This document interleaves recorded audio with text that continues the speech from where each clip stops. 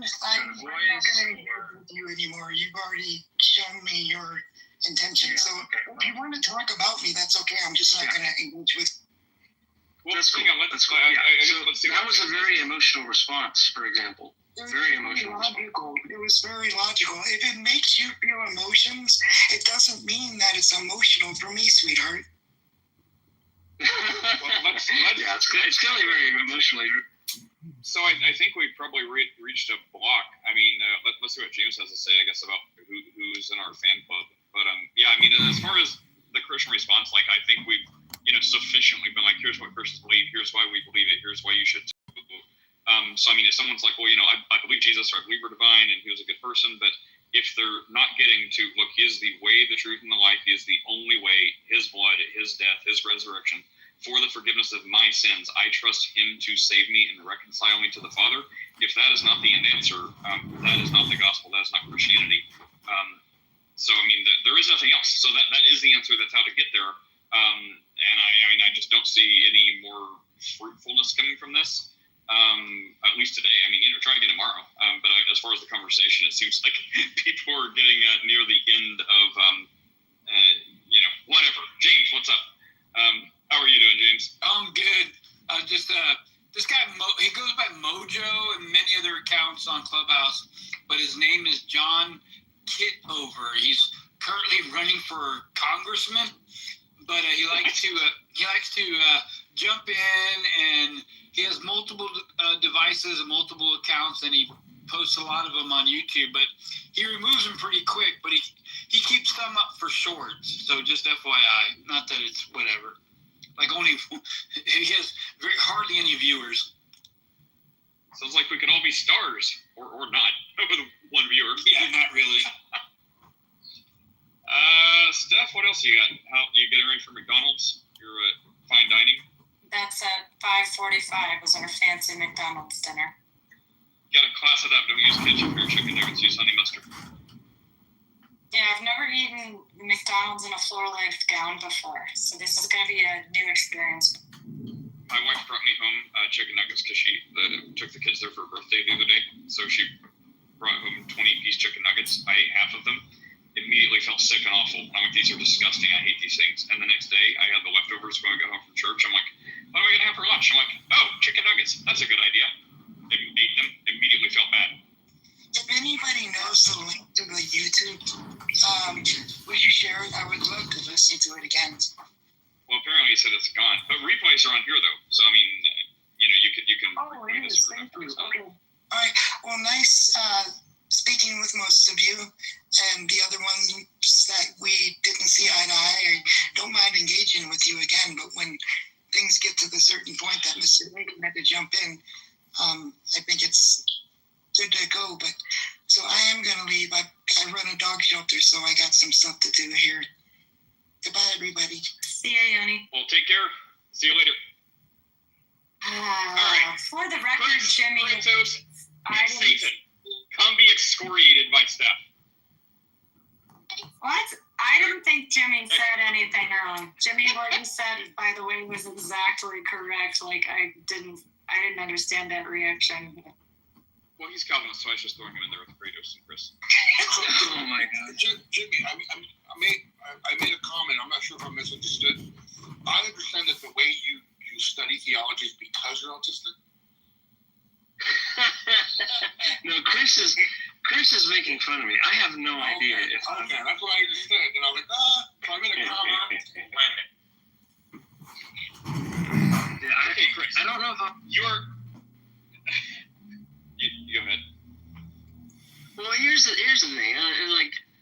I prefaced all that with like saying like I probably sound pedantic, but I'm just gonna be honest. Like when people come on and they're saying, look, this is how the conversation has to go, or it won't work, or this is how you have to talk about faith, or it won't work, because here's my diagnosis. You're just that's just self-medication, bro. Like. I can come on here and pretend that my psychology is such and such that you have to wear a tutu and dance around, and that's how you have to converse with me too, right? Like anybody can play that game, but it's the really funny part too, like on the side, is that like that's not actually how autism works. First of all, like these things are on a spectrum. You can be more or less autistic. It's always a matter of degrees how far away you are from being able to address your emotions. It's not some kind of abstract black and white, I can or cannot have any access to my emotions whatsoever. That's ridiculous. And I mean, look at the last comment. I would love to see the video. Oh, you mean you have like an emotive sense of preference to see the video? Fascinating. That interesting how that works. Well, that's okay. I was just saying. I mean, I forgot to ask her. She said she wanted to watch the replay. Maybe she will.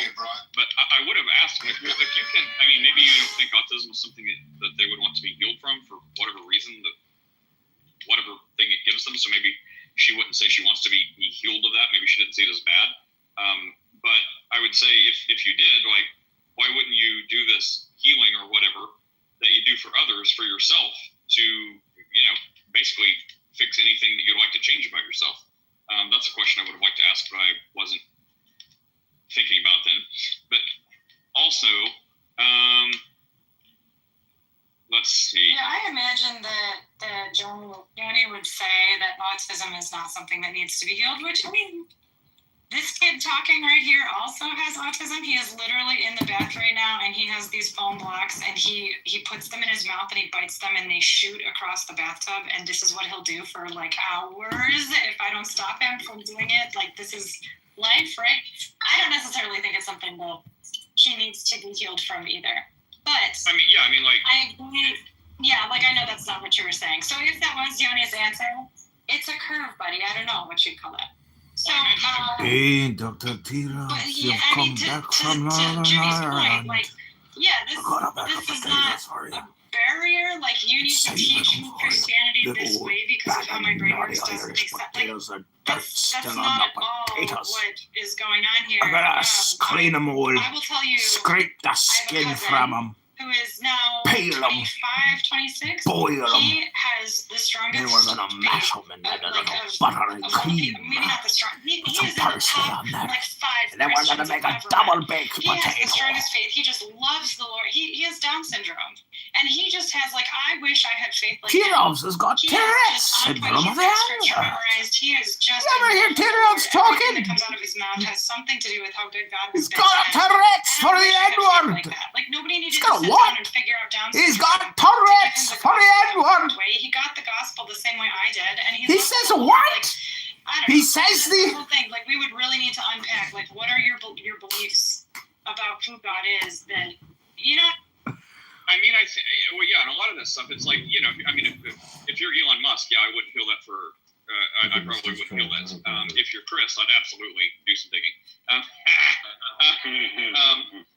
Anyways, just had to get that in there. Okay, so, but I mean, it's like the Bible has an answer for like every single thing that happened. Like this is like, I mean, I kind of tiptoed around it to not be offensive, but and I also don't know or have no idea what she's going to do. But I mean, it's like this is a case where there's not a lot of gray area. It's like the Bible is full of answers to like directly address what was going on. Like, hey, I want to do this. I want you to do something. Like, I want to like great. Get all the money verses. That's your answer. Like this. Like I receive it this way. I receive it that way. Have it this way. Great. Get all the verses about like pride and ego. And it's hard because you want to be respectful, Chris. But on the other hand, it's like, well, I think these really are like spotlighting some of the things. It's like, well, why can't I come to Jesus? I'm just as open to believing in Jesus as the next person. If Jesus wants to prove himself to me, he can come down and put himself right on my couch. It's like, how do you not see this? This is not going to go well. That kind of thing. Again, not saying she did all that, but that's kind of like the idea. So it's like, well, at a certain point, it just kind of hits critical mass. It's like, look, repent and believe the gospel. Can you absolutely not do on it? Like, if you call on the name of Jesus right now and throw yourself before God and say, will you forgive me? I will follow you. You have obviously believed you are saved. If you can't do that, that is like the only time you can say, maybe there's some evidence you're not one. I'll stop there before the Calvinists chime on. But I'll just say that. It's like, look, anyone can have it right now. Just repent, believe the gospel, say, Jesus, save me, Jesus, forgive me. I will follow you. That's it. If you can do that, congratulations. And I think people just try to put up different blocks as reasons why they can't or won't or whatever. It's like, well, I can't believe a lie. I can't believe something I don't believe. Mojo, what's up? Hey, I was just wondering if I could reserve 60 seconds of your precious time to read some Bible flashcards. Sure. Be happy! Yes, leap for joy, for a great reward awaits you in heaven.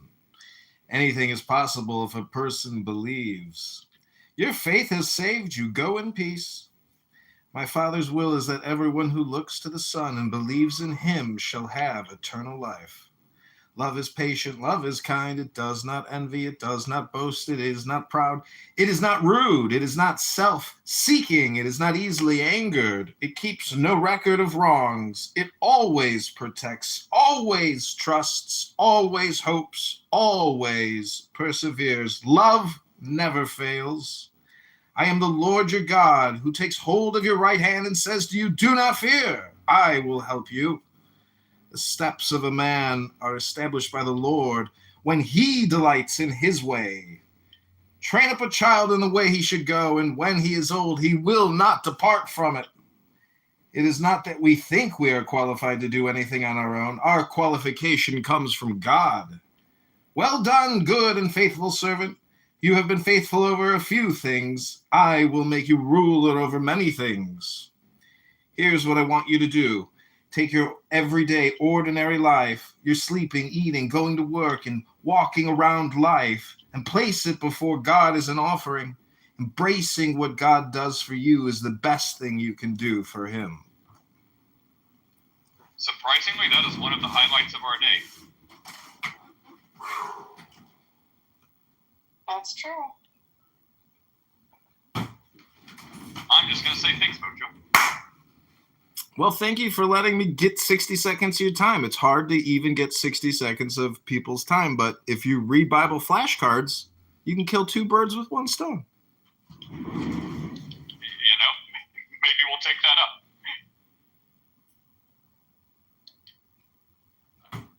Well, all right. Anyone have to say anything about that? I mean, those were Bible verses. To go with the faith comes by hearing conversation we earlier had.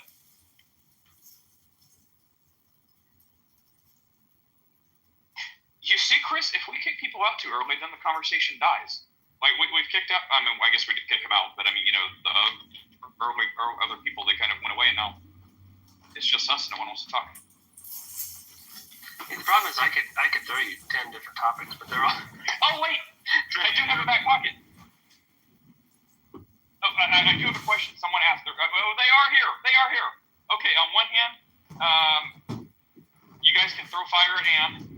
Welcome, Ann. Or I will go ahead and read the topic that someone asked me earlier to steal the back pocket idea from Brandon. Okay, here is the question. Let me get to it. Okay, so... How does God relate to man? Does he care, love, is he patient? I mean, it seems like it'd be an easy answer, so maybe for the sake of the questioner, maybe give it a little more oomph than just be like, yeah. Who wants it? I'll take it. I want to give the short answer. The incarnation. Thank you. All right, who is next?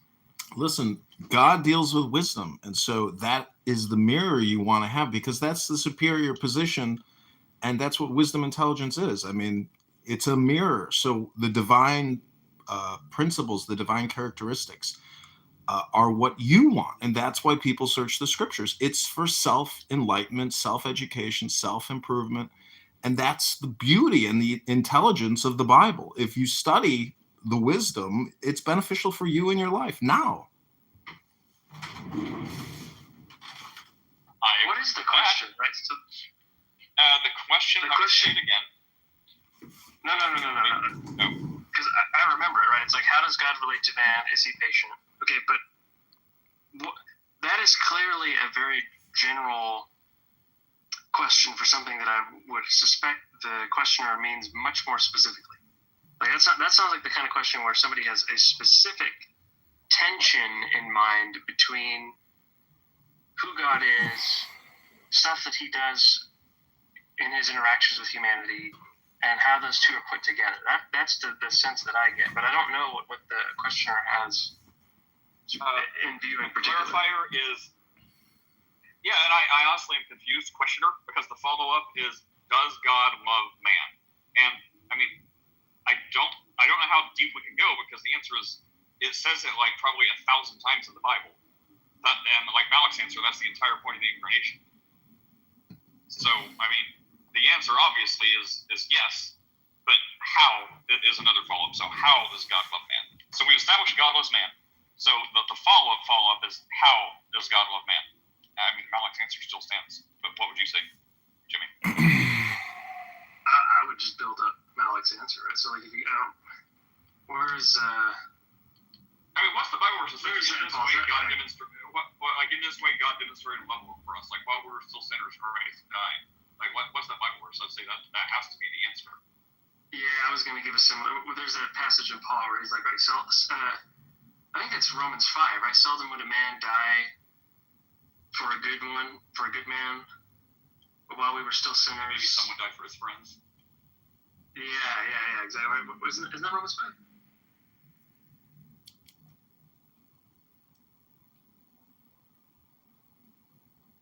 Nobody knows. Random, I like your back pockets better. Hey, what? I like your back pocket questions better. This one's confusing. I mean, don't you think that we use scripture to heal the self as a therapeutic tool? But a lot of people waste their time not actually reading scripture, discussing it, analyzing it.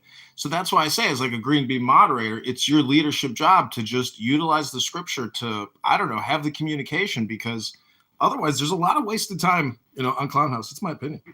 100%. I constantly fall short. We waste much time. But like the discussion earlier went to like, well, when Catholics or whoever build up their faith by kissing icons or something like that, it's like, well, look, the Bible's intentional about the way we are supposed to build a faith, and that is by the scriptures. Faith comes by hearing the word. So the biblical way to build your faith and increase in faith is reading the scripture, reading the word of God, like immersing yourself with that. That is where your help comes from. That is where your faith comes from. Well, the God that inspired it. But so I mean that is the answer. So well, in Judaism, they really emphasize Torah as being the source of wisdom. And so they really emphasize Torah over and over again, trying to push you back into this wisdom scriptures. And I just say, as a person here on Clown House who demonstrated reading Bible flashcards, that's one way to get people in tune with what I would call a positive mojo vibration.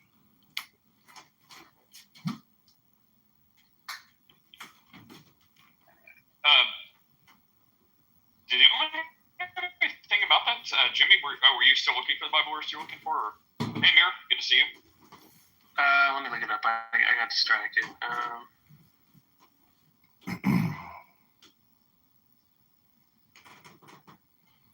But it'll just take me 2 seconds to check the place. I think it is. So, Jimmy, did you hear the song that JC made that had you in it? Here it is. I found it. So, 1 second, Chris. 1 second. It's Romans 5, Romans chapter 5, verse 6, right? For at just the right time, while we were still powerless, Christ died for the ungodly. Very rarely will anyone die for a righteous man, though for a good man, someone might possibly dare to die. But God proves his love for us in this: while we were still sinners, Christ died for us. Sorry, what did you say, Chris? Thank you, Jimmy. Did you hear the song that JC made that he wrote? Yeah, Brooks shared that with me. That's hilarious, dude. He actually wrote those lyrics. It wasn't me. The song was AI, but he wrote the lyrics. So do you think that Jesus had an unfair advantage because he was the Son of God? Say it again? What? Say it again. I mean, it goes back to, do people think Jesus was a man, or do people think he was the Son of God? Because if he was the Son of God, then it's predestination. He had an unfair advantage. So I'm just saying, how do you rationalize between the two? What's the silver lining? Would this be an unfair advantage, like to somehow not sin, or unfair advantage to, I don't know, fry fish better? Like, what would the unfair advantage be in relation to? When people heard Son of God in the first century, what did they understand? Because Jesus was not the only one on the scene saying he was the Son of God. It's not the isolated claim of I am the Son of God that they were worried about. It's everything he said around those statements. No, but what I'm saying is, if Jesus is truly the Son of God and redeemed all of mankind, I mean, the question is, it's a game theory simulation question, meaning, is he the one and only? You know, because Muslims will dispute that and say, no, Muhammad was the guy that secretly saved mankind. So I'm just saying, it's a formula, and some people believe that the Jesus formula is the correct formula, or, you know, solution to what you would call the Matrix or something. I'm lost. I know you tried. I didn't get that analogy at all. Yeah, I didn't follow that at all. Sorry. No, I'm just saying that Christ. I'm just doing religious comparative religious opinion. That's it. I'm just saying. I'm trying to categorize the world's different faiths in terms of what you could call enlightenment or salvation. What's confusing is that you have like three different topics that are unrelated. Like, your original question was about whether or not God has an unfair advantage in dealing with, and like saving humanity or dealing with sin or something like that. Then you asked a separate question about then you made like a separate claim about like Muhammad saving people in Islam, which is not even true about Islam. And then there's like a third topic, which is like comparing world religions in general. So I don't know, dude. I don't know how to put those three things together. Well, you go by the name Satan, so I can't tell you what your problem is. I was just talking. Is that okay, Satan? No one will dispute that, brother. Oh, so I have Satan's permission to express myself. Thank you very little, Satan. Great name, by the way. Get a life. What? Turn south? I mean, I guess let's say I think it's technically Satan.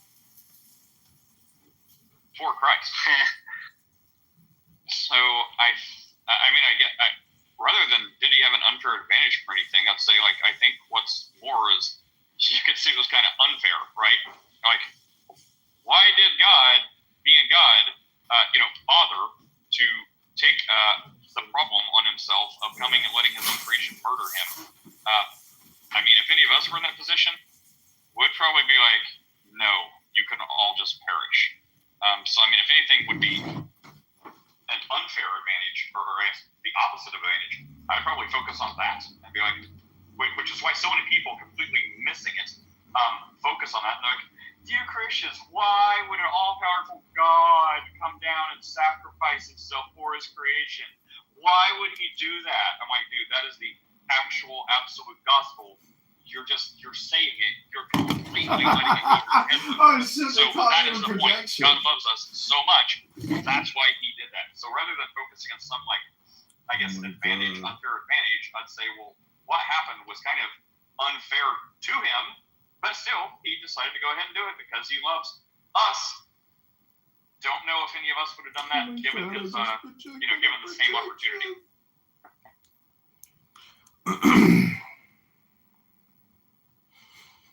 Yeah, definitely not. I think the more you understand it, the less it's explicable. Well, does anyone have a way to get in touch with the source of the Holy Spirit? Prayer. Called prayer. Yeah, prayer. Well, I read Bible flashcards. To me, that was a demonstration of me doing prayer or meditation. Can anyone else here do a positive vibration meditation? I'm going to point you towards, on one hand, point you towards Yanni to answer your question. In the same breath, I'll also say, don't do that for your spiritual wellness. So there are people you could talk to who would be in that category. It seems like you're going to, but I would say that won't be any of us, and it probably shouldn't be you if I'm picking up the vibration. I would just say simply focus on Christ alone and faith in Him, and yes, meditating on the scriptures. I don't know about the vibration thing. That seems extra. Get that calibrated. Well, the metaphor would be music, because what you're trying to do is create peace, calm, stillness, joy, and get to the center of the truth, or energy in a way, or gravity, or anti-gravity. I think the name Mojo fits. I really do. It's called Jesus. So Jesus said, hold on. Oh, well, the words just escaped me. I conquered the world. It sounds like you got a bagel in your mouth. I'm eating a chicken noodle soup For the soul. You got any croutons on there? No, they're tortilla chips. Oh, I had some chicken enchilada soup the other day. It was really good. What do you think Jesus' favorite soup was? Matzo ball soup. You think they had matzo ball 2,000 years ago in Jerusalem? That came out of Poland. What are you talking about, Malak? We're guessing.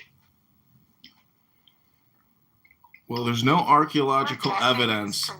They never found any petrified matzo balls in Jerusalem. Are you a troll account? Are you projecting? You must be projecting, Satan.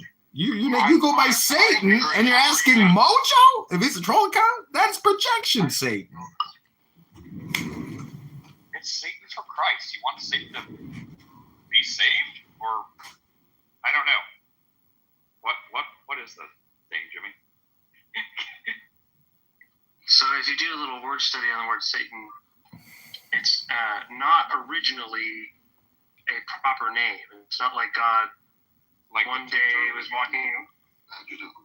No, it doesn't mean tempter. It's not a proper name. It doesn't mean tempter. The original use of the word is someone who opposes.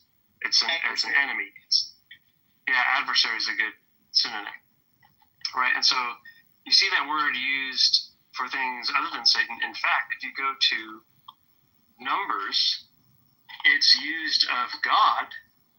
God is a Satan when he appears to Balaam. And if you recall, you remember that story, right? He's riding a donkey, and the donkey's like trying to stop. The angel of the Lord there that appears to him is given the same word. So it's later on in the biblical text that word kind of starts getting picked up to have like a unique sense, that it's kind of like, there's opposers, there's adversaries, right? But then there's the capital. Oh, be silent, Satan. Opposer. Silence yourself, Satan. In the heat this definite article before the word, and that's like a cue to tell you, like, oh no, we're talking about like the guy, the enemy, the Lord Morgoth of the real world. So so Satan just means adversary, right? So if you were to like transliterate it from the Hebrew, it would just be adversary for Christ, one who opposes others on behalf of Christ. Great. Now explain your name. Why are you using it? Like, are you saying like you want adversaries to somehow be for Christ, or you were once an adversary but now you were for Christ? Like, what is the meaning as it relates to your PTR? He opposes people on behalf of Christ. Right. It's a play on words, right? Like the point is, if you're on Jesus' side, then you have to be against the people who are against Jesus, right? There's no such thing as just being on somebody's side. Being on somebody's side is being against anyone else who would oppose them. You can't be for anyone if you're not against anyone. It's just saying the meaning of the name is against anybody who's against Christ. Question. That's like 13 degrees of yeah. Go ahead, Jacob. What's up? Sorry. I said thank you. So if you're married, and you have like sexual thoughts of another woman, are you breaking your vows? Yes. You get turned on by another woman just from looking at her. Is that breaking your vows? Are you married? No. So let's cross that bridge when we get there.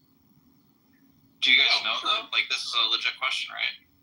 Yeah. It's not, well, I mean, the Bible. I mean, probably you're familiar with the Bible verse that says if anyone looks at a woman with lust in his heart, he's already committed adultery. So I mean, there's kind of that, and then there's like, well, does that mean we just have to rely on the grace of Christ to forgive us like 1,000 times a day if we live in Santa Cruz Beach and are on the beach and we see like all kinds of lustful like people running up and down the beach and like bikinis and stuff? It's like, well, I mean, are we having like 1,000 thoughts, or is it if this thought takes hold, or if you're like, well, I can't unsee that, how deep does it go?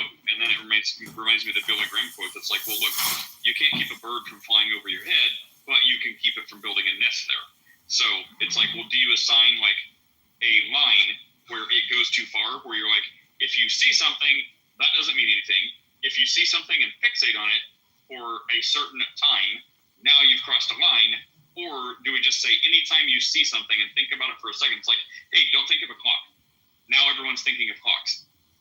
Do you just throw up your hands up and say, this is the whole point. I cannot keep track of my sins. I rely on the mercy of Jesus. Jesus, thank you, forgive me, save me. What do you think, Satan or Malak, about that? Which way would you lean? So that's a Martin Luther quote, by the way. Oh, it's not Billy Graham? No, well, he could have said it, but I know Martin Luther said it. Oh, okay. Well, go ahead. So what do you think about that?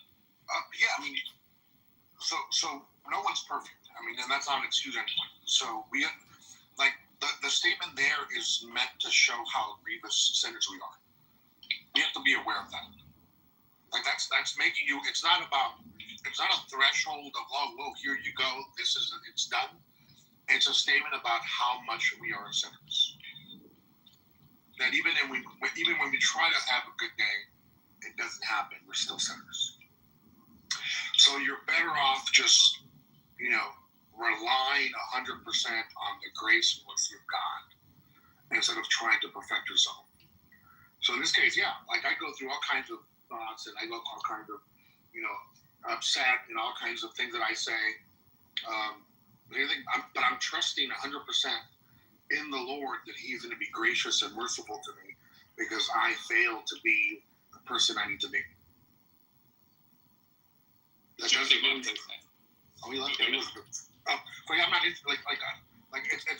that doesn't mean like, okay, well, let me find out how I'm going to do this so I can, rely on the mercy. No, it's the other way around. I'm trying to live for my Lord, knowing that if I do fail, it's not a good day, it's a bad day, but I'm trusting on the Lord for His grace and mercy. Yeah, it's kind of like, if someone is having a bad day and they're like, yep, sin 200 times a day, very intentionally, very clearly, temptation 1, and I follow my selfish desires, I have sinned 200 times. And then someone has a good day, it's like, oh, today is a good day, yes, I didn't do these willful acts of sin, I didn't do these willful things. Oh, thank you, Lord, I have only sinned 150 times a day. It's like, oh, well, okay, that's still not great. So That's like, yeah. so low, dude. You're doing fantastic if you can only send 150 times a day. I can't even believe that. Yeah, seriously. Like, we totally misunderstand the holiness of God. We don't even know that. I would say, yeah. I would say, as a practical matter, I do like that. I don't know where that quote comes from, but sure, sounds like Martin Luther said it, right? So I think the quote is accurate. That like, there's a difference between suffering or experiencing or enduring some kind of urge that's set upon you because of your experience, your psychology, your body, all those sorts of things, versus consenting to ideas for the sake of sexual gratification, right? Usually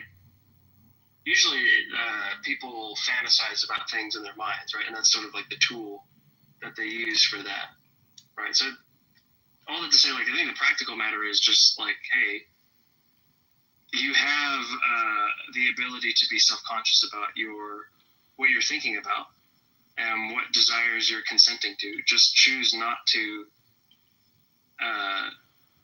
gratify yourself in your mind about those kinds of matters.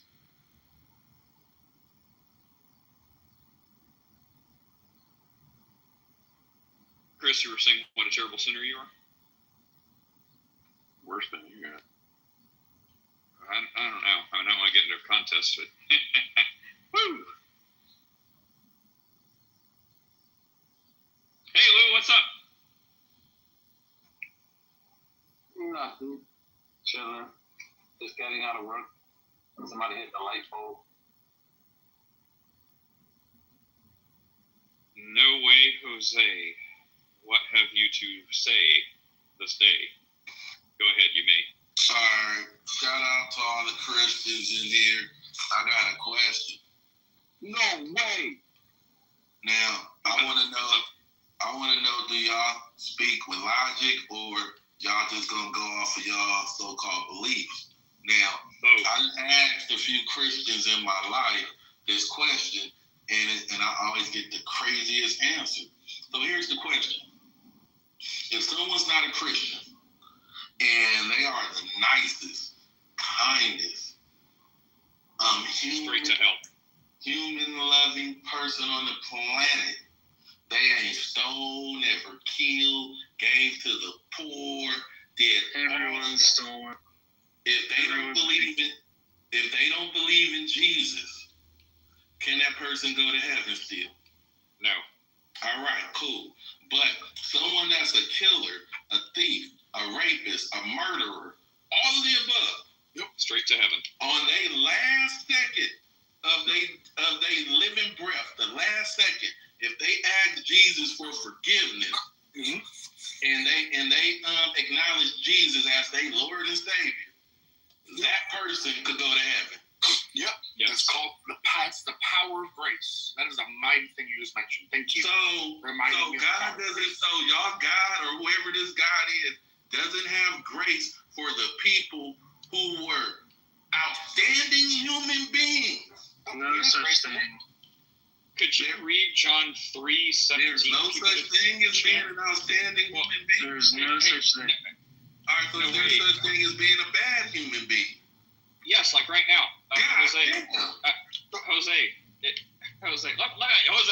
if you have the presence of mind, go to John 3:17. No, I don't want to go to none of that shit. Because the thing is, all right, see, what you doing as a Christian, I want you to just keep it. Oh man, I was gonna say I didn't want to drop him yet. Can you stick around to the answer? Look, I want to give you the answer. You come in here acting like you're a man of logic and get beside yourself in 2 seconds. So that makes me think you don't want to be a man of logic because you're illogical to ask a question and then go completely crazy. So listen for a second. Here's your answer. Everything you said, you got your answer. Can the most kind, loving person not believe in Jesus go to heaven? No, straight to hell. Can the most wicked, evil person, let's just say you, just for example, can you reject God and be evil and all this other stuff, but right before you die on your deathbed, can you confess Jesus as Lord and Savior, ask Him to save you and forgive you, and go to heaven? Yes. What you're missing, which you couldn't calm down for 2 seconds, hold on. I'll actually bring you back after this. If you can be patient, I'll bring you right back up and let you respond. Please respond to this. The Bible tells us sin hardens the heart, so the chances of you actually doing a life of incredible evil and then having the presence of mind and being able to believe Jesus and call on His name on the last moment on earth, the chances are incredibly small because you've got a hardened heart from a life of sin. So can you? Yes. What are the chances of that? Probably very small. That's the answer. Okay, come on back up and watch the language too. But all right, let us know what you think. Please be logical. See, you want to say basically that I'm illogical, that I'm not speaking from logic. But how are you logical when the first thing you do is run to that book That book doesn't speak the truth. That book speaks to your belief. There's no fact or truth. So you're the one saying your lies About our can I speak? specifically asked. Be slow. Are you going to cut me off or are you going to let me talk? No, we're not going to let you. Which talk. one? No way. Yeah, go. Yeah. You fake ass Christians hate to hear the truth. It's Okay, go away, Jose. Look, bro, you're like, hey, what do you believe? And we're like, well, based on the Bible. You can't use that book. You just asked us what we believe. Are we supposed to pull a rabbit out of a hat? Like, bro, that's illogical. So really, what you're asking is what you're asking is about yourself. Not the good person. I mean, I think you can demonstrate your character. So I would say, instead of trying to do a deathbed confession because you've lived a life of evil your whole life, I would try to read that book that's full of our beliefs and call on the name of Jesus sooner rather than later so you can repent and believe the gospel. That's our advice. And yes, that is completely based on our beliefs. Goodness. Oh, I bet you believe Jesus is white. Now, Nate, what I want to know is, are you going to use your mind or are you going to use your beliefs? See, I mean, that's just a true dichotomy right there, don't you know? It's your mind or your beliefs. I don't see you using your mind. You go into that book to get your beliefs, which, by the way, is in your mind. But ignore that fact right now, bro. Oh, boy. It's like, man, what do you do with that? Remember that, JP and Lou? It's like back in the day, like this is a time for Royisms to run free. It's like, how do you know? What was it? How do you know? Throw a rock into a pack of dogs. How do you know which one got hit? The one that yelped the loudest. Like that applies to that dude all day long. Hey, I want to be logical and understanding. Can you be logical? Okay, I have a question about your beliefs. Well, our beliefs come from a book. You're gonna use that book. He had Kanye logic. Hey, what's wrong with you? Sit down, Kanye. I just said it. I'm a cop. Well, Jesus is, I mean, I don't know. Was Jesus white? Like, what shade of white?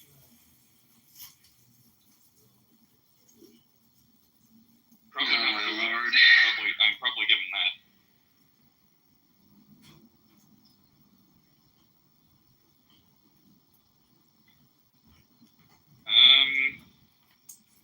Well, everyone else, how are you guys doing down there?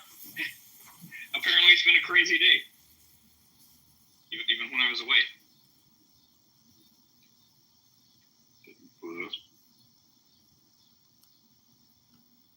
But Tel Aviv heat comes out of Tel Aviv. Where are they playing? In what field? So funny enough, they actually play in a great sector. So they play in Europe. They play against Georgia. In what stadium? Where they're from? I don't know where they play in Israel, but they're part of the European League. So they play in the European League and they play in the South African League. Yeah, good. Yeah, to be honest with you, Tel Aviv Heat is privately owned. And then Israel Rugby is obviously part of the country, but Tel Aviv Heat is privately owned. So you can Google it, Tel Aviv Heat.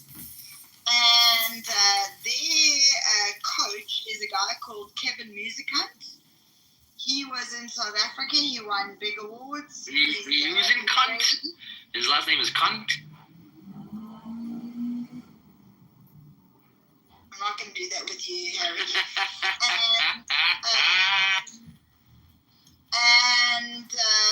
So they're doing very well in the European League. And they're a great team. Good to know. Yeah. So you can Google them, Tel Aviv Heat, and then Israeli Rugby. Yeah. Heat and humidity. Huh? It's very humid. No, Yeah, very humid. Tel Aviv Heat. Yeah. Yeah, very original. They stole it from an NBA team here in America. But what do you expect from rugby?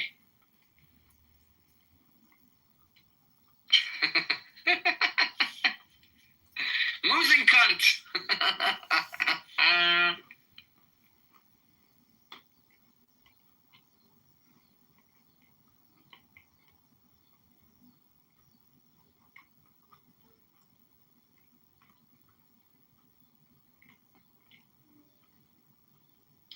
To be honest, Harry, in a room like this, I would have thought you would have just been pro anything Jewish, but clearly not. So, playing the game you want to play. Well, I mean, that doesn't make me not pro-Jewish because I don't support a rugby team in Israel. No, but you're knocking someone. I don't support most of the football teams in Israel either. That's fine, but Harry, you're knocking someone's name for doing something. Yeah, I think it's a funny name. Well, I mean, you don't think that's funny? I think it's hilarious. It is hilarious, but I mean, you've got nothing to stand for. So I don't need to stand for anything. It's not like I'm trying to make a stance here. I just think his name is funny. But you take it too seriously, Lauren.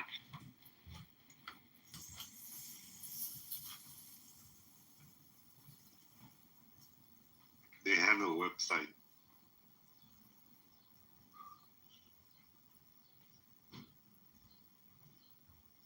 And they're actually part of the American Rugby League, so MLR, so Major League Rugby. They're also part of that as well. Nice. I don't think anyone knows about it in Israel. No, and they probably don't because it's not really highly publicized. So from a Major League Rugby perspective, it's Miami, New York, Houston, God, I don't know all the teams. But the rugby players are not Israelis. Mostly South American, Australians, and Americans. They're from all over. So when they go to work in MLR, Israelis. Yeah. So basically. Yeah, but the thing about it, like, let's be honest. I do have a question for Black Rabbi. A good one. Good question.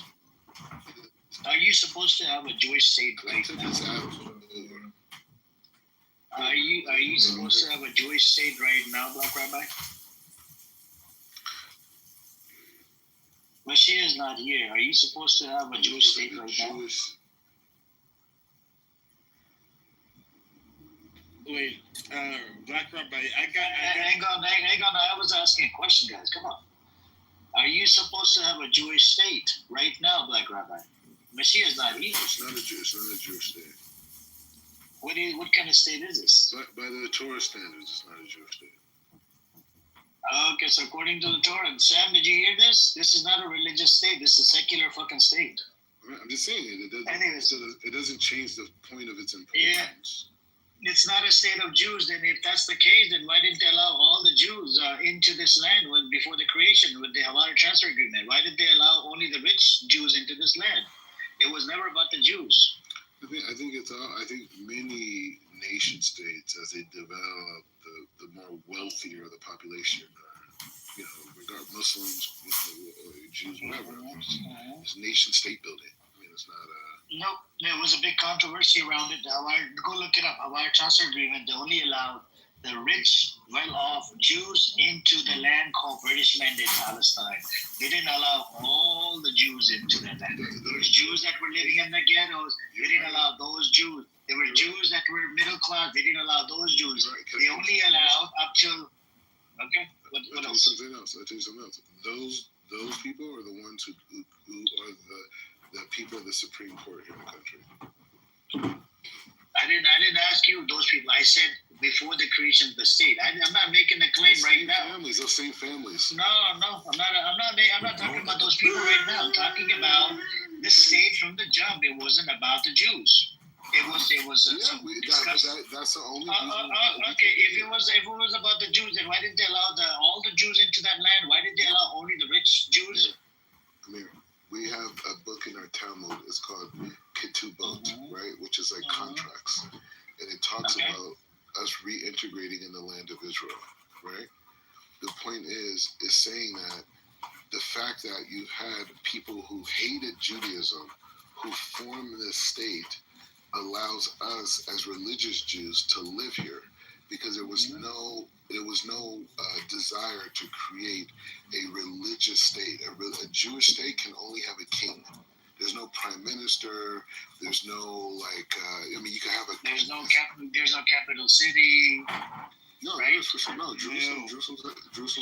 No, you're not supposed to have a capital city because it's under a kingship. It's all one thing, correct? The king will rule. Yeah, but the capital was always Jerusalem. King David said. But you shouldn't have a capital city, right? According to the scriptures. No. We did. Jerusalem is the capital. Does it say capital city in your scripture? Does it say capital city? The word capital city?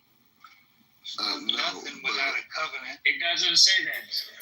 But we all are returning to Jerusalem. I understand, but nowhere in there it says capital city. Okay? In modern terms. I'm not talking about modern terms. I'm talking about your scripture. You are using your scripture. You're like flip-flopping. When you say capital city, when you say capital city, you're talking. When you say capital city, you're talking about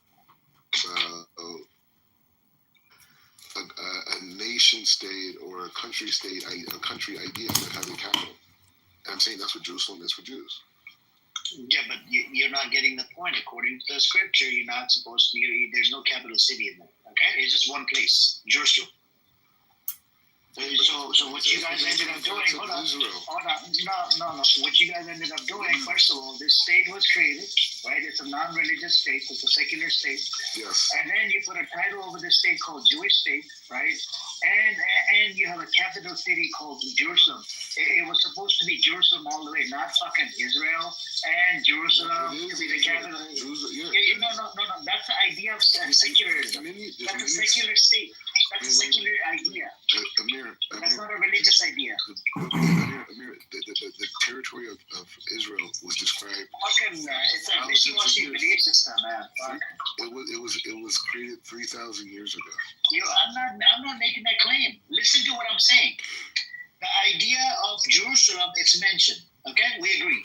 But it was supposed to be all one place. You should have a capital city because this came from the idea of the secularism. No. Amir, what's up, Ezra? Even if you go. Hey, salam. Anyways, even if you go from that perspective, the Torah mentions many places of Israel, right? It talks about the desert, it talks about the south, the Negev, the whole thing. Jerusalem is the capital of spirituality for humanity. I'm going to ask Sister Ezra here now. I'm going to ask Sister Ezra. Sister Ezra knows way more than you do. Sister Ezra, I have a question for you. That's a lie. Yeah. So, according to the scripture, right? No woman knows more. Hold on, Black Rabbi, please mute up. According to the Holy Scripture, right?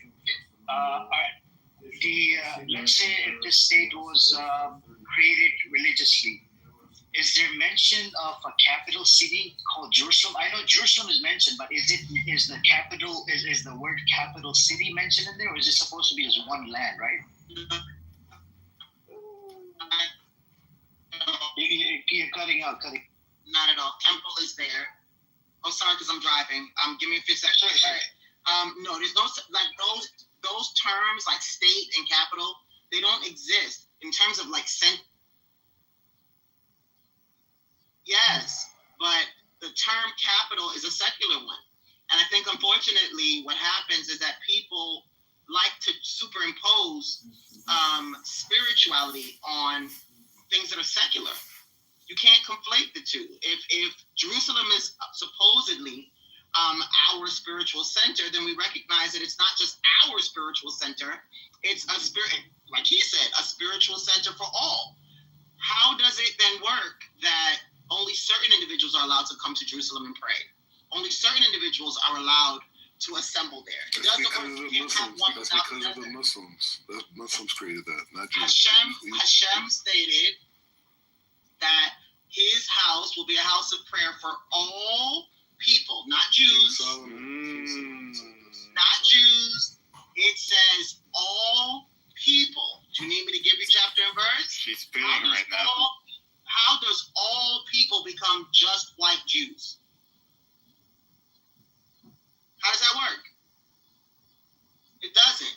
Well, you think? Never mind the fact that there are plenty white Jews of. in the Temple Mount? White I'm Jews gonna in the say Temple Mount? again. What I'm saying is, when I say, well, it's We all want Christians people. there too. We want Christians in the All Temple Mount too. Are Ethiopian Jews there? All Yes, people. yes, of course. Ever seen It one? says all people. But meanwhile, Israel. individuals in Yes. UA, I did. there are people who are spitting on Christians and spitting on Muslims. Small people. That's a lie. That is a lie. That is a lie. Not Israel. Israel loves That Christians. is Can you a stop interrupting lie. Sister as a Black Rabbi, please? Stop doing that because we're having an intellectually honest conversation with people like you. You're We're simply. picking all, and I made the claim, and Sister Eze agreed on this, right? That there is no capital city. This is a what you call it? This As he is said, like as he saying, idea. not the Hold capital. on. This is the idea of secularism. You see what I'm saying? Yes. So, Jerusalem is certainly a religious center, a spiritual center, but not so what's the in the difference? way. The difference is one is political and one is spiritual. What the difference is that is when you political as well. let me finish. What? The difference is also that we are not ever allowed to tell someone else to some other. We are not allowed to be there. There are several spaces in Torah, 30 plus, about the way we're supposed to treat individuals who come from another place. We don't hold that way. That is a lie. We don't hold that way. Lie. That's the Muslims. That is a lie. That is a lie. It's a Who is we? The Jews here in Israel. We want everyone to have equality on the Don't Temple hold Mount. like what? We don't hold that. Hey, we and you're believe full of shit. Everybody. Why? You're full of shit, and you know it. Because there are very few people who will say, let me finish. There are very few people who will say that Muslims and Christians.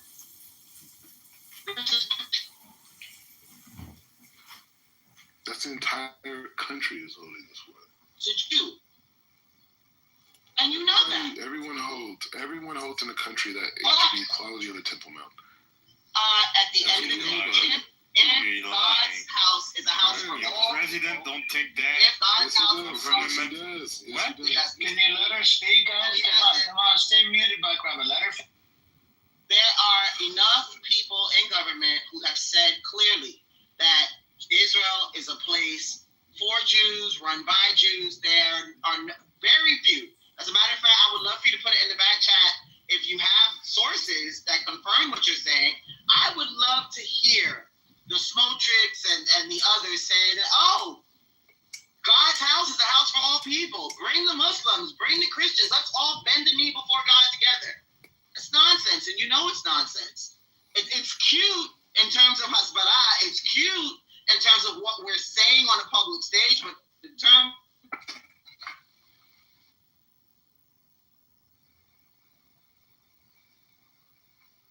And you're going out, Sister Eze. When you reach the destination, I think,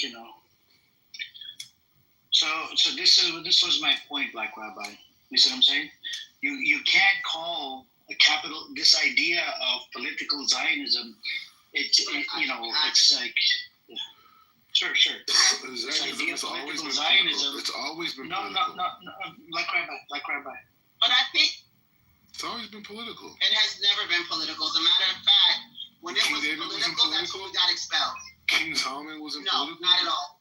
Not at all. You know when it became political? Shortly before we were exiled. Everything was always politics. The whole time is politics. Not at all.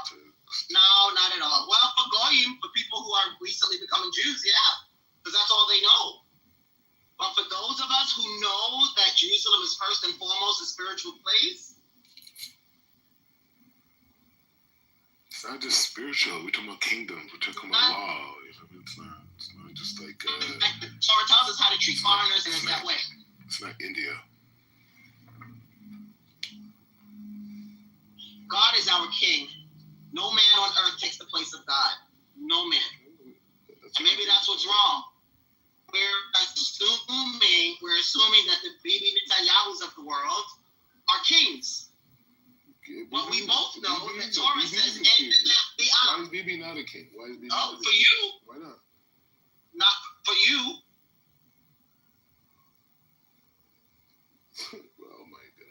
not marching against. They're not marching against him. They're marching against the reform that the religious right. They don't want Israel to be a religious country. They're fighting against that. Bibi represents the stronghold of the religious right. They don't want religion to dominate. Contradicted yourself. Do you see how you just contradicted? No, I didn't.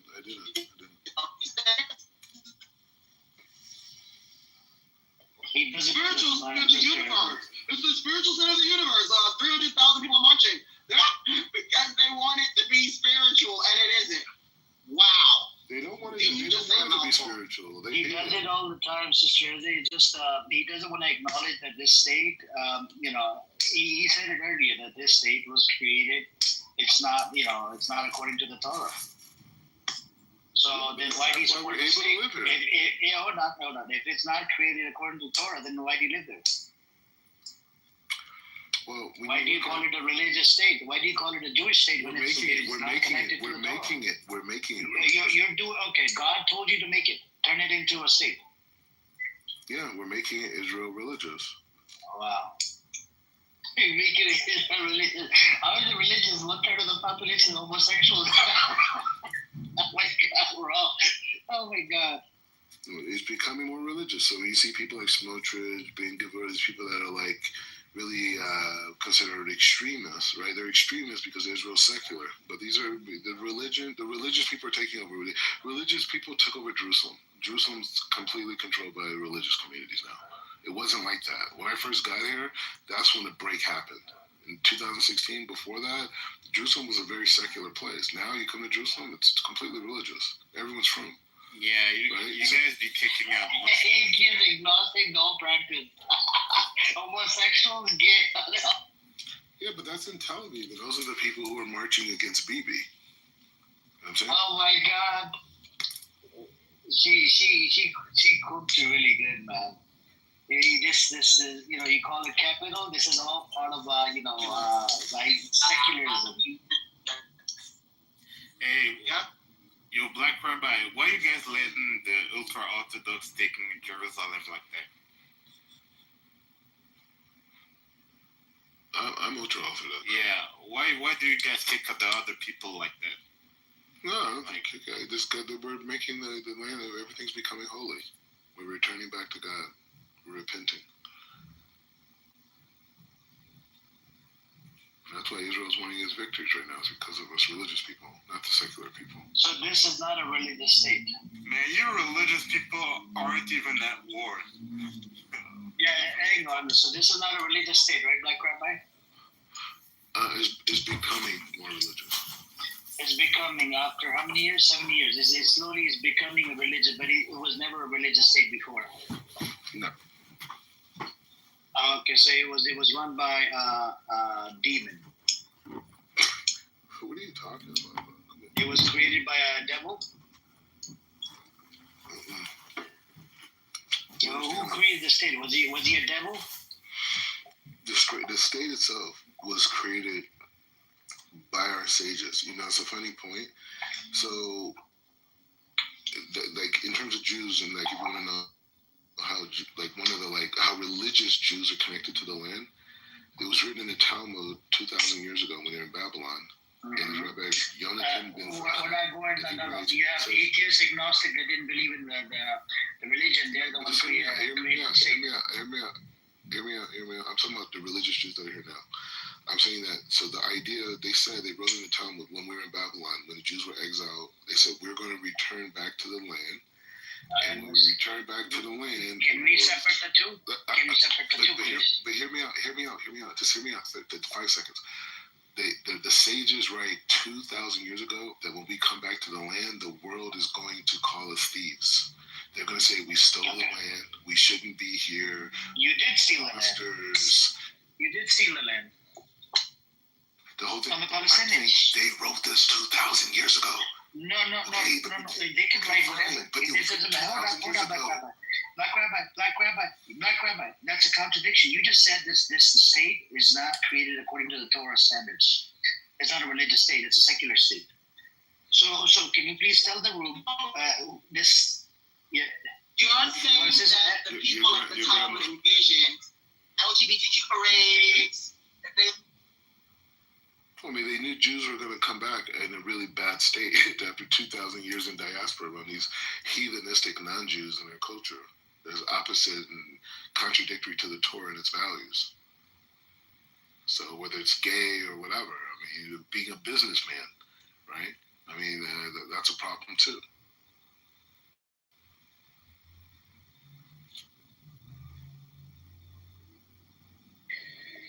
All right. We finally acknowledged today that this state is actually a not religious state. Yeah, but the fact that it's not religious is why we can all be here and make it more religious. If the intent was... Why do you want... It's just like living in America. Why do you want to be over there when it's not a religious state? No, because the land is holy regardless of who's here. The land is holy on its own. So is it okay to steal a holy land from another group of people? They don't really have any connection to it. No, they do have connection. How? They're living over there. They're natives to that land. Native how? What do you mean how? They've been living there thousand years. No, they haven't. No, they have. They have. You know that's not true. Okay, somebody that converted to Judaism Why does it matter? Why does it matter? It doesn't matter. You converted to Judaism 8 years ago, and then you get to go live on a stolen land. That's justified. No, your religion tells you that lie. No. It has nothing to do with Islam. It has nothing to do with Islam. Of course it does. It's their land. It's their land. They're natives of the land. No, it's not. It was taken. They got conquered. Well, no, they did not get. They had little guns. We had big guns. They got conquered. No. They were stolen. No. Jewish militias. Hold on. In '47, Jewish militias started going from one village to another to ethnically cleanse them. You know what? American pilgrims went and killed American Indians. Did they get conquered or did we steal the land? Which one is it? Are they allowed to move freely? Yeah. No. Yeah, they are. No. Yeah, they are. Of course not. We destroyed everything. I know. Everything. Just like you did with Palestinians, you destroyed everything, but now they're able to move freely. So I'm saying, did America steal the land? America, yeah, they have, but they gave them a small reservation. But you live there. You live there. Yeah, I live here. You benefit from stolen land. You're living in stolen land. You're not from America. You weren't born there. You're coming there and you're benefiting from stolen land. Hold on. If tomorrow Native Americans, they come to my property and they take over the government of America or California, whatever. They don't take over. They can't take over. Hold on. It's just small. It doesn't matter. We'll blow them up. Just mute up. I haven't done finished speaking. If they come back and they're like, okay, we need to get the land back or whatever, we have the paperwork, and they talk with the government, whatever, then I don't mind. You know what I would tell them? You're a liar. Hold on. Do you know what I'll tell them? I don't mind. You can take the land back. Can I coexist with you guys? Can I coexist or probably leave it back to wherever the fuck I came from? You know what? You're an opportunist. You just proved to everybody. Seriously. You are an opportunist. You are an opportunist. This is the problem. You live on stolen land. You live on stolen land. I just told you. You can't point the finger at anybody. You're not born in America. You chose to live there. American Indians, Spanish people, other indigenous groups that live there. They don't even have any. They were all killed. They're all killed. And you live there. I can leave. If I wasn't born here, I can leave. And there's a difference between living on a land that was taken over years ago, like before we were even alive, to where you're choosing to live there and be part of taking over. So because you were born after Americans killed millions of American Indians, millions of Latino Can we bring them Americans. back to life? That's retarded. Now you sound like a Zionist. Now you sound like a Zionist. You know what she just said? Oh, I can't bring them back to life. No, but I wasn't alive. You were white and privileged. You were white and privileged in your mind. And the reason why you don't feel other people's pain, you just want to feel good about it. Because if you want to do the white girl giggle, you want to sit there and point fingers at Israelis, but you don't want to point fingers at your racist ancestors. Your racist ancestors who sat on the necks of my ancestors, and the only reason why you even have to do that. Hold on. Since when? No, he has a point. I mean, one second. Since when did you become black? According to your tweet, Shut up. the link in the chat for you guys. He doesn't think he's black. Hold on. I'll put the link in the chat. He doesn't think that he's black. He tweeted on Twitter. I am the expression. I am No, the expression. I'll put the link in the chat so everybody can read up your tweet. I am Martin Luther King. I'm Malcolm X. Yes, I'm yes, Malcolm yes. Garland. Let me put the link in the chat. Booker T. Washington. Here's the link in the chat, guys. Please read it. Please read this. Please read the Twitter. This is what he tweeted. He doesn't think he's black. Learn from me. Yeah, he doesn't think he's black American. I am greater than Amir. Yeah, yes. Learn from me. Yo, this is why we need to accept Black Rabbi in our hearts, man. He's gonna help bring world peace. Yeah, I don't know. In this life or next life, finally he acknowledges this state is not a fucking religious state. He acknowledges. Okay, thank you. He said we're about to turn it into a religious state. Such an idiot. Then why would you live on a stolen land? And also, Amir, if Black Rabbi was to cease to exist today, then the world would stop. Probably in his dreams. I don't think in reality anybody will give two fucks about it. It's not crooked. Even if he goes missing tomorrow, I don't think anybody will give two fucks about him. These people are so crooked. They're mad at me saying that I'm a human being. This is how lowly they think of us. I put the link in the chat for you guys. Please read up on his screenshot. This is what he tweeted. He doesn't think he's black American. But why don't you consider yourself black? I'm not some white man's imagination. And why don't you consider yourself black? Any little skilled white man could ever create anything. I'm greater than anything he could ever create. And I'm rejecting that, and you want to talk down to me? I am the opposite. Nobody's talking down to you, but you gotta stop using the race card when you don't think you're black. Yeah, you gotta stop using the race card. Black. I'm a human being. Then why the fuck do you bring up the race card in the middle of a conversation? Why do you do that? I'm a human being. I'm not black. Yeah, your Twitter shows how racist you are. You black than me. They call me that. My ancestors never called themselves black. Oh, the white Ashkenazis, they call you that? They call you that? They were forced to do that. Who call you? The white Ashkenazi Jews, they call you that? You could say. Yeah, they're not racist towards anybody inside Israel. They're very good people. The Ethiopians don't get discriminated against inside Israel. Nothing happens to any of the black folks inside Israel. It's a beautiful place. It turned into a holy place from a secular society. What according to the scripture. What happened? What happened? Tell us what happened. Yeah. I'm just saying. What do you?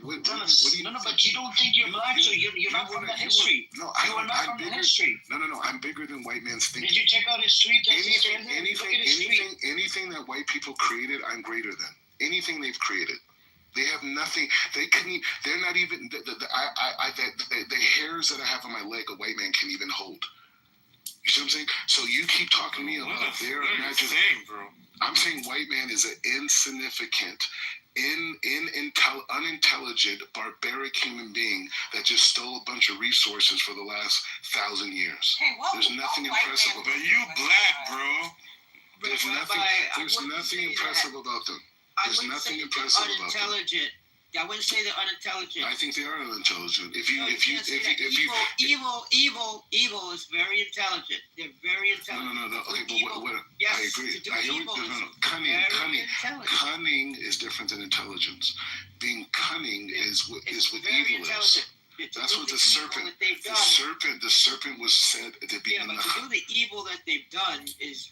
I mean, you can't underestimate your enemy. No.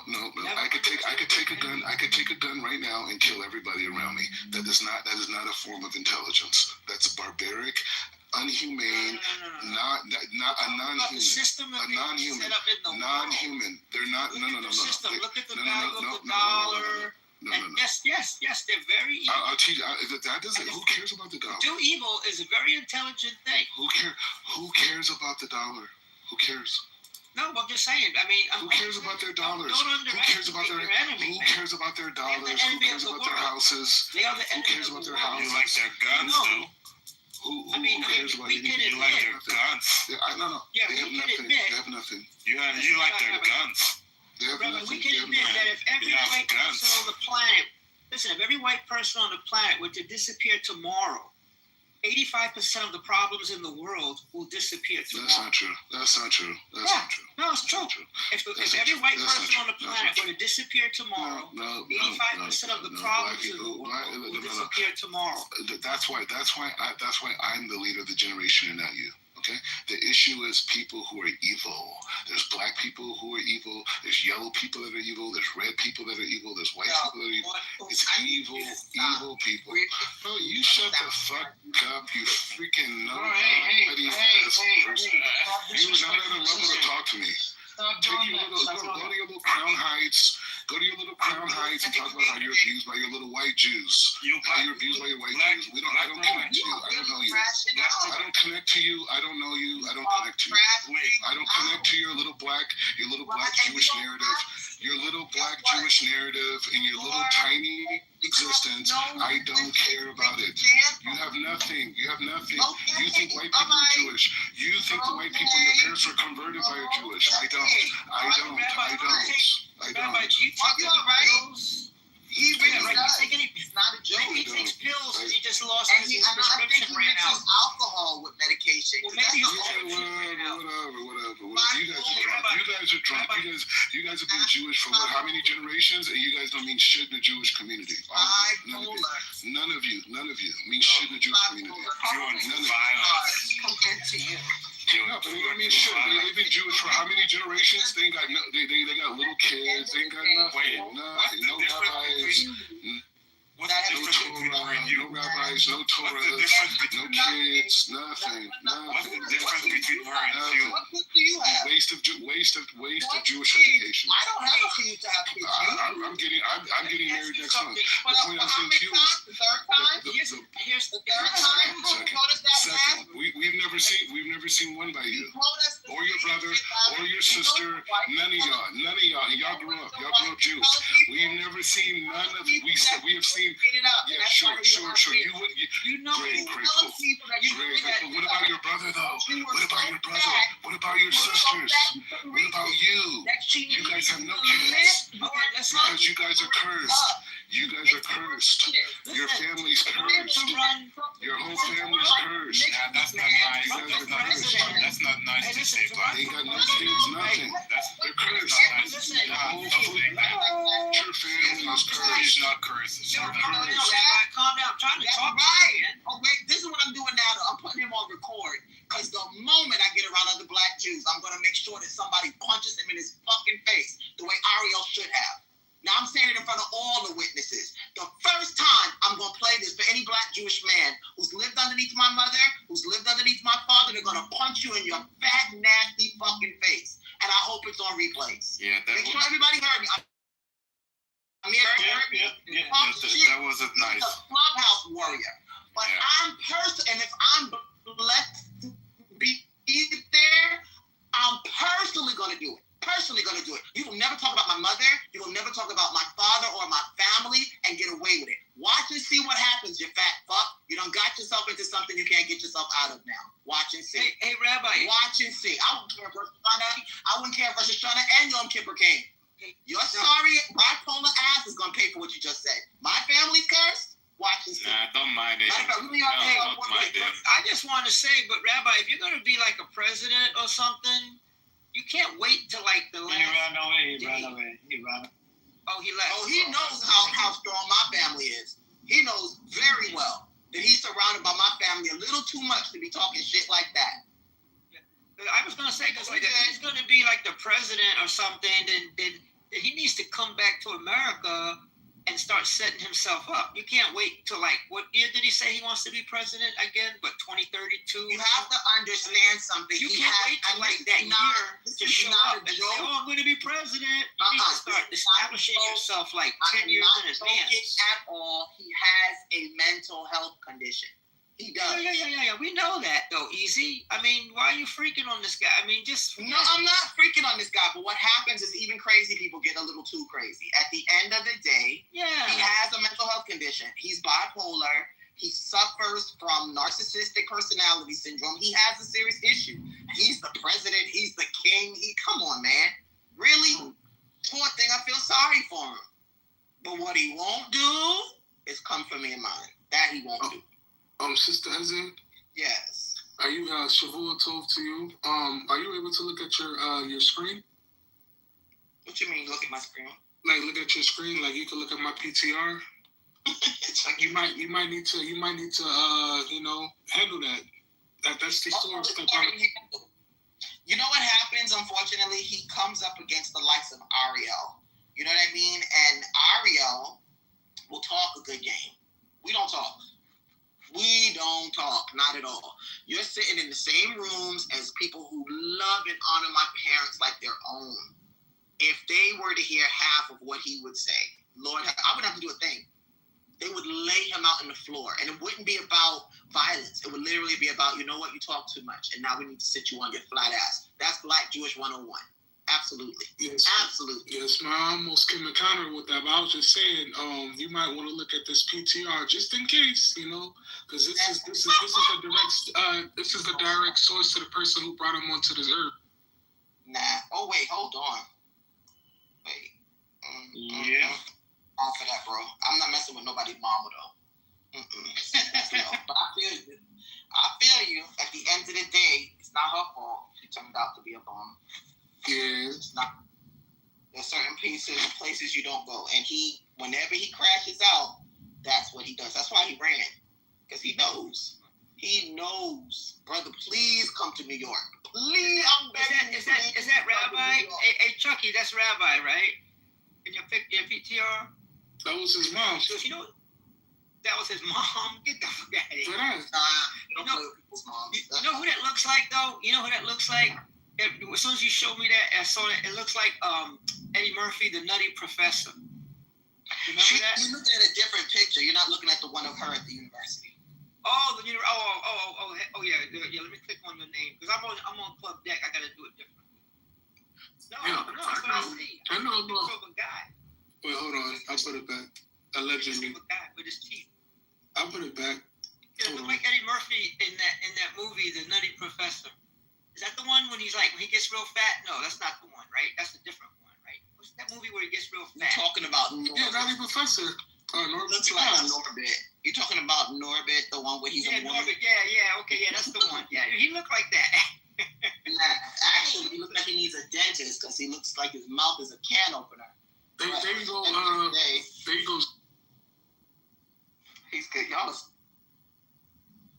Nah, let's not do that. I think we're too old for that shit, bro. You got it, Zero? Mother. That's his mother. Yeah. Decent looking lady. Guys, we too old for that shit. No, seriously. No, seriously. She looked like a decent lady compared to this freaking maniac. And she probably would not co-sign half of what he's saying. Look at that. It's about Muslims. Isn't that crazy? She's like a decent lady, man. She could be like a congresswoman or. No, his mother is a Muslim. His father is a Muslim, and they would never condone half. She's a decent lady. She's a decent looking lady, man. This guy is an idiot. He looked like an idiot. And his mother's like a decent lady. He's a straight bum. That's a shame, right? What do you call it? They call it the white sheep, right? The white sheep of the family. The white sheep of the family. No, but like, I would never in a million years curse his mama. We go in, but at the end of the day, he knows better than that. He knows better than that. And the sadness is that my brother has asked me 1,001 times, don't even talk to him because he doesn't even want an excuse to knock him on his ass. Just leave him alone. He's crazy. He's tick, 3 seconds from boom. Have little or nothing to do with this, bro. But as a disclaimer, that wasn't his mother. They just look alike. I think that's his mom, but it's not. Well, his mother teaches, I think she teaches at she's very light-skinned. She's very light-skinned for him to be that black. That's one thing for sure.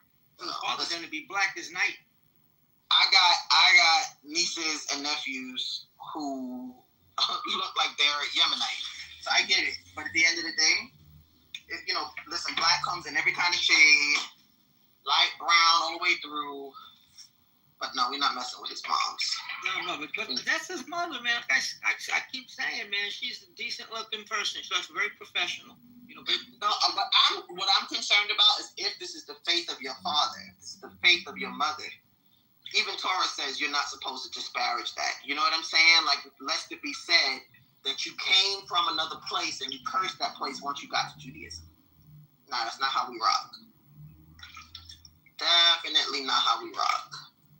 And he's probably feeling very, very insecure in this moment. And I get that too. Like I said, all the nuts show up on Amir's doorstep every single day. How long has he been over there? How many years? Do you He's been back and forth between LA and there. I know after he got married, he went over there to settle down. So what we looking at? 5 years ago? 10 years ago? No. He was there to go to school. I want to say like maybe 6-7 years. So I want to say closer to 7, probably 6-7 years. Makes sense. Sister Ezra, can I ask you a question? Sure. Do you know what type of rabbi he is exactly? Oh, we go through this all the time, y'all. Okay. So, I was raised in Crown Heights. He made reference to that. And there's a way, let's put it this way. Everybody in Crown Heights has an R in front of their name. Whether they sat, it's a joke, a running joke. Whether they studied for a length of time or not. It's not that difficult to get smicha in certain spaces. Now, smicha is rabbinical ordination. Now, depending on how much you've learned will determine what your audience is, right? So you can sit and you can learn for a year or two and get one ordination. You could learn a little longer and get something more. It's almost like adding metals, I guess, to your jacket. Every person has the basic and then a little bit more, a little bit more, a little bit more. I honestly don't think that he spent, and I'm not saying this to disparage him, I'm saying this just as a point of truth. I don't think that he himself studied that long. And if he did, he probably just mastered 2 portions of Torah, and that was it, because he can barely read or write Hebrew, which is weird.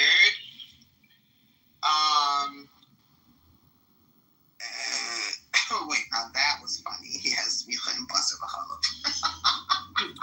Because the reason why I'm asking you, Sister Ezra, is because you're a little more tapped into the Jewish world, And no, I said the reason why I'm asking you is because you're a little bit more tapped into the Jewish world than I am.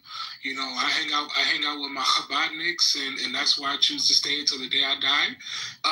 But it was brought to our attention on this app that the school that he claims that he teaches at, they can't find it. It's not registered in the state of Israel, and they're saying that they can't find anything on it.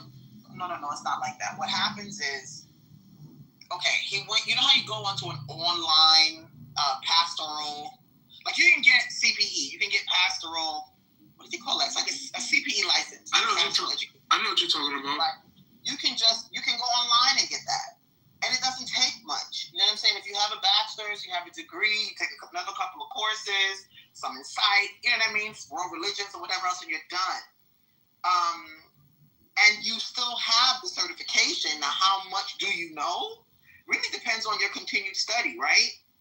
Yes, ma'am.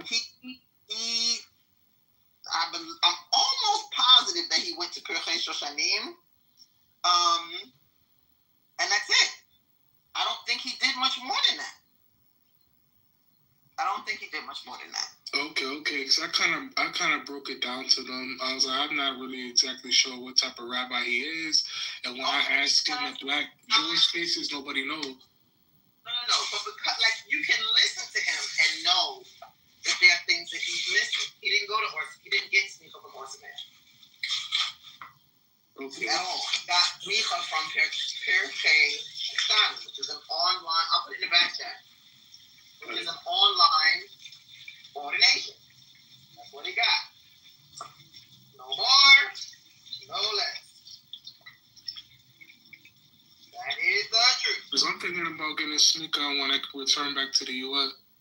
How are you going to use it? What do you want to use it for? I'm not sure yet. I haven't really thought that deep. Well, don't do it before you know what trajectory you're trying to use for. I'm back. Everybody wants to be a leader, but not everybody wants to be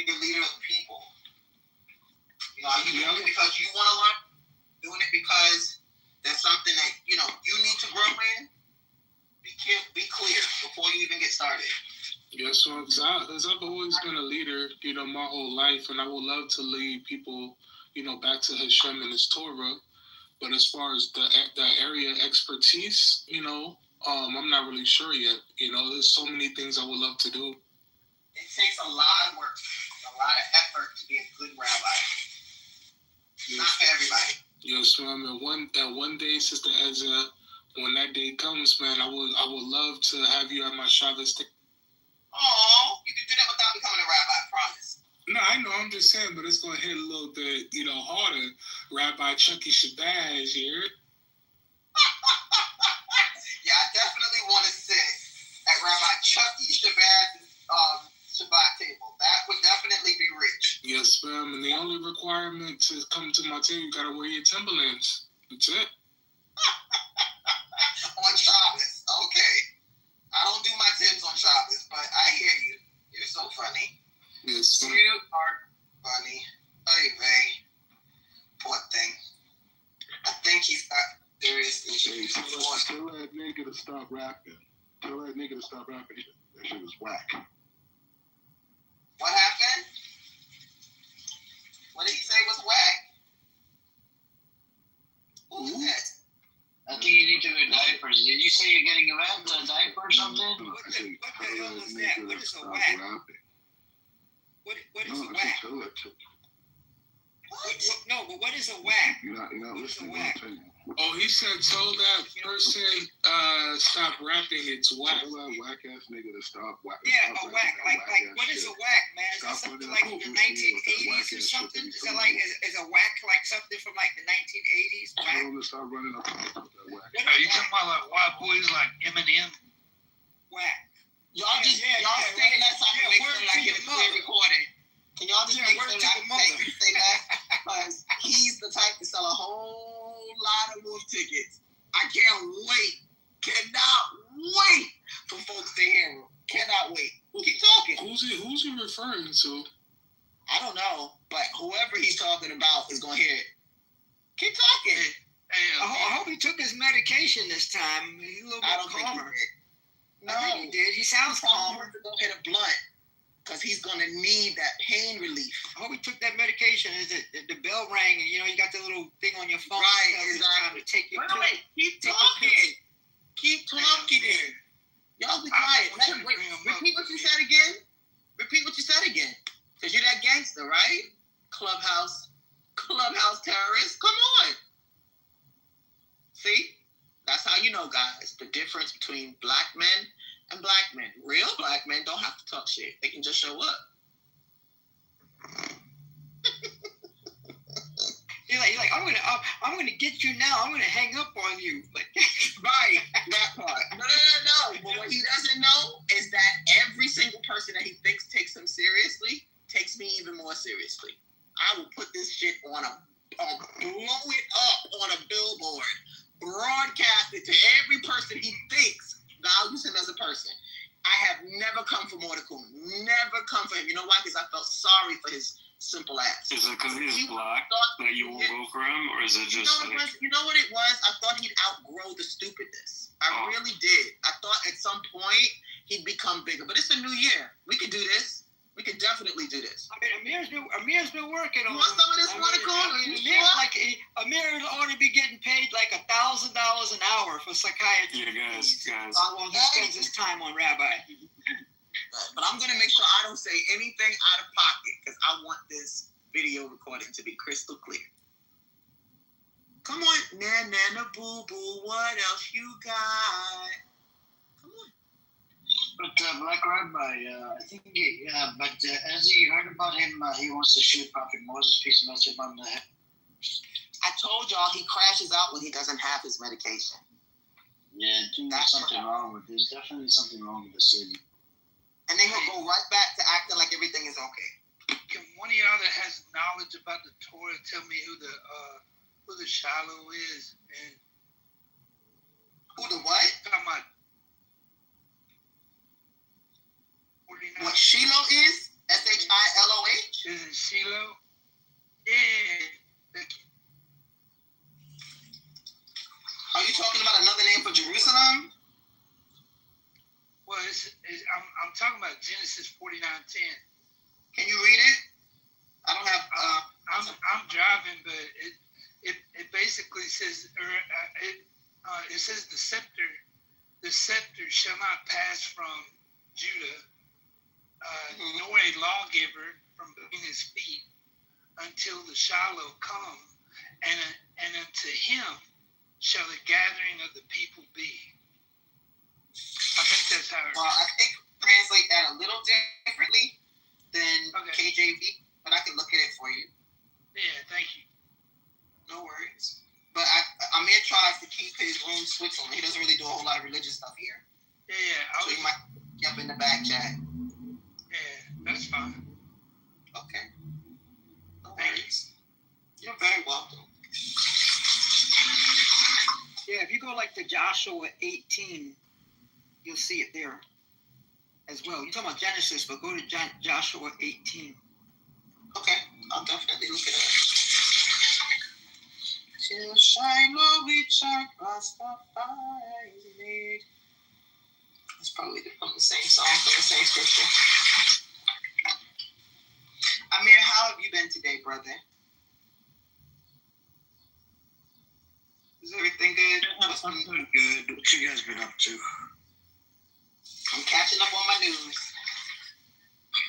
Yeah, the news is there actually scholars came out about 5 out of the 500. I think it's like 86% of those scholars, they said it's a genocide.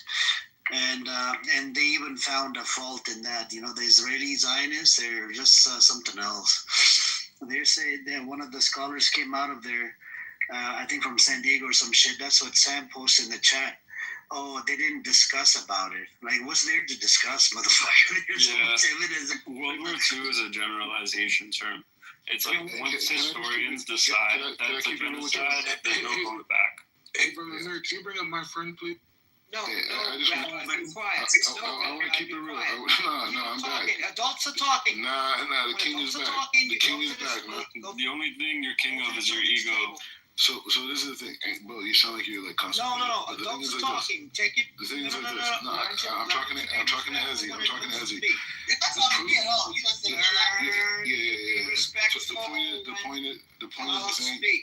Amir, Rabbi, other people were talking. Black people who claim that they're Jewish. Can we talk about current events? Because he's already. The black people can be Jewish. That's not what we're arguing. No. The Torah that they have is weak. They have weak Torah. Bro, there's no weak still Torah. liberals. They're still liberals. It's just a fucking book, brother. All these religions you think today in the 21st century would be connected by more than...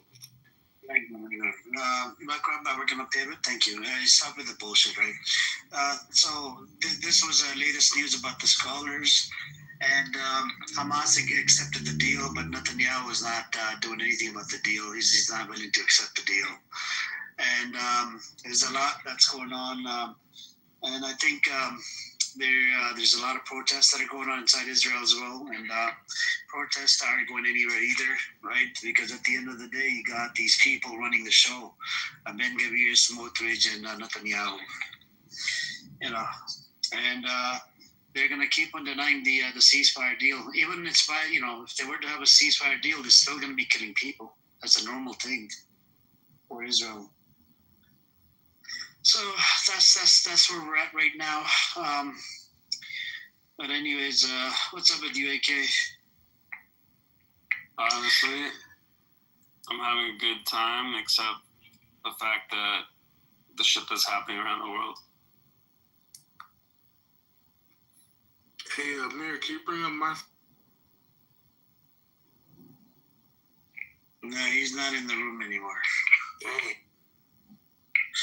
Yeah, but Techie, you know what will happen, right? He'll come up and he'll start using the N-word, and then that's it. He's not gonna do that. He's been redeemed. He's done it multiple times. Every time he comes in, he disappoints me. He got baptized. He's a new man. He even gets kicked out of the Zionist spaces because they don't like him. And very intelligent, dishonest piece of shit as well. Doesn't want to concede to it. He goes, I was a pro-Pally for 10 years, and then I became a pro-Israel. just because he went to one checkpoint or two checkpoint, and he thought that the West Bank was open air prison. We had Dean here. Dean told him it was the Gaza that's open air prison. West Bank is like apartheid, you know. Wait, was that the Jewish guy, my friend? Yeah, his name is Zach Rauda. Oh, yeah, I remember. Yeah, he's crashed out a few times before. He crashes out every time. He crashes out whenever you give him facts. But so my question to you was in relate to the religious, right? What I was talking to Black Rabbi about. So the city is not mentioned, right? That it's going to be the capital city, Jerusalem. Now, how are the people inside that are religious one? How are they sort of like aligning themselves with a secular state? That part I just don't get. That's the tough part, because you know what? There's no denying that I pray towards Jerusalem. Yeah, that's a holy place for the Jewish folks, yeah.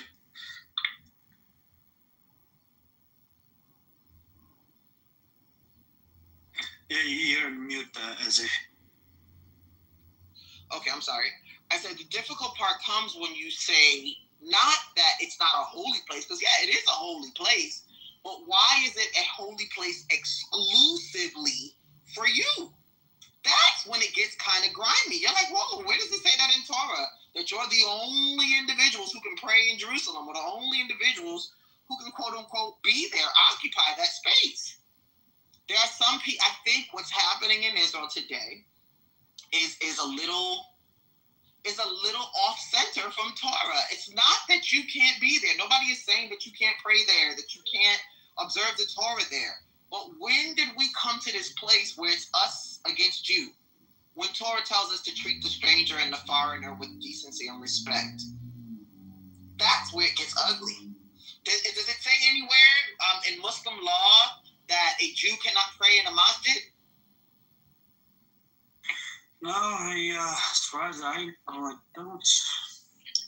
I don't think we have a ruling of such sort. I'm gonna have to look into it. Now, interestingly enough, these people don't have any problem being buddy-buddy with Christians. And rabbinical law says we're not supposed to even associate with them to some degree, because they believe, I should say spiritually, not associate with them as people. But, there's some who even hold that might not be a good thing to do, because they're idolaters. They don't observe like a Muslim. A Muslim identifies God as sovereign, as one. There are many who don't believe that about Christians. If they see, the triune God, like with 3 parts and all the rest of this stuff, that's antithetical to Torah. But why would you be standing in unison with Christians against Muslims? And Muslims are your cousins. Muslims probably have the closest faith that's similar to Jews. So how does that work? It's crazy work if you ask me. Some Jews today have a stronger relationship, get that, with evangelicals than they do with Muslims. You don't hear them saying, kill the Christians. You don't hear them saying death to the, you don't hear any of that. But you'll hear that about Arabs and Muslims, which tells you that something is upside down. Something is really off. It's not who we're supposed to be.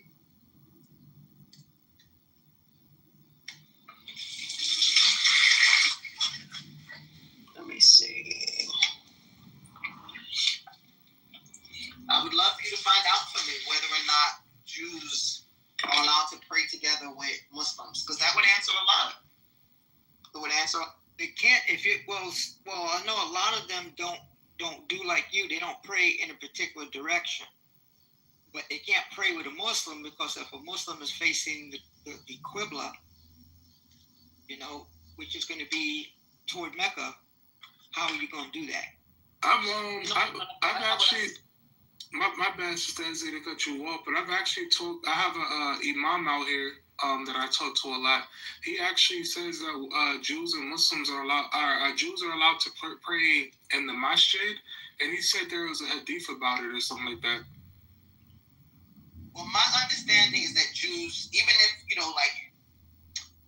can't pray alongside the Muslim again, because the Muslim is facing a certain Qibla. We're facing the Mecca. We're facing Mecca. Same direction. Mecca's in the east, right? No. How not? No. Huh? Do you guys face the Kaaba? If you're in what they call like Moab, right? Let's say you're in Moab, right? Okay, so then Jerusalem's going to be in the north, and Mecca's going to be in the south. You're going to turn your back to our Qibla. Oh, so wait a minute. If we're all in America, here. Well, if you're all in America, then you do what you got to do. But what I'm saying is, there's going to be instances where it's going to be like facing entirely different directions, or we might be facing Mecca while you're facing, to the west or something. You know what I mean? Well, truthfully, we're only really facing. But that's not everyone, because I know a lot of you, well, not you, but a lot of the people that follow that faith don't have a direction. Well, they don't have a direction necessarily for certain parts of prayer, but certain other parts of prayer they do. See what I'm saying? Like, there are certain silent meditations that you face. I mean, I face Jerusalem for all of my prayers, but I don't know who wouldn't. That's a little weird. You might have to ask somebody else in the room. Yeah, I carry a compass in my bag, man. So I always make sure I'm following these before I dive. How about the ones you call Reform? Right? They don't have a Qibla, right? They don't have a direction, right? The Reform. That's a good question. I would assume that they would. Why would they? I don't know, but I thought they didn't have. I mean, they tend to be a little less orthodox. Not the same. I mean, but you can, because if there was a guy, I have an article where a guy was talking about how he was in the airport, and who followed Judaism, and he needed to find a place to pray, and so he went to the Muslim, room, where there's in the airport to go pray. I mean, you can do that. Like, if you're on your own, you can pray where you want. That's an interesting question. I gotta ask. Let me see who's in the room. I've never heard of Reformed Jews not facing Jerusalem. Well, one would have to assume that they do, because a lot of Messianic Jews, they pray towards Jerusalem. Yeah, that would be kind of weird. I don't know. Like I said, I'm not aware. I'll definitely look into it. I thought we all did. Yeah, Rabbi Khalil said Reformed Jews face these. Yeah, I mean, it would be weird for them not to even, where you put, the way the synagogue is situated, the place where the Torah is kept, or the Torah scrolls are kept, are usually in the east part of the synagogue. I don't know, bro. Anything is possible. Because that's kind of... Go ahead, Winston. Sorry, I just wanted to say assalamu alaikum, shalom, hello, and Dr. Zaina. Shalom wa alaikum salam. That should be her radio call. Shalom, salam alaikum, and Dr. Zionist. Get it. Definitely get it. Well, yeah. But it's actually fascinating, Sister Eze. When I started my journey, man, of course, everybody ends up at either some type of Reformed or conservative shul, or they end up at a Messianic congregation. I learned a lot from the Reforms. I ain't gonna lie. I mean, I guess it depends on your starting point. It's not that you can't learn anything from them. It's that their point of view tends to, at least for me, come from a place that's very different than that of Orthodox Jews. I'll never forget, I used to teach back in the day at a Reform synagogue, and the things that were natural for me, the things that were kind of normalized for me, were abhorrent to them. Like, they didn't like for me to say things like Hakadosh Baruch Hu, like the Holy One, blessed be He. I had to refer to God as He or She. I couldn't give God a gender. Not that God has a gender, but I couldn't refer to God as He ever. That they definitely, and again, it could be different from one reform place to the next, but this place definitely wasn't about that life. What else was there? They didn't like to focus too much on commentary. That was another thing. Like, they wanted historical references more than they wanted, like what you guys, I guess, in Islam would call the hadith, or they didn't like commentary. They didn't like Nisara. What else? Because I kind of look at them, like, I'm not going to lie, because I tell anybody who wants to convert, like, let's just say they were leaving the Christian background and try to jump straight into Orthodoxy. It's a little extreme, you know what I mean? So, like, the Reformed, I mean, like, for example, like, I learned how to daven in the Reformed synagogue. I've learned, basic Hebrew from them. I've learned, a lot of good, attributes that when I did convert, I was good. I learned the Shema there, Okay. But are you going to learn the same level of law and Torah observance? I mean, I didn't stay that long. I ended up linking up with the Chabadniks, and I became a Chabadnik. But just on the baseline fundamentals, like, I mean, it was good.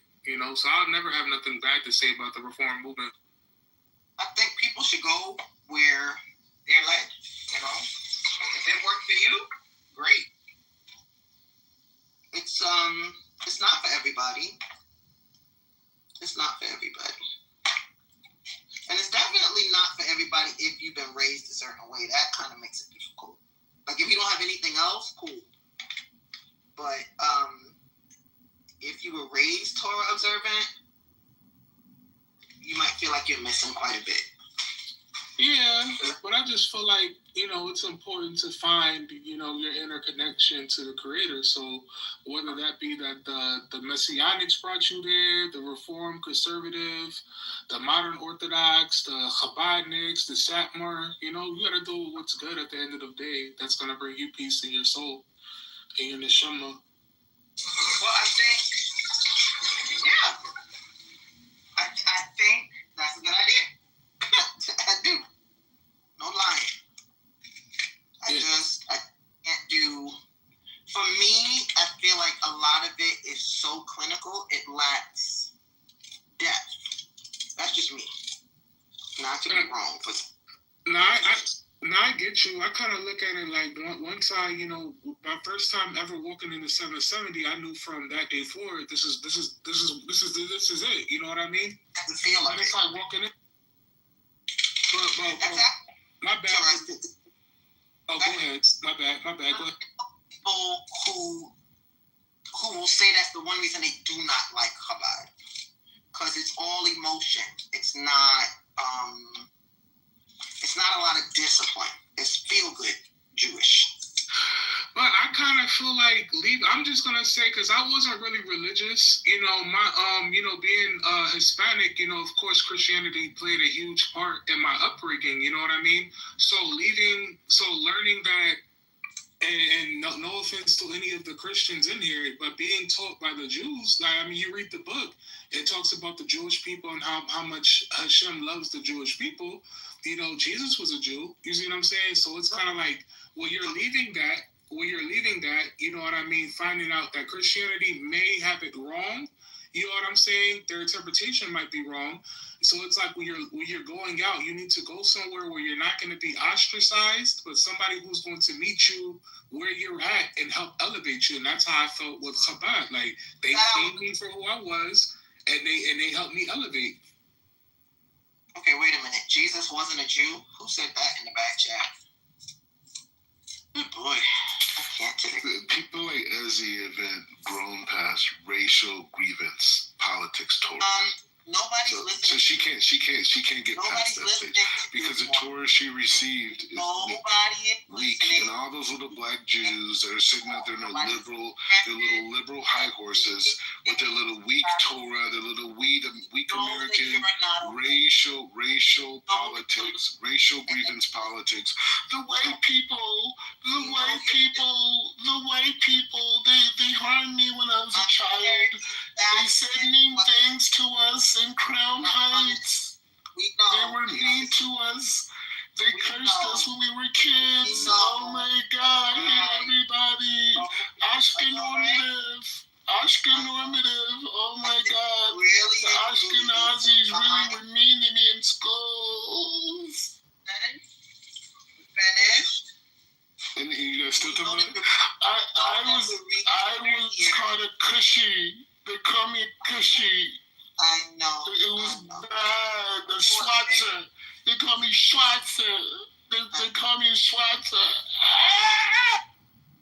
Do y'all hear that this person actually is wasting his time on Clubhouse in the wee hours of the night in Israel, trying to get attention from individuals on Clubhouse? How pathetic. It's not attention. I'm checking you. I'm checking you. That's what I'm doing. I'm checking you. I'm checking.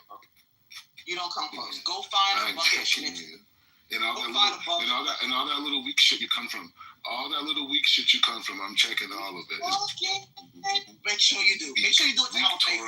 We don't even need to talk right now. We need to talk face to face. Do me like you did Aria. Please. Please, as a woman, Torah. flatten your fat ass. Raised with weak Torah. Way Kiddush. The Kiddush Erev Shabbos. Next time you're in the United States. When's the next time Kiddush you heard? It was weak. It was very weak. When's the next time you're in the United States?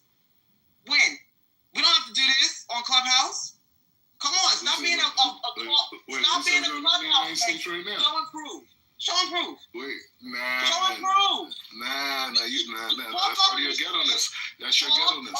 That's your ghetto. Right. It'll be ghetto. It'll be ghetto for about 5 minutes. I'm from Calabasas. I'm from Calabasas. Nah. I'm a buff. You can go find a fucking dentist. That's what you need to do.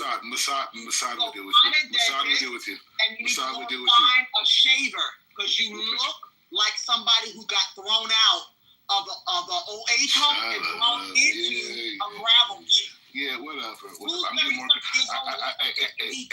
I got more girls to get brother. I got more girls trying to get married though. I'm getting married again. Your brother ain't got nobody. Well, guess what? We were having an intellectual conversation before you decided to enter. So do you, but at the end of the day, you might want to go get your green jello and your medication and sit somewhere down. I don't take medication. I do take medication. No, I do not.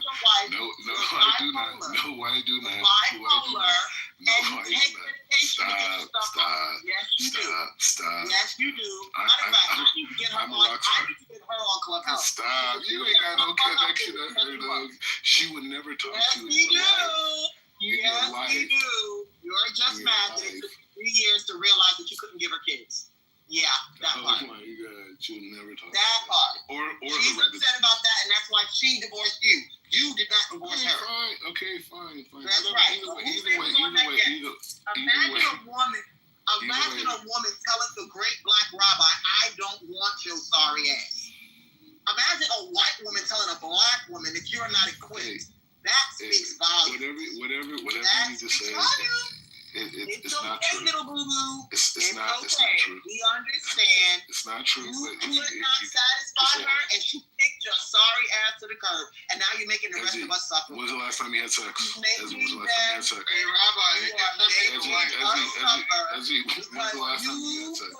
the only thing black about you is your skin. Everything else, white boy, is some little European man from Poland, which is why you think you're white. Like, look at my dick. It has to be white. My skin is bronze. And you smell like fish. That's another thing. I smell great. I wear expensive cologne. Bring up when you put cologne on a French whore, it's still a French whore. And there you are. I wear cologne. And you know what? I said that I was not for it to even look in your direction because I don't spend time focused on trash. So I'm going to go back to the conversation we were having before your sorry ass walked in the door. Okay? Guys, I didn't walk anywhere. I definitely do not want to come hard for Ezzy, I'm your leader. He's I'm your leader. a I'm your leader. I'm your leader. Miserable man. You know what, guys? I forgot to tell you this. They gave him a room in a synagogue because they felt sorry for him after his divorce. He does not have his own house at all. He has a room in the attic of a synagogue. How pathetic. Isn't that sick? And then he talks about why do people move for Shabbos? You invited people to the synagogue. Stop. How pathetic. Stop.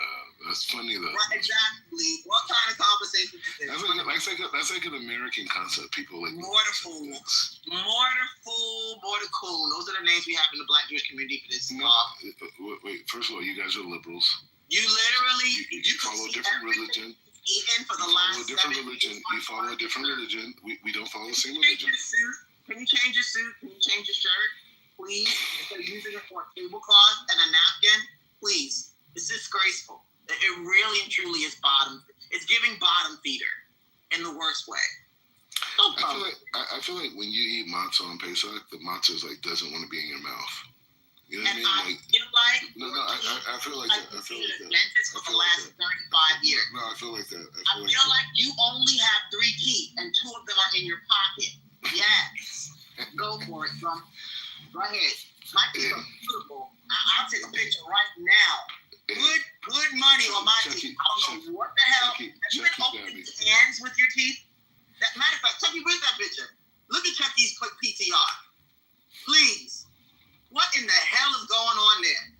It's beautiful. Goodness, the teeth going in 50 different directions. On Halloween, they call him Jackie Lantern.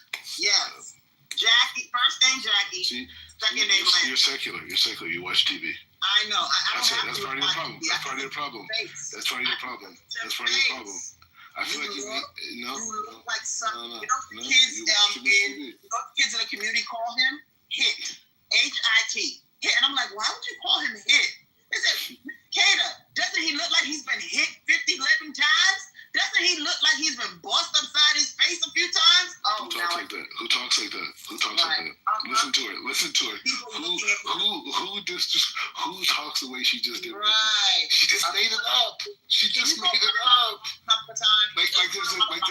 Like there's just some black Jewish community.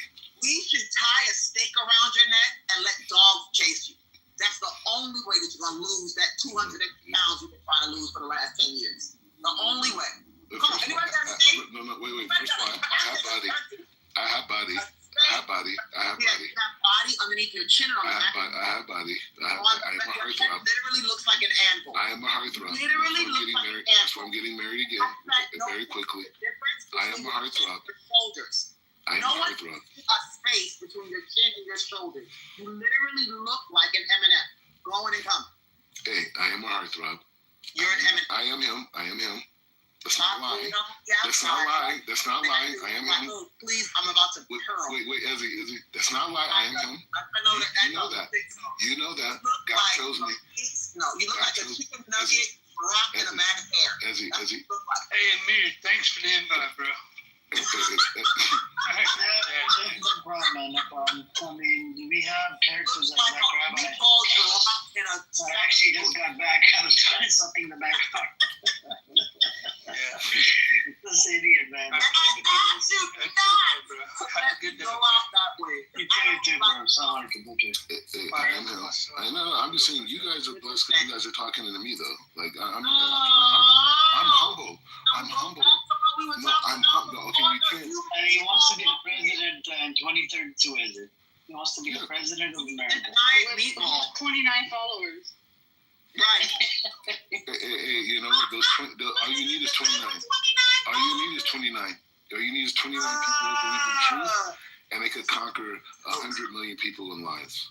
All I need is 29. By your stupidity, by your ignorant, like You can say stupidity. I'm a genius. Obviously, I'm a genius. So either you can look at it two ways. You could try to reject it right now because we're in this conversation, or you can sit back like, hey, I'm really talking. Who pays your bills, Black Rabbit? It's actually funny. I do.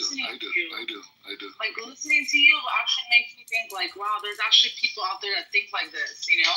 Yeah, that's what I'm saying. That's why you should learn from me. His mommy and his daddy pay his bills. He has no job. None. That's why they let him. That's why they let him sleep in the synagogue because he had to work for an apartment. His wife had all the money, and when she left, she took it with her. He sleeps in the synagogue. I didn't know. You can ask any of our people. She's just making anything. He has no income whatsoever. That's why he pumped so hard on these classes. He tries to get people to pay for them, and they don't want to after the first or second class because they know he's a fraud. Sorry, but not sorry. Real talk. He has no Ezzy, honestly, if you were younger, I would really check you. But because you're older, I'll give you a pass. No. It's you're kind of senile. You're senile. No, you're the crazy auntie. You're the crazy auntie on Thanksgiving. You're the crazy auntie on Thanksgiving. You come in drunk. Oh, I come in drunk. We actually have heard you talking about your wife and little penis while drunk. Your people who have. Yes, we have. I mean, has he not come from about this drunkenness? Yeah, her and Ariel. He's been up here drunk. People have recordings of it. Right around the time he was getting ready to get a divorce, he came here sloshed. Sloshed. Amir, have you ever been to a Thanksgiving with black people? I'm just asking questions. This is a sidebar. Have you been to a Thanksgiving with like African Americans? Why? What a dumb question. Anyways, so at every black Thanksgiving, everybody has an over-the-top auntie, right? She didn't really fit in. She was different. Is Thanksgiving the Jewish event? Amir. But Amir, is it a Muslim thing or is it a Jewish thing? Amir, you know what you can't relate to? Every single person has a crackhead uncle with bigger than big dreams and ideas about what they should have done and could have done and would have done. I am doing it. I am doing it. Ma. We've been on Clubhouse for at least 3 years. And in that 3 years, you have not done shit on what you said. Okay. You told us that you were going with the delegation to Saudi Arabia. It's political complications. We're going to get to that. We're getting there. We're going to get there. We're going to get there. Saudi Arabia. Yes. Then he told us that he was going to go to Nigeria. Then he was going, that's right, I forgot about that when he was going to Nigeria. I'm not into the narrative. I'm not into the narrative anymore. He ain't done nothing but chew on some schnitzel and watermelon. That's it. He literally will sit up here. Yeah, I'm going to Saudi Arabia.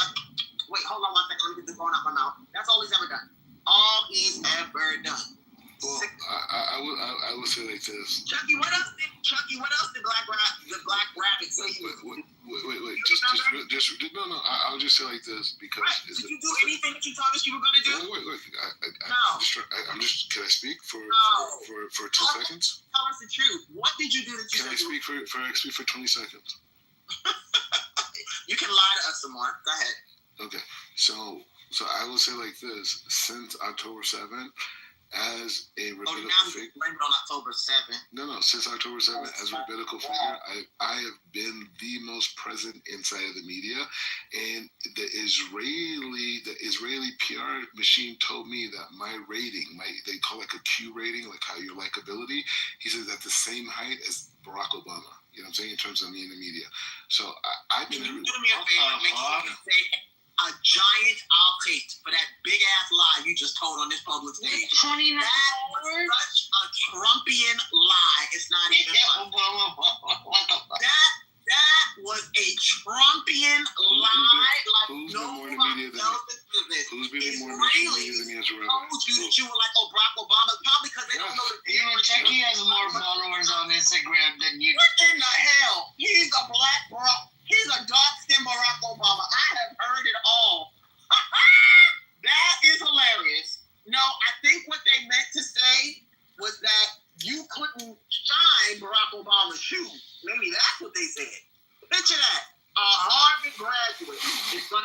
same league as brother community college. Get the fuck out of here. I never went to community college. You didn't go at all. At the end of the day, Yeah, you I didn't did. go at all. You didn't graduate. Stop it. He's a dropout. I did. I am a college dropout, like Kanye West. The album came out when I left college. Oh my God! But I did.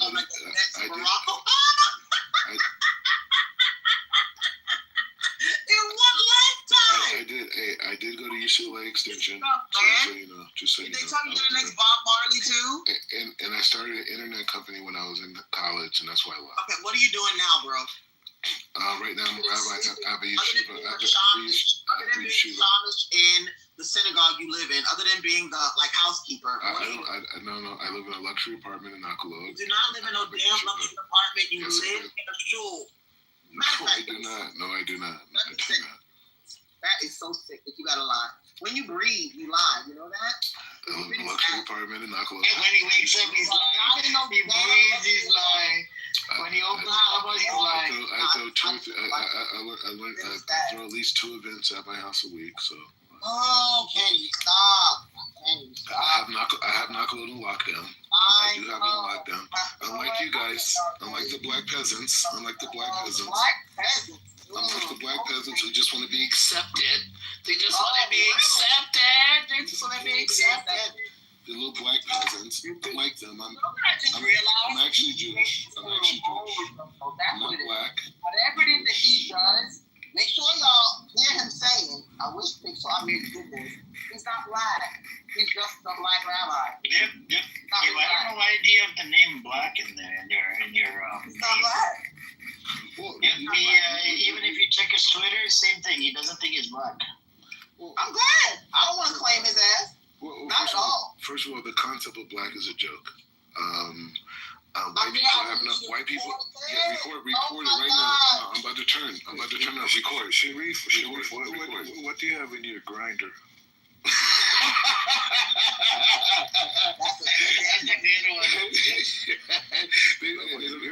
Outside, they don't even know what you're talking about. Anyway, but the point is everybody knows it. I used to sell a grinder at my store, Black Rabbi.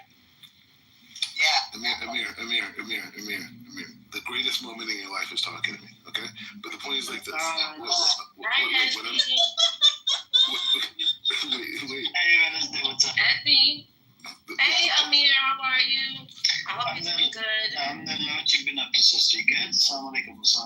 Getting ready to go back to work soon. School's about to start. You know how it goes. Alright, cool. All the best to you. You got caught on Clubhouse with the grinder, Sharif.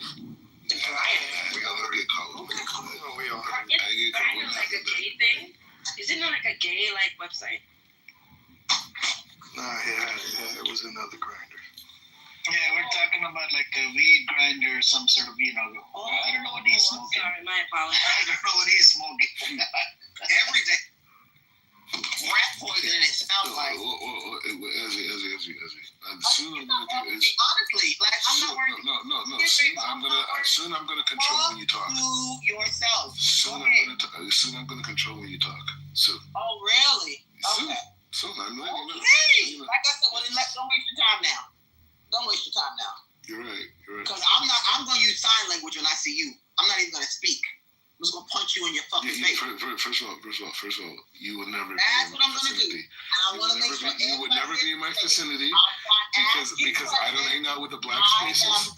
I don't hang out in the poverty spaces. I know. I don't do poverty. I don't do poverty thinking. I just moved to Brooklyn and yeah, I don't do poverty. I know. So then just shut up and wait for it to happen. You don't have to worry. No, you're not going to be around me. You're right. You're not. You said that about Mario, and he was watching you kiss in Jerusalem. So watch and see what happens. He never saw that. That was his great. He described your nasty, fat, flabby butt cheeks. Yes, he did. Let's not lie. That's an image in your head. You fix yourself. Fix yourself, sister. Fix yourself. You're describing my body parts. Fix yourself, sister. Sister,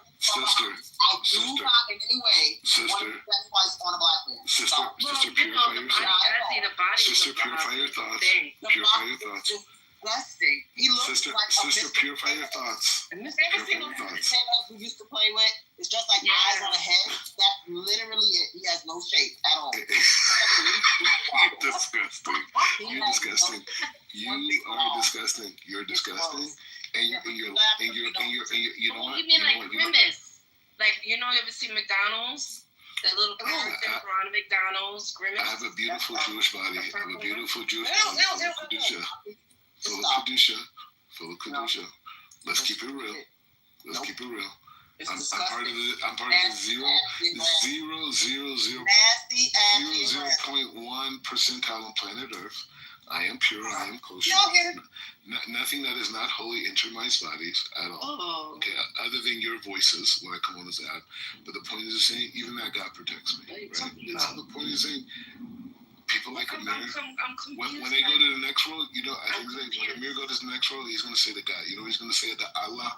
He's going to say to Allah. He's going to say, Allah, when I was in your world, I allowed Rabbi Mordecai to learn how to defeat the Palestinians and their discourse. And because of that, you should let me into heaven. As an American that's living you should let me into heaven because I empowered Rabbi Mordecai, a Jew. Have you seen any polling, Ezzy? Ezzy, have you seen a polling? No, not yet. Tell me about it. Yeah. So 60% of Americans do not want to fund Israel no more. The polling came out. Wow. And everybody kind of saw that coming. 50, and I think about 43 to 45% of America, no, even a little bit more than that. I got to go get the numbers. Believe this is genocide. Yeah, there are 500 scholars. Out of the 500 scholars, Israel, 86%, what was it, 86% of them, they said it's a genocide. And then there's one lady, they needed just one person to object the report, right? And that lady apparently talked about, we didn't have any discussion about it. How was a genocide? Like, what else do you do? Do you want? You got enough photos, videos, reports. So what else do you want? You want to be that person. What was that? You want to be that person. What did you say? I never say anything, please. What? I'm glad that nobody can hear him. Is that your girlfriend? So Donald Trump was powerful. Hold on. That's his girlfriend. Hold on. This guy, Amir, he's getting excited. Listen to his girlfriend. She's coming after him. She's coming after him with a baseball bat. Let me talk to her. Let me talk to her. It's like if it was a gay guy, then he'd be okay. But pro-Palestine. Let me talk to her. Tell her Amir wants to speak with her. Maybe I'll ask her this question about you. There's a lot of down low people, men are. Yeah, it's Amir. It's Amir. Join Clubhouse. I like talking to new people, man. Join it. I want to ask you a question about this Black Rabbi character. This Mordecai. Bro, stop it. Yeah, join Clubhouse. Clubhouse is the name of the app. Just join and join Amir's house. That's it. Amir's house. Join. I'm getting all these Israelis to join this app. We need more smoke. You know what Nachla Old is famous for? Ready for this? It's a perfect pedophilic hideout. Where he lives. Yep. Oh my God, Black Rabbi, don't tell me you have a record here in Los Angeles. That's why you're not coming back. You have a record? More pedophiles in a little bit. That's probably why he went on mute. Ezzy, do you remember that? I think it was a couple of years back. I think maybe it was like early 2000s. Or 2000, no, yeah, early 2000s. Wait, hold on a second. If you Google Nachla Old ring, there was a ring of them in that part of Jerusalem. Yep. Goodness. All in that area. Go ahead, Mama. I'm sorry, I didn't hear you. So it was in the early 2000s. It was in Brooklyn. And a Jewish boy who went from home to synagogue was missing. And at first... Levi Kletzko. I was on the job there. Yep. I remember it like this. Remember? This is my time. Mm-hmm. Yeah, it was the summertime. It really was. The predator was Aaron Levy. Yes. Yep, I remember it like yesterday. Kidnapped him and butchered him and put him in a freezer. Yep. Very sad. Very sad. You know what's sad? That those people ran around going to Harlem and Bed-Stuy thinking that some black or Puerto Rican person. I was about to They thought say that that. a black or Puerto Rican person had done this to him, kidnapped him, and come to find out, the kid was only a couple doors down from his parents. They really were going in Harlem. And they really were. I was like, what is going on here? It was like about 3 cars in them. Putting up signs and the whole nine, and come to find out, if they had only checked their own, it's a classic example that I've used 1,001 times. If they had only checked their own neighborhood, they might have been able to save that boy's life.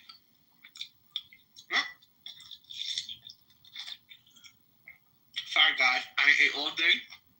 It's okay. And I'm crunching on my salad. I'm sorry. I think there's some sort of war that's about to happen with Venezuela in America. Is it true? I think so. I think in the Caribbean right now, supposedly a ship that was supposedly carrying drugs in the Caribbean Sea, Navy ships is bombing it right now. But I don't know. In this administration, I really don't know what to believe, to be honest. I honestly think they just want Venezuelan oil. Hey, Amir, calm down, all right? Calm down. Let me talk to that girl, man. Let me talk to your girl. From what I remember, this is a religious Jewish when woman. Saudi Arabia and hiked up the barrels of oil, Biden took some of it. Can we talk for real? Nobody gives a fuck about your fucking things. Hang on, let the Venezuela speak and just hang on for a second, Becca. Right, yeah. So when I remember when Saudi Arabia raised up the how much barrel of oil the United States was gonna pay, Biden did something. He took some of the sanctions off of Venezuela because Venezuela has their oil is pure. It's pure oil. But I think this administration just wants it all up, to be honest with you. And they're using the scapegoat as the cartel. I'm not saying there isn't a drug cartel there. I'm just saying that a lot of the drugs that are in the United States are not from outside sources. It's easy to make fentanyl, okay? Like, what are we talking about? And a lot of people, it's an opium crisis. A lot of people are on these painkillers. So, like, I just think it's the United States trying to get Venezuelan oil. 100%. There's always a mission behind it. It's never about the actual thing that's going on. But anyways, Rabbi, let me talk to your religious woman. Maybe I'll ask you some questions. She's very religious. Okay. Let me talk to her. Tell her this is Amir. Tell her bring her on this app. I gotta ask her this question to see what her position is related to the state of Israel. She's very religious. Why is she with you and you guys are unmarried and here together? Not something that a religious woman does. She's a seminary girl. Okay, put her on the phone. Oh, so you do a seminar and then you do a little grind with him after. All right. She said she doesn't finish. Is he here? All right, she's not a seminary girl. She said she's not. Okay, let me talk to her. Let me ask her some questions.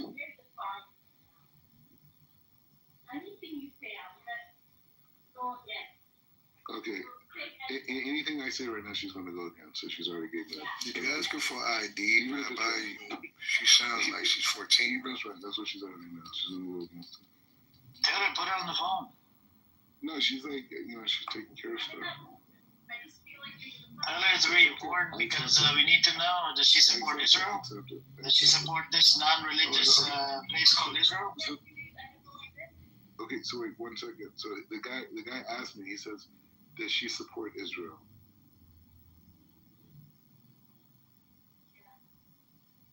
She said, yeah, she supports Israel. Yeah, but I'm talking about since she's religious, does she support the secular state called Israel?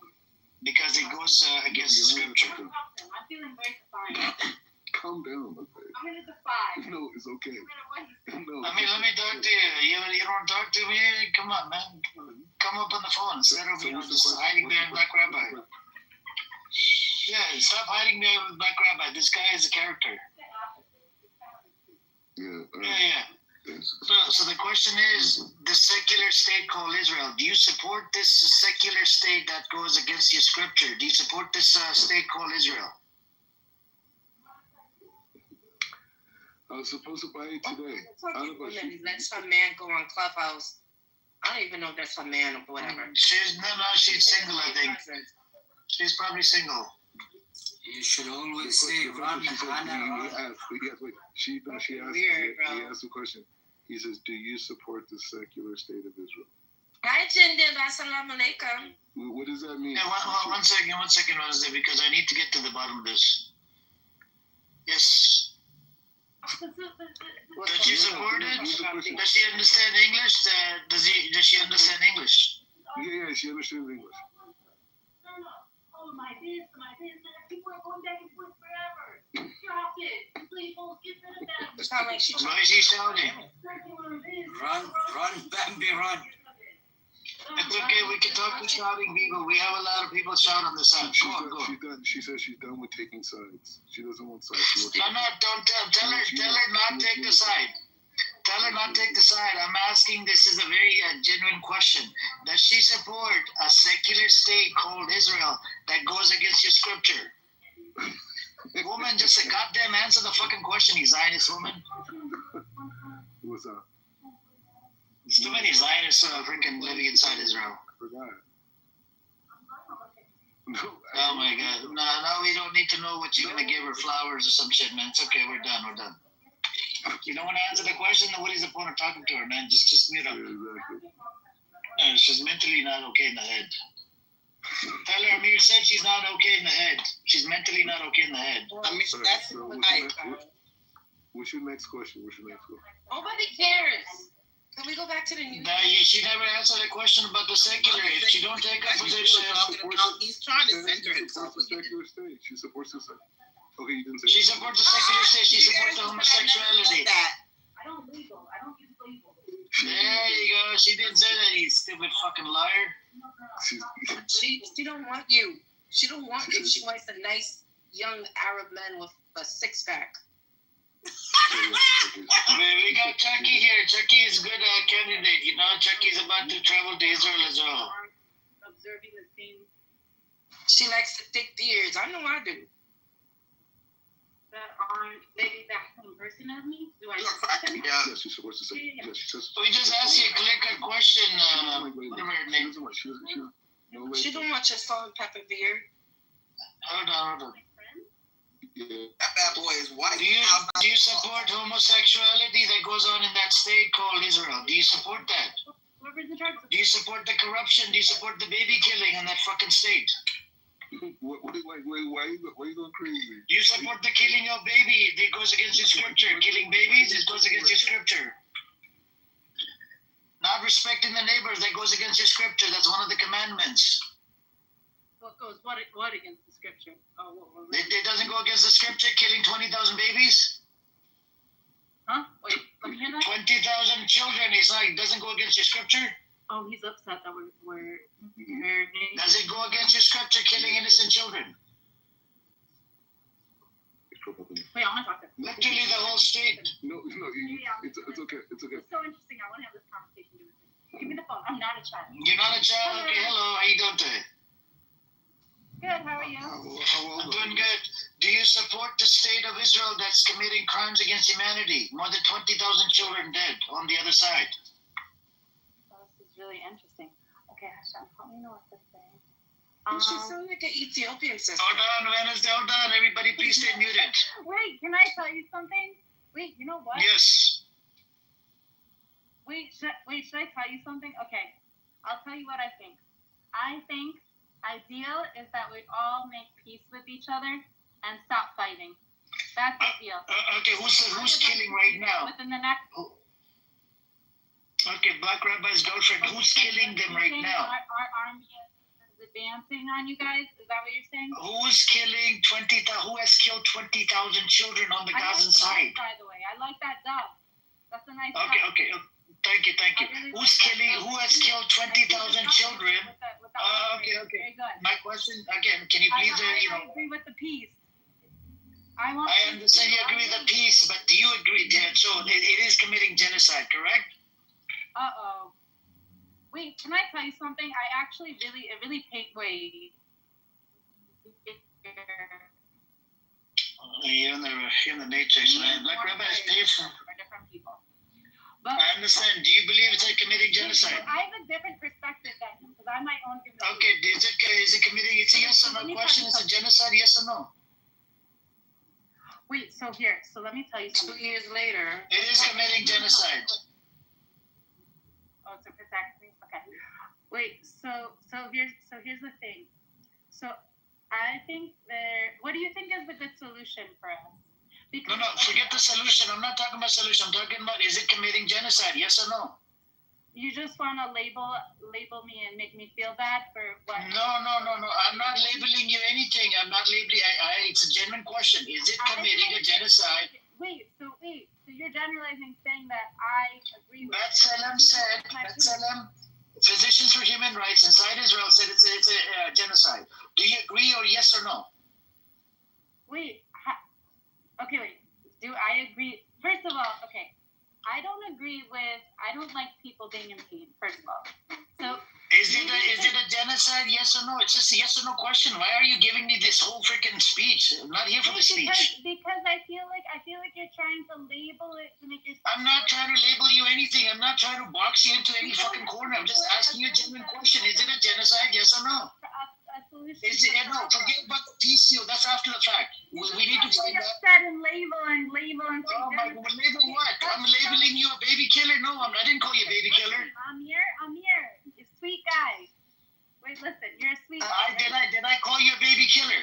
I did not call you a baby killer. I want to know. Just ask her whether or not people are starving in Gaza. Are people starving in Gaza? Amir, I'm not mad at you. Wait, listen, hold on, Amir. He didn't ask you for all this ideologia. Oh my God. Give him an answer. He's asking, are people starving in Gaza? I don't like to see that. Honestly, I really don't. I don't like. I'm asking you. He just asked you what's happening. You're in Israel. Okay, so you're saying that people are starving there? What's the solution? What? I'm asking you, are people we're not there, we're here. Are people starving in Gaza? I think you guys should ask her if she needs help. Are people starving in Gaza? Yes? No? What? I just want to warn her. El bebé es chiquito. Muy chiquito. Muy chiquito. She doesn't speak Spanish. She speaks Hebrew, Wednesday. He's at the religious school right now. That's a good solution. My question. What's Katan? Gefährlich. I don't care. She doesn't care. She doesn't care. Did you say she's are you a child? Is she a child?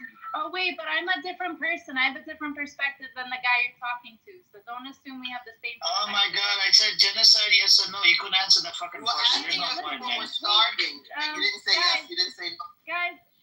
Guys, listen. You're all beautiful human beings, and I love you, and I'll care about you. And yeah, she was definitely there smoking weed with him. 100%. 100%. There it is. There it is. Can I give you guys a Listen, he's going to try to take advantage of you. Run away.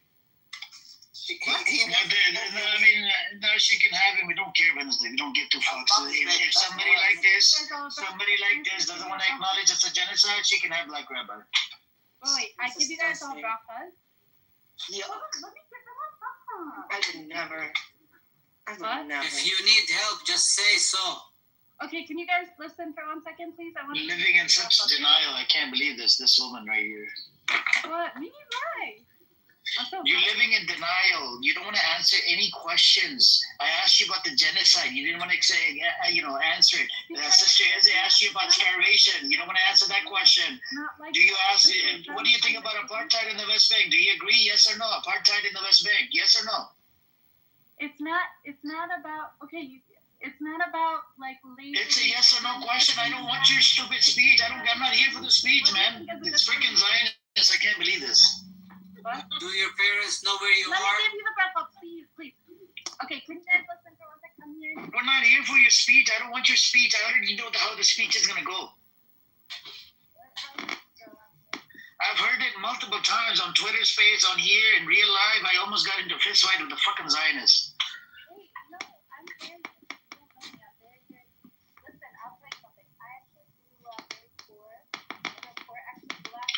We can't hear you, Black Rabbi. Get her a phone and tell her to come on this app, and let's see if she knows what the hell she's talking about. She sounds American. I've been through a lot, so I actually empathize with you guys, and you guys are really going through a lot. I just asked you about the genocide. You don't accept. You don't say yes. Okay, Amir, hold on. Do your parents know where you are? You don't have to suffer anymore. You're right. I don't I'm serious. You guys Do suffer. your parents know where you How are? we Do you find need a help? solution? Do you need help? What? Do you need help? I like this. It's fun. Do I always wanted to do this. your parents know where you are? What? Are you over the age of 18? Are you over the age of 18? I don't know. Let it go. Okay, I Are just you- the bracha that Hashem. Are you over 18? Black Rabbis. Do you guys know what the bracha is? It's a blessing. Okay. Are you okay? Can you pray for us that let's pray on that land. Whoever's the oppressor, may Hashem curse them. Whoever's oppressing one group of people. Can you make that? Can you make that prayer? Only get blessing. I don't do that. I only cherry pick which prayer I'm gonna do today. Oh my God. I'm gonna cherry pick today. I'm gonna cherry pick what I'm gonna curse and who I'm not gonna curse. What? Wait, hold on, Amir. Can I tell you something? Can I please give you a blessing? Can I give you a Are you over 18? Are you over 18? What? Are you over the age of 18? Why are you asking me that though? That's very personal. The reason why, because in this room I don't allow kids in my room. I don't allow kids in my room. Wait, Amir. What year were you I'm born? trying to give you a blessing. What year were you born? Thank you. I don't want your blessing from a baby killer. I don't want a baby guy. I don't want blessing from a baby killer. Thank you. Oh no, she sounds kind of young. Wait, Amir. But did No, he's entertaining little girls. Fucking pervert. Are you over 18 or under 18? Like, what's your age? Are you over 18? I'm so sad. I really wanted to give you a blessing. Are you over the age of 18? Yes or no? Wait, I don't feel comfortable. I feel like you're. I am worried about your safety. That's why I'm asking you. Are you over the age of 18? Yes or no? I don't know, man. This Black Rabbi characters. What's the Ezzy in Israel? Because I know in the UK an adult is like 16. What's an adult in Israel?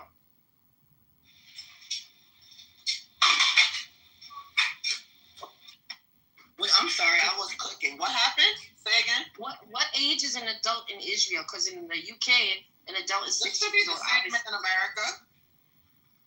Ew, if he's talking to a little kid, that's weird, bro.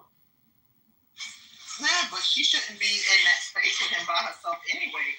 She's Orthodox. It doesn't sound like she's Orthodox at all.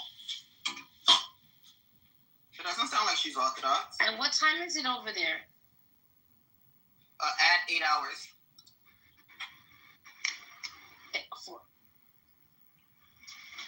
Yeah. No. She should be in her room, sleeping. Yeah, but you know, like I know. He nasty. No, I mean, she reached 18. That's fine. He's out of school. When is he out of school? No, he's at a synagogue. A synagogue, yeah. It's, you know, people come from different background. I mean, even at the mosque, there's people, you have kids, you have adults. He lives at the synagogue. He said he lives in a 3-bedroom apartment or some shit. Oh, he lives in a synagogue, like in a part of a synagogue. He pays rent to them, or he lives there for free? My understanding is that they gave it to him to stay there after the divorce. Well, but I can reconfirm that for you. Are they allowing him to live there? Like, What synagogue is open now?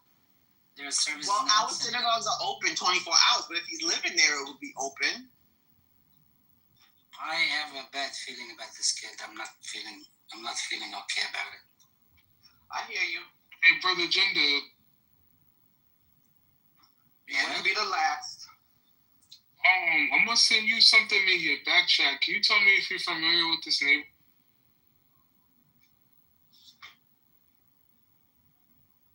Hello? Send it to me or somebody else? Not to brother Jim did. That's when there was this guy called Freddie on this app, right? He used to do this. He used to open up drama rooms, and they would get big, like 500 people, 400 people. Every 2 seconds, he'd be like, "Hello." That was funny. Every 2 seconds. Yeah, I don't know if you've been in his space, has it? His name was Freddie. He used to be on here. Chucky, no, I did not receive anything from you, Chucky. I think he's Black American. He used to open up like those content rooms, you know, where he's calling out people, he's opening up rooms of people's name, and his house name is Freddy Cougar or some shit. And now he's on Twitter. Not on anymore? No, because this is a dying app, so after the stupid update, a lot of people left, and he went on Twitter now. He's on Twitter. Oh, okay, that makes sense. Thanks to his room, some people even got shot. Like there was a fire, you know, there was some guns were fired or whatever in Texas. Because of his room, because of people fought. That's kind of crazy. But you know, sometimes you know you don't have any room to go to, and you just jump in there to listen to the content. You know. I get you. Yeah. And they'll be like, "Hello." He'll make a statement. He'll be like, "Hello." every 2 minutes. That's hilarious. Yeah. Hilarious. Yeah, I can't believe we spoke to somebody new on Black Rabbi's phone. Yeah, but why would you put a dumb girl this time of night in a synagogue? Not cool. Yep, we don't know. We're gonna have to find out. Do you have anybody over there that can find out? Does anybody? Maybe Caleb knows. Oh, that area. Just so you know, if you look it up, NACHLAOT, they are famous for being a pedophile hideout. Yep, famous for it. We got Leib comes in. Oh my God, he's disgusting. Another special character. Yeah, he the one that's been to the Chinese one. Yep. He's disgusting. Funny enough, he has an appreciation for Torah, but I don't know what his deal is with the self-hate. That part we're gonna have to work on it with. I actually thought him and Black Rabbi would have got along. Well, the difference between him and Black Rabbi is that he appreciates scholarship. You know? So because he appreciates scholarship, Are you talking about the two of them Sam? would not get along. Huh? Are you talking about Sam? No, Leib. Oh, Leib. Yeah. Have you met Sam? He's another Black American in Israel. Sam is Black and Jewish? No. Yeah, that guy, you know, his own name is Black Stem, and him. I know him well. Yeah, he's definitely a self-hater. Yeah, he's an idiot. He booty claps for the the Zionists. He'll go in there, talk smack about this room, the other room, and he'll just just an idiot, man. Well, yeah, when we give him, I debunk his claims. Even Chucky tried to debunk his claims last time he was here. He wouldn't freaking concede to anything. I'm like, and the question I asked him, this one question he couldn't answer. I said, if Anthony Blinken, which was the Secretary of State, right, in America under Biden administration, he lied in front of the Congress about the aid, because we have a law called Leahy law in America. We cannot provide weapons to an entity that that's stopping the humanitarian aid, and that violates laws or whatever, right? That's against our law. I said, is it justified? Just a yes or no question. Is it okay in your opinion? Just in your opinion. He said, oh, they need to investigate. I said, that's after the fact. They can investigate all. I'm talking about your opinion. Is it okay? Is it a yes or no? Is it okay to keep giving them weapons in spite of having enough evidence that they're stopping the aid? Because it violates American laws. The guy wouldn't even give me the answer. He kept on deflecting and derailing the topic. Wow. I said, just a yes or no. Which guy? The Sam guy that comes in the audience is his old name was Black Stem, and I think the other name is like Michael or something. I know he was using Sam as a name. Yeah. I had no idea.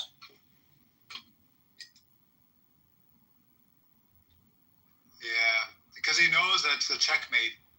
He knows if he answers yes, you know. Yeah, the reason why I asked him that, I said the loyalty part. I said, if America, Israel was to go, to war, which side would you be taking? Right? He couldn't answer the question.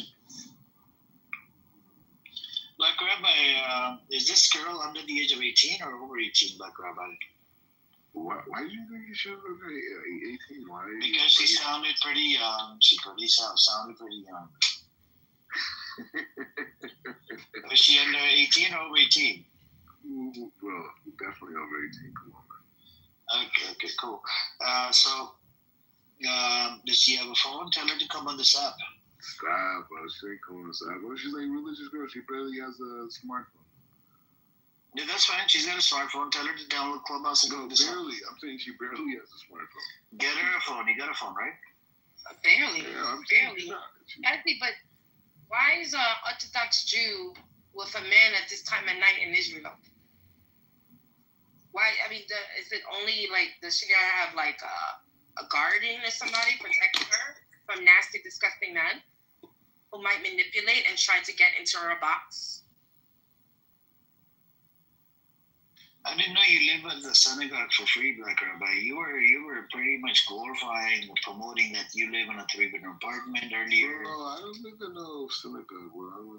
That's what I heard. You live at the synagogue. I know, bro. I don't live in no synagogue, bro.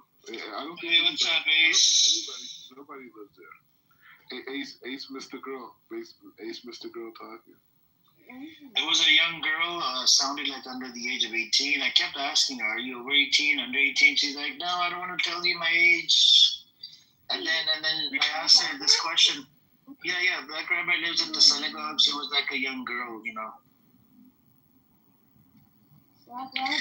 Ask her about the genocide, if she agrees on the genocide. She's like, I got different perspective. She kept on giving me this stupid speech. I'm like, no, I'm talking about genocide, yes or no? Margaret, did you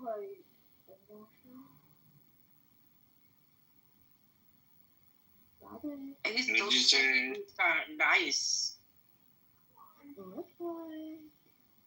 Those are nice. Those are cute.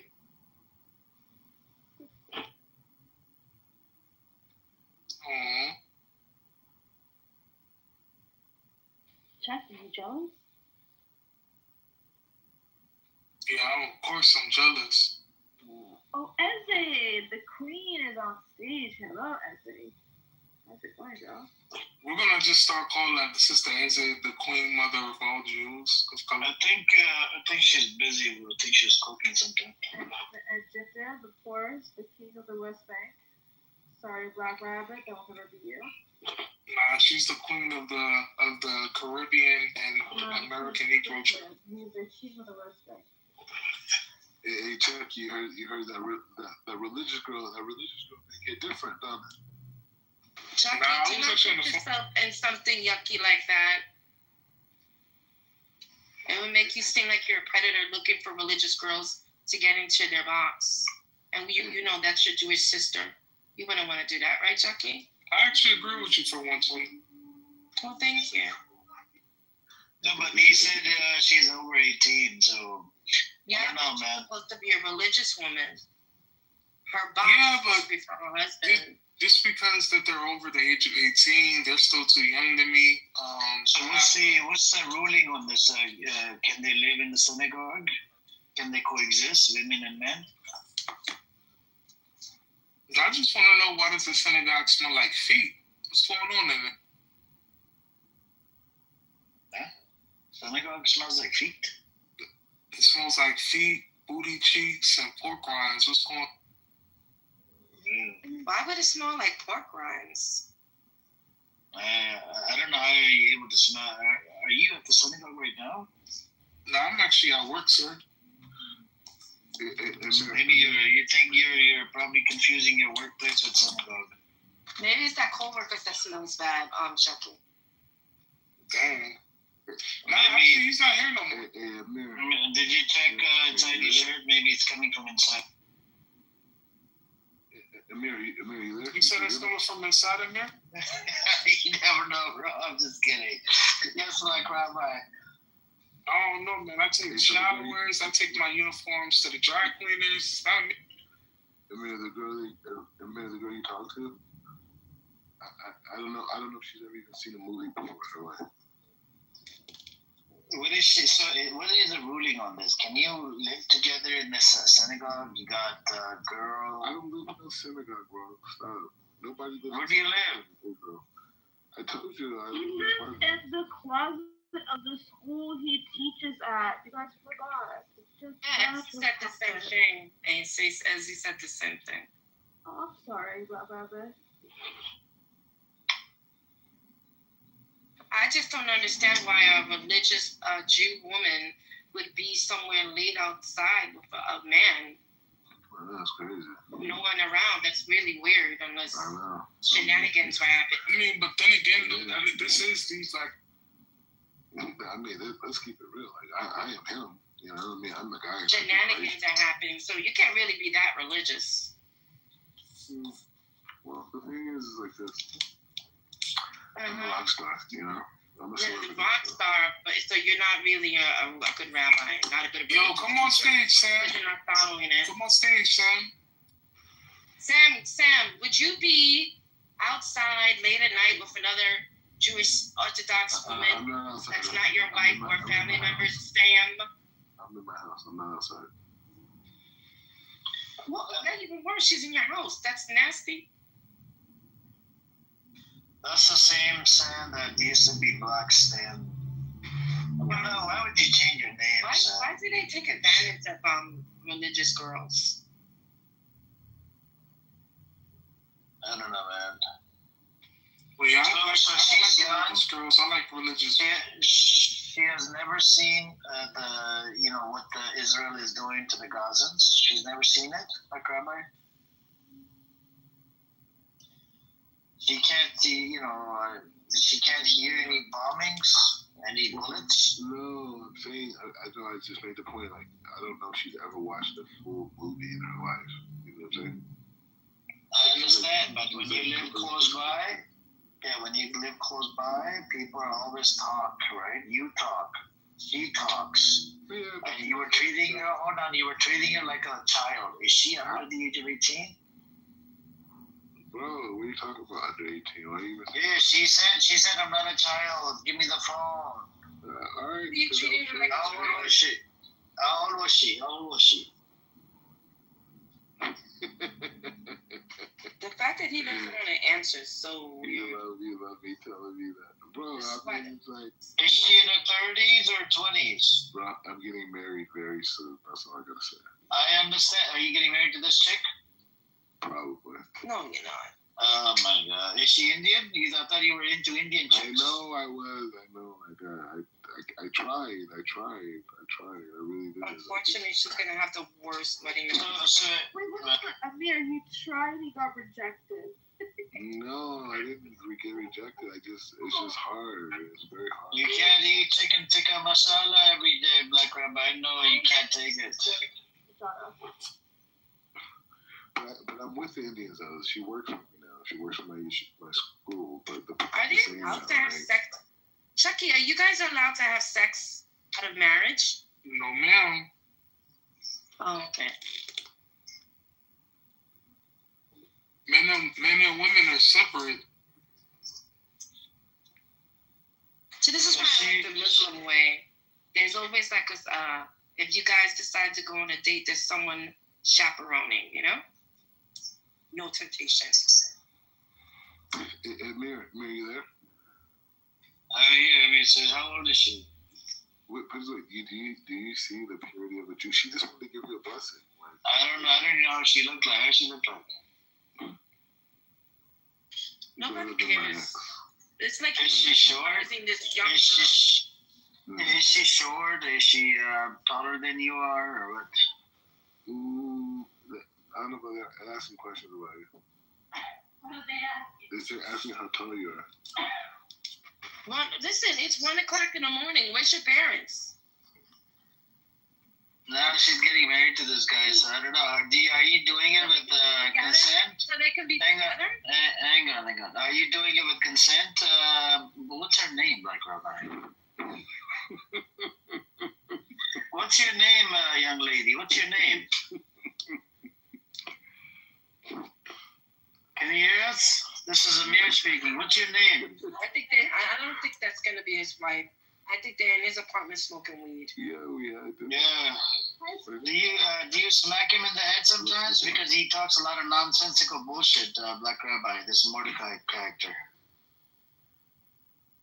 Can you smack him right now for me? Can you slap him in the back of his head right now? Can you do it? You came after I wrote it. What's your name, young lady? What's your name? She doesn't want to say her name. Okay. Make up a name. Give me a fake name. I don't mind. I gotta call you with a fake name. Stop. That's no. What do you want to be called? I don't know. We can call you Michelle, Tina, Mina, whatever name you want, man. He's gonna put his blubber on your body. Oh. What do you want us to call you? Should we call you Black Rabbi's fiance? What you said? I said blubber to blub. I don't know if she's blubbery. Maybe she's a blubbery girl too.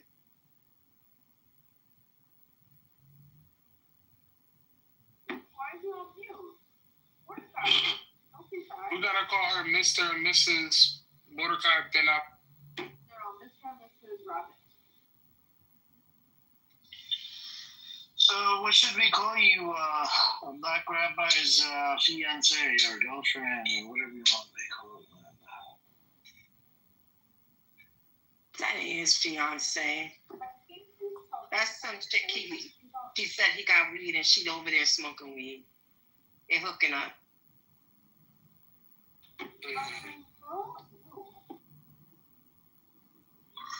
Your voice is pretty low. Your voice is still low. We gotta get you at that time. Pods or something, man. I want something in the morning. Fuck out of here. You gotta bring the phone close, man. And if that was my husband or my fiance, you would not be in Clubhouse while I'm there. I'm gonna let somebody know. Amir, can you hear me or no? Yes, I can hear you. Yes. All right. So she wants to give you a blessing, but she's gonna say it from a distance. So what's the blessing you want to give to Amir? I want to give her a blessing too. Just tell her to curse the oppressors on that land. Huh? Can I have a blessing too? I need a prophet. No, only one blessing. She's only give. I'm going to just give it to Chucky. I don't need blessing, man. Because I hate the fact. Amir needs a blessing. The blessing is going to be the weed is better than the Korean. Amir, can you listening? She's giving me a blessing. No, you're gonna do it. No, because I'm controlling it. Okay. Amir, I give you a bracha that Hashem should comfort you and give you knowledge. Okay, God. So God. Everyone, yeah. Okay, so God should comfort you and give you knowledge and give you understanding of everything that's going on in the world, like true knowledge. And God should be able to give you so much knowledge that this whole conversation no longer bothers you, and you just have clarity and peace of mind. Baby. And you know She's how very to struggle with the whole. She's very. Hold on, Black Rabbit said a second ago that I'm controlling you. Hold on. Sweetheart, did Black Rabbit say a second ago that he controls you? She sounds Southeast Asian. And then you're gonna see that it's like.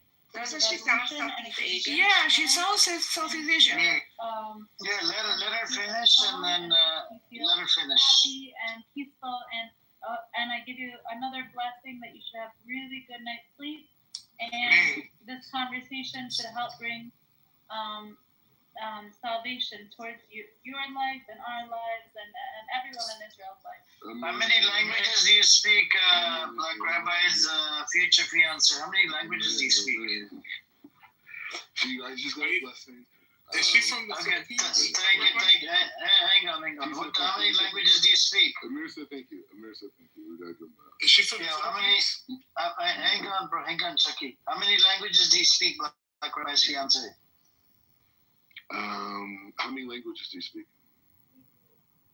She said Hebrew and English. What is her ethnicity? Is she from India?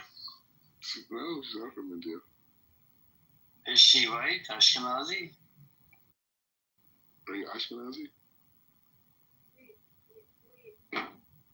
Are you Ashkenazi? That part you can answer. That's not a big deal. You can answer that. Ew, why you let him control me? No, he said that.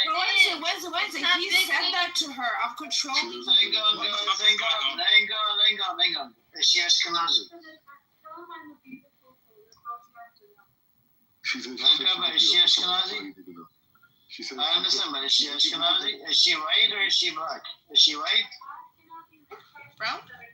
Is she white, brown, orange, yellow? I just want to say one thing. To the young lady in Black Rabbi's phone, I just want to say God bless you. May you continue to grow in Torah, and always remember that the Abishter is watching you. The Abishter is watching you.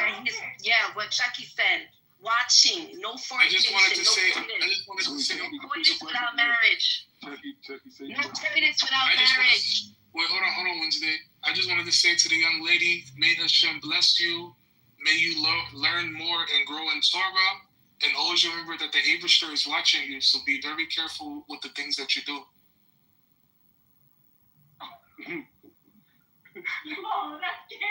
I think I'm going to give blessing to both of you as well. May Hashem curse the oppressors on that land and, bring peace to the Palestinians. And destruct the fucking Zionist entity. May God curse the Zionist entity and spit them out of the land, because they're not from that land.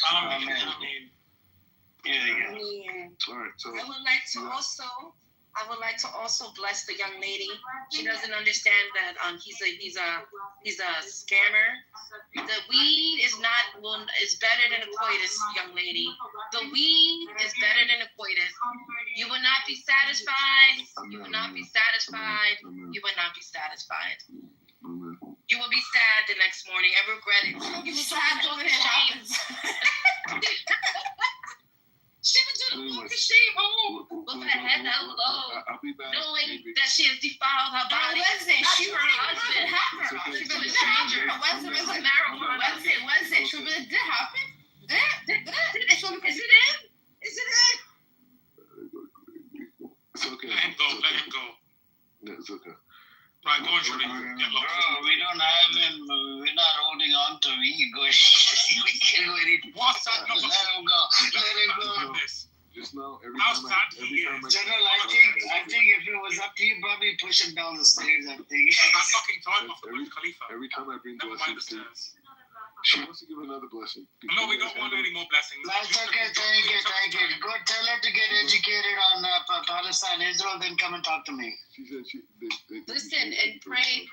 Whatever you did with him, you don't get an HIV. Yeah, but get this. He's on here when he has a guest in his house trying to prove something. You fucking scumbag. Go and enjoy that person. Go and entertain that guest. Get off the fucking That's what I'm saying. That cannot be his wife or his fiancé. Because I couldn't give a shit who it is. No it could be someone who's paid for the night. I don't know. It doesn't make a difference. It doesn't make a difference to us. He's got someone there in person, a guest. Go and entertain that person. He's proving to us. Oh look, I can talk to underage girls. Yeah, but this is what Sister Eze has said several times. He always comes on here to prove his fucking delusion, and we entertain it. He left. We don't give a shit. He's gone. Thankfully. You're embarrassing him. Hey, welcome. Hey, we gotta invite new people to the Saturday General. Welcome. Hey. Good evening. Good evening. Hey, did you want to say something? Hey. Hey, where's B at? I think this is I'm not gonna think. Depends where she is. Hey, can you speak? Hey. Can you come up to mic so we know who this is? Yeah, just say hello really quick, you know, do a drive-by. Say hello so I know who this person is.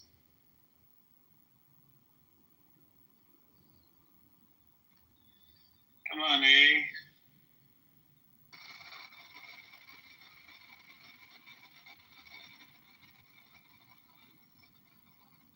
It must be crazy to make all these numbers just to come up to someone's room. Look what house he's part of. You. He's part of a house called Amir Terrorist Call. Is he? And there's a live room in there. Amir is a terrorist promoter. Call the FBI. That's a good one. That's a good one. Oh. That's the Hey, do you want to come up to mic? And that stupid weirdo. He's not at work. Okay, have a safe flight to the hallway. Bye-bye. Get lost. Get lost. He's on the permanent block list and a safe flight to the hallway. Aiden, go F yourself. You're the same guy who's begging for money on this app for your stupid fucking campaign. His name is John Kitover. John, but he thinks he's going to win something. Can somebody put a commercial on? So if anything, YouTube will. Oh yeah, it's okay. It's okay. We don't need the commercial. Sure. It's okay. We do. We need okay. No, we don't, bro. It's annoying music, bro. Your commercials are pretty long. Yeah, the ad. They're about 50 seconds. They're so long. American commercials, real quick. 1, 2, 3. Next. Anyways. Wednesday, you know, these commercials, you're getting paid for these commercials. Nobody's paying me, man. Don't lie to us, Amir. That's what the Zionist thing, that I get paid, and especially Caleb. He goes, he's definitely getting paid. Let's be honest with me. Nope, I don't get paid shit. Caleb, I actually want to ask Caleb as a married man, I think he has daughters too. What do you think about a rabbi entertaining a woman in his house at 1-something in the morning that is not his wife? It's a secular society, but they can go out and date. But this is supposed to be black rabbi. He's not a rabbi. He literally cursed Prophet Moses, peace and blessing upon him. Sister Edna, I love your PTR. What is it?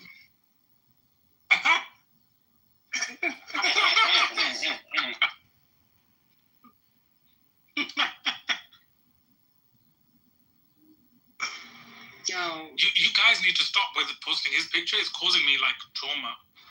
Oh man, I'm sick of this cunt. Nah, that's a good picture. Yeah, I'm full of shit. I just scared 20 people. Yeah, what you gonna do? Find it. Well, he's scamming that poor girl. He's probably making it seem like he's this big time, showing these pictures of him with Ben Gavir and stuff like that. When he was probably there, just shook his hand and left. That's it. That poor girl's probably just so innocent she doesn't know a scammer when she sees one. I'm sure she'll find out in the morning. She does the walk of shame, yeah. Absolutely. I can't believe Bill Woods actually agreed on something today. I'm like, okay. Don't get used to it. Not like this feeling. I feel something tingling on the. I don't even want to ask. Anyway.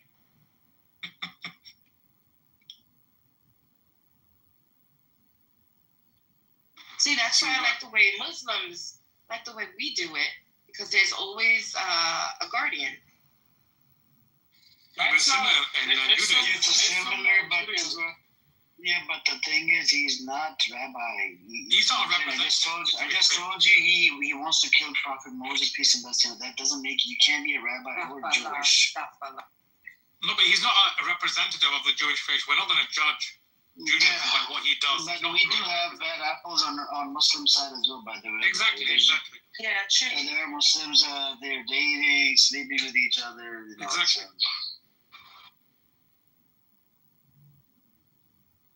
Well, we do have chaperones, that'll set up dates, we be Yeah, these that's things. what I understood as well. Fair enough. Fair Yeah, enough. we do. It's almost exactly the same.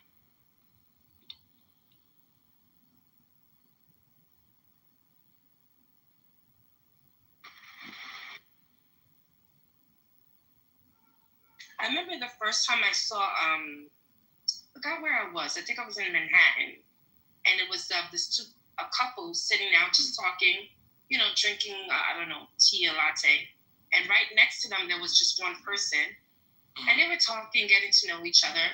I think they were Southeast Asian, and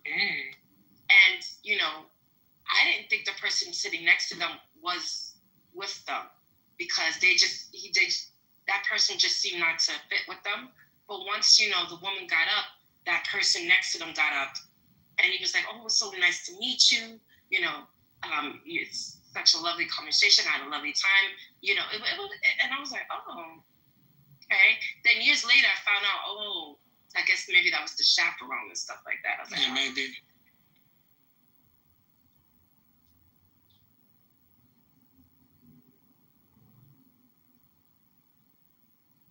Yeah, like we'll go to like cafes, we'll go to like hotels, or like we'll go to like restaurants. For I can't wait to be a chaperone. Public people. I'm gonna have snipers trained on the target. well, you're going to say, you have sisters? 4 sisters. But they're already married. Oh. They're older. Thank goodness. Yeah. Thank goodness. So when's the international question?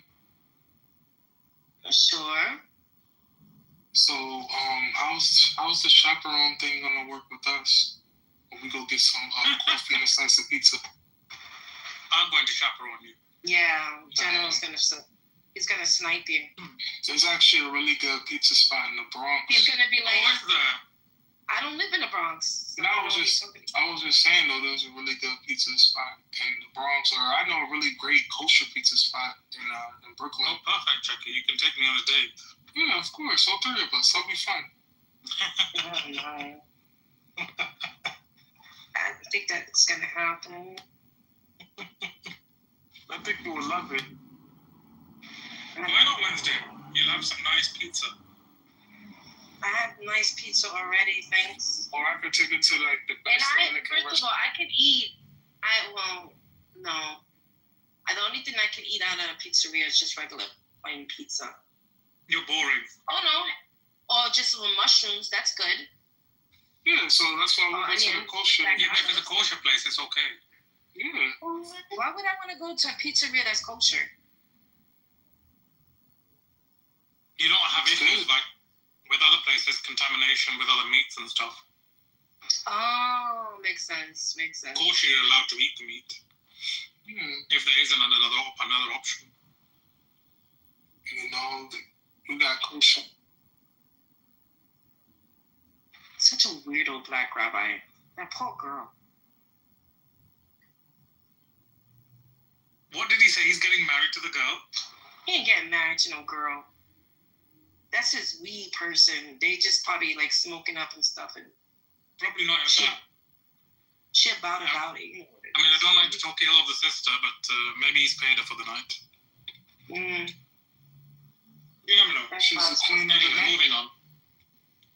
Yeah, but anyway, moving on. We don't really give a shit. As long as she's safe, it's fine. She should leave the building. Fair enough.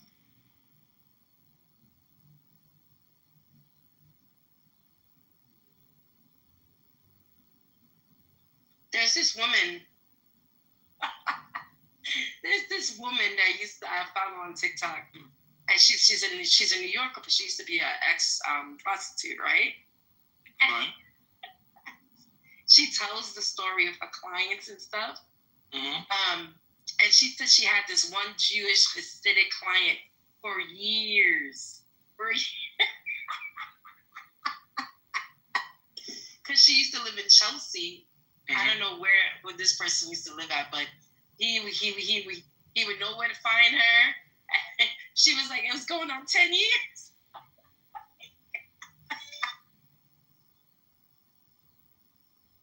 But it's funny. Her stories that she tells is very funny.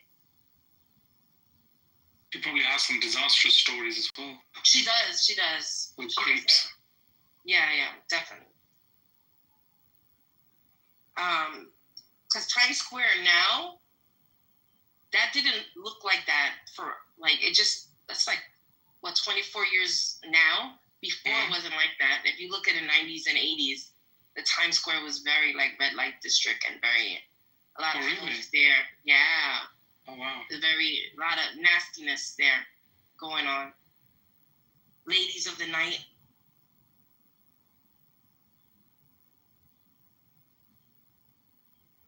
I think it was Bloomberg that cleaned up that area and bring businesses in. No, Bloomberg is quite a recent mayor, isn't he? Has he been the mayor before? He was mayor 3 times. Oh, okay, I didn't know that. He was only supposed to be 2, but I don't know how he got to be 3. You know, he found a loophole or something. Maybe.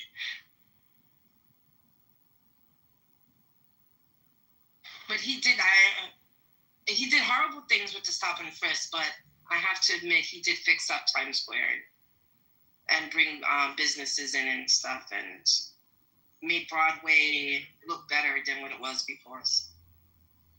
Yeah, maybe. Maybe he made a lot of money in the property. Yeah, I'm sure he did that also.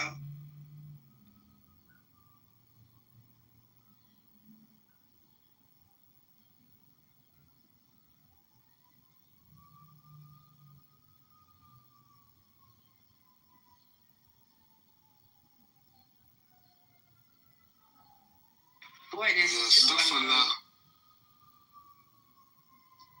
Is it a Stafala or Stufala? Stafala. Stafala. Josh. You have to say it twice. Josh.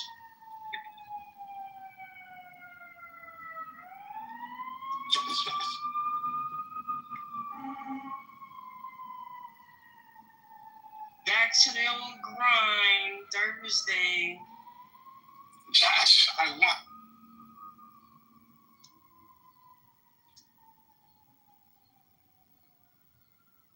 Is that the right one, say? Trump is sending the National Guard into Chicago now? Listen. Everything but the Epstein list.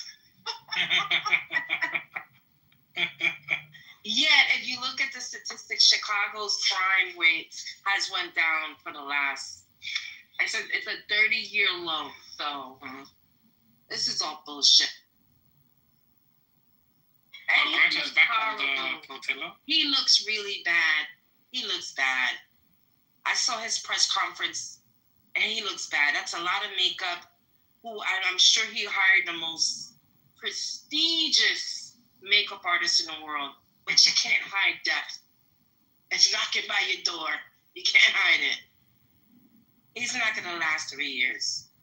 Another 3 years. He's not. I disagree. I think he's in a much better state. I told you yesterday, I think. He's in a much better state than Biden was. Yeah. But then again, we don't know when we're going to drop, so it could be. Yeah, mentally, Biden was probably like wandering around, and yet just good people watching him, especially his wife, Jill. Biden. Yeah, Biden was literally like a robot that they were remote controlling. Right. I'd rather have somebody control the president than a lunatic, narcissistic piece of shit going on with that. They can like touch the red button. Once he got to the yeah, no. I don't honestly think he's gonna last another 3 years.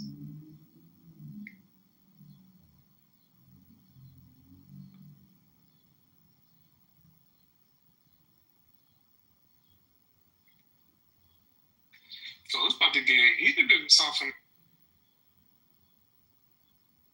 What do you mean? No, I'm just getting caught up to Venezuela. Oh, it'll be fine. No, I'm just laughing. I saw the president of Venezuela was very happy about his phone that President Xi Jinping, yeah. Xi Jinping gave him. What's it called? What brand was it? Hawaii? Huawei, yeah. Hawaii. I think he said that. Huawei. the United States can't track him down. I started laughing when he said that. I didn't watch. Is that what he said? He did. But I'm listening to him pretty much threaten the U.S. about sending warships into that part of the world, and that dude just looks scared on videos. Listen. I don't think he's scared. Oh, what is there was a the Vienna Film Festival is happening. Emilio Del Toro, he's a famous director, and he told everybody, he was like, the real monsters wear suits, and I agree. Now, I have a question though, Wednesday. In your personal opinion, right? Let's just say that the U.S. went to war with Venezuela. Who would back Venezuela? I could see Cuba backing them, but who? What do you mean? I don't listen. I honestly think it's just smoke and mirrors. They want Venezuela for their oil, and Venezuela has one of the purest oil there is. I said it earlier in this room. When Saudi Arabia put the prices up for the barrels of oil, Biden took some sanctions off of Venezuela, and they started trading oil. So it's all about the oil. It's always about the fucking oil. It's starting to get annoying at this point. Yeah, but Venezuela has more oil than Saudi Arabia. Yeah. But my question is, right, it's just a hypothetical situation. Let's say that this war does pop off.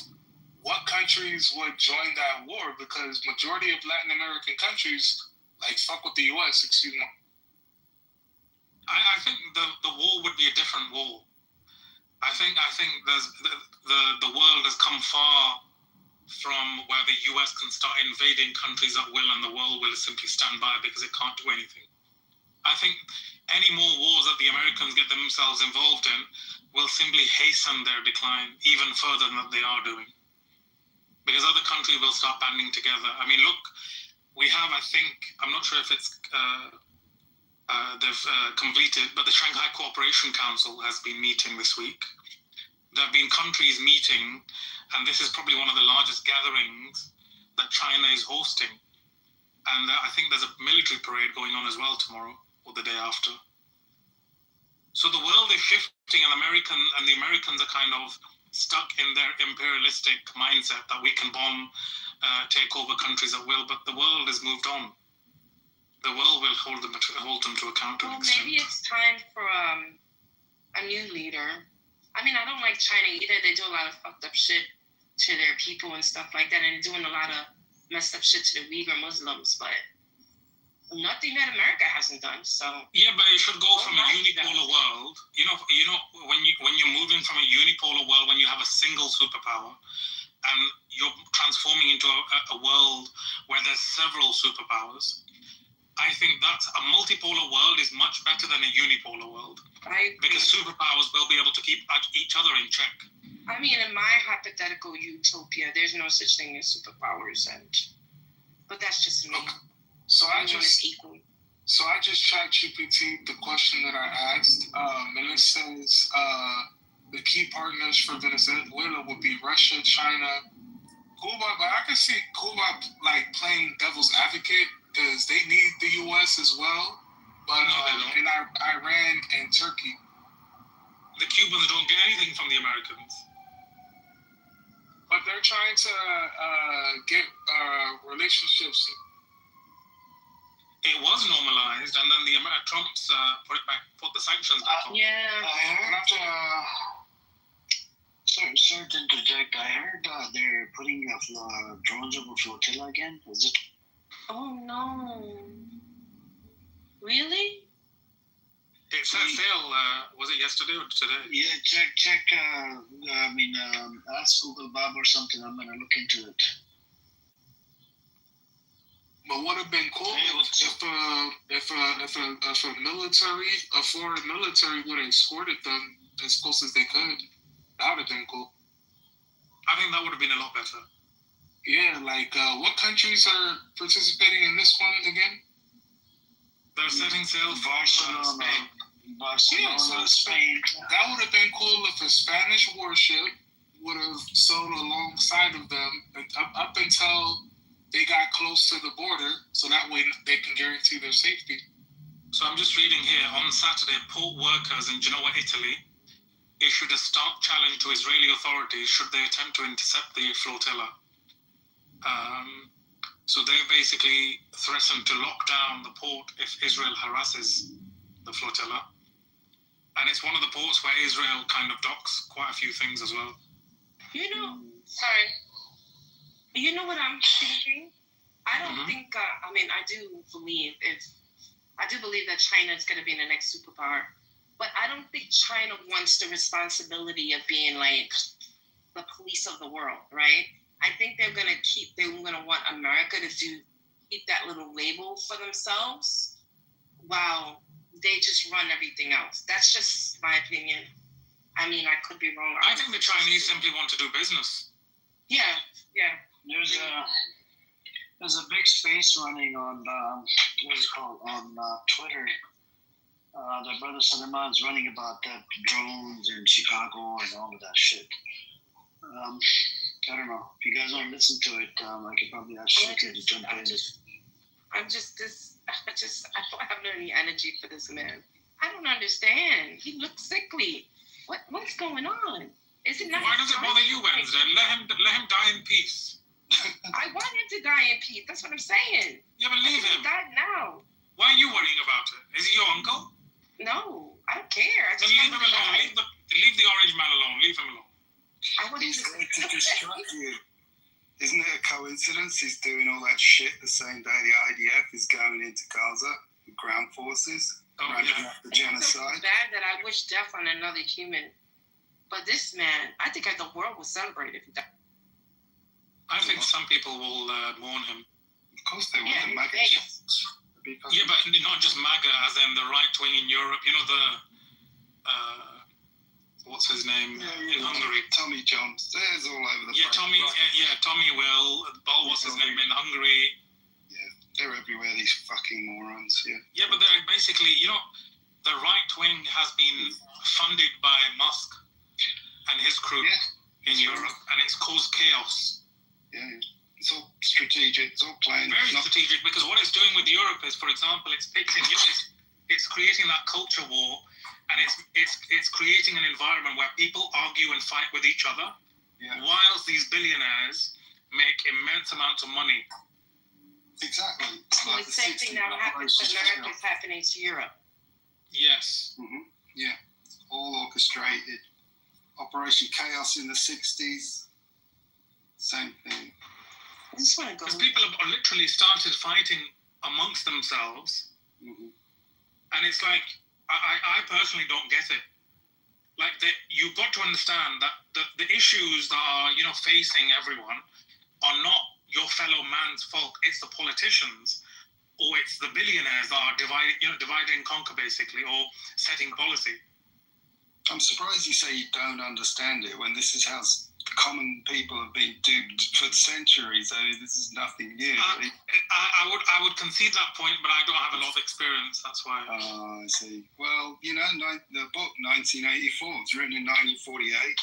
And that's what that was about as well. The dumb fucking proletariat. People forget the large part of that book was a commentary on how dopey fucking working class people are. They just give them a bunch of stupid baubles and trinkets to get them all excited while they're being herded around and manipulated. Fake war propaganda, never any war to keep the military machine going. It's the same old shit. Yeah. Even H.G. Wells was moaning about it at the end of the 19th century, how dumb and complacent the working class were. This is time-honoured. It's just a law of physics that the majority of people are dumb fucking morons and so easily manipulated. And they're never going to learn, apparently.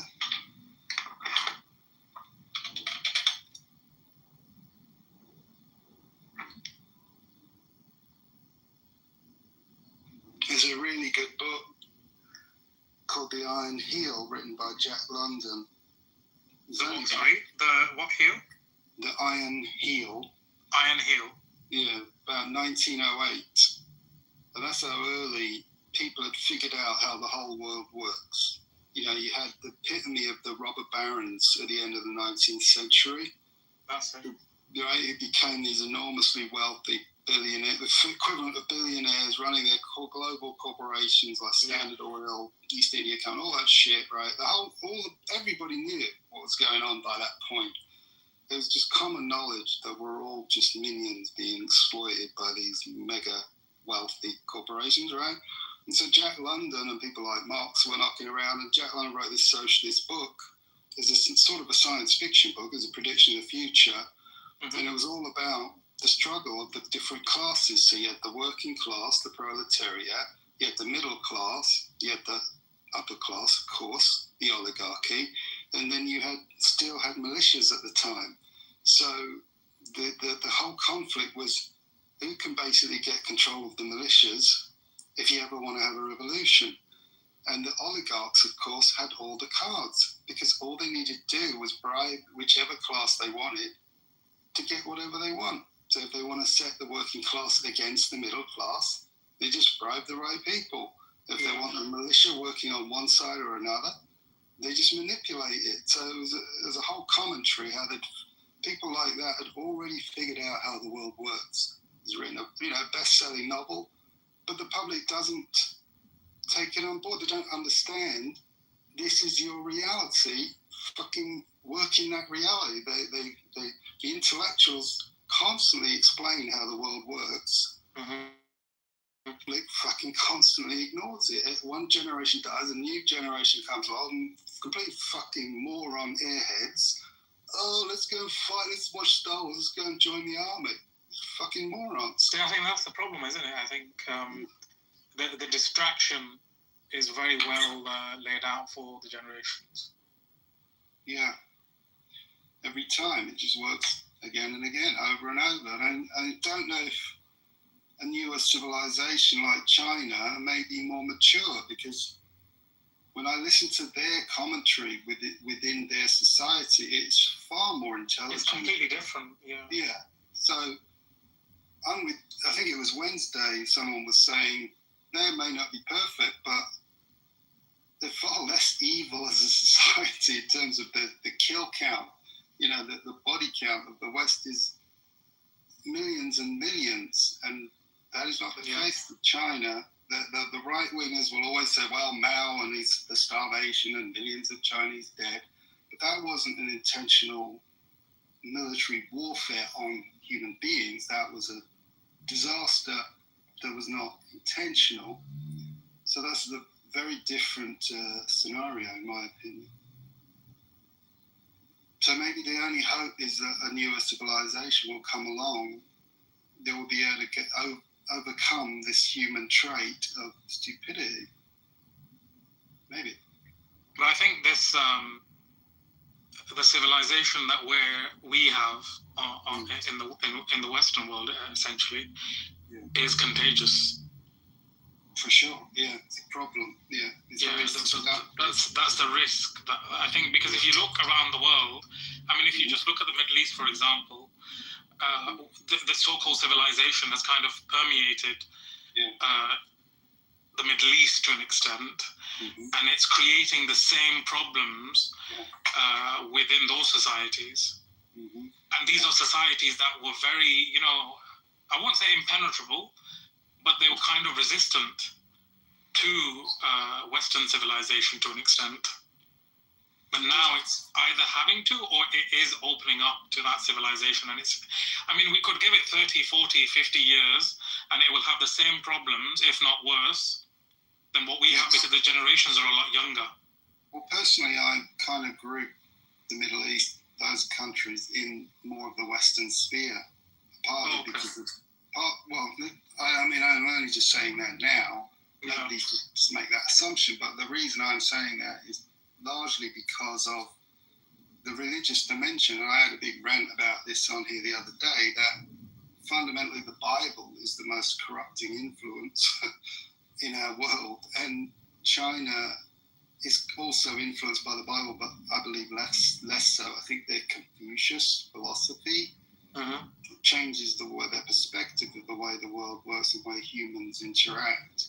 And so the West is encumbered with this idea of righteousness, where it's all about judging one group against another. And that always leads to conflict and animosity. Whereas I think the Chinese culture is clearly more pragmatic, and they almost universally say that about themselves. Oh, we're much more pragmatic. And so that means... Plus, I don't think they have like a superiority complex about them. Well, no, I don't agree with that. No, they with do. The Chinese? Big superiority complex, yes. Well, maybe I've not experienced it. Yeah, they do, and that will increase as they become the dominant power. Their superiority will increase because it will prove to them, oh, see, we're the master race, and they're already. But the point is, they don't translate that supremacy into slaughtering people, right? Yeah, that's what I mean. You know, our supremacy is we will slaughter people and we kind of dehumanize. Yeah. Now, their supremacy, they may say that we're better than you, but they're not going to, start slaughtering en masse because someone's a different color or they don't deserve to run their own country, so we're going to take over and give them democracy.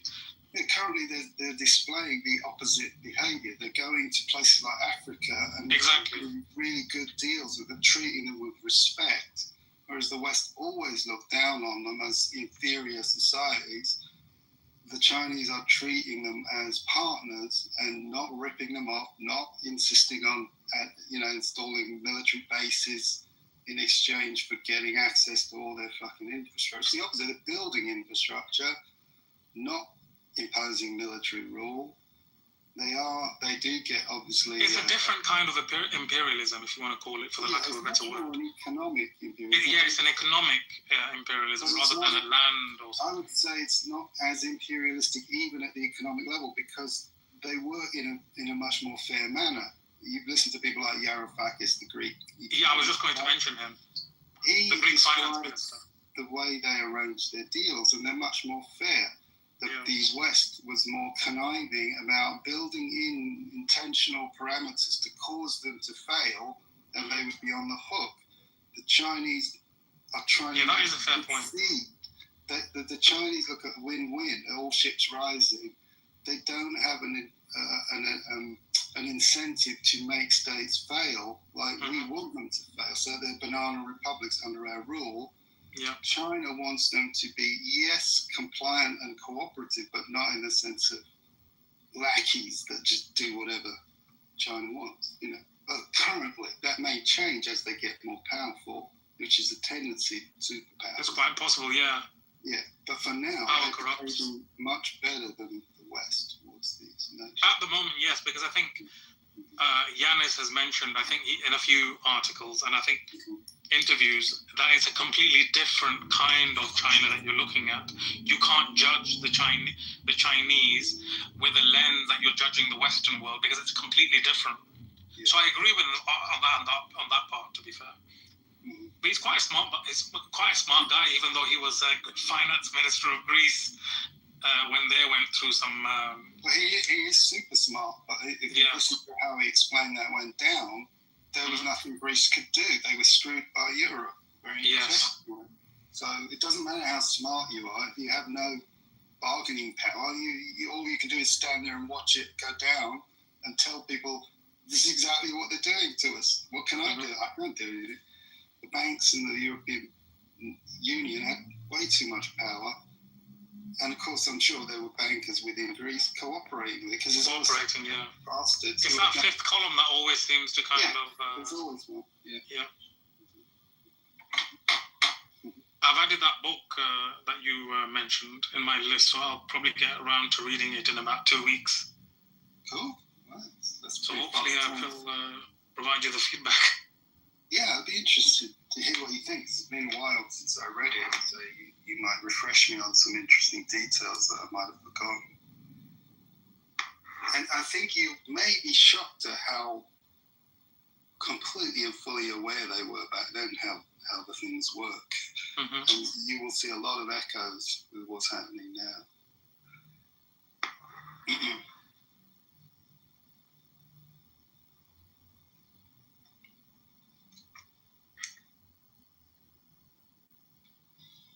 Yep. Anyways, if anybody else want to come up, you guys are welcome to come on up. Let me see if the hand raising is off. Okay, come on up. What are you doing in the audience? Yep. You're in bed anyway, doing nothing.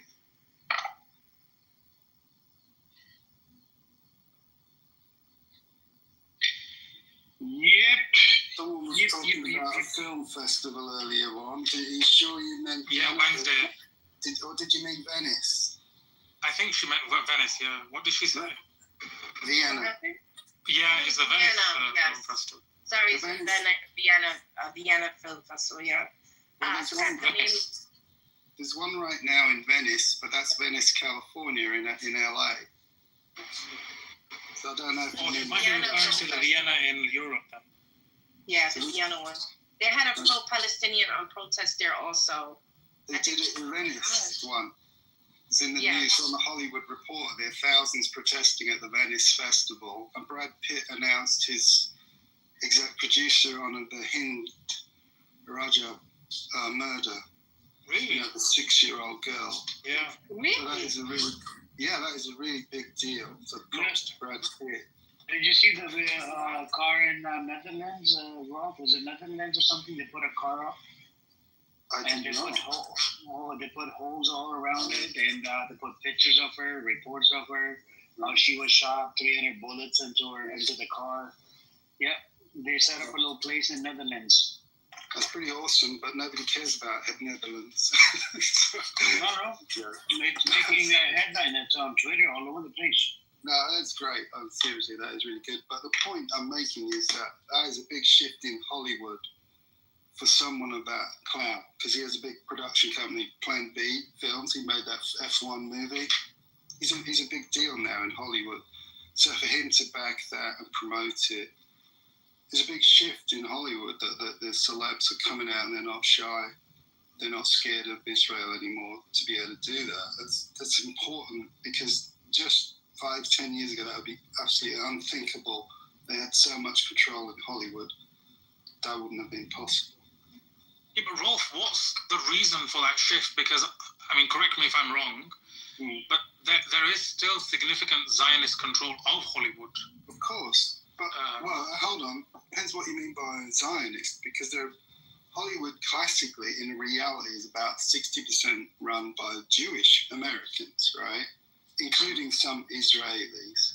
Mm-hmm. But Jewish Americans are not rabid Zionists. They're 98% mild Zionists who are liberal-minded, raised in America, and not indoctrinated into the pure hatred that Israelis are, right? So all the Jewish people I know in America are quite appalled by what's going on. Mm-hmm. And so there are going to be plenty of Jewish people in Hollywood who have been quiet. It's very awkward for them. They don't want to be seen as self-hating Jews. They don't want to be seen as disloyal, but they're quietly very upset with what's going on. So you can have a goyim like Brad Pitt get away with it, and then you may have, say, a Joaquin Phoenix, who I believe is Jewish, who's speaking out against it. So there are plenty of American Jews who are very, very upset with this. They tend to blame it all on Netanyahu, but that's a generalization. Many of them quietly realize how extreme Israel as a nation has become. And many of them, of course, never move to Israel, right? They stay here in California or New York, where it's comfortable. So that's part of the shift, but also the shift in financing. I think the finances in Hollywood are not so dominated by pro-Israeli groups anymore. There's more and more funding coming from outside, especially the shift towards the Chinese market.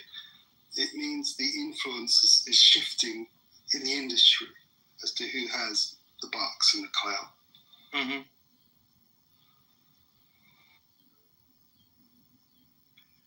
But Rolf, you said the American Zionists are not as wild. I believe they are.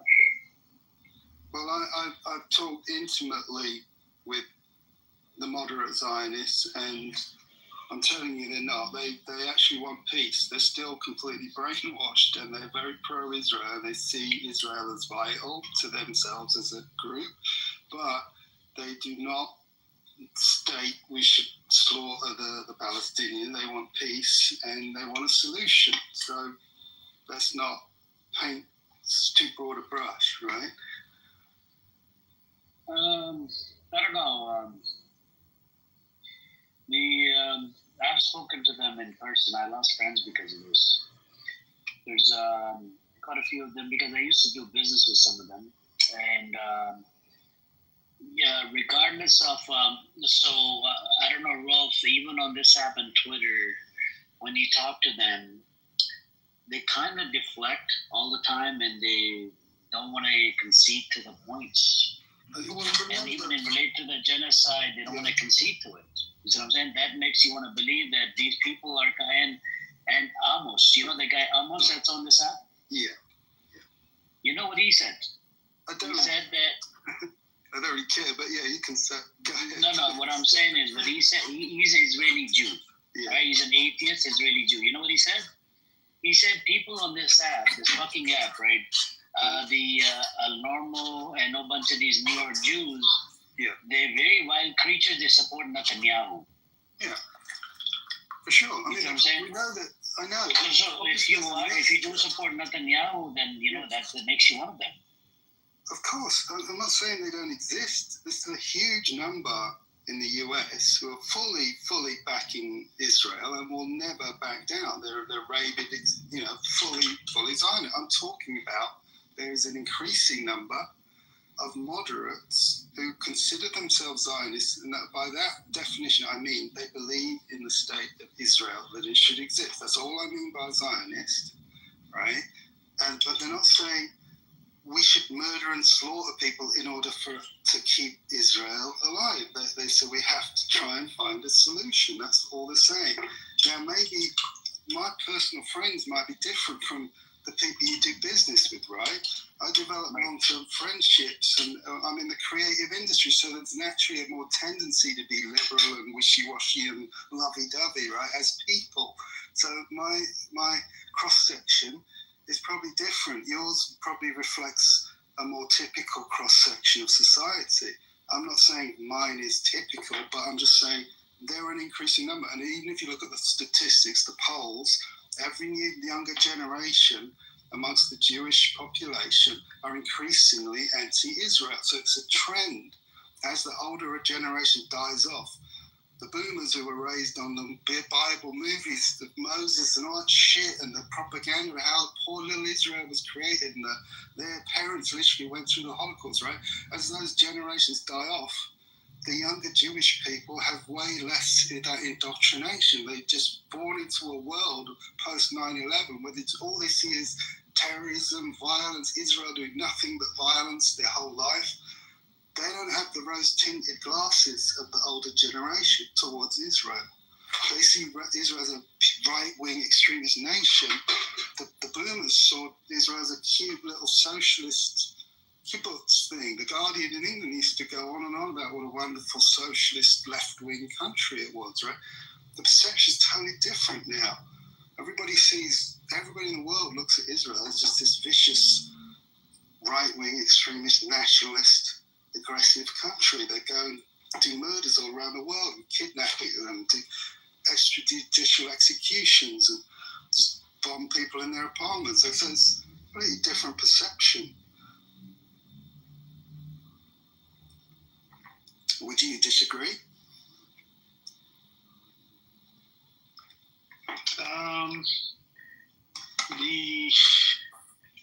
I don't know what to tell you. I mean, everybody's experience. Yeah, I'm not. I'm sorry to say, I'm not satisfied. Well, I'm not satisfied either. But there is a trend. The kids, yes, the kids are changing, but the older generation, they're not changing at all.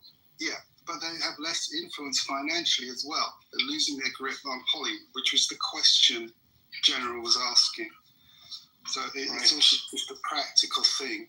They don't have as much financial influence. Well, of course, I say that, but they've literally just made a massive move to re-grab influence, which is the Skydance takeover of Paramount, because that's Larry Ellison's son, which means Larry Ellison, and he's the guy who created Oracle. He's another super ultra pro-Zionist Israeli type, and he, on the day of Trump's inauguration, was one of those creep moguls on stage with Trump, along with Musk and the other cronies, announcing a new AI plane, 500 billion worth or something insane. Yeah. Brand new fucking surveillance system working with Palantir and the Israeli, what are they, Unit 8200 or whatever. Yeah, Unit 8200. So these fuckers, you know, I'm contradicting myself here because they've just done another massive power grab to regain control over a large part of Hollywood. So yeah, I'm somewhat contradicting myself. But I've worked for Disney. Disney are super liberal progressive. They are not, they're still run ultimately by the pro-Israeli camp, but they're much softer liberal end of the pro-Israel camp, and they're very, very diverse intentionally, as you know, they're famously diverse. So the people you're working with in Disney are people, Asians, Chinese, Arabic people. Disney was known for Jew hating. I think Disney himself, that's an exaggeration, but ever since the 80s and 90s, Disney was fully taken over by pro-Israel types like Eisner, Bob Iger. They're all Jewish moguls who are pro-Israel. But again, they're on the moderate. I tried looking into the board directors. It's like they didn't have the Zionism. I mean, they did write a check to Israel after the 7th of October, I think, for $1 or $2 million, but didn't show any connections. No, it's all behind the scenes. It's on the board of directors and all that. They are ultimately pro-Israel, but they're very moderate on the scale of things, right? That's all I'm saying.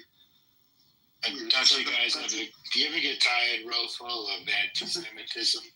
I'm not anti-Semitic. I just spent quite a while talking about some of my best friends who are Jewish. Yeah, but you always talk about Israel. I don't always. I was in a room hotly debating people about Russia and Europe. You weren't in that room, so no. I don't always talk about Every time I see you, you're talking about That's because you're in this room, and the topic of this room usually revolves around Israel because we can talk about something else. Palestinians. No, I fucking won't. Certainly not for you, you stupid cunt. How fucking dare you tell me what I'm going to talk about? That's what the fuck I want, especially when there's a fucking genocide happening. So fuck you, stupid cunt. But it's anti-Semitic to talk about this. Get the fuck out of here, you stupid cunt. You see my PTR? I don't give a fuck about your fucking stupid PTR. This is the definition of anti-Semitism by the Anti-Defamation League. They're a fucking bunch of clowns. The ADL who defended that fucking child rapist. Fuck them. I don't give a fuck what they think. They've completely lost all credibility. Alleged. They've lost all credibility. I don't give a fuck what they say or write in print. Irrelevant. The world knows what Israel is doing, and the IDF are doing another push into a ground invasion into Gaza, slaughtering civilians in tents. What the fuck justification have you got for that, you fucking arsehole? Hamas operating. Hamas. They're fucking starving civilians in tents. Children. Hamas is underneath that. Stupid cunt. It's nothing to do with fucking Hamas. Why do you think the world's fucking outraged by you fuckers? You keep fucking murdering children every fucking day. 20 to 100 kids murdered every fucking day. That's why even normal people are fucking in tears about this shit. People who never gave a fuck about Israel before, they don't give a shit. But they're seeing the fucking slaughter and torture with their own fucking eyes. Why do you think they're fucking outraged like I am? Because they're normal human beings with a conscience. So shove that fucking anti-Semitic crap up your fucking arse. There's nothing to do with it. Israelis could be Iranians, Jordanians, Chinese. It doesn't matter what they are, what their fucking religion is. They're fucking evil bastards slaughtering innocent children every day. There's nothing to do with fucking Hamas. So shove it up your fucking arse. What do you got to fucking say for yourself? I don't think there's any reaching you. There's no getting. No, you're not fucking reaching me. Far from it. You can hear the anger in my fucking voice. Because these children are dying every day. And nobody's lifting a finger to stop them. What are you doing to protect those fucking children?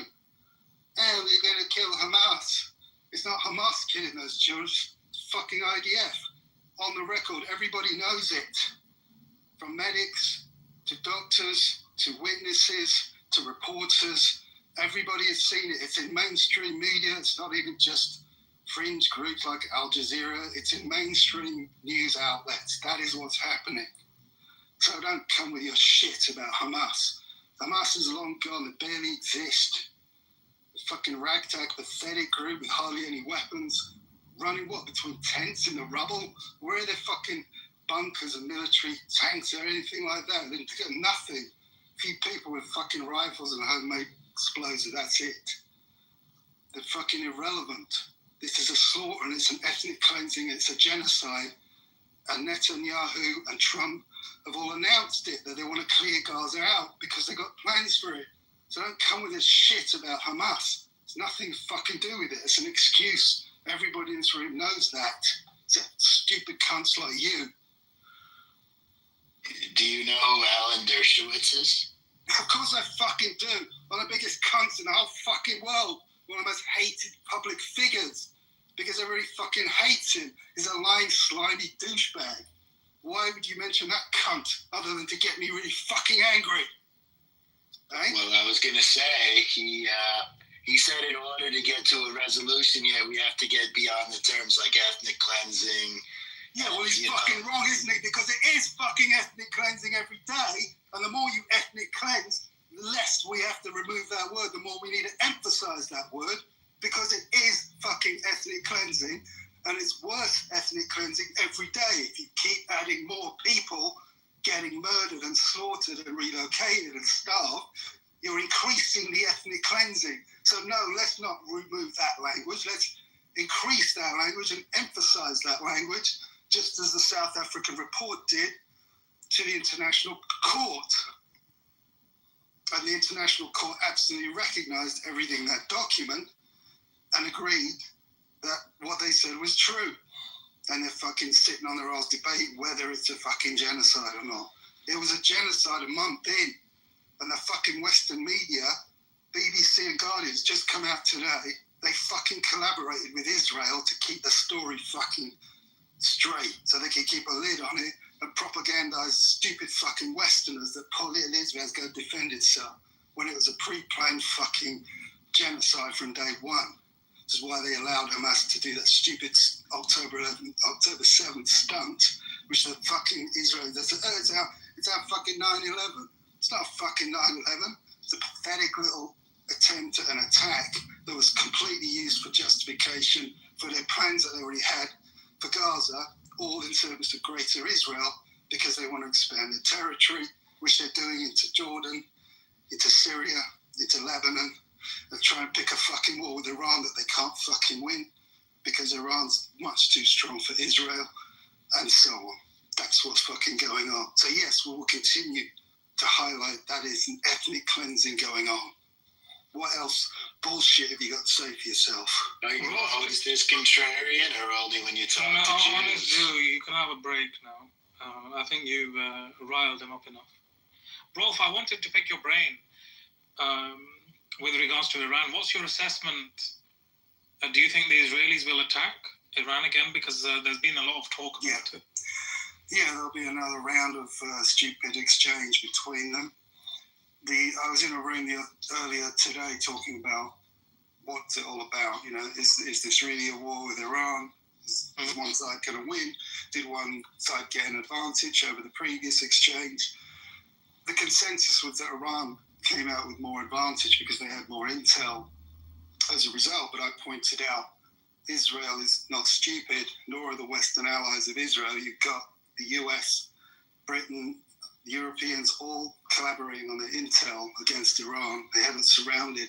So whatever Israel did was a calculated provocation, again, to assess Iran's capabilities. It also appeared to highlight collaboration with China. So all of these were useful data to help the West replan. And so that's what I expect to see, increasing exchanges where both sides recalibrate against each other.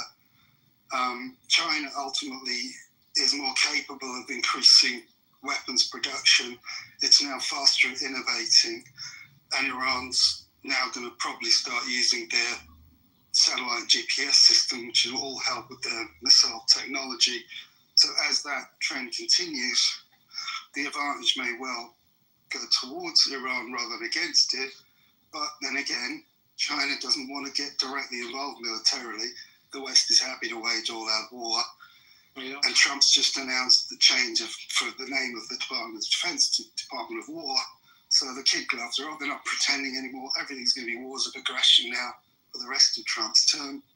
And so they're happy to go full-on war with Iran.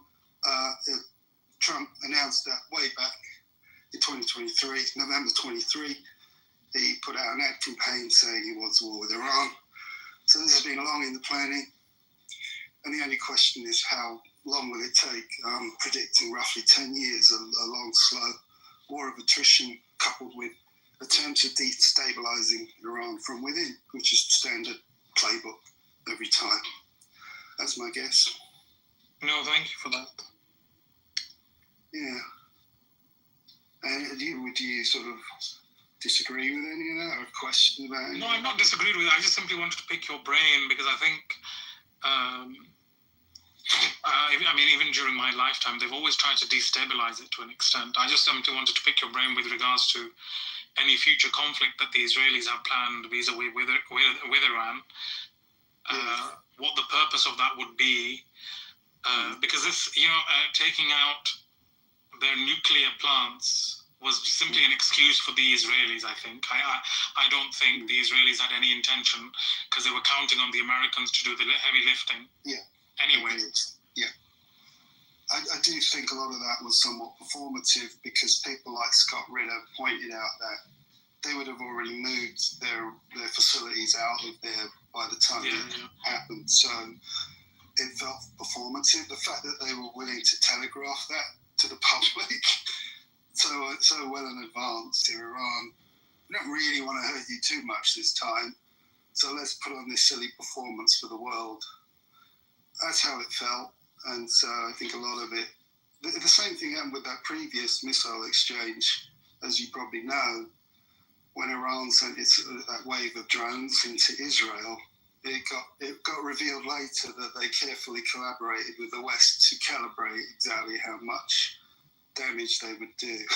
Yeah. So there's a lot of sort of theatrical performative stuff going on here as they feel each other's capabilities out. And it's very complex politically because you've got players like Russia in the mix who are split in their agenda. Their agenda ultimately makes sense to defend Iran for geopolitical reasons, but they're much more aligned traditionally with Israel, culturally as well as they have. They've been fucking Iran over recently with Azerbaijan and Armenia, the different pipeline plants for those areas. So they're less and less of an effective ally for Iran, which is why Iran's pivoting much more towards China. To be fair, I'm not sure if you agree, but I always find that even, for example, with the Iraqis and the Syrians, to an extent, the Russians have always been an unreliable partner. I mean, for example, and I'm not sure if this was the Iraqi campaign or the Syrian one, where the Israelis went in and took out the nuclear plant. One of the books I read on it was that the Russians had given the Israelis the codes for the S-300 systems that I think it was either Syria or Iraq was using at the time to defend the plant. So it always feels like whenever, for example, an ally like the Iranians or basically a Middle Eastern ally, or even anywhere else, to be fair, the Russians always come out as not being very reliable. They're not. They're probably the opposite. If you add it all up, I think they're more of an enemy to the Islamic world than an ally. Yeah. They have to play nice publicly to Islam because they have such a large population in their territory. They want to keep them on board. They want to keep them as allies to have access to trade and oil, all that. So there's a lot. That's why I'm saying it's a conflict. When it comes to the nitty-gritty, they're actually they will simply stab them in the back. And that's why it seems to occur more often than not. Agreed. So I think that's why the Iranians are moving towards the Chinese now, because I think they've figured out that the Russians are not doing anything. There were two recent examples, I forget the details, where Russia screwed them twice recently. And that coincides with very public statements with China saying, we fully support Iran. Yeah. And as you heard, talk of big Chinese bomber landing, or not, a cargo plane landing in Iran, maybe to deliver radar systems and stuff like that. So there clearly is more of a pivot towards China, and China absolutely needs that oil. It needs the Strait of Hormuz being kept open. And I think China would be a natural partner for the Iranians as well, because I think the Chinese manufacturing capacity and capability is there, whereas the Russians are not really. I mean, some of their technology is not. I mean, people like to boast on about the S300 and the S400. I don't think it can. It doesn't live up to its name. I agree. It's not all that hot anymore.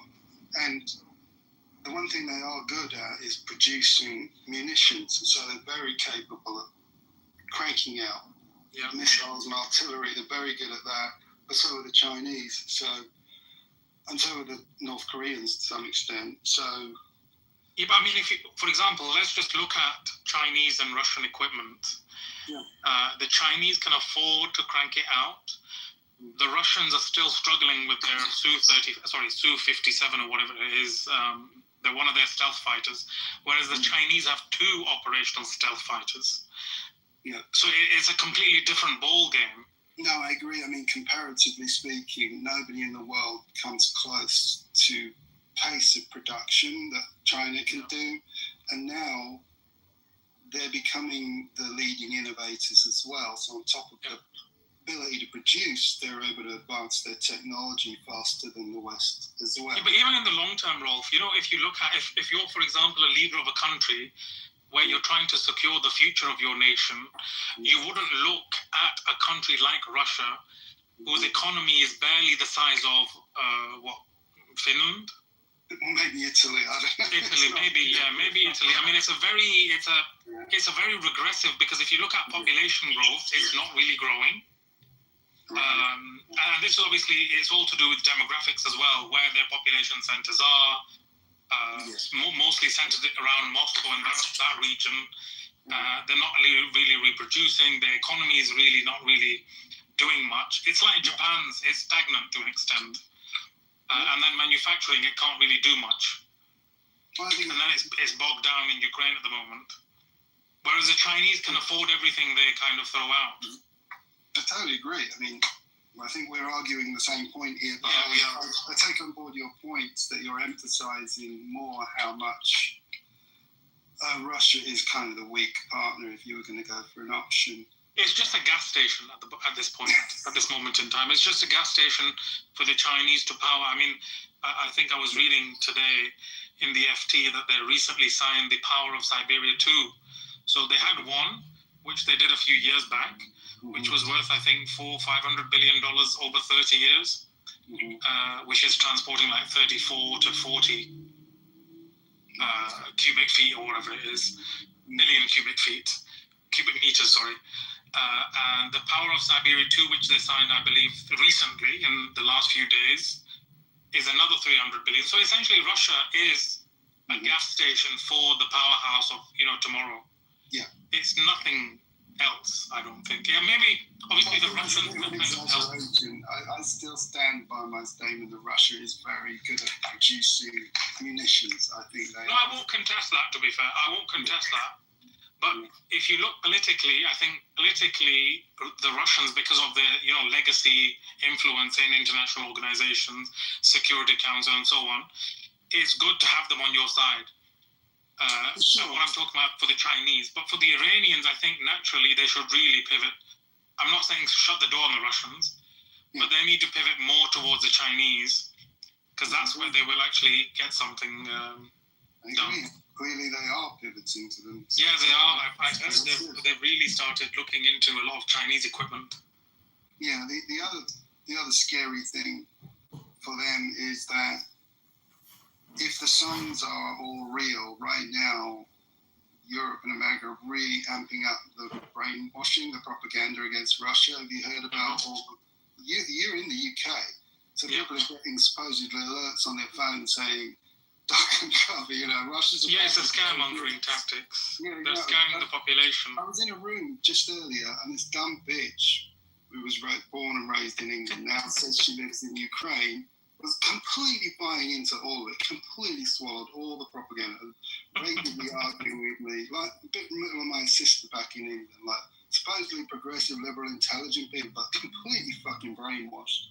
And they're buying into it. So if this is going to play out, then it means it's a clear indicator that the West is going to do a massive military push against Russia. And their plan is to balkanize Russia. Yeah, definitely. If Iran knows this is about to happen, that's another reason Iran would be giving up on Russia and again go to... That's been the aim for decades, though, balkanizing the Russians. Exactly. Because it's still very resource rich. Right. And same way they want to get their hands on Ukraine's resources. Exactly. Eastern Ukraine is full of gold. Yeah, and heavy metals and all. Heavy metal. I mean, what I meant by gold was the resources. Oh, right. Not as in gold. Yeah, but yeah, you're right. All the heavy metals that we need, they're all in Eastern Ukraine. Yeah. Sister Eze, you nearly gave me a heart attack. I looked at that picture, I thought it was Black Rabbi, and I nearly blocked him. And then I read the name. I'm sorry. I almost scared myself. I had to literally what happened there? Put my regular picture back up. So annoying. So annoying. Did he come back in? Not to my knowledge, no. Oh, thank you, Lord. By the way, I think did I fall for Honest Joe again for a second time? Yeah, you did, Rob. Sorry, I completely thought it was El Norma with another name. I keep doing it. My I thought it was El Norma. Sorry. I thought you knew me while we were going through the whole thing. I was surprised we were getting so warmed up. I'm fine using it as a stimulus to sharpen my fucking bullshit. But, apology. I can't believe I fell for it again. I had another question. Just like El Norma. I do, yes. I copied his voice. Yeah, you do. And I had another question lined up for you. We were going to keep dancing, but General saved you. Yeah, I had to intervene. I knew where he was. You could hear it in the voice, and I was like... I know, I was getting a bit... Well, I was getting very emotional there. You know what the next question would have been, Rolf? I'm still scared to ask, but go on. It would have been, are you always this contrarian, or only when you talk to Jews? Oh, yeah, nice. Yeah, I am. Even my friends, I'm a natural contrarian, so that's the one area we would agree on that, yeah. I actually would have not thought you to be. I would have thought you to be a very sane and simple man, very deliberate and composed, except with this topic. Yeah, I get it. I thought that question would really get under your nerves, regardless. Yeah, well, it would have, but at the same time, I like being called a contrarian because I am a contrarian on every subject. So I embraced it and I don't mind. Interesting. Yeah. So I'm flattered that you think I'm the real deal, by the way. Really, I know. I fucking fell for it again. I'm an idiot. That's funny. I mean, does that chump still come in here, El Norma? No, he stopped coming in. Okay. He doesn't come in officially anymore. I think he does come in, but he probably comes in anonymously. Yeah, that's what I meant. He doesn't officially come in here. Yeah, I would not be surprised if, one of those little anons with glasses was him. A bunch of hours to come in on his own. It is what it is. God save the Queen. Who is that? That guys at the bottom. We get some weirdos in here, man, for real. We do. And God save the Queen. I bet they don't support Israel because Israel is the beacon of democracy, and that person sounds like a monarchist. Good point. The Queen never set foot in Israel, did she? No, she didn't. So she must be away. Have any of the royals been there? No. I don't think so. Oh, what a fun fact! It is a fun fact, isn't it? Apparently, I read. You just blew my mind. Why haven't the royals it was to do with, you know, what the Zionist group, if you want to call them terrorist groups, militias, but according to the British, they were terrorist groups. The militias, you know, Haganah, Lehi, and all the other rest. Correct me if I'm wrong, it was to do with their attacks against British officers and soldiers and civilians. And I think the Queen it was during her lifetime, if I'm correct. Or when she was very young, if I'm correct. How interesting. I might be wrong. I just simply read it on Instagram. Yeah, I heard that is the reasoning. That may be an oversimplistic reasoning, but it would make total sense. It would make sense. There may be deeper reasons than that. Yeah. But just to correct you, there have been a few visits. So the current. There have been a few visits between who and who? Yeah. Of British royals to Israel. There have been a few, but I don't believe any by the Queen. Has the Queen come here? Oh, I assume many times. Many times, right? Yeah, I would assume. No, you guys are their main job was visiting countries. That's what I'm saying. So why wouldn't she have gone to Israel? Well, that's the point. She was Christian, right? Yeah. Yeah. And they have rabbis at the big ceremonies. You know, the big, the coronation of Charles. Yeah. I noticed they had rabbis right up front and everything. I know Jonathan Sachs was knighted or something like that. Rabbi Jonathan Sachs. Yeah, he used to be the chief rabbi of England. Why?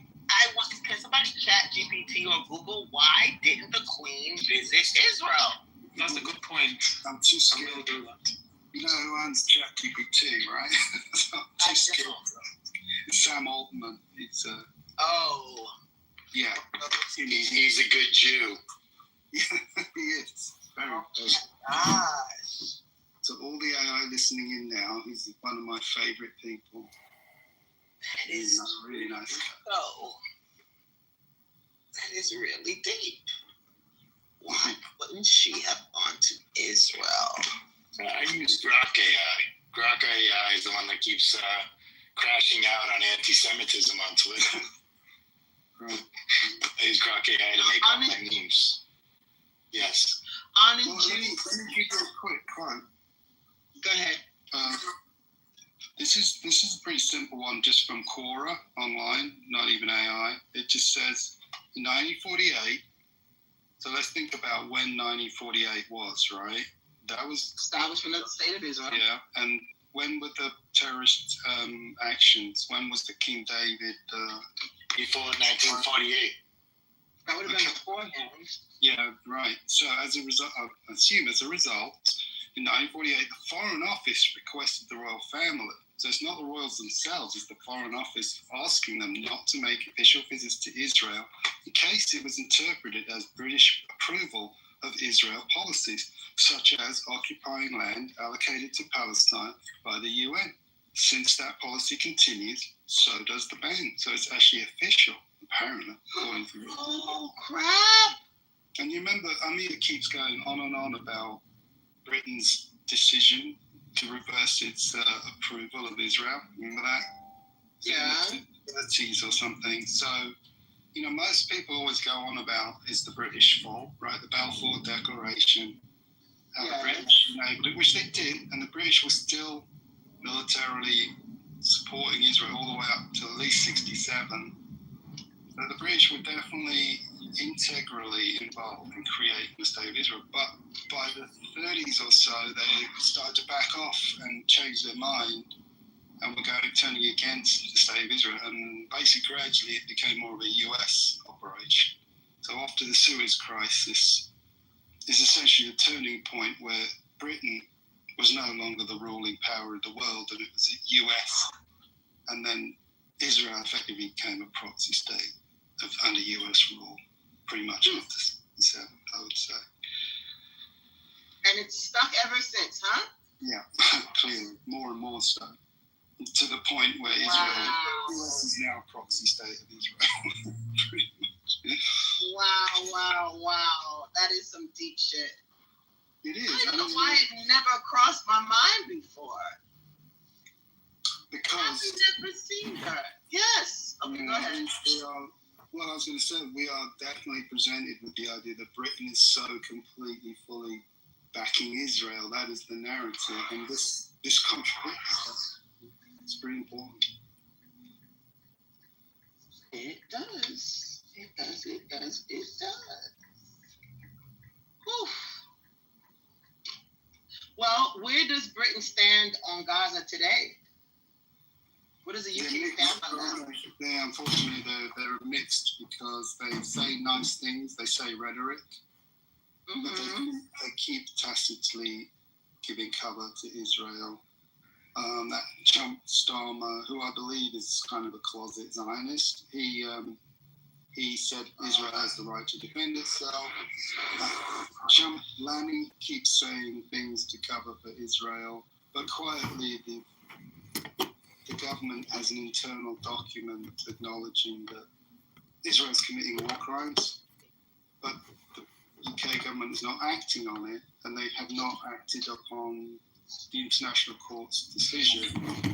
So the UK is playing this game of hypocrisy where they mix their messages. They don't want to piss off Israel, and they don't want to piss off the public, so they're talking out both sides of their mouth. Meanwhile, they're running. The bigger question is this good public policy? And I think actually, all three of us are in agreement that it might not be. Well, I think for me, I'm a big component that crime should be reduced, and that we should do something about crime. So that's where I start. Let's start there. So now, if we're gonna put that on the table, then you got to look at all the options, all the solutions, and everything that goes into play, and being serious about reducing crime. If you can't eradicate it, just like you might not want to be able to eradicate poverty, but can you reduce it? And do you really want to? So if you really want to do something, right, you don't put one knee-jerk, overreaching measure and say, well, yeah, my family and my sisters and that ain't serious to me. If you really want to do this shit, we know that Boys and Girls Clubs helps. We know that summer jobs, and we know that tutorials. We know that housing. We know that these things reduces crime. Right. And Leroy, I'm going to cut you off because you've had it for a while, but I want to just say, that's the second time you mentioned the Boys and Girls Clubs. I will tell you, it's very anecdotal, but I can tell you from my personal experience being involved in a program with the boys clubs in Detroit, that we had tremendous success with some of the youngsters, not quite men, but no longer boys, kind of like mid-teens. So I say youngsters. Which dates me a little bit. I don't think people use that terminology that often anymore. But anyway, who had it were it not for the programs that I was involved in. I mean, I'm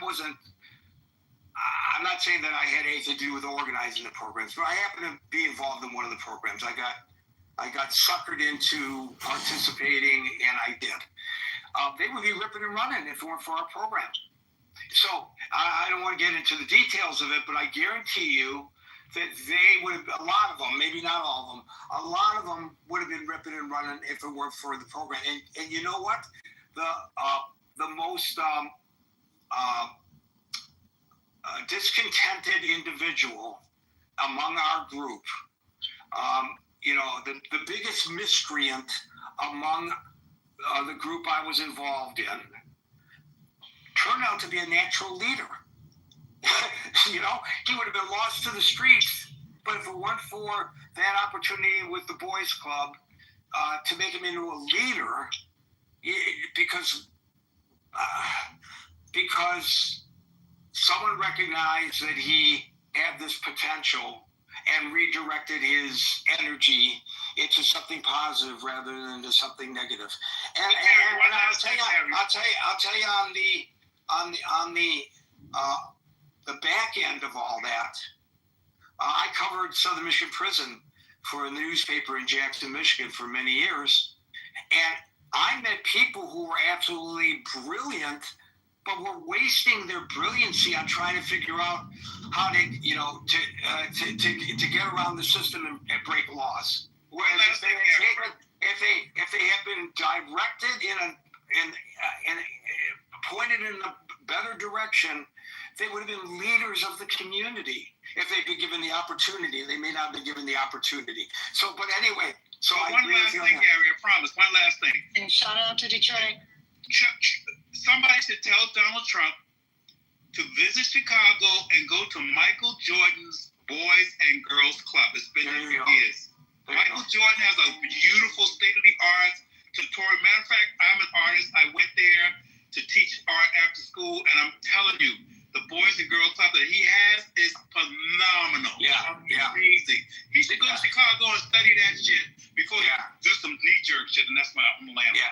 I know a guy who was about my age who talked about his childhood and or youth, and said if it weren't for the Boys Club, he would have ended up being a perpetrator. That's from him. And he turned out to be a pillar of society. Thank you for that, Leroy. And I don't know how you got onto the stage so late, and I apologize. I don't think I'm going to get to you. No, it's all good. I just wanted to give a shout out to whoever was from Detroit. I am. Oh, are you from Detroit? Yeah, born and raised there. Well, then wait a minute. Maybe I ought to give you an opportunity. Where do you live in Detroit? I'm in Grosse Pointe. I'm in Troy right now, but I live in Grosse Pointe, born and raised. Yeah. Oh, very nice, very nice. I will be against Alter Road there right by, you know. Alter Road, that's the last road before Detroit, yeah. Right, that's a demarcation line between. That's the DMZ, man. Do you remember when Jam Sounds used to be at Alter Road in Jefferson? Yes, I sure do. Oh yeah, well that was. I can picture that. Big yellow building and everything. That was literally the crime DMZ, because all the cops were going in there to get their sounds, and all the drug addicts were going in there to get the big boom boxes for their cars. And so the rule was nobody gets arrested at Jam Sound. so they coexisted there. Yeah. That's awesome. That's amazing. That's amazing. Yes. Well, I will be in Grosse Pointe actually at the end of the month or the beginning of the next month, because my CPA lives right there. So okay. Yeah, his office is across the street from Grosse Pointe South High School. Oh my God! Yeah, that's like I could throw a rocket to high school. Well, we'll get together for a cup of coffee. Yeah, good chat. Okay, and thanks a lot for that. That's kind of fun. Okay, Brian, you get the last word. Thank you, Leroy. Brian, did you fall asleep? No, I'm sorry. Something came up on my screen. I had to get it off before it would let me find the mute button. That's why I put it in D&D. D&D. Go ahead. You're up. Was Double talking about, when he was talking about feeling unsafe, was he talking about Washington, D.C. or Baltimore? No, Washington, D.C. He said his girlfriend was in... So when was he out of his apartment last? Because if he still feels unsafe, then obviously the National Guard hasn't helped. And according to Donald Trump, there's zero crime in D.C. now. So, I heard him talking about that, and I thought it was D.C., but I thought I better make sure. Yeah, he's talking about D.C. He even acknowledged that with the National Guard there, his girlfriend, that's her apartment, his girlfriend still feels unsafe, even with the National Guard there, he said. So, geez, what do we do now? Well, as Leroy pointed out, they're there for 30 days. So what happens when they leave? And he's absolutely right. He obviously is a guy, I could tell from how he expresses himself, and also talking about his experiences with the Jordan's Boys Club and all that. He's a guy who understands how it works. And he's absolutely right that if you're going to saturate an area, whether it's with the police or whether it's with the National Guard, and if they are, and there's a question of the legality of this, but if they're stopping people on the street with checkpoints, again, probably not legal, but I'm not an attorney, they're not going to be ripping and running with drugs and guns, because they don't want to get caught with drugs and guns, and they don't know when they might get caught with drugs and guns, so it's a deterrence. But when they're no longer on the street, then they're going to be back out doing what they were doing before. And you will see that. And when it happens, the president probably will say, see, this is why we need the National Guard. Or maybe he'll ignore the crime statistics at that point. But I will put my money on Leroy's prediction that in a couple of days, whenever this thing expires, this 30-day deployment, I'll have to check to see when that might be. The crime will go right back up in the areas that the National Guard's patrolling, of course. Yeah, they'll probably put an extension, but I mean, in short, I'll let you go. But I agree with most of whatever everyone has said. I think that we need to put the money into the crime fighting in the programs, and I don't think it's fair to our National Guardsmen to use them in that fashion because it's not really their job, and they're either going to be underarmed and at risk or overarmed and run a risk of a bigger incident happening, which I'm surprised hasn't happened yet, sending them into, if they were actually sent into neighborhoods where there were violence. One other quick thing I was thinking about earlier is that, in our city, we've got these things around the city that if it hears gunfire, it reports it. Do you know that any other... Most major cities have these shot detector programs. Yeah. Yes. All right, Gary, have a good evening and good night. And they work, but they don't work very well around the 4th of July. Folks, we're here Monday through Friday from 5 p.m. to 6 p.m. New York time. So until 5 p.m. New York time tomorrow. For the next edition of the Critical Thinking Forum, everybody be safe, be well, and peace out.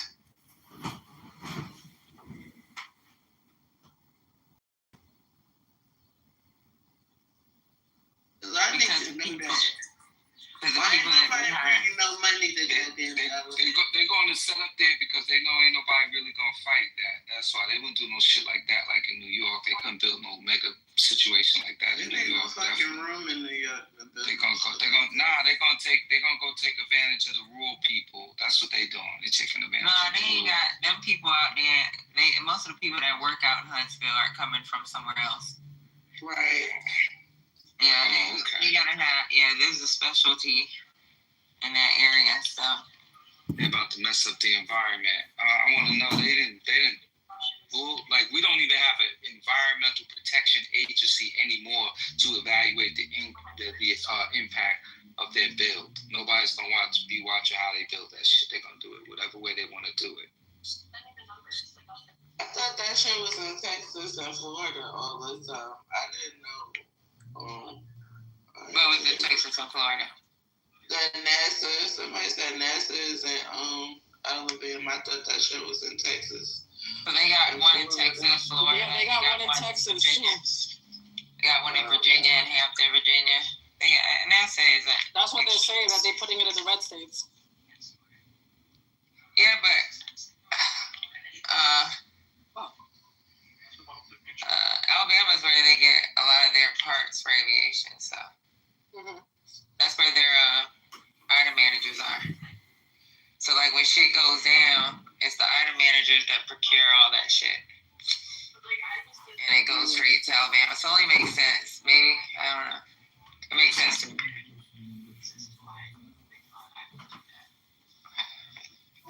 Let that man run his business. I'm about to say, would it actually cut the cost of transporting it around? If they building parks and shit in Alabama, that means there gotta be some kind of jobs there, isn't it? I know. So most of those parts are built overseas. It's just that's where the items are stored. Right, and I'm wondering because of the Trump administration, they're trying to get rid of all this fraud, waste, and abuse. Does technically them trying to build a facility down there at least cut the cost of transporting those items to different states? I don't know. I just know that they've been talking about it for a while. Just happened to work. They've been talking about it for a while.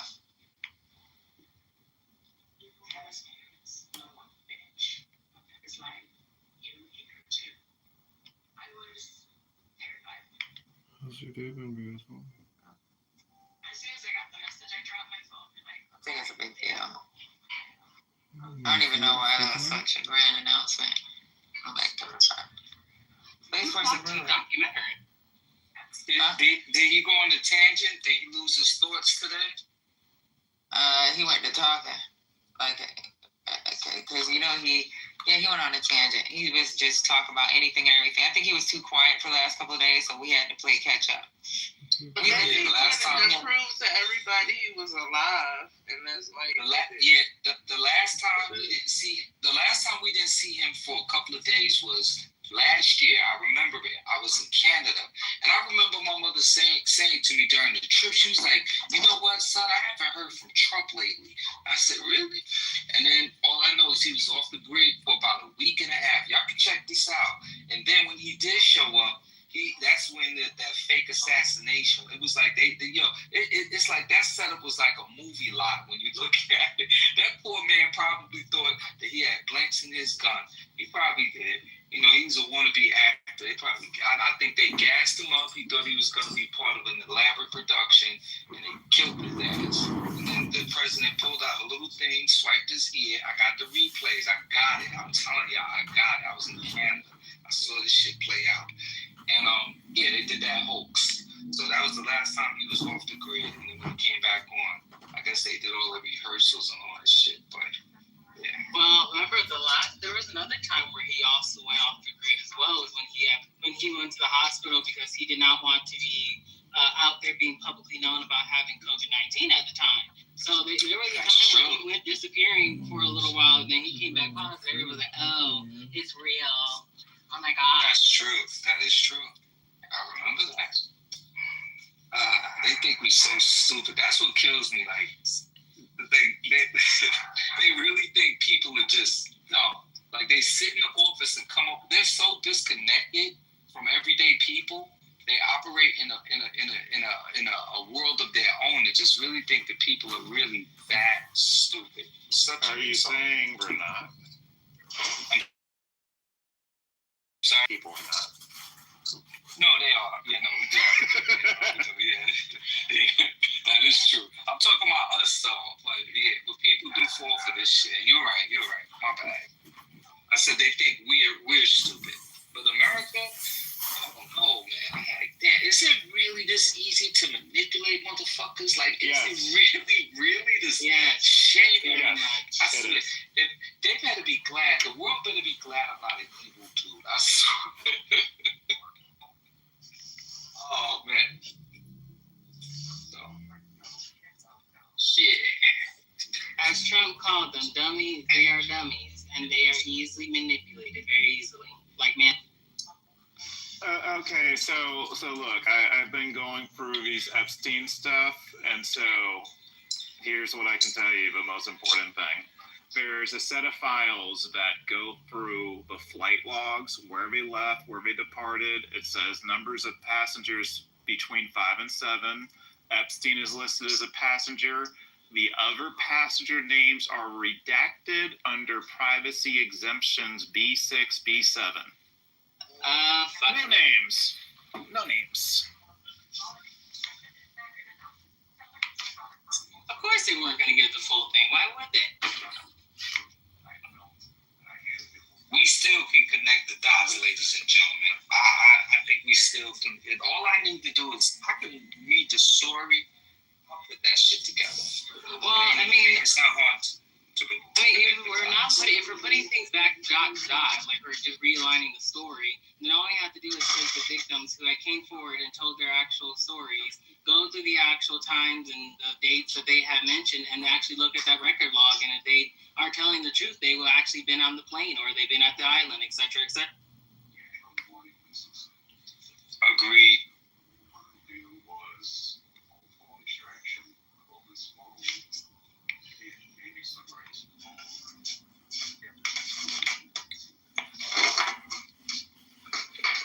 And to think that the level of wealth that this man accumulated, right?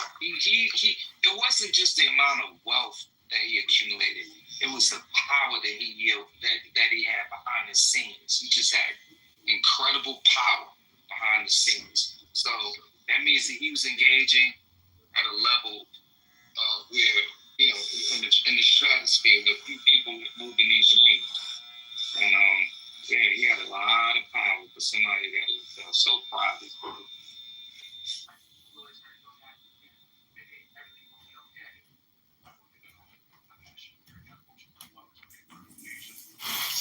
I guess my main what we were kind of talking about earlier is just where is this gonna go? Is he gonna be sentenced to jail time? Is he what is this going to be? Is who gonna be sentenced? Like, yeah, I want to know what the Is who gonna be sentenced? Who are you talking about? Is who gonna get sentenced? Yeah, you better not say Trump. Trump is not going to prison for this. I can tell y'all that. He might now. The country might be in an upheaval. Some other shit will happen. But yeah, he ain't. That should have never made it to court. He is an expert at piling so many lawyers and appeals on situations that he typically wears out his opponent. They just get tired and just like fuck it, they don't quote. But he just keeps going and going. He's relentless. But I doubt very seriously if he serves any time for what he's done. He is more likely to be impeached or some other things probably can happen before he does any time for his dastardly deeds with Mr. Epstein.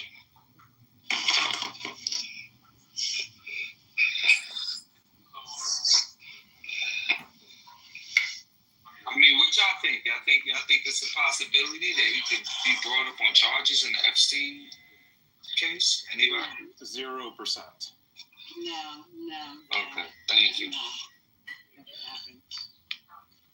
But it might happen not after he gets out of office, but it's not going to happen now. And he's redacted and changed everything and it's just, I doubt it ever happens now because he's been in the White House and he's had all those records redacted.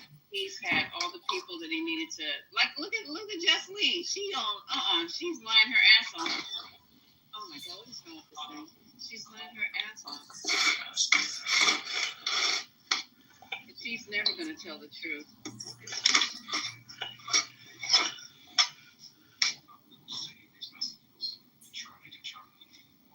Okay, I'm going to get ready to open, y'all. I'm going to put the link in Telegram.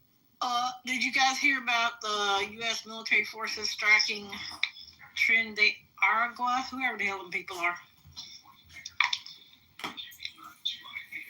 No? Yes? Maybe? No, he's bullying some small country somewhere? Is that what's going on? He struck some terrorists from, what the hell is that? Alleged terrorists. Well, they terrorists now because he said that early this morning, U.S. military forces conducted a kinetic strike against positively identified Trin de Aragua narco-terrorists in the Southcom area of responsibility. And what region of the world? The Southcom. Hold on. He say they're a foreign terrorist organization operating under the control of Nicolas Maduro. Isn't that Venezuela? Yeah, he said it happened while the terrorists were at sea in international waters transporting illegal narcotics headed to the States. They killed 11 terrorists. No U.S. forces were harmed. Please let this service notice to anybody even think about bringing drugs to the U.S. of A. Beware. Thank you for your attention in this matter. So he's calling drug dealers terrorists. Venezuela? Wait, Robert, is it Maduro, Venezuela? Because he's been sending boats down that way, and now they doing their thing. I'm not sure. I have to confirm. I'm shaving. Sorry. I can't confirm that. But I believe so. So basically, they're taking the story. They attack some drug dealers, and they're going to call them terrorists. Boy, these guys are crafty. Like, you can't name one terrorist activity that this group probably did. I don't know. I have to see this story. But, like, what attacks have they launched against Trin, whatever the hell they're called, TDA, I don't know, that's what they shorten them down to. They are like I thought some cartel shit going down with them. Their cartel? No? I don't know. I'm just reading what he did, what he said happened this morning. And that's why he was late. Yeah, they're a cartel. Cartel. Oh, they're drug dealers. Okay. If Trent was here, he could tell you cartels run drugs. Robert, what's I know that, but I mean, I know he's labeling them as terrorists. Well, you're trying to get me to tell you here. I don't understand. I'm hype. Yeah. But Maduro that Trump is going to try to take over Venezuela.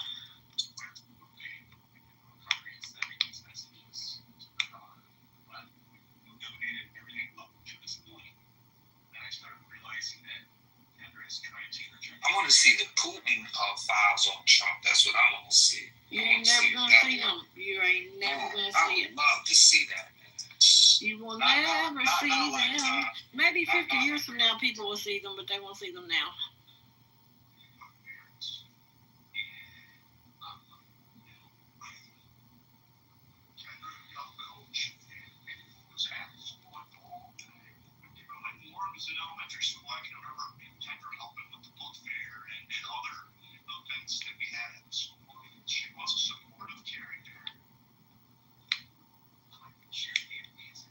Oh, they did say they're going into Chicago too. Yeah, we had heard that one earlier. Trump all over the place flexing his little ass cheeks.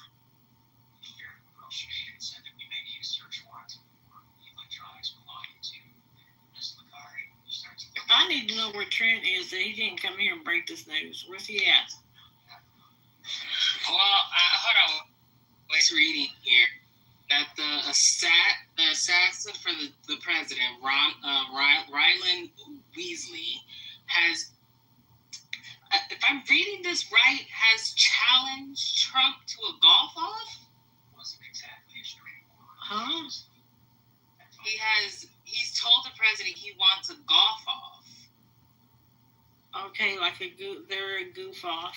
I don't even know who the other person is. Who is this person that's challenging? That's the one that tried to assassinate the president. Huh? Yes, the same one. I want off this fucking ride. He said that he wants to go and feed a pig. His words directly. I want off this train. I want off this rock, please.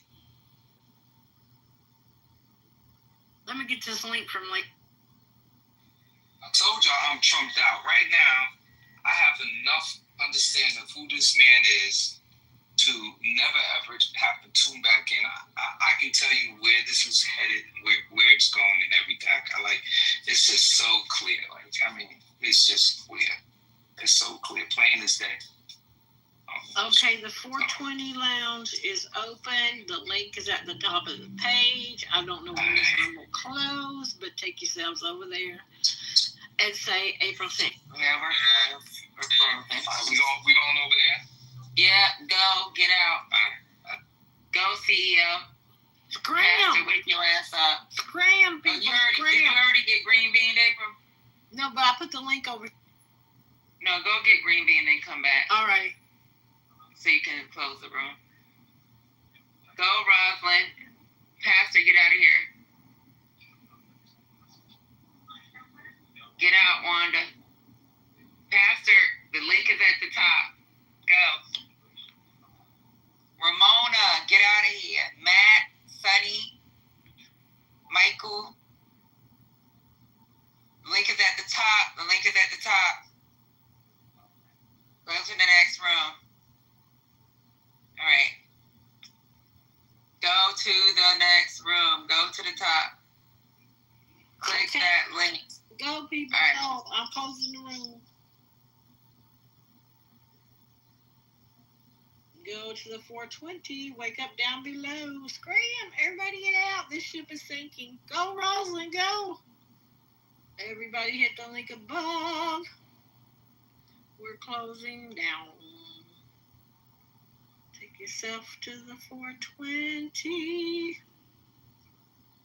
Maybe my singing will make all you leave. Get out. Get out. Go, Rosalind. Go, Rosalind. I can't leave without you, Rosalind.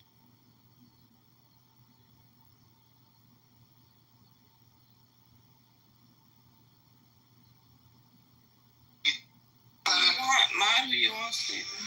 I can't have a room without mine and helium at levels. Like, those are my dogs. Yeah, they don't blow rooms, so yeah, mine. And those are my dogs, like, for real. Even A major, I feel some type of way that I'm out there. You know we want the content, Stevie. Nah, y'all my brothers for sure. I don't give a fuck. I don't know what happened with this nigga tonight. Like, what the fuck? He get his ass back in here. Who boomed it? I don't know. It was good though, but niggas hating. I mean, shit is shit was good though. He started getting to the point where he said, "Cardi." So was he? He sounded like he was in the courtroom. He was inside. He waved at her and everything. Oh, so he was inside. And she waved back. Yeah. They gonna whoop his ass. He keep fucking with them people. I ain't gonna lie. I'm a little afraid for him, to be honest. Where Wolf at? I'm a little afraid for him, to be honest. Yeah, and I raised supposed to Dia too. That's my dog. Dia's my dog, so at the end of the day. But you know, shit's crazy. Wait, Shakira said it wasn't her. Listen, I don't know, but that's gonna be big because you know Cardi is one to respond though. She ain't one of the celebrities that don't respond. You start pushing her against the wall too much, she start responding to her shit, and that's the only scary shit. Because it's like Level said she will pull up because last time some fans were fucking with her in New York, and she pulled up on the. It was on some Nicki fans. So I think like she legit will. You know, he does have to kind of secure himself, but I don't know. It's kind of a conspiracy too because I know the media and how they give it up. And bring up Chinky, and he literally said, Chinky, they boomed my last room.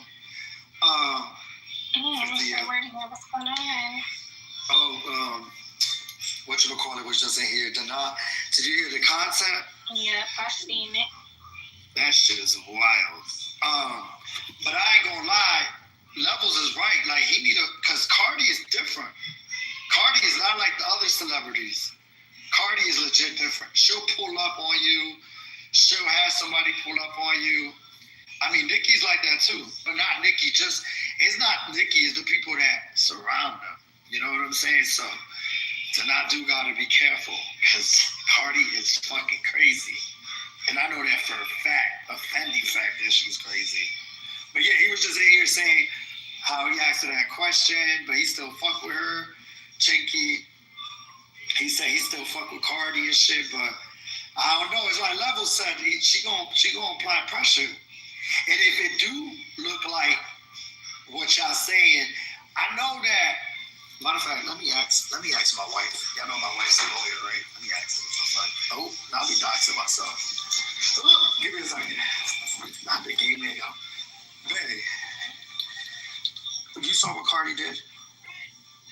How she just hit a reporter with something, and you know that she's in court for throwing a mic.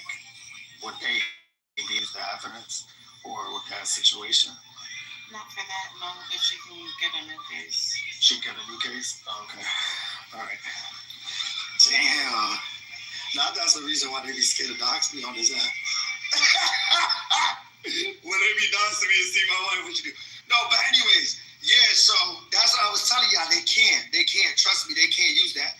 Now, the jury or the jurors might you know, change how they feel. But that, let me ask you about that. Give me a second. Oh, that was your wife? Yeah. Give me a second. Babe, would the jurors, I told you I'd be gay fishing. Would the jurors, like the jury, would they be able to change their, like, decision? Like, the jury haven't made a decision yet. They've already done closings today.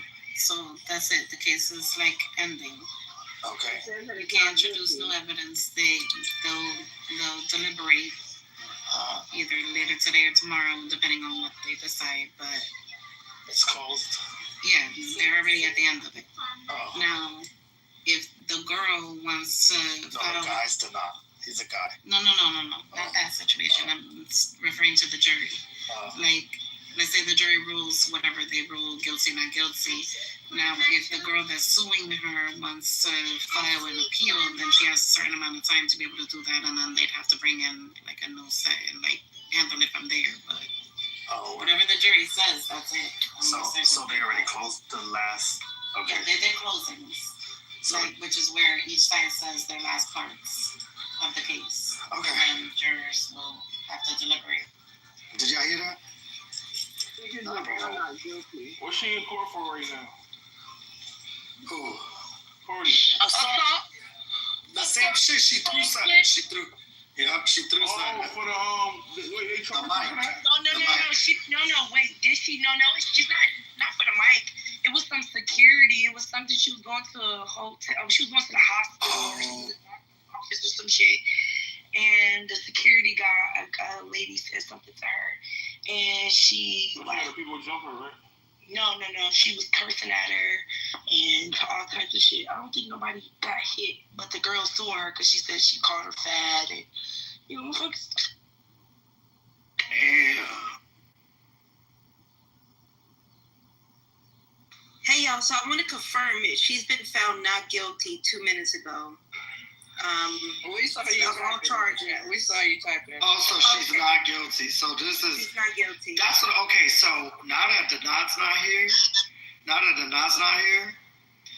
I know how to weigh. Like I know levels. He's on another level now because he literally just said here. That's why I asked him the Illuminati shit. He was like, huh? He had to breathe hard.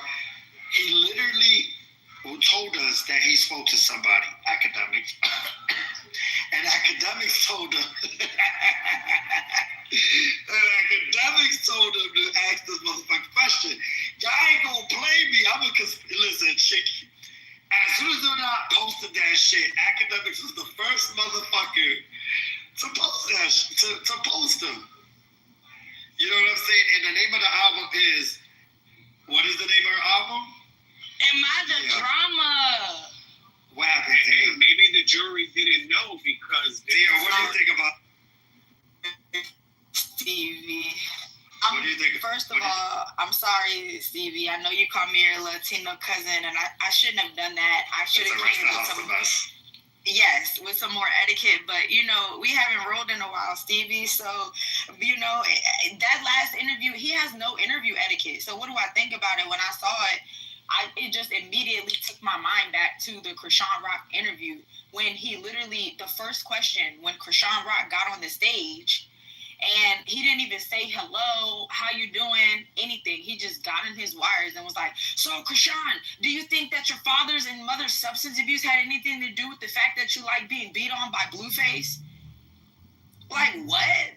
You don't say hello or anything, and that's why she was like, I'm gonna speak to her, and I was able to curve, got my clout in, like however that went, but he doesn't have interview etiquette. He gets so excited and so ready to, get a wow factor or a shock factor that he dorked himself out in the middle of the fucking interview. With so many things he could have said that would have been great content, great feedback. His own audience has turned on him. He's a complete fucking idiot and total dork. He blew it the fuck again, and I was happy to see it. So he didn't blow it this time because this time he was. Not to play devil's advocate, and I love you down, but he blew it. You did to him what he did to Krishan. You came right in and you came in hot. Oh yeah. Forward to the girls, that's like child abuse. Yeah, why is it? I guess you're famous because somebody's in here being anonymous. Weirdo. It's weird that your son or daughter is like going not to school at all. Yes, and you're like, climate change, and you're like, do you know that she actually removed the tweet on the 23rd of, I think it was June 2018 or 2019, she put a post, if we're not gonna make draft. I'm in Indiana, and the highest I've been paying around here is $330, going on $340. Sometimes in certain areas, the cheapest gas was $275. This thing is wow. His ass don't know. That's the cheapest, but it's almost $3 now. It's like $2 something now. Was that recent, the $2-something Brooklyn? Because I ain't never paid $2 for gas, $2 nothing for gas. I just get regular gas. I just get regular, but it's cheaper in Georgia, though. It's 277 in Dallas. I mean, well, in Garland. I'm in Garland. 430 in California. That's crazy. It's always cheaper in the South. I was gonna say, Lisa, the one that you're closest to, that 270 range, from what I know, is from, I have a friend in Virginia, and he did like 271 for his tank. Yeah, y'all need to hold this man accountable because right now he ain't doing nothing but being on a revenge tour that I'm aware of. He's loving this shit, Lisa. Oh my God, I know he's hitting a fucking heart. The more we suffer, the better he feels. He's pretending to fight crime for y'all and thinking y'all ain't gonna notice the groceries because you're gonna be so excited about him fighting crime. Someone is saying it's low in red states. I'm in Indiana, the most conservative state you can possibly get, and it's almost $4 here. We're pushing it. Gas is cheaper in the South. But that's always so. It's always cheaper, but it's not the cheapest that it is, though. It's kind of high for the South. Yeah, gas is like in Texas. That's fairly cheap for us. Gas is actually getting cheaper.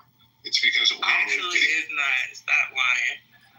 But see, maybe that's why the red states are falling for the okie doke because the gas is cheaper there, but it's not cheaper on these coasts. But it's not cheaper. It's been the same all 4 fucking years that Biden was in office. They fucking bragging it. It's the same shit that it's been. So it ain't cheaper. It's the same. What's cheaper because oil is cheaper. And what's happening with oil right now, oil is about $65 a barrel. What's happening because of partial, it's not in full, but partially because of EVs. EVs are cutting, and I'm not going to bore y'all with this, but essentially It's an oil supply, which is really nothing more than a conference call. It's an oil supply right now. Yeah, so EVs have cut into the oil demand by about 1.3 million barrels per day. We're expecting by the year 2030 that could get up to 5 million barrels. This is actually not good for Texas. And the reason why is they're now forecasting that oil could be in the 50s, which would be $50 West Texas crude. And that is bad because in Texas, we need oil to be around $72 to $75 a barrel for us to make money profit. We can go down to 65, but once you get into the 50s, we start to have mass layoffs. What the fuck is that? You don't make no oil money. I'm just talking about Texas in general. So this is Texas. This is mainly Houston and Dallas, but also the oil shales in West Texas and in Pennsylvania are affected by this. And so because it's partial because of EV, but there's other factors, because oil drilling has gotten more technology, there's a glut of oil and oil prices are coming down quite dramatically.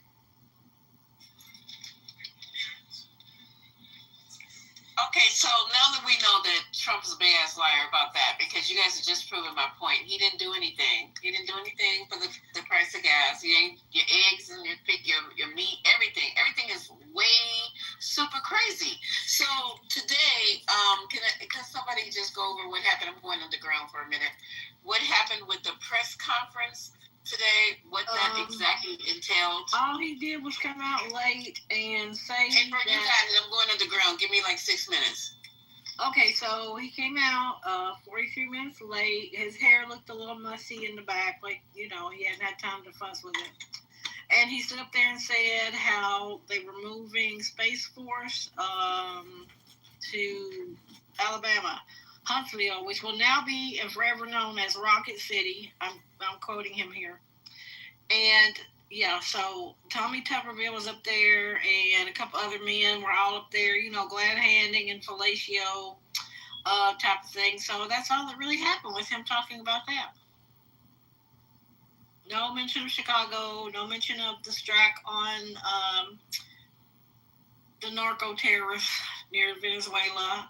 It was just moving the space program the Space Force to Huntsville, Alabama, which you can now call Rocket City. Get with it.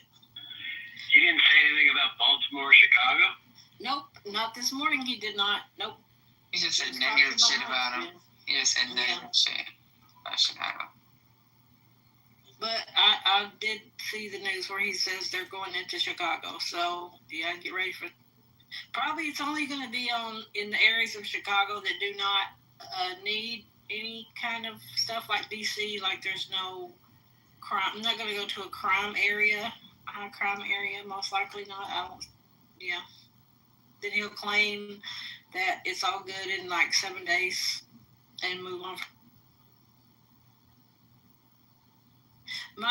They may need help, but they're not going to get the help in those areas. I don't think you're going to see that happen. I think when you have our National Guard picking up trash in D.C. because they got nothing else to do, I don't think they're going to task them with doing too much in Chicago. Anybody else got breaking news?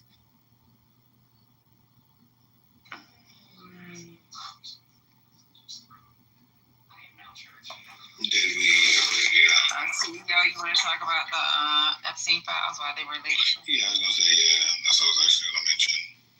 How many documents, at least according? Let me see. It was over basically 33,295 pages released. I'm not sure if those have been dug into to suggest President Trump's involvement, but yeah, I'm almost. Sorry, I'm almost done. Give me a few more minutes. I'll update. You're almost done looking at all the documents or looking at the news articles? I'm almost done looking through a significant portion of the documents for me to clarify. Sorry, not all of them. You're doing control F, right? Significant. We should split it up between the room. Everybody take like 20 pages and split that shit. Well, no, it's a lot, but maybe we take maybe a couple of hundred each and just read that shit and like study it. Yeah. You're doing the control F CEO or give me some pages. Send it to me.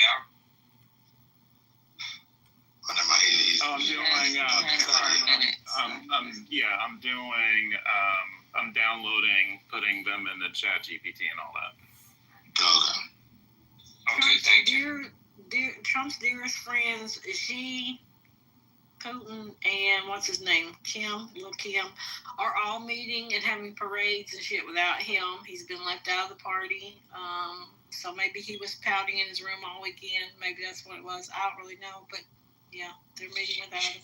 Yeah, I pointed that out earlier. Early this morning. Exactly what you're saying. So this meeting in China it's a security meeting, and you have all the guys. All the guys are over there chilling out, and there's one person who's noticeably not there, and that is Mr. Trump. His favorite guys are there, but they didn't send for him. So can you imagine? So the meeting took place in Tianjin, China. And yeah, that's what it's going down. They have this summit annually, but you got Russia, India, and China all meeting together along with other leaders of the world. Yeah, I forgot about Modi. Modi and Putin were like holding hands, like for real. Yeah, they're buddies, and apparently, Mr. Putin is staying, I believe, 4 days, which might be extended. So he's having some extended meetings, so. It is just, and then they're having a military parade as well. So, yeah, this is just going down. Mr. Trump is not even on their radar. So, yeah, they do not respect us. I wouldn't expect him to ever be a U.S. president ever to be in a meeting like that inside China with Putin. Well, but we don't even have any people in the regions. Yeah. We don't have any people in the regions. We don't know if our intelligence is involved. It's just like the president hasn't commented. No one from the administration has made any statements or just to understand. Like they're not even talking. Putin also says that he has signed a unprecedentedly high relations with China as Gazprom says it signed a new gas deal. And of course, Kim is on the way there. He's in an armored train. Trump is on the way nowhere. He said that bag that was shown thrown out of the second story of the White House was AI generated, that the bag was thrown out of there. He is not dead. People thought he was, could possibly be. He said Sleepy Joe stayed, didn't come out for months at a time, and nobody said nothing about him. That's a lie. But Trump said, I was busy all weekend, and I was truthing the best and biggest truths ever known on Truth Social, but everybody's talking about me not being here anymore. So, yeah, that was his response to. Well, I don't know if this is breaking news at this point, but we did discuss this earlier regarding the January 6th rioters who were given pardons, and now they're seeking more. The rioters who attacked the Capitol on January 6th secured a shocking double victory this year. President Trump granted them clemency for their crimes on his first day back in the White House, as we all know. And in the months that followed, he allowed his Justice Department to purge many of the federal agents and prosecutors who sought to hold them accountable. Well, one of them was recently taken in for a conspiracy to kill the police. One of the people, Kelly, I think was his last name, Trump released some kind of January 6th. So I've had that news on the back burner. Yeah, I've been hearing that, but even though the president has given the rioters their freedom and has taken steps towards satisfying their desire for retribution, they are now asking for more. And in the past several weeks, the rioters and their lawyers have pushed the Trump administration to pay them restitution for what they believe were unfair prosecutions. Their lawyer on Thursday, Mark McCloskey, said during a meeting on social media that he recently met with the Justice Department's top officials, and he pitched them on a plan to create a panel, check this out, that would dole out financial damages to the rioters. I hope they get those damages, and I hope the people that they go out and commit more crime against are able to sue them and take those damages. Because the guy I was talking about, Edward Kelly, he was sentenced to life in prison for later conspiring to murder dozens of law enforcement officers. He was one of the first rioters into the U.S. Capitol building. He used a piece of wood to break a window and helped other people inside. Before he could be sentenced, former President Donald Trump issued a blanket pardon for nearly all J6 defendants, including Kelly. So he doesn't really care about law enforcement because Kelly had created a kill list of 36 law enforcement officers and shared it with his co-conspirator, Austin Carter. He wanted to start a civil war. So these are the kind of people, when Trump brings his he's not sending his best when he sends these January 6ers out to the world. Hey, it's crazy. Their lawyer, Mr. McCloskey, right? He said he wants to lead the panel. He wants that woman, Janine Pirro, to oversee the panel. This cannot be real. This is real. And this guy, he's the same lawyer, Mr. McCloskey. He rose to prominence 5 years ago after he pointed an AR-15 style rifle at social justice protesters outside his home in St. Louis. That is the lawyer that is representing the rioters. The man who pulled out that A-15 style rifle. This is like a circus. So, April, that story is a story that they should be using as a talking point, as a regular basis. Just keep throwing that up everywhere. Keep bringing it up. Because that's perfect proof of what this man is doing. I got a question.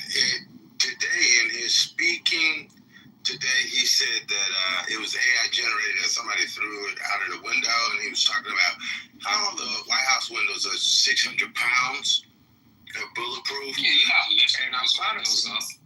I thought about that for a second. He said they're all bulletproof. I've never tried this before, but can you break bulletproof glass with a piece of wood? Is that possible? No. Can you do that? No. Because, on January 6th, they pretty much had no problems breaking them windows out. I don't know. Is that just me or what? It's the grade. Those windows are not graded for that. It's just such an undiggable. Maybe they've increased the bulletproof capability of those windows. Now, I would imagine they put some money into shoring that up. I would only imagine that, right? But those windows were just regular glass that were broken.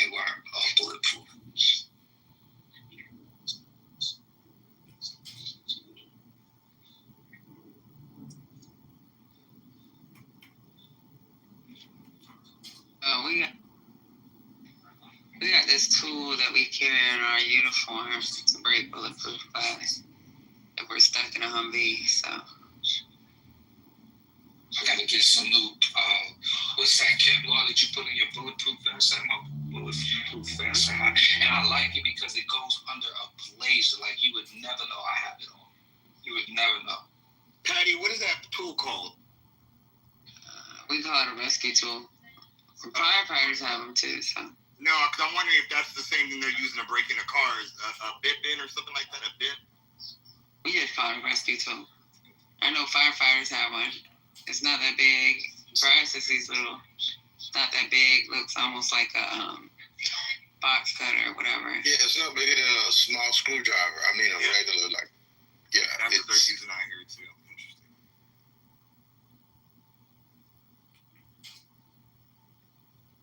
Hey guys, check your flashlight batteries, man. I was, well, I got, I have a little to-go bag or whatever, but I have a flashlight that I keep, in the bedroom, or, I keep flashlights nearby. I dropped something under the bed. I grabbed I got a little black military style battery. A flashlight. And the batteries are not working. So that's one of the things I got to grab from Target today. Wait a minute. What you doing going to Target, bro? I thought we're still Boy Scout. What counts? Bro, I support our people, brother. I support our people. Don't worry. Oh, okay. I don't know. I didn't know. I thought the boycott was still up. It is. And I frequent there, but, under these circumstances, man, I gotta go. I gotta get that and some paper towels, bro. They sell battery.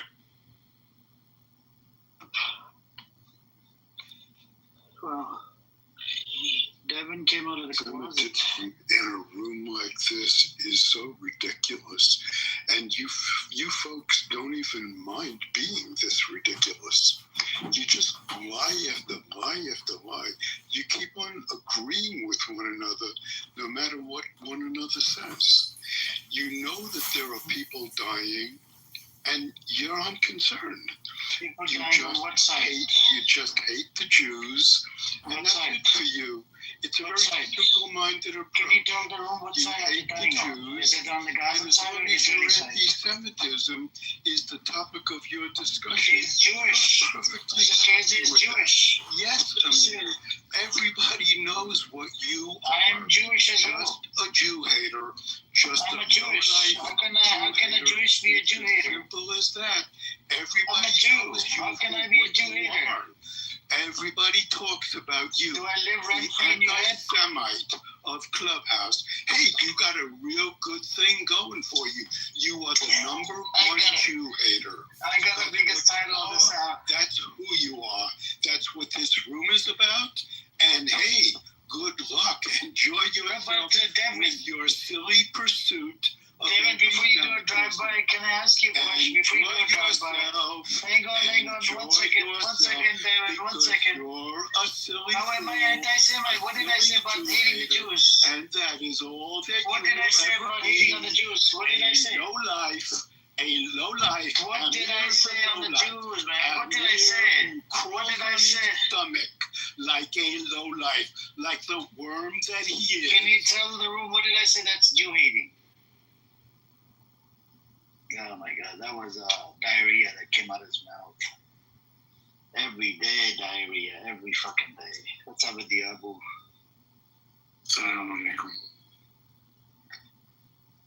This guy made a claim. He said that people are dying. I'm like, which side is it dying? I don't know, bro. He doesn't drive by. It's like a quick one.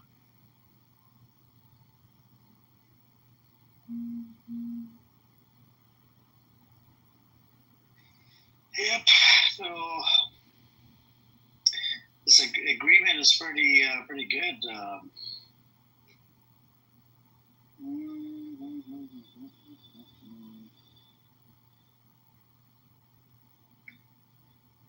So Balfour Declaration was anti-Semitic.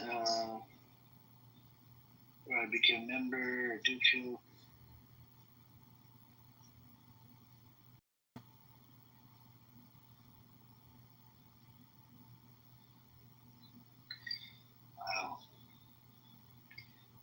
What's up, baby?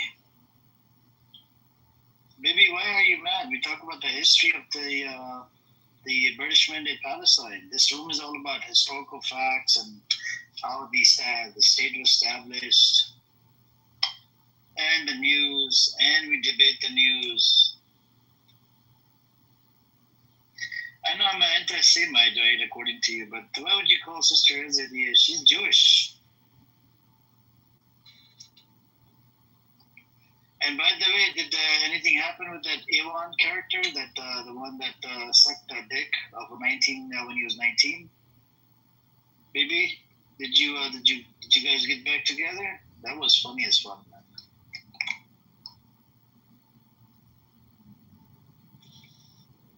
I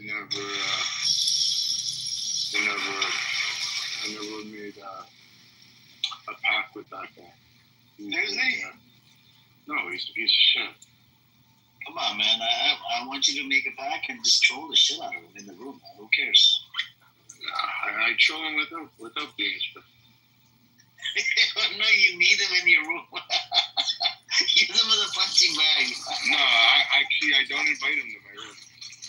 I find he likes to hog the stage with bullshit and is full of rhetoric. You and him going back and forth, I can imagine. Yeah, you need like a punching bag, like a proper one. I think he's a good one, man. You think so? He makes up bullshit. That guy just makes up bullshit every day. He keeps stuck on that Goonie gang shit, right? Him and his wife get on the app together. Seriously? What's his wife? Separate accounts, Sarah.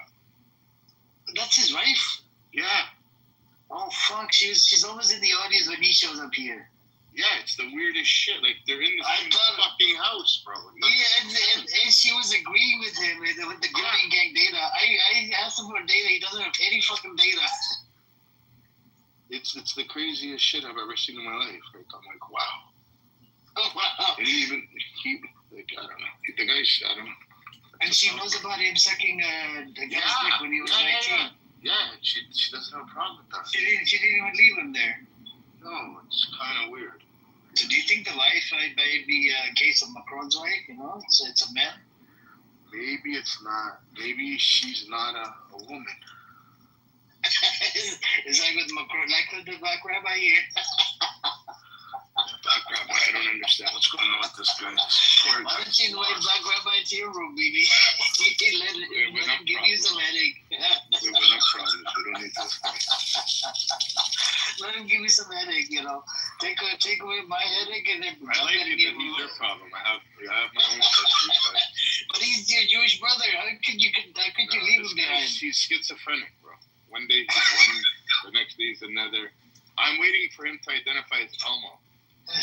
Like something's gonna happen with him, like weird. I'm worried for his mental health. On this app, anybody could be Jewish, you know. You just sound like you're a white guy. Yeah. See, there you go. No, he's not white. He's not white. I'm not even white, and you guys. He's not white. Shit. Like it's the funniest shit. Maybe can we put you in a bracket called Mizrahi Jew or Sephardic? Both. But mostly I would say Sephardic. So which one is more native to the land? Is it Mizrahi or Sephardic? I don't know. Because there is no, I know, but there is a little bit of that, right, on the land. That it depends who's more Mizrahi or who's more, to the land. No, it's not even that, bro. It's not even nothing to it. Nobody was talking. I'm just saying, you guys. All it takes is for some guy. All it takes is for some guy to say, "Hey, I'm a Jew." And you put like a little Jewish sticker on your PTR. The crazy thing is, it's 2:30 in the morning. This guy's on the app. Yeah. Bro, he had some young chick on the phone. I don't know if she's under 18. Where are you at? I told him, what's her name? When she was 18, I was scared. I feel bad for him. You don't know what a religious Jewish girl sound like. For you, the innocence of that voice, it's like shocking. So you assume it's like someone younger. Was she a religious Jewish girl? Are you sure? Anybody can see it. You know nothing about that. You know nothing about that. You know nothing about that. Why not? Why not? You know, because you're one of the weirdos on this app, bro. Why not? What year did you convert, bro? Black Rabbit. But when did you become Jewish? How do you even know you're Jewish? I was born a Jew. How do you know? I was born. How do you know? How do you know? How do you know? My grandfather was a rabbi. My great-grandfather was a rabbi. My father's a rabbi. My brother's a rabbi. So I'm pretty sure you know I'm Jewish. You fucking reason. Were you like conservative or something? No, not at all. Not like you. Either way, I personally don't care. Like, then why do you ask if you don't care? No, I don't, because I'm saying then why do you start with these dumb shit if you don't care? I don't know who you are, so it doesn't matter. Then why do you speculate? If you don't know who I am, why do you speculate? You started by saying white, I'm just saying I don't non-Jew, and then now you're saying I don't know who you are. I mean, I'm just saying, like, you're not. Does that mean did you not like you're a player in the Jewish world? I don't what? It's not like you're a player in the Jewish world. You know why not? You're just not. Like, I would know who you are. You wouldn't know who I am. That's the problem. Maybe you do, and I wouldn't let you know who I am. Maybe you're not a contender in the Jewish world. Maybe that. Maybe they put you on those little thing for those underprivileged children. You could be anything you want. All you got to do is imagine. What is going on here? Please allow this. Hang on. Check you in. Please allow baby to call our Black Rabbi. I want to see this where this goes because I am tired of Black. But I'm tired of him too because he'll come in here. Bro, he's your problem. How is he my problem? He's your problem. Why are you saying this guy's Jewish? He comes in here, starts fights with you guys, and then he comes in my Jewish faces and he'll start fights with you. Have him prove that he's Jewish. Just like wake up. Black, a lot of people know that BB is Jewish. How do you know this guy's Jewish? Why you give him the credit that he's Jewish? It's because a lot of people know who BB is. At least Ezzy, we know Ezzy's Jewish. Well, Mudge, you see them? These other people, how you know they're Jewish? We know BB for many years now, Black Rabbi, and he's definitely Jewish. The question is, are you a convert or are you? Does he look Jewish? Does BB look Jewish? No. That's what Black Rabbis lately. We don't know you, bro. You just talking on this app. What are you talking? Nobody knows you, bro. Like I said, you're like making a wish foundation for the fucking underprivileged. This is what he does. Like, none of us are really Jewish according to the idiot. Like, because you don't know nobody. Nobody knows you. So me and Nikki are related. She's my cousin, but so she's not a Jew either, right? Because nobody knows you fucking. Nobody knows. Buddy, you're honestly. Is this like a cloud chasing moment where? Who knows you? Nobody knows you. Nobody in the Jewish world. I know. Believe me. It would scare you if you actually knew who I was. Trust me. No, I'm his family, and it scares me. You rely on safety because you're a professional nobody. Trust me. You're a professional nobody. I'm not gonna dox myself like you. The problem is, I don't care, bro. You're mediocre. You're a mediocre guy. Maybe you're Jewish. You're still mediocre. You're nothing compared to me. I heard you in a black room the other day saying, "Well, I'm in Israel. It's the best place to make money because everybody thinks I'm a rabbi." Cool. Yeah, bro. You're LARPing. You're mediocre. You think this is gonna make you rich, but everybody knows who the fuck you are. You're mediocre nobody, BB. I know. You're mediocre nobody. You got your clubhouse room. Black Rabbi, do you feel like you've done a good representation of the Jewish community? He is huge misrepresentation. Maybe for sure is Jewish, Black Rabbi. You seem like you're nobody, like. Yeah, well, it's just a new government, man. You're also on Clubhouse right now. I'm on many different platforms. I did 3 podcasts today. Look in the world. Hang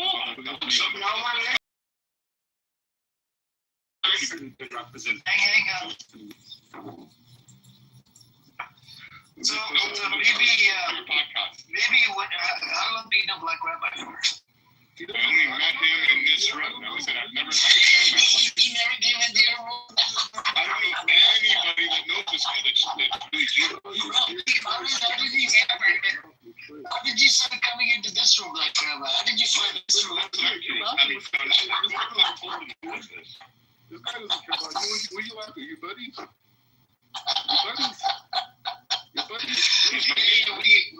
We're just we're neighbors, you know. He runs this other Zionist room. I run the anti-Zionist room. You guys don't run. You guys like 6-7 people. Oh no, yeah, Amir, because we didn't do 3 podcasts today that nobody watched, so we're not relevant. No, well, it's Israel. It's the country. They need you as a pawn, bro. To say, listen. Yeah, well, but you're nobody though. It's Maybe you can use him as a punching bag. This guy. You can use him and Yvonne, get Yvonne together with Black Rabbi. You know, Black Rabbi hates guys. You're bro. You're a loser. You're like Amir. You're the same. Why are you here? Why are you gay? Why are you gay? Why are you here and gay? Why are you gay? I'll say like this. Why are you gay? In the last 3 years, I've been dominating media on 2 issues. Bro, you have been dominating your own shit, bro. You have diarrhea. And the other one, Yeah, you dominate your own fucking shit. Yeah, your own ass. both of which I've got really dominate your ass. You dominated the toilet seat. That's what you dominated. Yeah. Well, go to your room. Go to your room and change the world, little baby. Do your little Jewish room. What are you doing to change the world? Put your little Jewish room. You got the mic for a minute. What are you doing to change the world to be a better place? Tell me. It's like chasing Ariel around his You're helping us so much. It's an embarrassment, bro. Every family's rabbis, and we're embarrassing. Yeah, because you're the real one, and we're fake. I never said that. Dude, that's different. You're calling out Jews saying that they're fake. I never did that. You did that. You're a joke to me, bro. You did that. You're a joke to me. So why are you talking you and all these other Jews, just like you guys. I know. That's the problem. I know you think you're the superior Jew.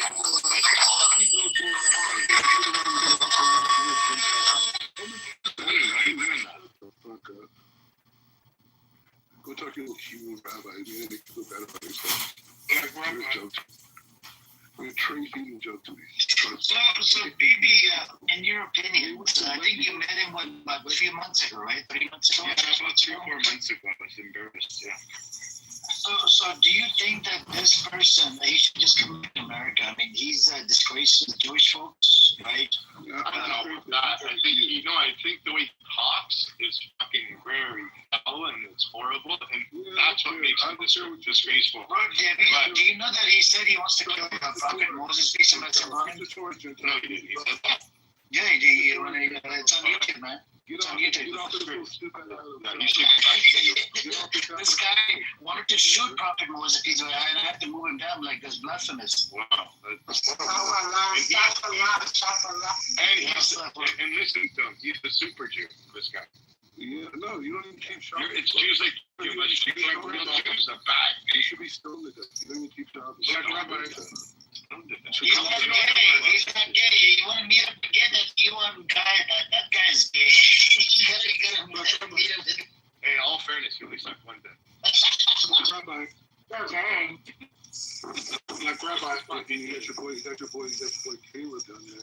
The booty rabbi, right? The booty condition rabbi. It's you're an embarrassment, bro. See, even look how you're talking about Caleb. He's an actual rabbi. That's the difference. Caleb's an actual rabbi. That's the difference. No, he's not. Yeah, he is. Yeah. Where? And he left the room. Where's your rabbi at? Where are you a rabbi at? In Akalot. How about yeshiva? Where? In Akalot. Nice. Where's your rabbi at? Where? In New York. I get here. You have a yeshiva? I get 3 years a week here. Maybe you check his credentials. He's got no certification from Israel. Where's the rabbi at? Where? Make some calls. Your circle is pretty small. Everybody knows everybody. Can he come? Can you put it in the chat? I don't see him in the room. Where is he? It's okay. He's busy. I'm the only person that's out there. Refresh your screen. I don't see him there at all. I'm the only person that's out there. No one else. Hey, Black Rabbi. Why not he's fornicating with a young lady? She sounds like she's younger than 18 years old. Please don't get involved. Your mother's a This is what I'm trying to warn you. This is what I tell you not to get involved. Stop. My sister. Rabbi,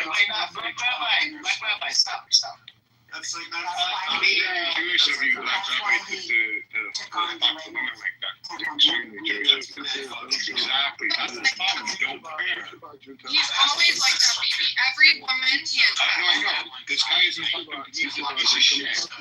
How would you? Okay, so what would you do if I picture better? Prime example. Oh, so then you're not fucking Shabbat. No, I am, dickhead. You see me on the app on Shabbat. What a fucking such a moron. You're a loser. That's why you're a loser. I know. You just got caught in your own words. You're a little small-time Jew. You're small time. Small time. You're a big little boy. What is a small time, big time Jew? I don't get that. How is that small time and big time? Jewish is Jewish. Like my menorah. Please bring your treat. They were providing. They were like bagels and lunch. Now that girl that you were speaking to, is she really young? Don't incriminate yourself. You're not black grandma. Because you're probably going to go to jail for that. I heard all your friends. They were doing domestic work and things like that.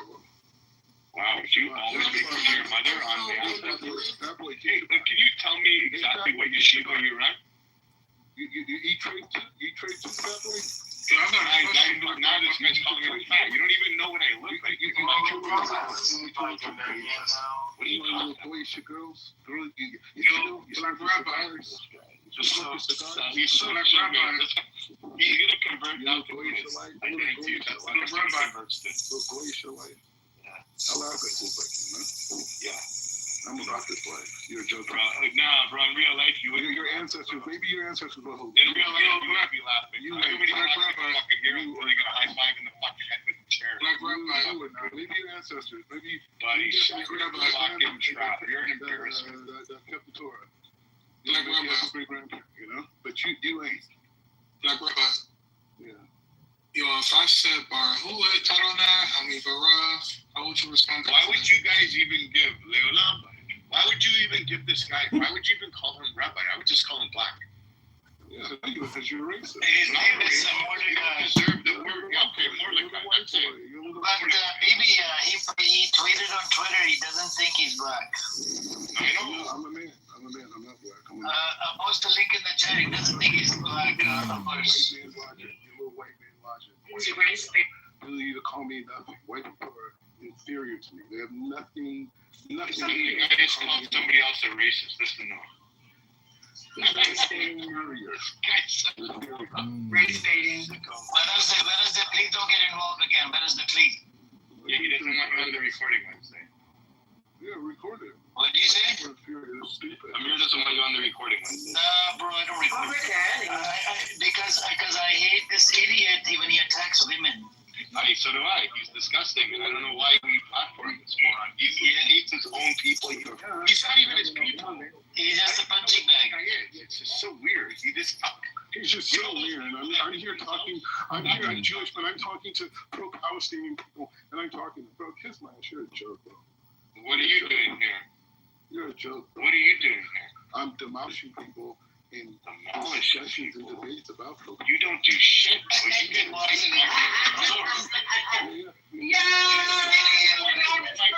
YouTube, very quickly. Everybody knows my stance in here. That's the difference. I don't booty clap like everybody. Yo, that was hilarious. He demolishes them. This guy doesn't demolish. Maybe your underwear. That's about it. You're mediocre. I'm not mediocre. Hold the room. I'm not going to challenge you. I want you to hold the room. I challenge you to hold the room. Hold the room for yourself, please. Hold the room. Do you say rum or room? Baby, how do you say room? Is it rum or room? I say room, but it's room. Hold the room. Hold the room. That's a Canadian accent, right? Yeah. Why not? Let's see. I want to see your cloud chaser. You got three podcasts today. Let's see how many people show up to your room, how long you can keep it running for, and if you can provide content to keep you clear. That's how stupid you are. How is it stupid? I'm calling you out on your bullshit. You just said I did 2 podcasts today. I'm irrelevant. I'm the most relevant Jew. I'm a super Jew. You're a super dirtbag, bro. Forget about you. He's a Superman. He's a Superman. Are you Superman, Black Rabbi? I'm a mainstream person. Shit, I'm fucking. I think first you need to work with your tie. It's too small, Black Rabbi. Yeah, but you know what, Amir? The places my ties have been, yours have never.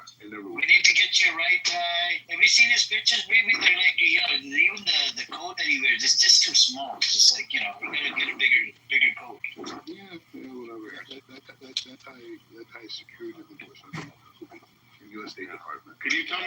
yeshiva, please? Just for You're talking to yeshiva? Why not? What are you afraid of? What are you afraid of? Afraid of? Well, I'm in the news. So then I dare you to tell me. Every day. Tell me. Research. Tell me the yeshiva. My yeshiva? Yeah. The yeshiva you say you own. I want to hear. Yeah, yeshiva Sanhedrin. Saint where? Saint or Sanhedrin? Yeah, figure it out, boy. He calls you boy. Don't be upset if you get shut down. I can't believe it. You better get checked on because there's somebody more powerful than me that I have to answer to because you guys are the Jews. No, I'm not there right now. If I was there, I would definitely have lunch with you. You're nothing. I would definitely have lunch with you. You're not even allowed in my neighborhood. You're nothing. Yeah, I'm not. I think once you have lunch with him, maybe I think he'll probably he won't act out his character.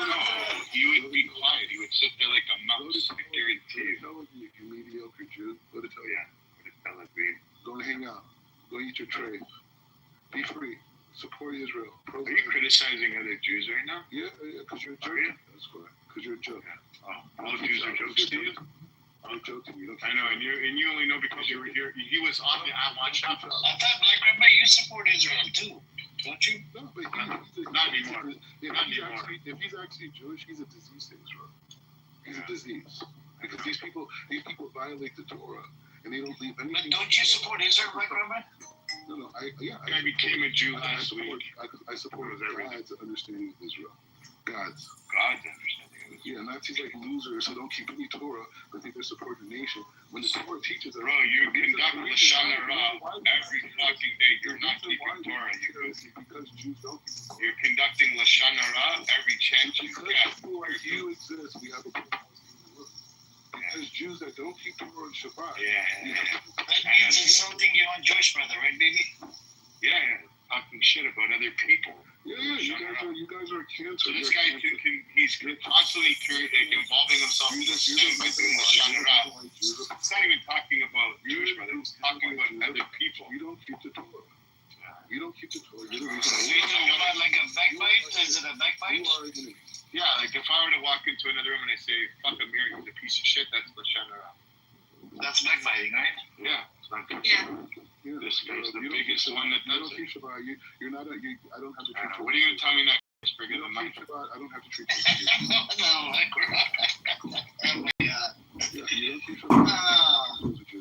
You're not allowed to talk to me. You're not even a witness. You don't exist in the Jewish world. God does not acknowledge your existence. Somebody type in the chat the yeshiva just because I'm watering my plants. You know. This guy's watering his plants. What a loser. Anyways, the point is, why I'm providing life for this earth. Yeah. Why do you provide life by keeping Shabbat? Somebody can put it in the chat for me, and you'll see an example. Why don't you? He's gonna come on here crying. Loser. And she was a little for you. I'll flex a little bit for you. Loser. I support Mordecai, I'll flex a little for you. Watch, and I'll show you. I'll show you. I got my flag. I'll show you. I'll show you. No problem. Maybe you should invite him to your room every day, man. You should invite him. Well, I don't come on here for the app, bro. You can be the honor. So I could dominate. No, but you can refute their claims. Then the Zionists make the claim, you can refute his claims. Amir, you ever these apps don't exist in the Jewish world. They don't exist. So you're on the app, so you don't exist. BB doesn't exist? No, he just says people on this app don't exist, but he's on the app. Zero, he exists. So you don't exist. Yeah, sure. You just said people on this app don't exist in the real world, so that means you don't exist either. I would never try to associate with these people. They don't keep Shabbat. They don't care about nothing, bro. They're animals. They're just animals. They don't reflect the. I mean, you can say about a normal, sure, but not about Bibi. I think Bibi's off the app. I'm saying in general. Bibi even disappeared from this app for like a month, right? Bibi, you disappeared from this app for like a month. Do not keep any Torah. That's what I'm saying. Yeah, he was focusing more on, They don't represent Jews. They represent secular people that, for whatever reasons, maybe they're Jewish, maybe not, who knows.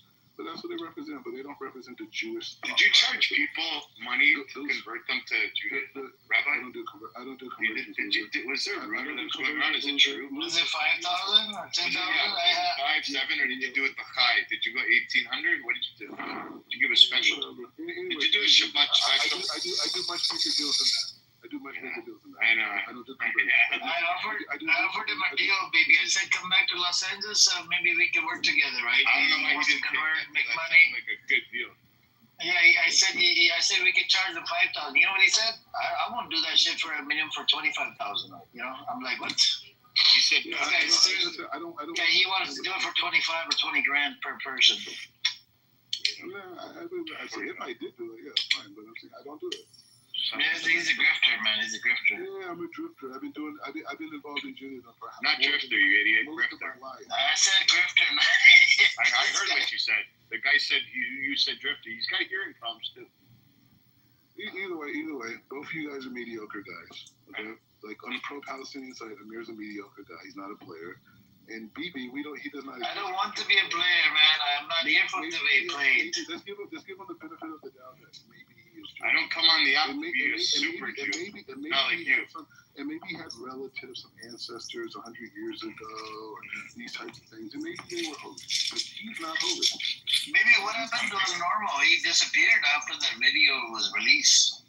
Nah, he was on. He was on. But I'm saying, but that's a good example. I thought he got buttered and he just left the app. No. Either way, you guys do what you do. Thanks for coming, man.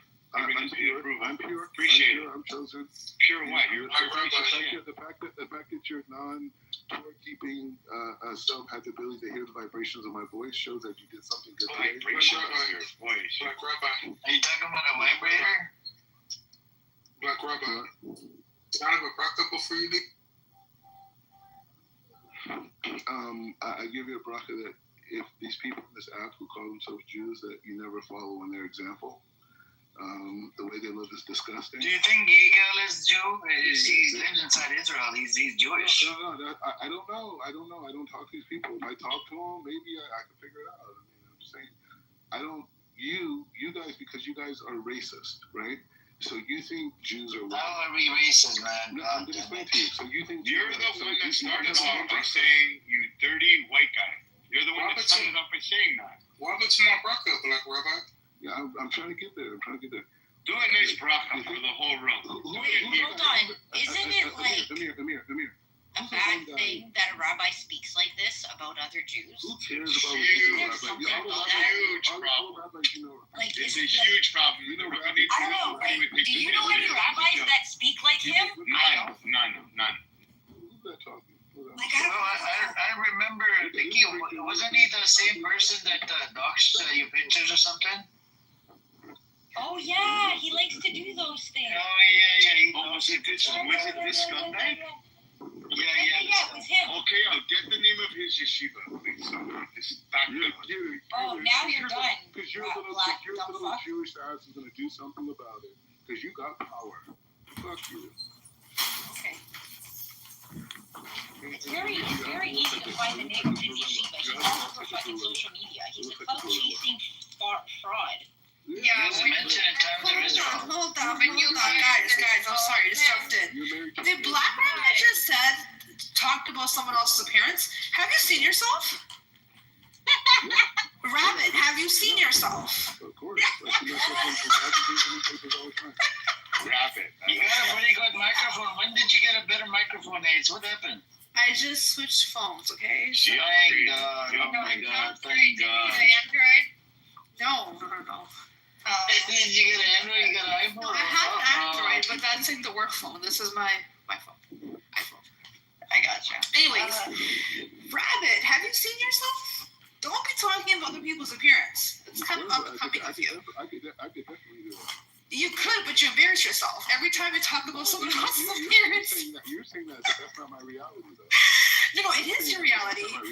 The mirror, sweetheart, is your reality. You're Delulu. Delulu. My husband is beautiful.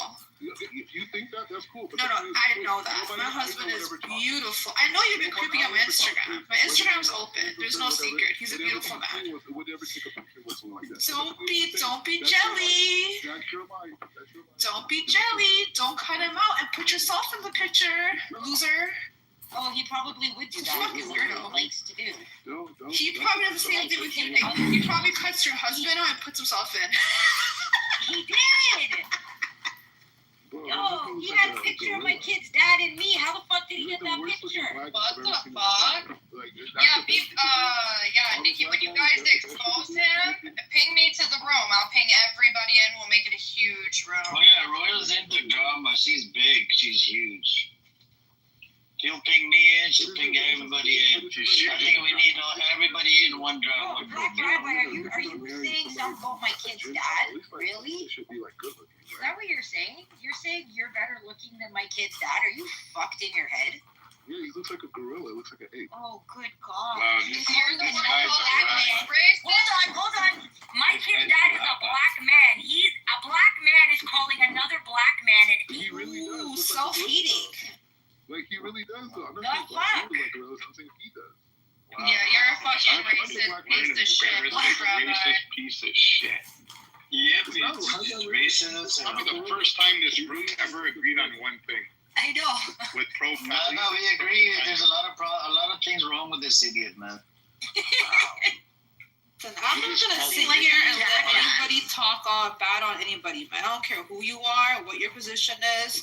Can't be talking bad on people's appearances. I don't know who the fuck he thinks. Shut up. You look like a rhino, too. Oh, listen, I'm the cutest rhino you've ever seen, okay? I am the cutest fucking rhino. That's why I blocked you. He's probably in your back. Ooh, you watch me on Instagram, but you blocked me. I said blocked Yeah, okay, Black Rabbi, let's dive into it. You blocked her after sending her fucking, message after message threatening me. And I heard he said you want to kill me. He said through nudes, too. It's not true. Whose nudes? More He lies. said who nudes? His I nudes? heard that Black Rabbi sent you nudes, and you were so Ew, that never disgusted happened. that you reported it. I would literally throw my phone against the wall and have no phone. Ever. I would Done. agree. Yeah, whatever. Anyways, continue to be mediocre with Nikki. Second Dick Jewish rooms. I think he probably likes sucking a dick like that friend of yours. What's his name again? Okay, because listen, when I die and I go up to Hashem, he's going to welcome me with open arms. You, on the other hand, are going down to Lucifer himself. Trust me. Trust me. The way you talk to other Jews and the way you act. They're not just Jews, man. When he talks to people badly, when he calls Palestinian children terrorists, man, that's just nasty word. Everybody. No, the gorillas. I'm sure Hashem And gorillas, look at this. how they treat other Gorillas. humans. He's calling his fellow black man a No, he's not my gorilla. fellow. He's not my fellow. He's not my fellow. Stop. He's not. Look at him.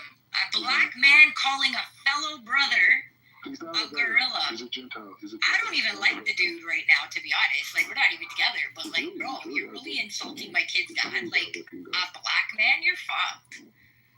But he's not. I don't care. He's a Gentile. He's a It's okay, Gentile. baby. He tried to come for my husband, too. And then Hold on, wait. Isn't the definition of a Gentile a white person? No.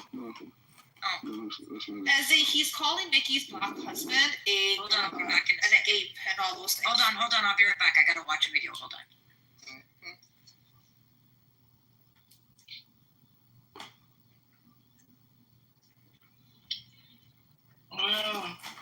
Like, brother, what's up, brother, man? I gave it to you, man. They won't stop talking. Hold on for a second. As a, can you come check your little? I don't even think you want me to call you. Call him your brother. He was sitting here calling another Jewish woman's black husband a gorilla, ape, ugly, etc. So. He's a Gentile. He's a what? He's a Gentile. Have you seen yourself? Have you? I'm not even being funny here. Have you looked in the fucking mirror? Obviously. Yeah, remove the rose-colored glasses. Remove your delulu. Like, actually see yourself. Yeah. If I were you, I wouldn't. I mean, nobody should put anybody down, whether they're good-looking or not. Yeah, whatever. And you were on the side of not so much. I hear you. Well, I hope you apologize to your sister. No, he's a Gentile. Doesn't matter. You can't call someone ape. Like, that's disgusting. He looks like an ape.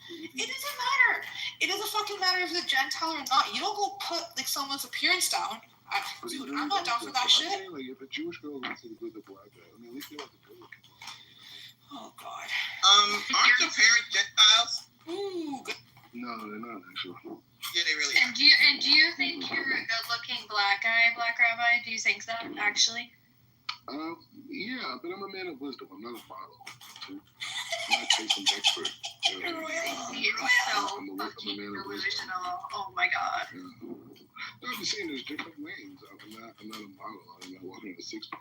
You know what I'm saying? But Oh no, we know that. You've got the chips pack going, you know? Triple the chips pack. Women who appreciate wisdom. I'm not talking about your weight. Someone could be heavier and still be good looking. That's what I'm saying. That's not you. I'm a man of wisdom. Yeah, but you don't have wisdom going for you.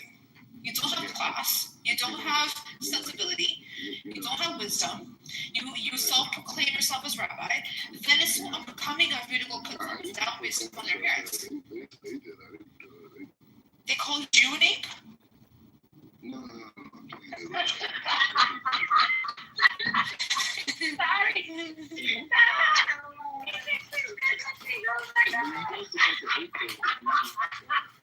Like we said, like you're not a great looking. Hold on. Nikki's back. Black Rabbi. I think you were agreeing with. What did I miss? So he kind of agreed with me that he did think, he does agree he shouldn't be talking poorly on anyone's appearance. He's just not man enough to apologize. Okay, I don't really care. Yeah, I know. I mean, his opinion is worth nothing. He's an idiot. I'm saying if he had like hair on his knuckles, he would be like able to go. Oh, shut the fuck up. Shut up. Okay.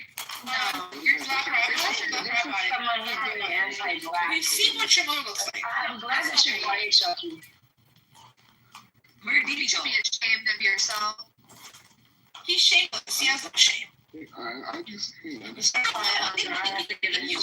earlier. This man had an underage girl, a little girl that he met at this on this call, and you could tell she was young. He was telling her, she's saying to invite mute. He's like, "Oh, but I control you." That's girl. You know what? He should have become a Catholic priest instead of. I do that, Nikki. I know you're funny. Okay, you're right. My bad. Too far, my bad. I know what you're saying. I want to laugh, but I also can't, laugh. Yeah. Because we're insulting Black Rabbi at the end. Then we insult Christians and stuff about that path. You know, I gotta keep it, I gotta keep it a buck. I got you. See, look at us. We gotta turn. Got you. Where are you in the bathroom now? Where are you talking I'm actually not in the bathroom. I'm in my foyer. High ceilings. Ever seen those before? I guess not. Yeah, you're right. You got me. I got you. Nikki, let's start the zoo together. Like me and you, no partnerships. What? Let's start the zoo together. Like a business, like a zoo. No, let's start a circus. He can be the clown. Let's start a circus and this man. No, we're gonna start a freak show and he's gonna be the main attraction. Black Rabbi. Hello, Black Rabbi. Hey, Nikki, you could do it though. Black Rabbi. I want somebody recording this. Hold on, Nikki. He says you can do better. He says I could do better. Girl, she wants to get up on your. No, Rabbi. It's already. I hope and record this and then let's start using the black space. They can show how he's basically. Black Rabbi. I'm still waiting for my barcode, man. You check it. I give you a birthday. You should have straight difficult times. That's it. Hey, Nikki. What? Let's do a circus together. No, I'm gonna do a freak show and you're gonna be the main attraction. Fucked up freak. Nikki, seriously though, you can see that I see your ex or whatever it is as a ape. You're not that bad looking. Like you're okay. You can do better. You can do better. You can marry a Jewish man. And move on to life. So you want to marry her? So not just how less. Actually, I am now with an Italian man, but thanks. Yeah, you're still Ashkenazi Jewish? No, Italian. Ooh, Italian. The real Italian. Italian. Oh, okay. The real Italian. Talk with their hands and shit. Maybe Nikki is like has a good heart, but she's a very small person. You know what I mean? Like she's not like. Can we pivot? She needs further. Anyway. Can we kick him out of the room now? Like, wait, where did BB go? I want to ask him a question. I know. I left for a minute and then he's gone. Can you ping him? I have a question for him. I heard something. I just want to clarify it. Small time represents so small time.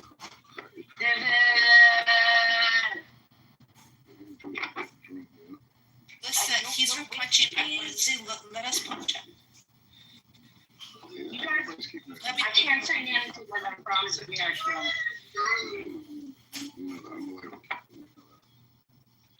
See, the problem is, the problem is when Wednesday attacks the city, he attacks her son. Shut your mouth, okay? This is the problem with this idiot. He goes like below the belt, like directly to the kid. What did the kid do? You know what I'm saying? I heard him in the background before. Bro, it doesn't matter. You don't attack people that are, you don't attack the family members. What are you talking about? You heard my niece in the background. No, it's a boy. He sounds like a woman. No, that's what it bothers me. Every time Wednesday attacks him personally, this idiot attacks his son. Why attack a family member? Why? You see, this is the bottom. This bottom, the piece of shit. The bottom barrel, the bottom of the barrel piece of shit, bro, calm down. I asked you this number of times. Yeah, why are you attacking children? Why are you attacking children? Why? She's an Israel girl. That's what they do. Yourself there, Rabbi. Are you kidding me? You're disgusting. Royal, you haven't heard the girl that he was with. You're talking about kids the way you're talking about kids. Royal, that girl that he was. You need to get some fucking soap and put it in your filthy mouth. What is wrong with you? You know what's disgusting? You start calling little innocent children who have nothing to do with anything and attacking them, calling them retarded in all sorts of vicinity. I don't know why I can't even hear you, man. You have such a shitty fucking mic. Like, what are you saying? It sounds like mumble talk. Reparations? Reparations? I thought you not blocked. You live in according to your Twitter. I'm here. Check my PTR. I found a picture of him and his new girlfriend. Oh my gosh.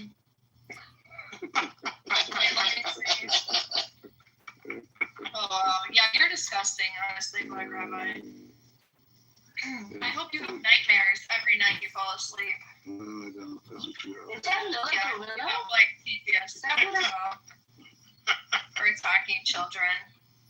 Yeah. I see, is that Lily Gorilla? Get over it. I think everybody cares. Even the Jewish community doesn't accept you. Yeah, sure. You know, no, it's true. I never seen this Every Jewish room you go into, they all don't accept you. They kicked him out, I think, out of the room. No, literally the entire Jewish community on this app does not accept him. It's not Jews, I'm trying to tell you that. Okay, you're not a Jew. Your mom and dad are Muslim, and your grandmother is Christian. No, that's just ideology. And then you're sitting here asking for reparations. Yeah. Like, you make no sense. You're completely inconsistent. You're illogical. You guys are actually very good. They're not that bad. Oh, clean up. Clean up. Clean up. You never had a good time. What time is it? No, it's 8. And you scam off of the Jewish identity for a living. Yeah, sure. Yeah, you did. It's my identity. So No, it's not. You're Black American. Ooh, you hear that? You hear that, Ezra? Yeah, she hears it. You just asked for reparations. Actually, just to know, he's called another black man a gorilla. Now he wants to talk about the black and racist. Because I'm willing to say that.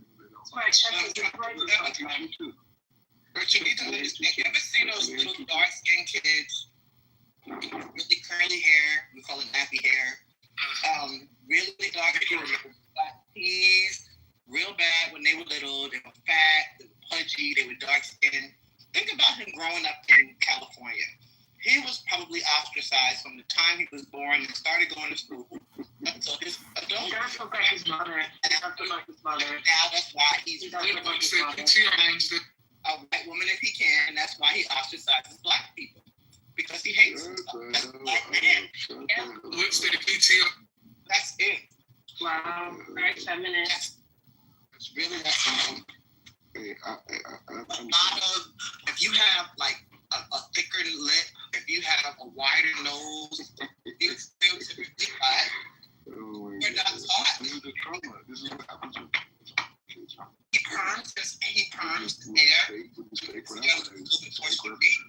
He's like crazy, man. He had Jerry curls. It's good torture.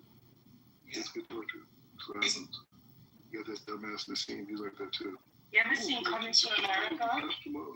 But just like Yeah, Chucky, you ever seen Coming to look what black is. Where's you where I'm from? Right? Remember the commercial for the Jerry curl? Yeah, Soglo. That's Black Robert. He hates the most. He hates light-skinned, tall, athletic black men because he feels like that's his competition. I'm an all-city athlete. But at the end of the day, he's not even in their league. You're an all-city athlete? You fucking pig? Yeah. All-city. Can you run? All league. You run to the buffet. Actually, I've seen a photo of the guy. Fried chicken in his mouth. He was born with the fried chicken. Exactly. I've seen photos of the guy that he was attacking and calling a gorilla. He was actually attractive. Yeah, Black Rabbit, you look like a fucking pig. Yeah, but we don't even know how he looked though.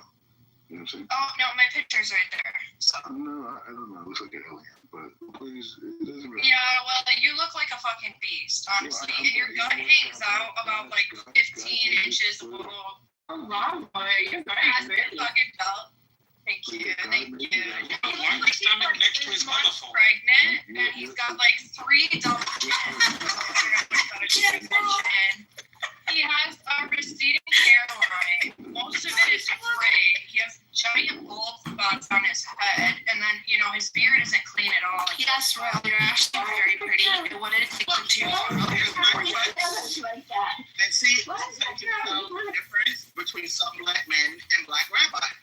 What man worth his salt is looking that hard at the next man? So are you, Ace? Sorry. This is true. A straight man wouldn't do that. Oh, he looks like that. Why are you looking at another man that hard? I got a question. Why do they have a willingness like that?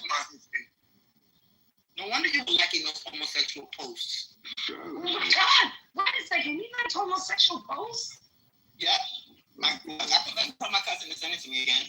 Yeah, send it. He was literally on Facebook. He knows he was.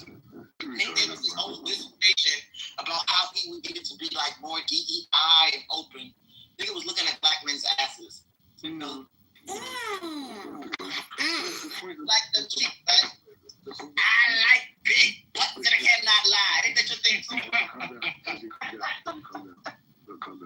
down. The reason why I'm untouchable is because you guys. Black man. He love them flapjacks.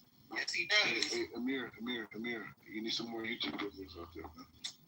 Check green penance up. Chucky, have you ever checked out an Andy? You never checked out Black Rabbi. You can't say Gazans are terrorists, little kids are terrorists. Why do you? I offered you a deal a long time ago. Do you remember what the deal was? What was the deal? Come back to Los Angeles. I'll pick you up from LX airport. I'll feed you. I'll take you to a military restaurant or whatever. Right? You could eat. Kosher. You could eat whatever you want to eat. You could buy 2 plates. It's okay. Fuck it. Eat whatever, and then I'll drop you off at your mom's house or something. Condition is you can't go back. You can't live on a stolen land.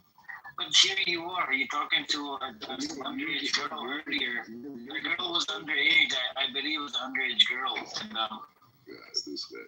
I don't know. You gotta stop with this bullshit. I don't know what you're doing. We are taking him to a buffet. It's gonna get very expensive. Please. Every other woman in this are trying to get her to marry him. Most places have gotten really expensive. Everybody has said no. Well, Wednesday. Sadly, they were like, yo, not trying to be funny. I told him, he can make a lot of money. Come back to Los Angeles. He can practice Judaism here. He doesn't need to live on a stolen land. Doesn't have to fight anybody. I don't know, man. How do you get him to understand all of this shit? Like, he just doesn't want to understand. You can still go to Jerusalem like once a year, once every 6 months, I know it's a holy land for the Jewish people, right? But you don't have to live over in the stolen land. You could condemn all of this shit. That's brother, really? I'm now looking at the picture up close. It looks like he's never seen an iron he liked. His clothes are mad wrinkled. They're 50-11 colors. Whose clothes are not wrinkled? Yo. Sister Ezra, PTR, Sister Ezra. I've been saying that for a long time. I asked you That's not the spirit here. We know how. Oh my God. We know. We know that I'm high fashion. We know that I work for Vogue magazine. We know that. I know that shit. You know fashion? Were you wearing lipstick, eyeliner, and eyelashes? Yeah, that's probably it. I mean, you were trying to guys. The question is, do you wear lipstick? He was, well, you can look at how good I look. Good black don't crack. Like about 95. You really want to go there? You really want to go there? You got something I'm asking? Listen, let's make sure that we're really clear. If what the heck is that? I love you, you love me. What's the name of that dude? Come on, you know. Barney. I don't know what you're talking about. Barney. If Barney was black, he'd be your twin. Straight up. You have no neck. You have no waist. One big black jello. That's it. If there was a licorice flavored jello, you'd be it. Where's your neck, son? You ain't seen your neck in about 10 years. Where is it? And where's your dentist? That's another thing I want to find out. Where is your fucking dentist? You know what? Do you open cans with your teeth? That's what you do, right? Anybody else uses a can opener. You just throw this stuff in your mouth. And that's why you look like you've been chewing glass for the last 50 years. Sad, man. Can I pay for your dental work? Please, just so I don't have to look at it no more. Do you have enough money, is it? You know what? I can start a collection. We'll provide to that. He needs help. Okay, you know what else? The hair club for men. The hair club for men called for you too. They said that you got a giant hole in your afro, and they want to patch it up for you. So let me know what it's on, and I'll send it. Can I tell you that we used to crank him like that? We would make a phone call and be like, "Hello, you have run a $300 coupon for the hair club for men. We know that there are pieces of your hair that are missing. Please, let us help you. Let's take something from your face. You have plenty there, and patch it on your head. Why does your this is a serious question. Why does your forehead start at the top of your head as opposed to like right around the edge of your ears like everybody else's? Where is your hair from your forehead all the way to the back of your neck? Literally, it looks like somebody just shaved you. Matter of fact, what's that dude, Avatar? Why did you ask them for an Avatar haircut? Why didn't you ask them for a regular fade like everybody else? Why you guys still living? I'm asking. No. We're gonna give you a makeover, bro. We want to give you a makeover. Where should we start, guys? Okay. How about we hire a bunch of Palestinians and chase him around Jerusalem? So let's hire a bunch of Palestinians, chase him. That'll at least take down about a. They'll be killed. They will be killed. No, they wouldn't. Somebody would pay them and thank them. Thank them for helping you help yourself. They will be shot at if they do that. I don't think so. As a matter of fact, not the ones I know. Matter of fact, I'll pay some Jewish people to kick your ass. You don't know any Palestinian stuff. Oh, you wish I did. You don't know. Really wish I know your parents. I know your parents. sure. Yeah. Remember that lie you told? Matter of fact, not your parents, your cousins. That big old lie you told. Oh, I have Palestinian cousins. I do Where they at? Where they at? Where they at? One's a successful lawyer that went to Yale. Palestinian. Successful doctor. Yeah. And you talking shit about Palestinians every day. No. I talk about Gaza, the rags. I see. You hear that, Amir? I've already spoken about this. The people in Gaza, they need to. You lie like you breathe. They need to go bye-bye. At the end of the day, your cousins are Palestinians, remember? You forgot? Yes. They're good Palestinians. They're the good ones. Good Palestinians. Good Palestinians are what? How do you get a good Palestinian? What makes a good Palestinian? A good Palestinian doesn't want to die in jihad. I see. Getting all of this, Amir? Such great. That is awesome. I actually know Palestinians, and I know that they hate. I'm sure you do. You lie like a freak, bro. Yeah, I lived it. I don't want you to have to lie anymore. It's pretty freaking sad. I'm the real deal. You don't know any damn Palestinians. Everyone knows it. Because if you did, you wouldn't talk about Palestinians. We don't know who you are. We know you're part of the Crown High Friends. That's what we know. I'm going to say again, you know damn well you don't know any Palestinians. You spit on your parents. Who does that? Who spits on the face of their parents? You say every other time you get a chance. Parents are Muslim. Your parents are Muslim. Your parents are Muslim and you spit on their face. Your cousins are Palestinians and you say that all Palestinians are terrorists. I mean, you talk out of your neck. My parents got caught into a fake ideology. A fake idea, and they never left. Yeah, they did. Unfortunately. No, they didn't. They're still there. So how dare you spit on them? Unfortunately. But it's a fake ideology. No problem, Shoki Hassan, because you must have got caught up there too. They were taught to worship Arabs because they're not good enough. So they had to go with taught to worship Rob Cook. Rob Cook's a great man. He's a great man. You would have to worship Fred Flintstone in a yarmulke. Go for it. Whatever works. You ain't black people. Like, whatever. An Arab name or somehow. You need help. Let me know when you're ready. Let me know when you're ready. Black Rabbi. Come up black. Black Rabbi. Black Rabbi. Like that's Black Rabbi. Who says they're an Orthodox Jew? Black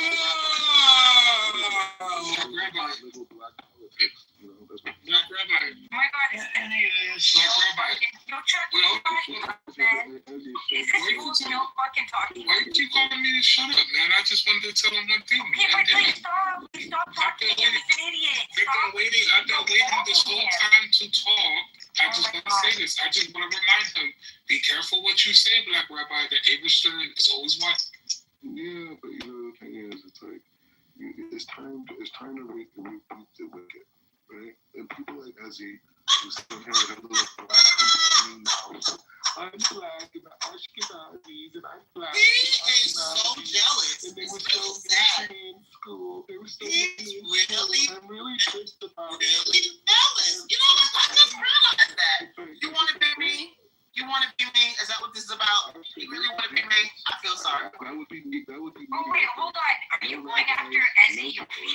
No sheer. Oh, no! Is he going after him now? Let him come. Because I have already told everybody on this stage, the day I bitch slap his ass will be a day I make sure I put it on video so that everybody can see it. Remember, I warned you. I'm not even going to say, hey, I'm not going to say, how are you? I'm not going to say, shalom, shabuato.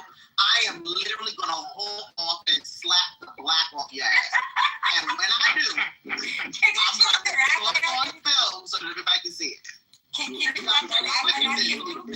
no, I don't sell wolf tickets. I don't sell wolf tickets. I don't promise things that I don't deliver. I am literally, when I slap the shit out of you, you're gonna swear you were interested in your elbow. I'm gonna make you so cute. You're gonna be like, damn, where were you all my life? I'm literally going to slap the fuck out of you. Sister Ezzy, why is it that you running up in the store and just... I wouldn't even be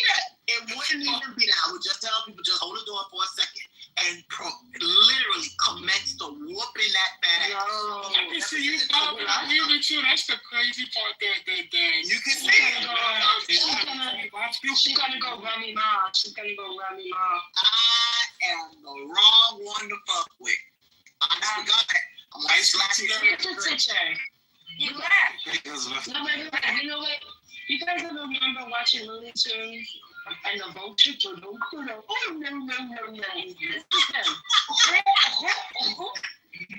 no. That's him. Wait, he left. Actually, that's why he's right. Because he knows I'm the wrong black Jewish person to fuck with. You won't even see me coming. You won't even see me coming. And You when have to it talk happens, about my mom, when talk about my family, and I got nothing but brothers, nothing but in-laws. Man, please. You better hope they hold me back. Because they could be damaged too. But Sister Eze, but why I just seen it while you were talking. I could see you was running up in there real quick. It's not like I haven't done it before. Oh Lord. It's not like I haven't done it before. Eze has a heavy hand. Listen, Eze got a heavy hand. She'll knock her teeth out. I wish you could in action. And it wouldn't even be Eze, when it happens, back channel me. If it's in like New York, I'll be there. Listen, I might invite you to watch. Oh, girl, I'll bring every device on the planet. You ever see somebody who like just talks and talks? Eventually you get tired. Yeah, for real. And he forgets you talking about my brother, my mom is deceased. You really running your mouth, kid. You think you black. When I finish with you, you're gonna be black and blue. Watch and see. Watch and see. He's gonna be like that. That nigga told off he's purple, and I'm gonna make sure he's even Sister, my bad, General. I'm gonna finish with this. When you slap him, please don't have a Rikers Island flashback, alright? No. Like that. He's gonna be bitch slapped, and he's gonna literally be like, "You're my mama." I sure am. This bitch slap your ass again. Let me do it again, because your mouth is a little too reckless. Just a little bit. Ain't nobody talking about this. I like to book my tickets. Don't worry, I'll make sure. Ariel. Oh yeah, Ariel recorded it. You know what I'm saying? You and I, as attorneys, make sure that Eze is not in it. We'd like to be protecting you. Don't worry about it. I said New York. That's my stomping ground. There's nothing. We'll be flying. I'll be back in New York and a crackhead. There's nothing a crackhead won't do for a blunt and a 40 bottle. Find out just how black my black Jewish is. Find out. Did you guys hear about the foreign guy who came to New York City because he wanted to set up an organization of shoplifting? Oh shit. He's missing now. Uh-oh. Really? He wanted to set up an organization for what? Yeah, for shoplifting. He wanted to do a organized crime shoplifting. I know somewhere in Europe, and he's missing in New York now. But they found in his people's IDs and everything. His money, people's IDs. That's nothing. You guys don't know the the wrong person. 1 second. You know the slasher guys, right? So they found out that there was a couple in Texas, Caucasian, super fucking wealthy. They would get these like girls, young kids, to go into Sephora, go into certain stores with a list of products to shoplift. They would ship it to them, and they would sell it on Amazon and whatever, some liquidation websites, and they paid them. It was a whole fucking organization. Oh yeah, I remember that. Ace, that Sephora scheme made the ringleader, the lady, made her multiple, like tens of millions, almost like 10 million. Are you serious? Yeah. It was a crazy ring. It's industry. You honestly, General? Someone left a joint venture. You and I would never get caught either, so it's fine. That's craziness. That is craziness. You got the right. Y'all get caught. Chucky, we ain't messy and slippery like yourself, okay? Speak for yourself. I'm calling YP. We know the lawyers now. We know exactly how to break it. Ooh, we I'm calling YPD. Don't snitch. Stop it. Snitches, get snitches. We're going to go to the precinct for Chucky, the way that we'll have this set up, you'll end up there. Yeah. Listen, I'm out. Yo, listen, in fact, we're going to send you right to Rikers. Chucky, this is a forewarning. You, my friend, will be the one calling us as your attorney. Guys, help. Damn. Help. You're one call. Damn. That would never happen to me, though. Never say never. It's never gonna happen. How do you? I'm not a thief. I don't You aim don't for a need, thief. general. You'll become a thief. Exactly. Technically, sir, you will be a thief. Technically. It's not what you are or what you aren't. It's what the court sees you as. Exactly. And they see me as a law-abiding member. Not for long. You snitch. Not for long. Okay, that's cool. I got a wonderful lawyer. I got Jewish lawyers, so we could play these games. Hey, hold on. Don't worry about that. We're the worst, general. We could one up that, my friend. And Mr. Goldstein wearing yarmulke, he got them started. Oh, we have Mr. Goldstein on speed dial. Don't you worry. Amen. Mr. Goldstein works for us, just so you know. Okay. We'll see. Mr. Shabazz, what's up, brother? Oh, you go, oh, shoot. We thought he was on our side. Crazy. You're crazy. You gonna see this There's no sides when he talks. Chucky, Chucky. You right about that? Chucky, next time you put Black Rabbi's mother's picture up, can you give us a warning? You know, I don't like. That was his mother. No, because he puts pictures up and sloths scare me. I don't like sloths. Ooh. Nah, I don't think that was his mom. And people's mom, man. That's a no-no. I think it was. No, his mother's an educator. Was it Angela? I don't think it's. Yeah, he showed you, didn't he? I've seen Angela, yes. I know what she looks like. No, he showed Sister Eze. Oh, Chucky, do it again. That's her. Let me see his history here. It says UC, whatever. I think the uni. I know what she looks like. It is her. She looks way younger than he does. Have you seen her? Yeah, but I'm confused. I'm not joking. Hold on, I'll PTR. Hold on. I'm confused, Chucky. The Tribe of Shabazz by Elijah Muhammad. Isn't that are you a Jew or a Muslim? I'm a Jew. He converted 10 years ago. I know, but isn't that the Tribe of Shabazz and Elijah Muhammad is the nation of Islam? Oh no.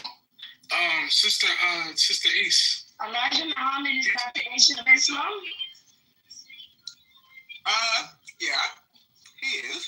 So why are you saying no? Hold on, Eze. There's people That is his mom. That's legit his mom. Shabazz is both, I guess. I don't know. Don't start me lying. The Tribe of Shabazz is what Elijah Muhammad claimed they were derived from.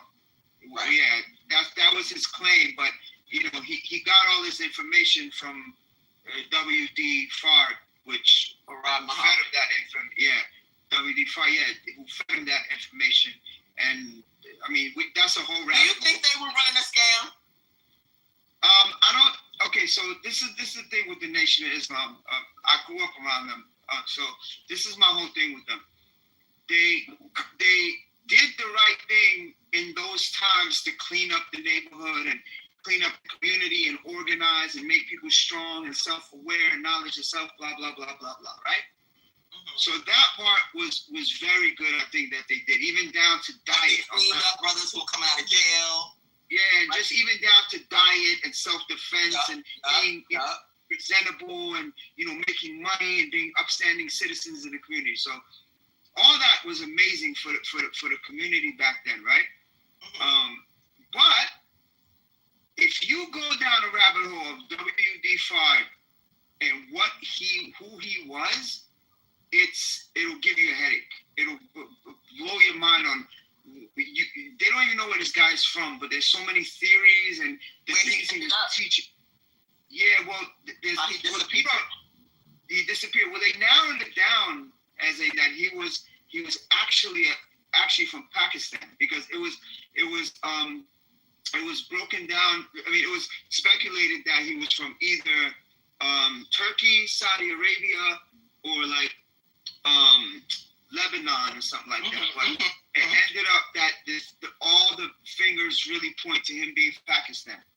And as a salesman going through the South, though, that's a little.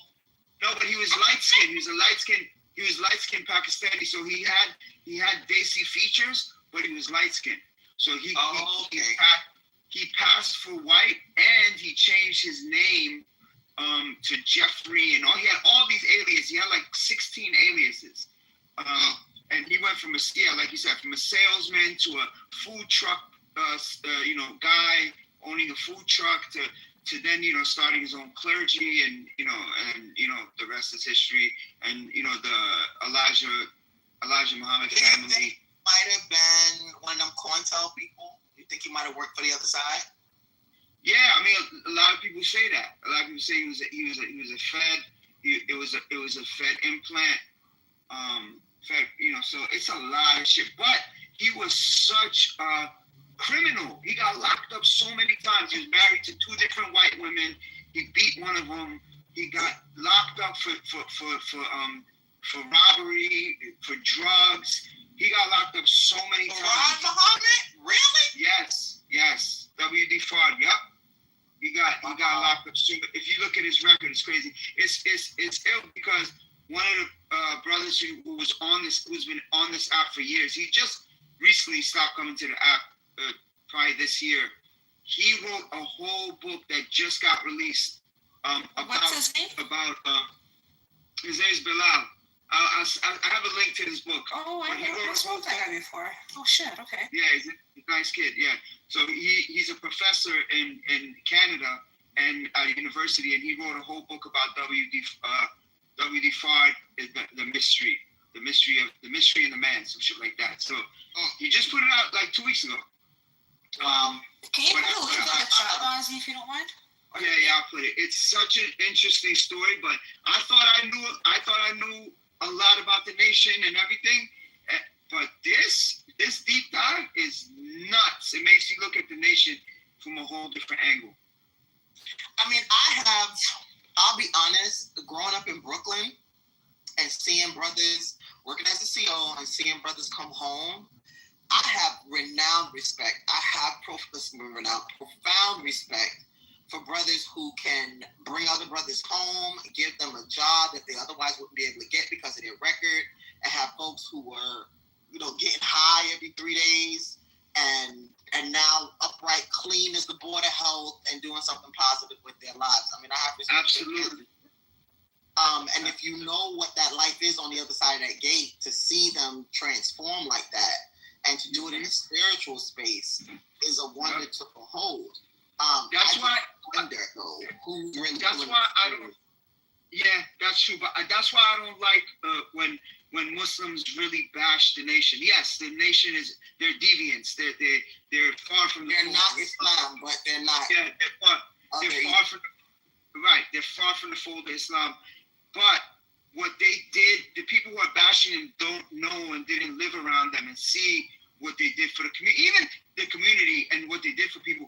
Even the 5% nation, even the 5%ers did a lot in their time, in their heyday. Mm-hmm. So it's like, and they were offshoot off NOI. So I just think like, there's, good and bad and everything. And yeah, there was tons of corruption. And a purpose, right? And a purpose. You know what I mean? You might not be able to quote hadith. You might not be, be praying 5 times a day, but you eat clean. Mm-hmm. And you're trying to live righteous. You're trying to be, I got some concerns about some of the ways that they've treated women over the years, but overall, it's a lot better than what it was. It's definitely an improvement.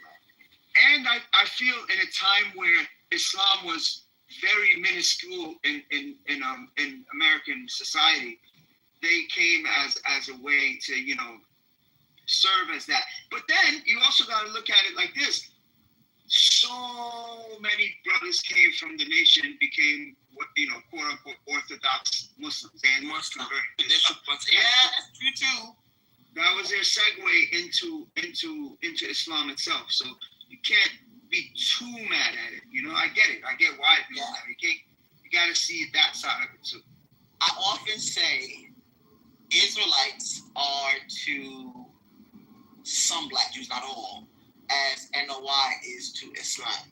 Meaning, if you're doing it the right way and you're seeking, you're going to find your way to the other side. If you just want to belong, because unfortunately, a lot of times it's all about an identity. You know, it's not about discipline. Islam is about discipline. You know what I mean? Straight, hardcore fasting, praying, Ramadan. There's a discipline to that. To Judaism, there's a discipline. It's not just, oh, look, I'm black and I'm descendant of the tribe of Judah or Levi or whatever else. There's a discipline. Right. If you're really looking for discipline, you'll find it within the traditional faith. But if you just want a club or a group to belong to, you know what I mean, or to attend Savior's Day every now and then, well, that's a whole nother. But you know what it is sometimes? And I look at it like this. Real quick, I'm going to finish this. I also think, like, yeah, it's you know, the NOI is a deviant sect, offshoot of Islam. It's not even considered Islam by the traditional sense, but it worked for some people at that time. It got people out of trouble. It grounded people. People found their peace. And I'm a firm believer of, yeah, I'm a Muslim. I believe Islam is the path. Islam is the way. But if, let's say, Ace worships a sweater in her room, and that sweater brings her peace, and she is a good person because of it, you know, more power to you. You know what I'm saying? I'm not gonna knock you. That's just because I don't believe that. You know what I mean? That's what I want to say. Hold on, Chucky. That's what I want to make a point of.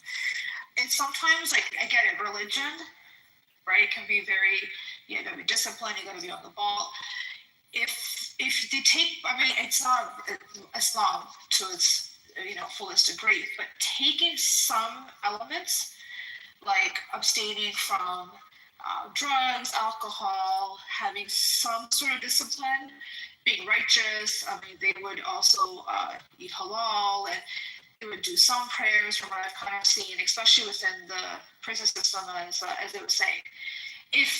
And again, there is a belief in Allah in that sense. It's not the fullest extent, of course. I mean, it's hard, to be very honest. I say it, my parents always say it, I'm Sikh. And we have so much respect for every religion. My mom always says that she was Muslims, they are so true to their religion, and the Quran, she goes, it's admirable, right? So we see that. It's true discipline, it's true heart. But for people to have that stepping stone to come in, because the intentions are good, right? The intentions are right. It's not using religion. You guys have seen how people use religion to get people to do various things? I mean, that's not being done, thank God. I mean, the religion did get corrupted, as you were saying. But then, as you said, people came out, then they got into the fullest extent, the real extent of being a Muslim. To that extent, I don't see it as a negative, but then, like you said, there were some very nefarious things that took. You know, I wonder. Go ahead. I'm sorry. Go ahead, Chucky. I know what I was gonna say. This is funny because Ace and Mozzie weren't in here when we were having our discussion earlier. And it was like when I was telling you about you know, reform, conservative, and all the other sects of Judaism.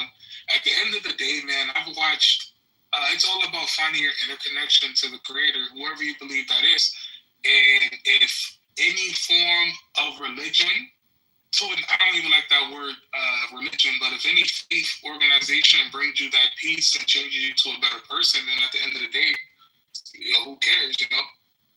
True, but my only issue is people that use their religion to feed their narcissism.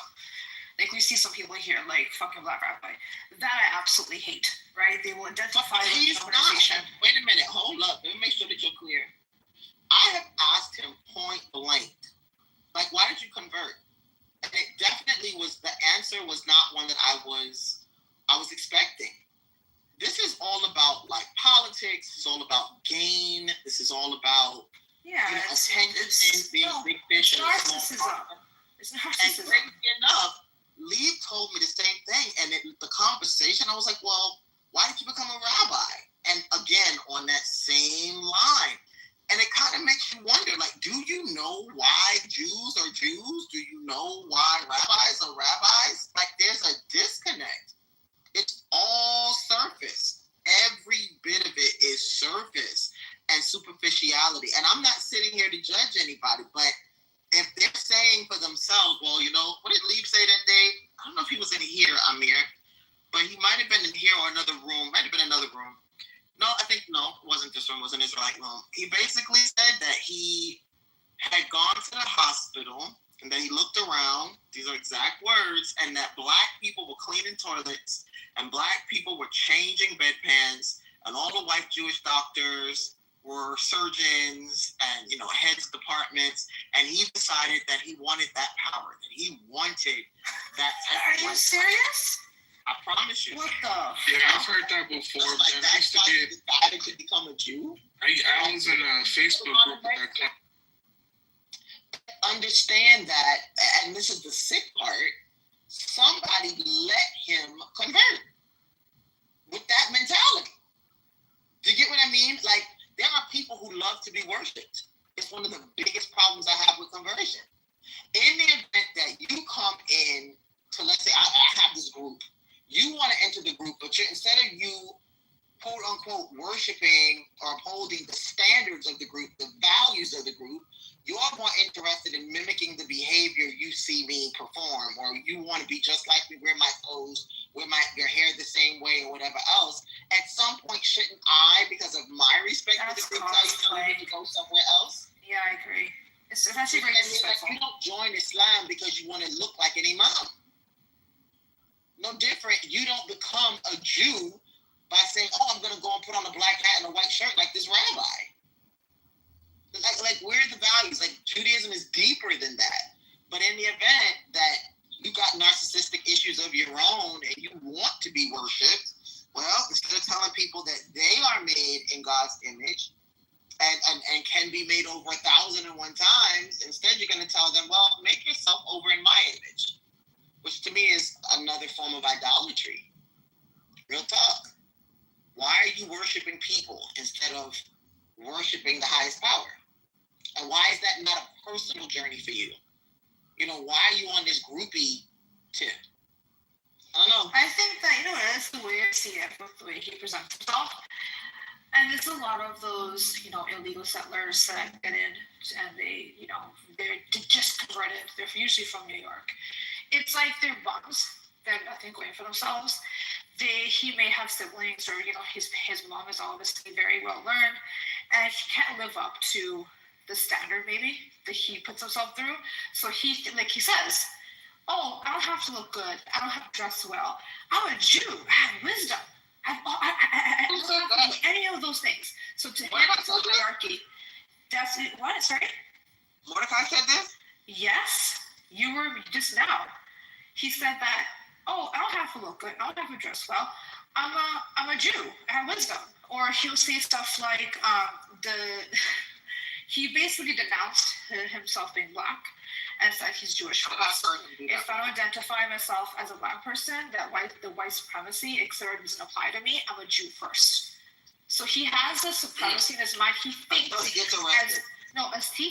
as long as he identifies and is a Jew and is a rabbi, whatever he does, he is better than everyone else. It doesn't matter if he's successful in any other worldly way. That's his way of identifying. That's his way of giving himself some sort of relevance. It's actually mental illness, to be very honest with you. There's something up with his brain. You know what's funny, Sister Hezzy? I'm surprised him and Lev, a.k.a. Demas Mitchell, don't get along very well, man, because they have the same ideologies. I'll never forget this man, Lev, a.k.a. Demas Mitchell, went live on Facebook pretty much saying that he was praising his Chinese wife and how he has beautiful Chinese kids that are going to be successful. He felt like, in other words, if he had children with an American black sister, they wouldn't be shit pretty much. And I was just like, wow, man, we have people like this. Yeah. That the better half of his children are the Asian half. Which is crazy. He got him taking all these piano lessons. He looked real goofy trying to speak on black issues. You're not black, my guy. Who are you talking about? Lead, a.k.a. Mas. I don't know who that is. And he will send me a text today. "Okay, what do you think about this? What do you think about that?" But he knows. He knows I do not stand where he does on his celebration of self. Like, what in the hell? I can't love yourself the way Hashem made you. And that's the issue. Not bad to cut you off, Ezzy. I have to address this elephant in the room. What is up with people of color when they convert to Judaism, why is it like they're so ashamed of being black, man? I've never understood Well, that's that. what I'm trying to say earlier. It's a catch-22. Like, at first, I thought it was something, that they themselves alone were responsible for. But no.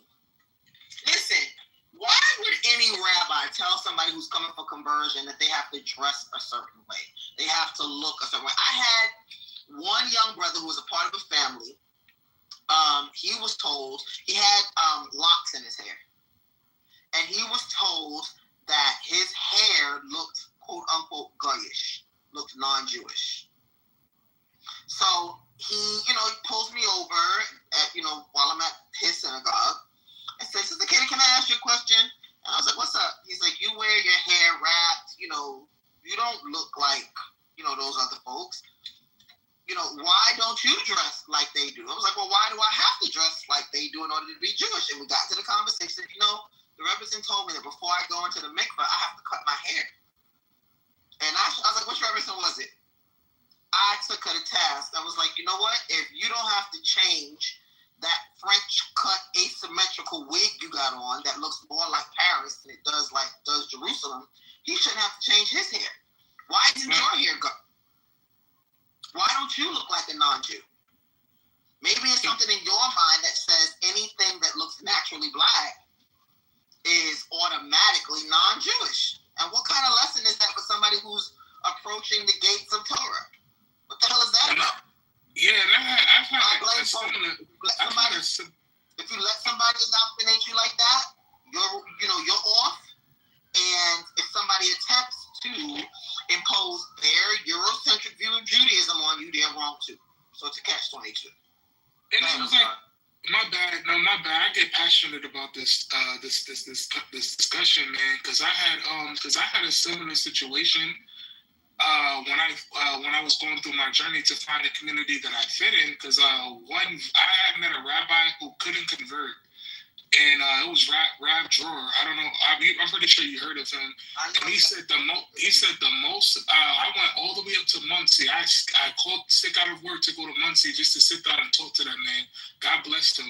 Bless him, right?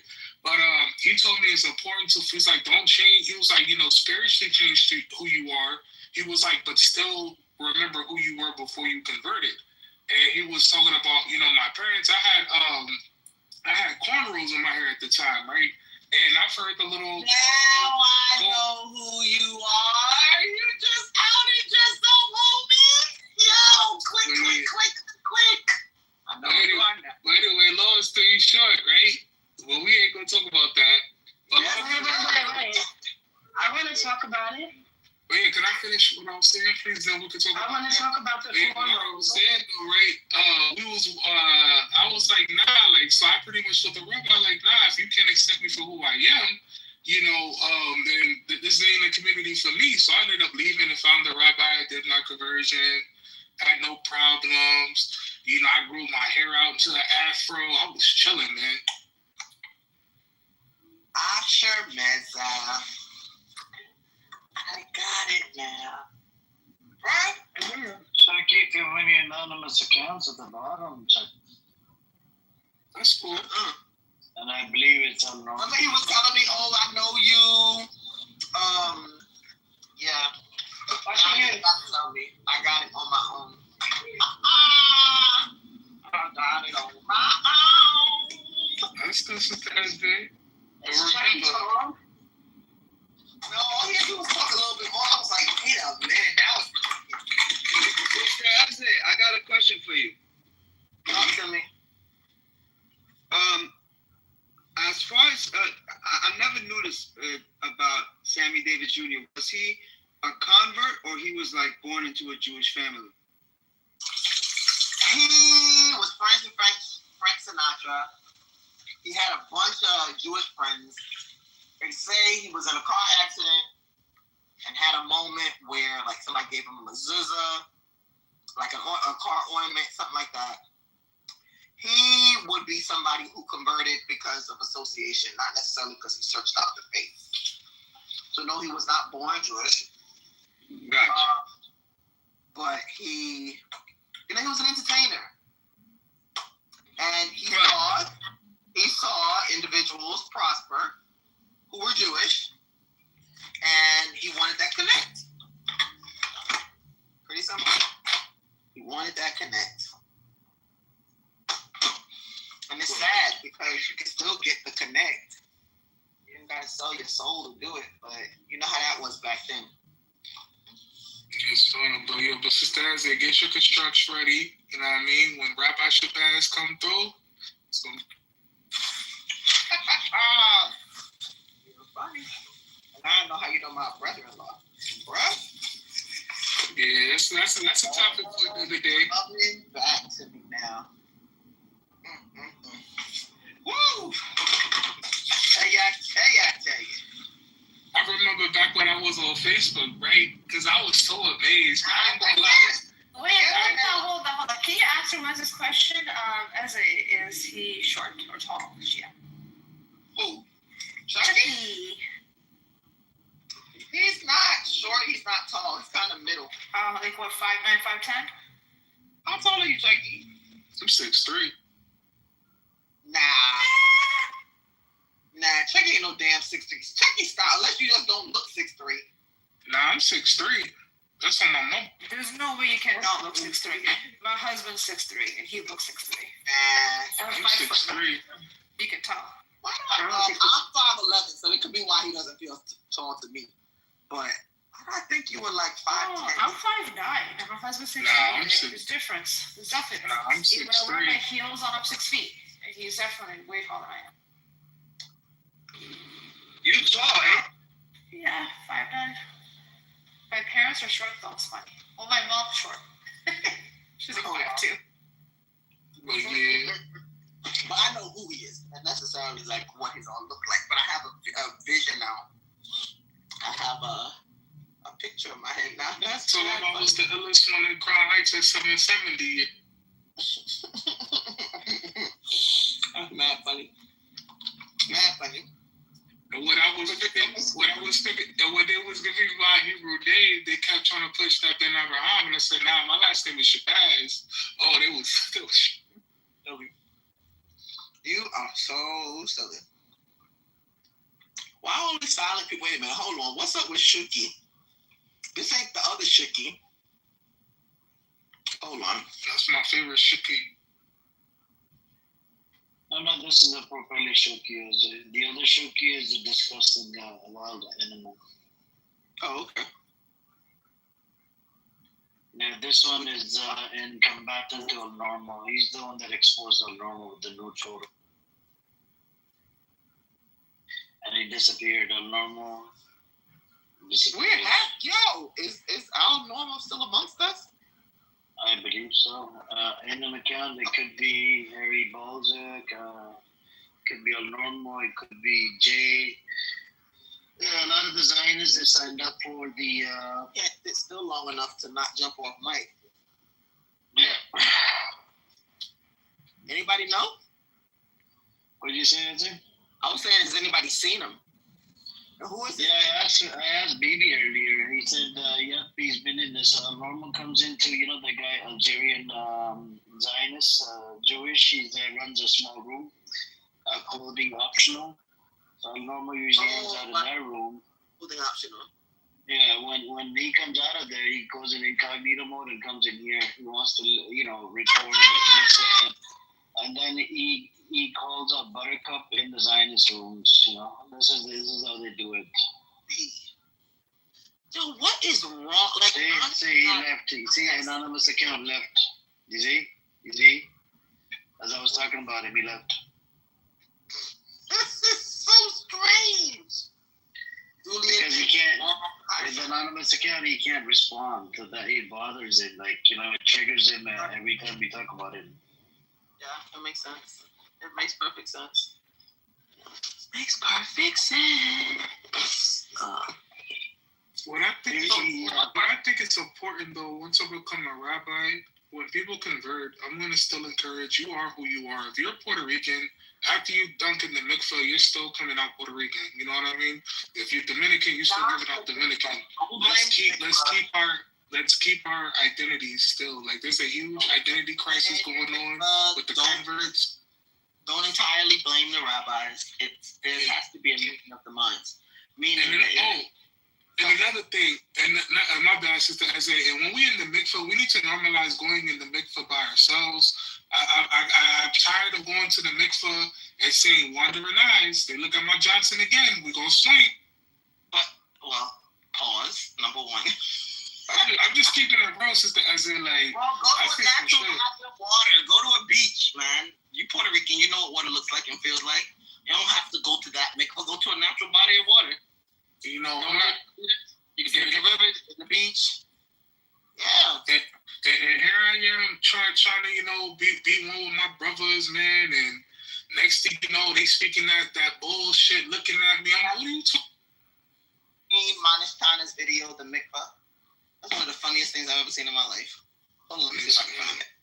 It's a black Jewish guy who did a video on what it's like going to the mikvah with other folks and how it weirded him out.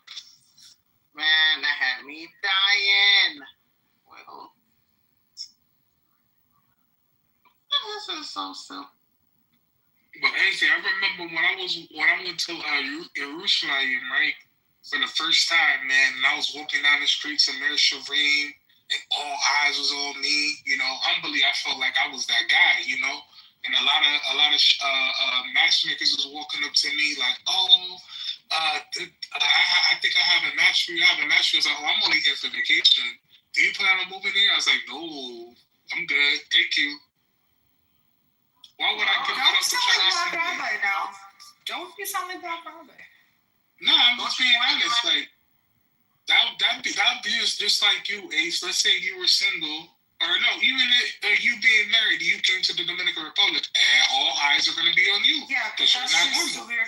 Not normal. Oof, okay. I mean, not normal, but it's not normal to see. It's not normal to see you to walk around. Just like the looks that I get when I'm in Asia, like they look at me like, "Oh my God, who is this handsome man?" I've traveled. I don't see that. There's so many beautiful people in the Dominican. Are you kidding me? They're stunning. The women there, oof. I've been checking them out. What are you talking? I'm just being honest, Ace. You know, you're gonna have a lot of dudes breaking their necks to look at you. No. I don't think people want something different. That is true. No, you know what? Some people just have a habit of looking, and it's a matter if this person is good looking or not. People are just lookers. Don't get your ego boosted. I never do. Well, anyway, I'm not getting my ego boosted. I'm just saying, like, you know, that's just how I felt. I was just, you know, sharing the experience. You know, I'm not on here saying that my shit don't stink. Oh, you did the other day. Don't get me started. That's what I'm saying. Be careful. What you talking about? Black Rabbi. Don't get to Black Rabbi vibes. Black Rabbi. Y'all are crazy. Y'all were going in. I thought I was bad. Y'all were going in. I was only able to listen because I had you in my ear. And I was taking care of my grandmother. But, ooh, baby. Y'all were going off one more. They're going for real. That mid-6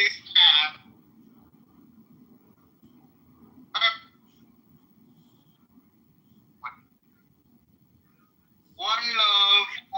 As the funniest part was one time I had Clubhouse on speaker. Cooking when my husband walks by. He hears Amos.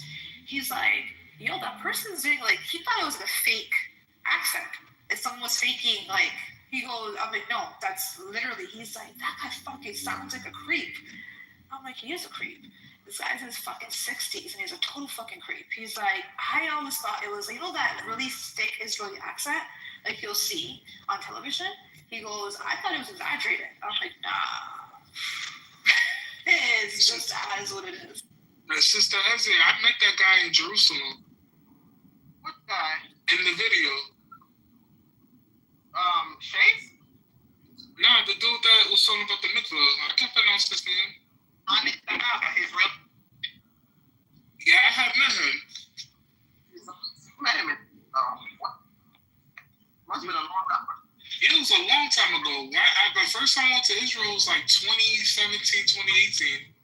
Because I'm real cool with Nassim Black. Like, he's literally, I know his family, you know. And when I went out there, I had bumped into Nassim, and then all the black Jews was following him.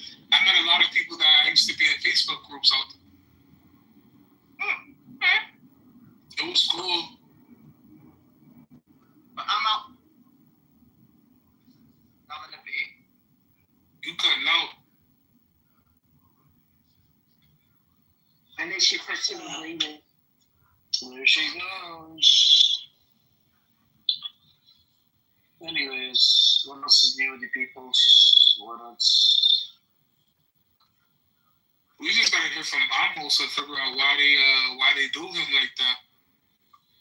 Oh yeah, the address thing, that's it's dangerous. He put his address in the longitude and latitude. That is crazy. Yep. Come to make good moves. We must have existence together as a room. Who did that? I was in a room earlier.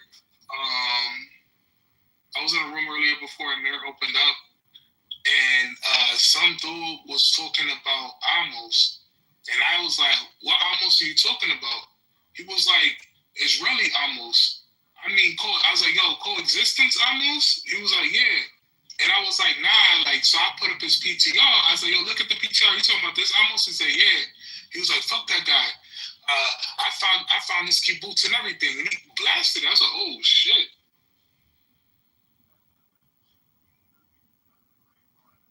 He's one of the big. He called himself one of the biggest hackers on this app.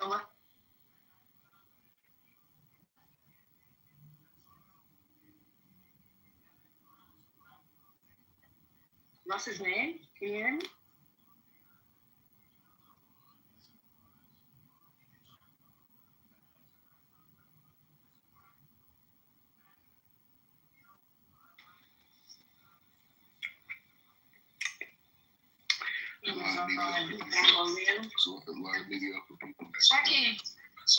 Shaki, what's his name? Captain or some shit like that.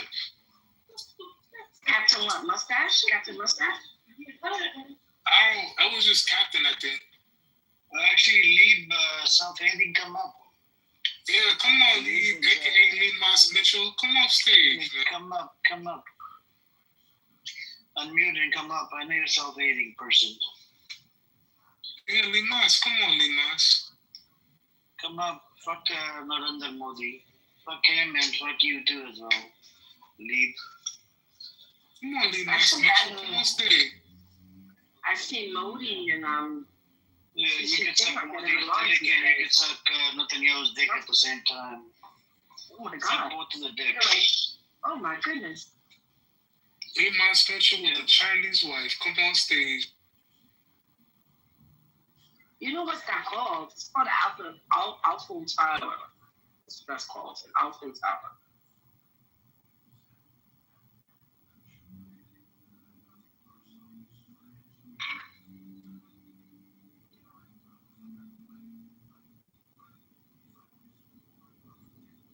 My grandma is about to marry an Indian chick.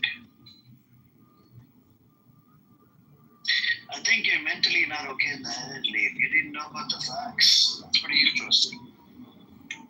The fact is, over the period of, what was it, I think 400 years or something, there's a lot of folks that actually migrated from Africa to India. I think you're mentally not okay in the head. This is for real. Go do your due diligence, go do your research, and then come back and talk about history instead of fucking talking out of your ass. I know you're a self-hating motherfucker. And I actually hate fucking people that self-hate on themselves, you know, because of the skin color or whatever. Yo, Lee Moss, just be on stage, man. Should be happy with what God has blessed you instead of fucking being a self-hating. Huh? You hate on yourself. I hate on myself? Lee Moss, come on stage.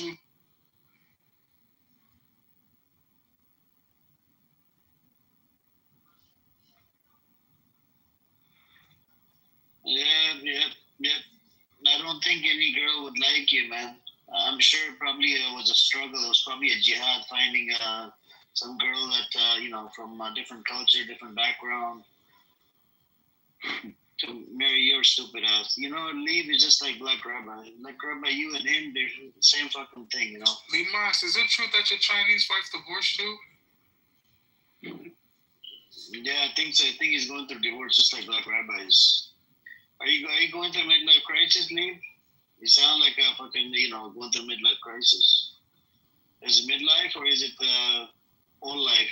What type of crisis are you going through? Or young life crisis?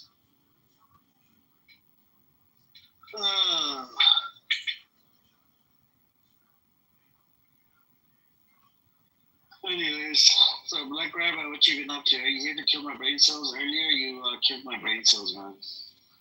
Nah, I just had Look, you came in hot with the BB, right? And then after 10, 20 minutes, you killed my brain cells. You like that? You like the BB? No, I don't. I actually have more respect for BB as a Jewish person than I have respect for you because you want to kill the prophet. I don't want to kill anybody. I don't know what you said it. No, I was just saying that. You're trying to make No, you did. You have to stop freaking, talking about killing the prophets. You asked me if some guy... It's mentioned in your book. It's mentioned in your book that you spread corruption, you kill multiple prophets. Why are you trying to say that you want to kill the prophet? If the prophet was to show up on that land and tell you to shut your fucking mouth and stop killing babies or whatever, you have to abide by it because he is sent by God. He's sent by God. You got to stop that. It's an imposter. Nah, man. You're just an idiot. You're an imposter. You're not even Jewish. Yeah, exactly. You guys say that about everybody. And then we have another retard in the audience going through a midlife crisis. His name is Leap. Both of you guys are fucking self-hating. Both of you. Anyways. I don't know about the lead thing, but everything is but I'm saying by me. He literally hates the skin color. Did you know that he hates black skin color for some reason? I don't know what the deal is. Why? My skin is not the color black. Why do you keep saying that? Okay, why do you lie? Why do you lie? Okay, can you change your name to White Rabbi? I won't call you black anymore. No, because I need to utilize the system. Can you please change your name to White Rabbi? No, I don't want to be white. That's a downgrade. Yeah, you see, I taught you something new, right, Lev, about the historical facts, the amount of people that migrated from Africa to India. Yeah, you learned something new today. Yeah. By the way, if you learned something new today, make sure to maybe help Black Rabbi out with his the way he thinks. He just talks out of his behind. I have my worldview, and I'm spreading. At the end of the day, like you can disagree with me, whatever. But the difference between me and everyone else is that they're just like talking heads. You know what I'm saying? Like they're just saying like whatever's been said. I have my own philosophical approach. You're not just a talking head. You talk out of your behind. No, I'm saying that I have a philosophical. Look, I don't want you to talk out of your behind. I want you to talk out of your head. Much better, instead of out of your behind. You want me to talk like the system that trapped your intellect. You want me to speak. No, it's just when you open your mouth, it's like fucking diarrhea. No, I don't think so. I think so. Yeah, but I'm saying your brain has been. And that guy with the ANN account in the audience, right? His name is John Kitover. He's collecting money.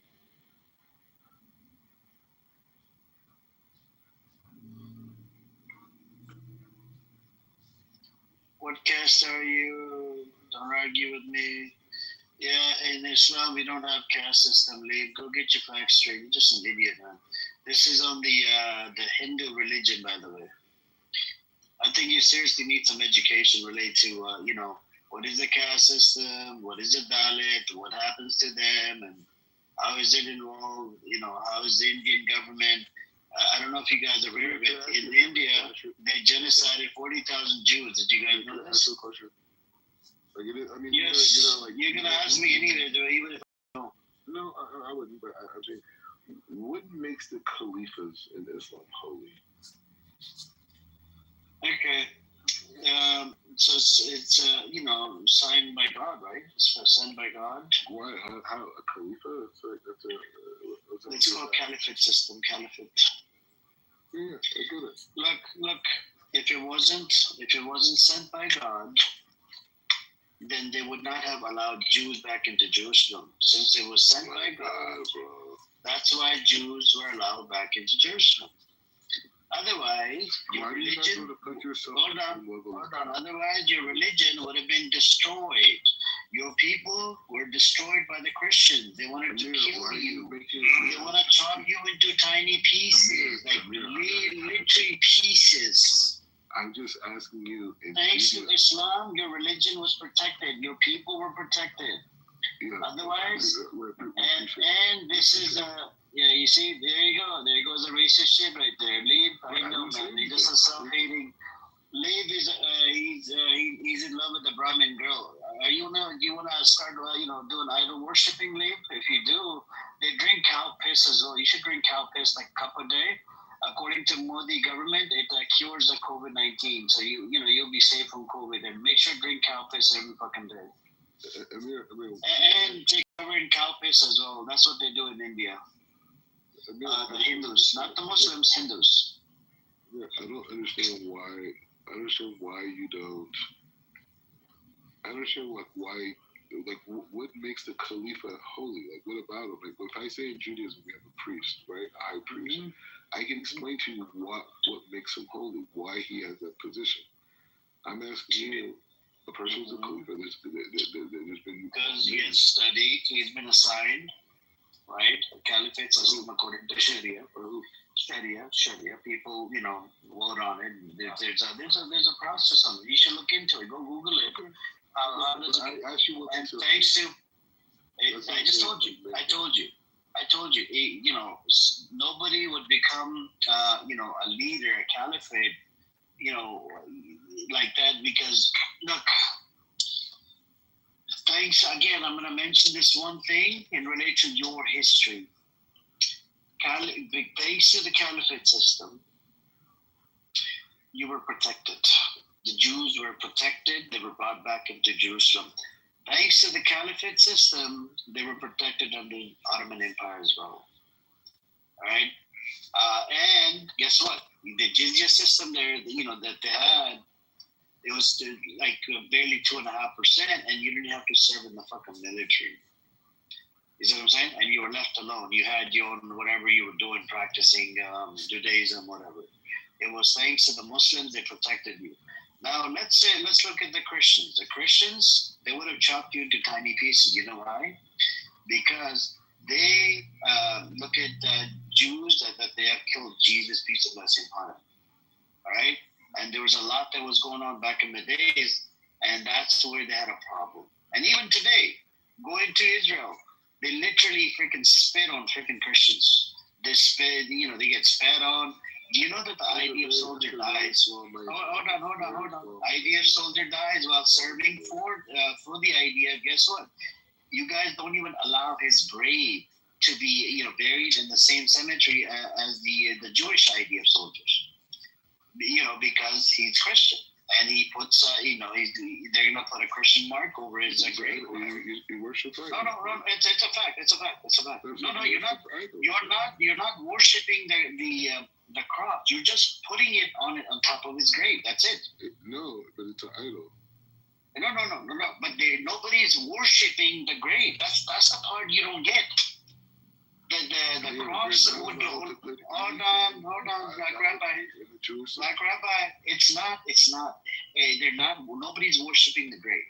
It's there to show that. Hold on. The symbol is there, just like you have a Star of David. Yeah, that's a symbol.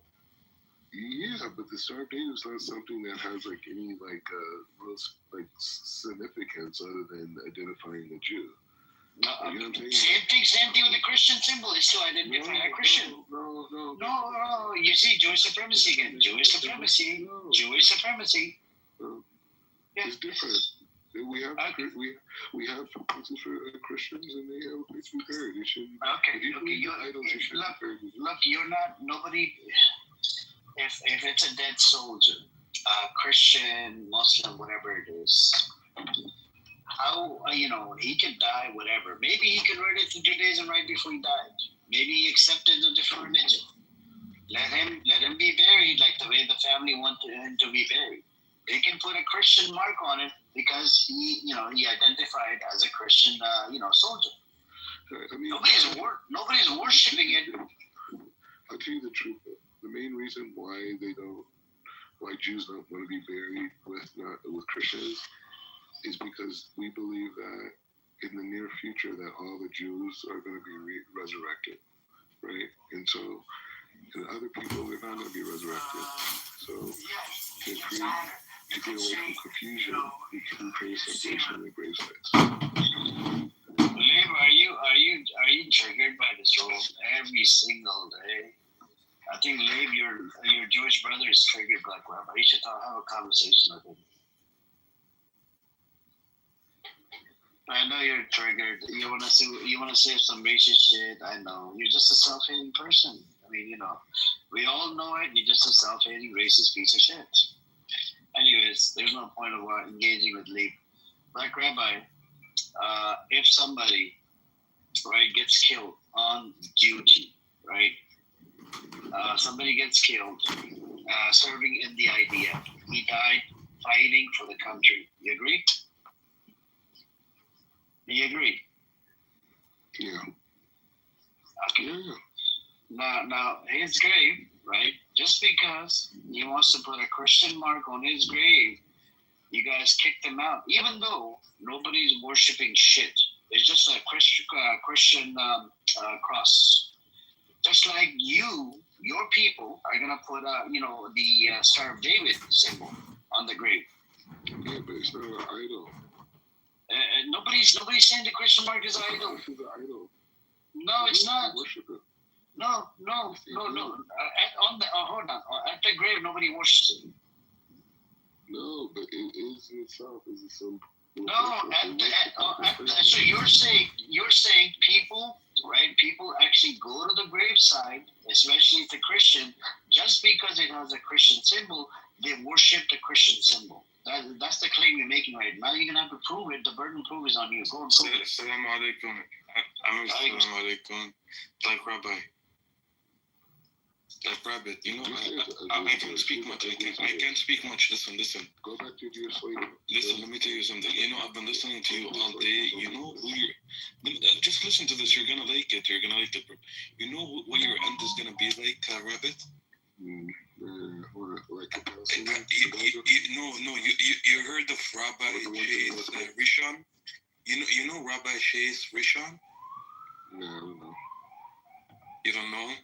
No. What about Isaiah Rothstein? Yeah, I don't know about any of these people. You're gonna end just like them. Well, the thing is, you're gonna end up like the people of Gaza. I'm just telling you. I know this triggers you.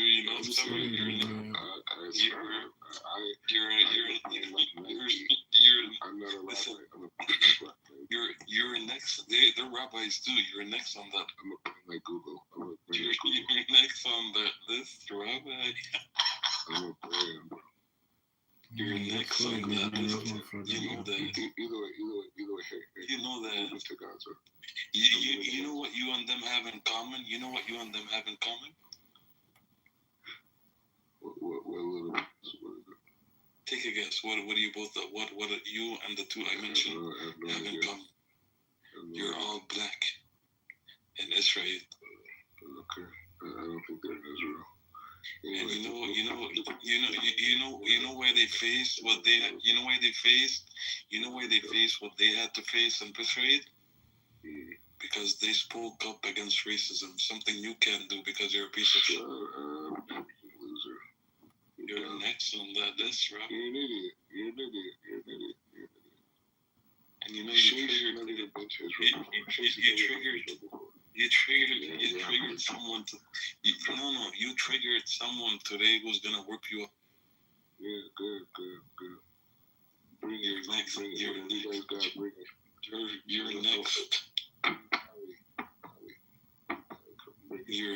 You're next, Robin.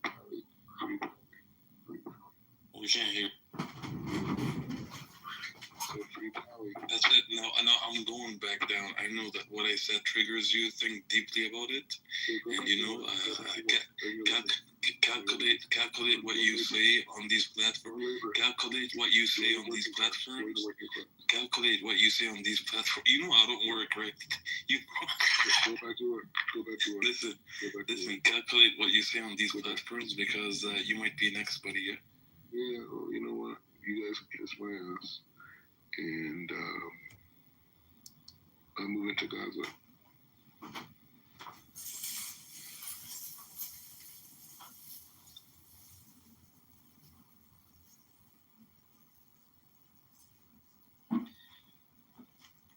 So, where did Lane go? You see how racist shit he wrote in the chat? Such a son of a bitch. He was a racist fucker, he's still a racist bitch. But anyways, this is what you do with the racist people, you know? Let them expose themselves.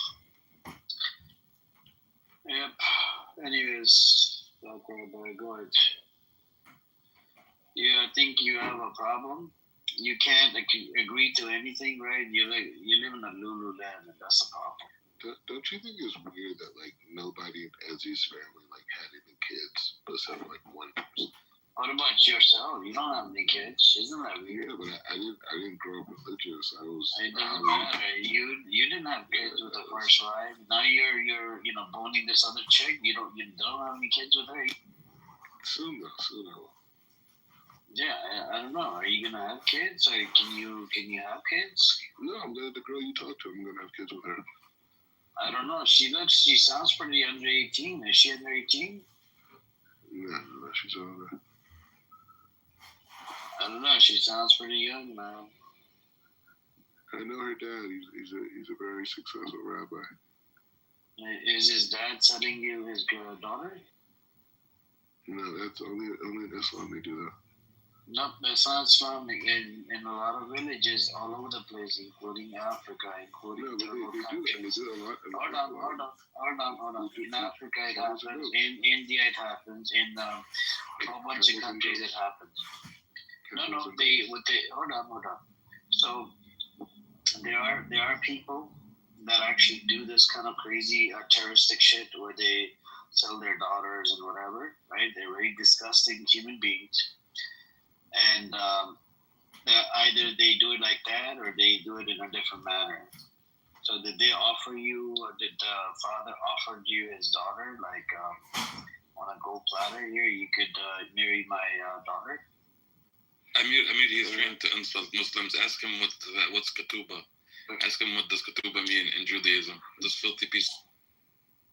What is Kituba? Can you tell us, Black Rabbi? Tell them, Rabbit, tell them. Is it a temporary marriage? No, let him answer. So why are you saying that Muslims sells their daughters?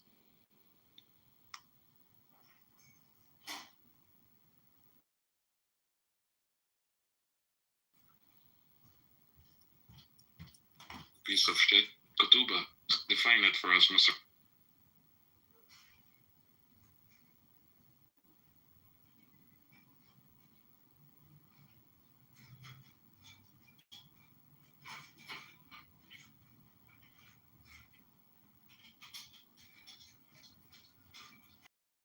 But you're under a lot of pressure today. Are you going to explode with that picture of yours, Black Rabbi? Kituba is Maher, yeah, Amir in Judaism, by the way. What is it called? It's Maher in yeah. How much dowry did they give you, Black Rabbi? Amir, do you realize the girl I'm going to marry, like, gave you a blessing today? You know how big that is? Yeah, but it's not big because she doesn't know or she doesn't agree to what's happening to the Gazan. That's a genocide, right? Hey, what's up, Rashad? You want to come up, brother? Assalamu alaikum. Well, everybody's got a plus now. You guys want to come up on the plus VIP members? You guys want to come up? Hey, this is a VIP party. What's up with you, Rashad? How you been, brother? Rashad being here with his plus. How you guys doing? Alhamdulillah. Same old, man. Just, we're talking to Black Rabbi. He believes every single soul, including trees and animals, is a terrorist in Gaza. So, every day something new we learn about him. He crashed out earlier with Sister Eze. She's Jewish, and she called him out. A lot of people called him out, man. Just some idiots. And not to mention, he even doxed Nikki.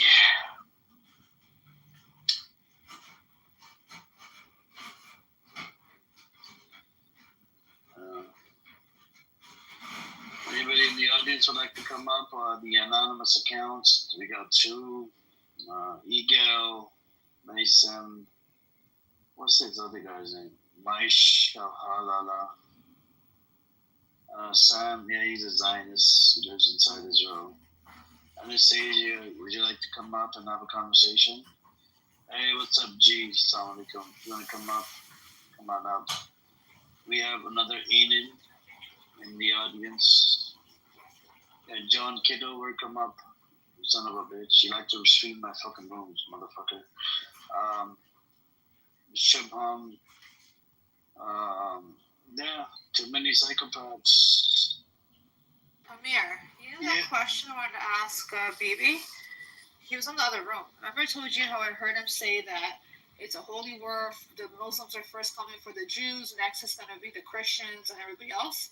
So I wanted him to clarify. He's like, yeah, I said that. He goes, it's a holy war, what's happening there? I'm like, no, it's not. I'm like, it's the Jews have made that the case. He's like, oh, they're coming, the Muslims are coming to get rid of the Jews, next you're going to come for XYZ. I'm like, if that's the case, there's billions of Muslims. And none of them have gotten involved. He then goes and tries to ask Prince, do you think it's a holy war? And again, Prince just does this circle thing, or he basically says something like, basically the Jews have made it bad, right? But he doesn't explicitly say Muslims, obviously not, there's Muslims and Christians. Then, of course, he asks, some of the dumbasses of Clubhouse. I fucking laughed. They perpetuate the bullshit. And then I'm like, even if it were a so-called holy war, it's only the Jewish scripture, the Zionists, that have a supremacy.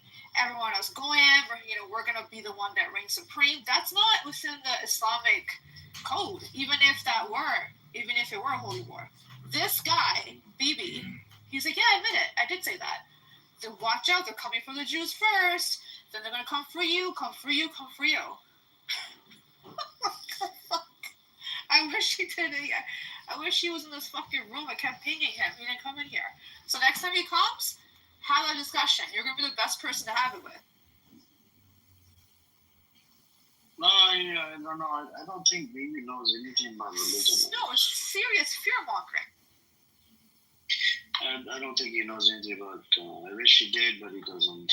It's all about Muslims, saying that they're going to first come for the Jews. That's what's happening in Palestine and Israel. Then they're going to come for everybody else. So basically support us to keep them at bay, or they're coming for Christians, etc., etc. You're going to be next. That's the fucking fear one.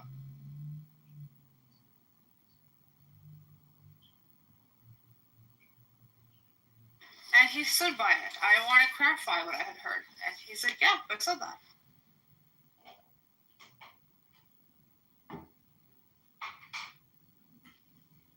So I think Shuki wants to play something. We're going to have a small break, maybe a minute to 2 minutes. And let's see what he wants to play. And then we can go from there.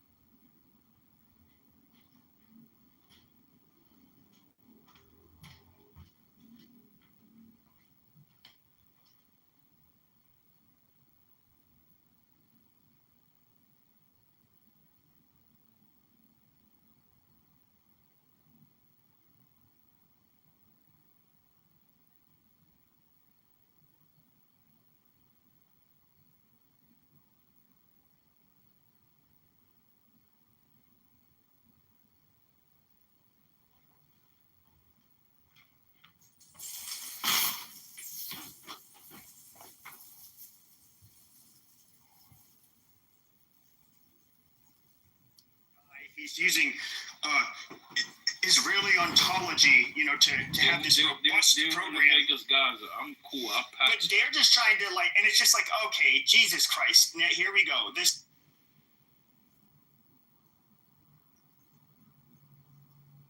What the hell happened to Pepe? Did he got clipped again? They clipped it. Did he get clipped? God damn it. Oh, yeah. She gets clipped once a day. Lots of the infighting right now is white on white crime. Oh, shit. Who clipped him? We have some white-on-white violence going on this app. Adam, JB, Roger, all those. Yeah, Othello knows what's going on. But I'm going to open it up. Let's get back a little bit more closer to the subject, or the topic on top there. I don't know if anybody else wants to speak on what Trump said. I don't even think you even addressed that, what he actually said, and what you think he meant by it. I had a room on it earlier. Bro, I think that shit was insane. I mean, like I said, if applied fairly, right, I could see some utility in it, and I disagree with it, right? Because I do think that's going to take away a lot of our civil liberties overall. But, it's like stop and frisk, right? It sounds like a good idea unless you, disproportionately apply it to, one or two different demographics. You know what I mean? Hey, Mike, you got a hot mic, bro. You know what I'm saying? So that's kind of sort of like a shoot. Hey, Mike, you got a hot mic? Yeah. So, it sounds like a good idea, at face value, right? Because, I'm sure there's people walking around with all types of crazy shit, every day. But if 4 people walking down the street and you only stopping and you're going after 1 or 2 of them all the time, you're always going to miss the that's doing crazy shit or the 3 that has crazy shit going on. You know what I'm saying? So it's not fair. Just like with this, if Pepe said before he got clipped, right? He said that in Arizona they catch shit like that all the time. So maybe if we gave more funding to Arizona, right? For people that want to give cops more resources, maybe we gave more funding to them. They could spy more heavily if that was the thing, right? And maybe go after the big wave, the Epstein over there, because I'm sure there's no baby Epsteins all over. Right, let's go after those people. 200 and something kids go away all the time per year. Homicide is insane. Too many innocent, black and white and Hispanic lives, Asian lives, get taken away too easy. But there's something about kids, man, that we all gotta come together. This is bigger than party. This is bigger than race. The babies are innocent, man. I don't think anybody on the stage is denying that part. That's why I never really understand why everybody kind of starts their arguments going down that road. But whatever do you, as they say. So it's a long outside Epstein, though. There was a ton of them coming through the border, not anymore. A ton of them, and the NGOs were involved in it. There's a couple of really great people, or several really great people on X who are involved in fighting it. On the field. That if you guys were interested. Wait, do you mean people who are actually at the U.S.-Mexico border? Because they're Mm-hmm. Well, I don't know if anyone knows. I don't know if anyone knows, but the number but one. You can get the real information, The number one. No, it doesn't matter whether you get the real information. That's dangerous. They don't have any of law enforcement. They don't have the ability to accept people. They you know what you're talking about, dude. I won't let me talk, but you don't know what you're talking about. 25 minutes from my front door. The point I am making is if you have vigilantes who are not vigilantes, dude. In any fashion. Yes. Oh, God. You have no idea what you're talking about, but keep on flapping those guns. You fulfill the definition of vigilante. That's not what I was talking about. You don't even know what I'm talking about, but keep on flapping those gums. But, yeah, let's have you were talking about the border. Marshall, let's have more of a back and forth. We all can't hear you guys are talking over each other. But Nancy did have the floor. I think she opened up her mic. And Nancy, go ahead and land. And then Marshall, if you want to rebuttal, go for it. But Nancy, are you done? Or? No, I just wanted to let people know that if you're interested more in what is the reality of what's going on with the child trafficking, and there are people who have organizations that they are very close to Trump too. That she might want to go to X and participate on some of those spaces because they could get more information that way. That's all. Okay, fair enough. Marshall, I don't know if you want to respond to that, but I'll push on. Push on, man. I said my piece. All right, all good, man. Sister, do you want to speak to the title of the room? Where do you think Trump was going with what he said? Do you think he was referring to race? Where do you line up on what Trump was saying there earlier? By the way, the clip is on the Jumbotron if anybody wants to know what we're talking about. Okay, I'm about to listen to the clip real. All right, no worries. The floor is open. One mic, did you want to take a shot at this? Where do you fall on the same question I just asked? No, I have to listen to the Jumbotron, then I'll be able to speak on it. All right, fair enough. Okay. The floor is open if anybody wants to talk. I don't know if someone wants to fill it. Or Hulky, what are you doing these days? So if the National Guard comes to Chicago, what will that look like? Okay, are they just going to be standing out on the streets in fatigues? And then, where's Mike at? I want to ask him. Is this going to mean less drive-bys, less looting? What's it going to look like? Just deterrence? Yeah, it's deterrence. Okay, well, yeah, Arthello, you're saying that the National Guard. I actually don't know one way or the other. Do you say that it's a good thing to have them there or no? Regardless of what they're doing, I don't know where you stand on that. Well, no, I think it's a great thing. Like I said, if done fairly, if the intentions are to actually do what they want to do, I don't want this to be stop and frisk to the 10th power, where they're only targeting black and brown bodies. I think it's going to deter a lot of the criminal industry. And so when we brought up the child trafficking industry, I was only looking at the top 10 industries that affect the inner cities. Do you guys know what the number one illegal industry is? It's counterfeiting, making fake money. That's like $1 trillion industry. I said, okay, what's the second highest industry? Sex trafficking and child trafficking. I was like, okay, that goes on city to city, state to state. And I said, okay, what's the third and fourth? That's illegal drugs, right? So I'm looking at it like you deter people from selling drugs. You deter gangs. A lot of those homicides came from like territory and gangs so that people can sell drugs. So you're hitting a lot of dominoes in one swoop. And it's going to affect not only the microcosm, like the kids on the corner that just want to be in gangs and shooting each other. It's going to affect the burglars. It's going to affect the pimps. It's going to affect the prostitutes, but it's also going to affect the traffic people who are doing things against their will. And it's also going to have an effect where it affects even the bigger conglomerates, the plugs, the cartels, the Russian mafia, the mafia, like the people who actually traffic these drugs into these neighborhoods, traffic illegal guns, because black people don't have fentanyl factories. Black people don't have gun factories. So this is going to affect a lot of different industries. So I'm not looking at it like, oh, it's going to, because like I said, black on black crime is 12,000 deaths a year. That's under 1% of all black people. Is it bad? Yeah, it's still bad.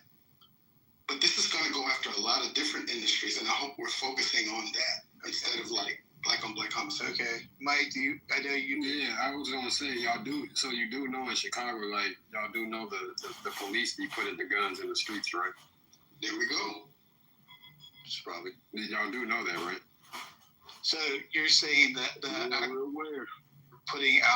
putting the guns out for, like, how does that look like, Mike? Like, what exactly does it look like? They put the guns on the streets, bro. Like, where do you think the gang members and where do you think they're getting the guns from, bro? Like, how are they putting them on the street? I'd like to know how they putting them on the street. There's a black movie, I think it's called like Menace to Society. It's one of those movies, right? Or Don't Drink Your Juice in the Hood. Basically, a car pulls up, right? And they pop the trunk, and it shows like a white man, FBI guy, undercover, just leave the car with the trunk pop. So black people walk up, and there's just guns in the back, and they're running off with the gun. They also do it with the train. That comes through neighborhoods. Facts. They bring the train, they stop the train, and leave it, guns. Do you know this to be fact personally? Yes. I think they can find.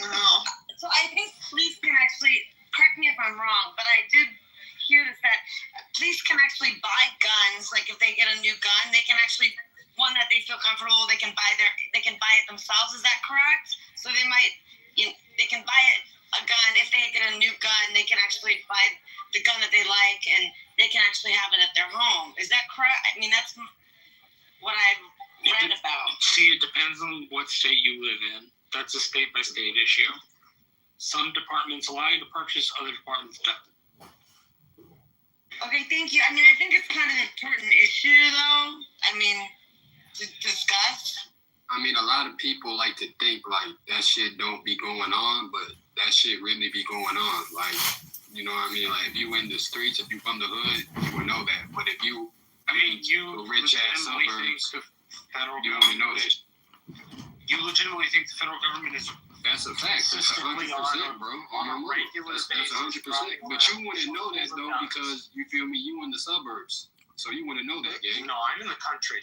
You in the country. You don't have me right, bro. These people, they fully aware of what the federal government is capable of doing. The police not coming to no country, ain't coming to the suburbs and dropping off guns. They're not doing that. But they will come to the hood and they'll do that. There's a film out, I think it came out in 2014, called Kill the Messenger. Not a documentary, but a Hollywood feature film starring Jerry Ringer. And it's about a reporter named Gary Webb. This is a real guy. This is real documented history. Who traced the crack cocaine that in Compton, because that's where it first landed, in Compton. That's where crack, that's like its inception. It landed in Compton. He traced that all the way back to the mafia, the president, and the Contra Wars. And he got silenced for it. It's starring Jeremy Renner. This is real documented stuff. We're not playing around. Yeah. We all are aware of this, bro. They know it. We're not coming up with excuses, you know what I'm saying? But we're saying that, yes, there were people and powers in play, right, that filtered these things so that these communities could become worse off, so these communities could become ghettos. I live in an area where most of the guns go south into Mexico, the ones that are smuggled anyway. They don't make their way to like Dallas or Austin or Houston. They always make their way down into Mexico with the cartels.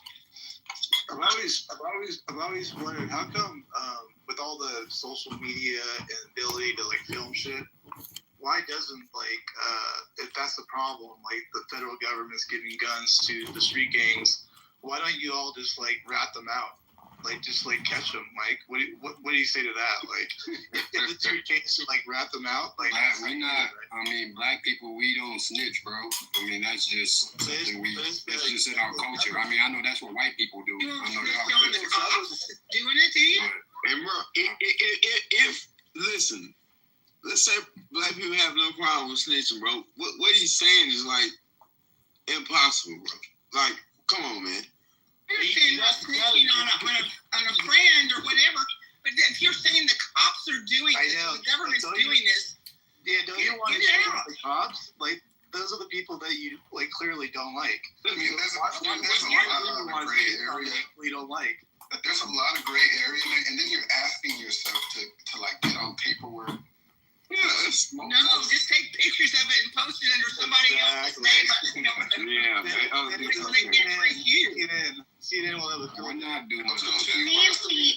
Nancy, are you one of Steven's friends from X? Yeah. It's good to see you. Good to hear you. Matt, go ahead. Hey, I actually, the movie The Hate You Give, Angie Thompson's movie, book and then movie, it elucidated why there are some cultures that don't snitch. Because they don't trust the police. And if they do, the police are not there to protect them. Tupac said, the very people that white people are afraid of that are in my neighborhood, I'm afraid of them too. They're cold-blooded killers. And then some of them provide for their families. Food, shelter, clothing, electricity. So telling on them would hurt the family more than one way. So maybe that's the answer. I don't think nobody needs proof in here. Everybody is well aware of what your government is capable of doing and the heinous shit they already done. Chauncey, but the mass number of people in America aren't. That's the thing.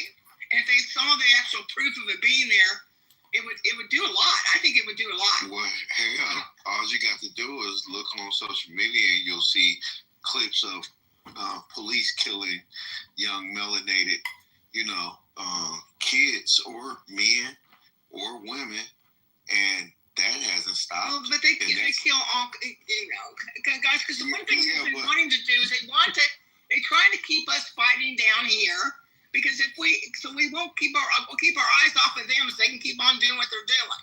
That's what they've been doing for decades, right? We got to stop it. We need to be together to go after them. Yeah, hold on. My mic. Okay, I just want to get back on topic a little bit. I've been trying to get back there. Okay. Did you have a chance to listen to the clip? I think you're one of. I think I don't have opinion. X. What is that? Twitter? Yeah, that's X. So when I click on it, it don't do anything. Shit. Can we play it again for the room, maybe? Yeah, who was it that was playing for us earlier? That would be a good idea. I think it was Dot down here that just joined the stage. Period. Who? Was it? Oh, was it the Dot guy? Yeah. No, our boy is back. It was the Dot guy. Back on stage. You're sure the Dot guy. Make sure you guys follow. Hey, everybody. Pepe. Bro, you got Twitter? Make sure to follow the Dot guy. Hello, everybody. Do you have that clip again, the Dot guy, or no? Can we get Othello clipped? Oh, geez, let's not do this right now. Why does he have PTR of my comments? What were you saying? Someone called me a sand N-word. Wait, I don't see a PTR of your comment. But why would you take my comment that says What did white you say? power What did you say in the comment? out of content and make it your PTR, Othello? What did you say in the comment? Why? I just said white power, but that was in response to some black guy called me sand N-word. Why would you take my comment out of content and make it your PTR? So Mary, you're crazy for even responding to someone crazy. You know? This is juicy. Let's say I'm crazy, but the fact that you gotta go out of your way to say I'm crazy, you're crazy and stupid. When you went out of your way to say white power, I'm not talking to Othello, I'm talking about something. Hey, why don't you thank him? Because Matt called you a hot sleeper cell. So in Othello's PTR, you got a compliment about being sexy. And I wouldn't have known that had Othello not tried to call you out. yeah, just take that. Take the bitter with the sweet. Oh my God, did he call me that? Let me see.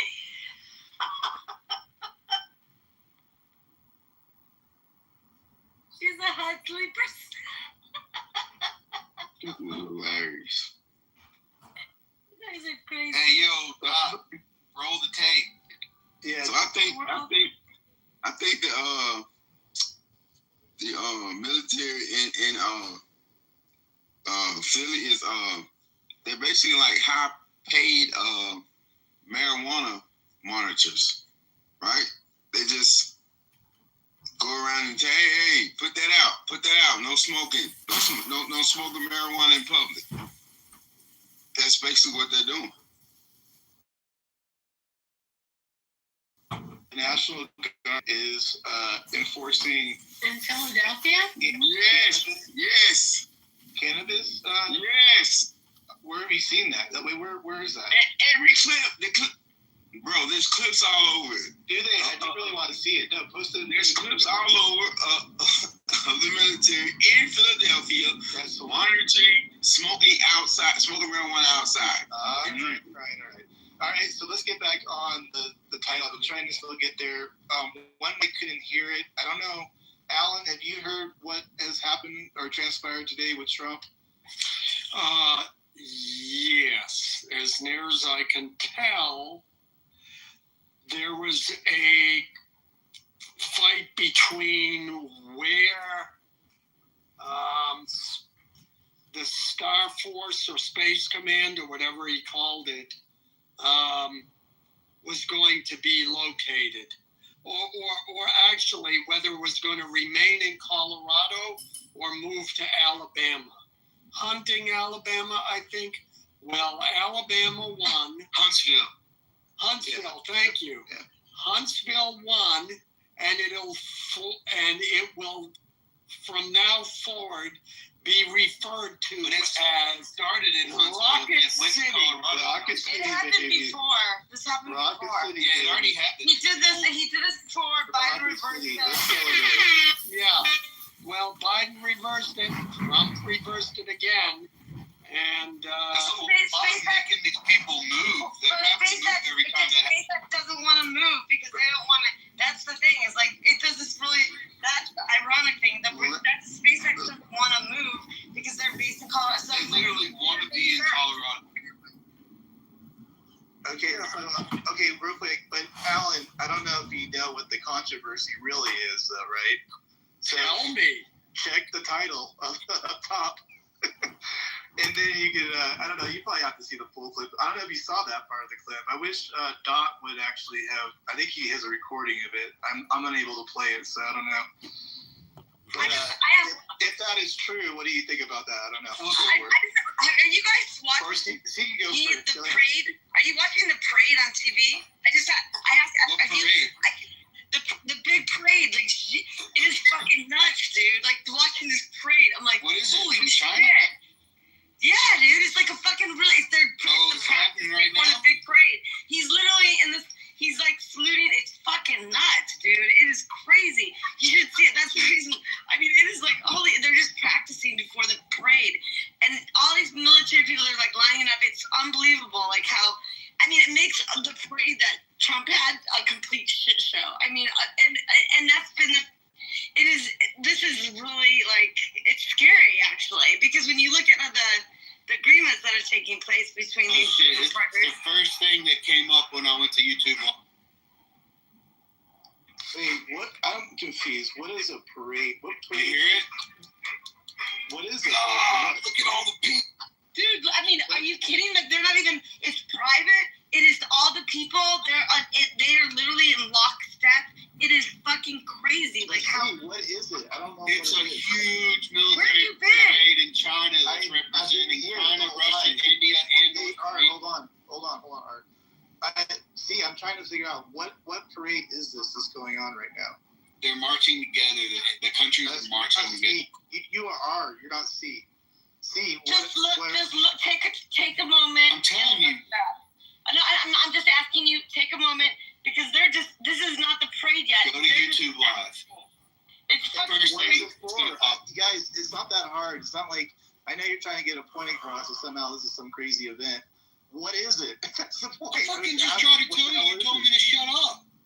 Well, you're R. You're not C. Remember that little thing I said? Yeah, so you'll be able to talk in a second. But C, I was just trying to figure it out. Maybe that's too hard. I don't know. But okay. R, do you want to take a shot at it? You can go for it. Read the chat. Look what James Bradley just said. All right, let me see what he said. Apparently, some parade with China's military. You guys know what it is. Wow, if you're not looking at it, you're missing it. So wait, is it a You guys know exactly what it is. Wait a minute. Is a Chinese parade in the U.S.? Is that what the claim is? No, it's China. We're not invited. We're not. Why do we care about the parade in China? I guess that's what I'm asking.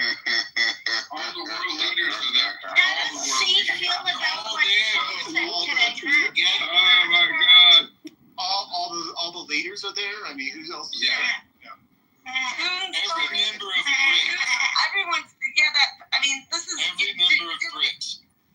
India's leader. I mean, they're all going there except America's not going there. I mean, Trump's penis is probably Europe.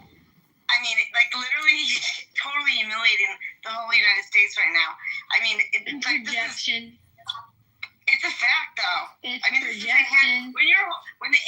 He's a retard. Is holding the hand. I mean, when India's holding, like Modi is holding the hand of Putin, laughing. Modi's holding the hand of Putin. Holding the hand. Walking to go talk to Xi. They were holding hands. Are they skipping and jumping and looking lovingly into each other's eyes too? Pretty much. Did you not see that? They really are. Did you not see it? They were so cute. Are they feeding each other grapes? They are. Really, literally. Okay, whatever, lady. You can Is one of them combing the other one's hair? All right, I'm done with the parade. We're done with the parade talk. I don't care about the parade. I don't give a shit about He sounds like one of the so Matthew asked about the parade. Can we hear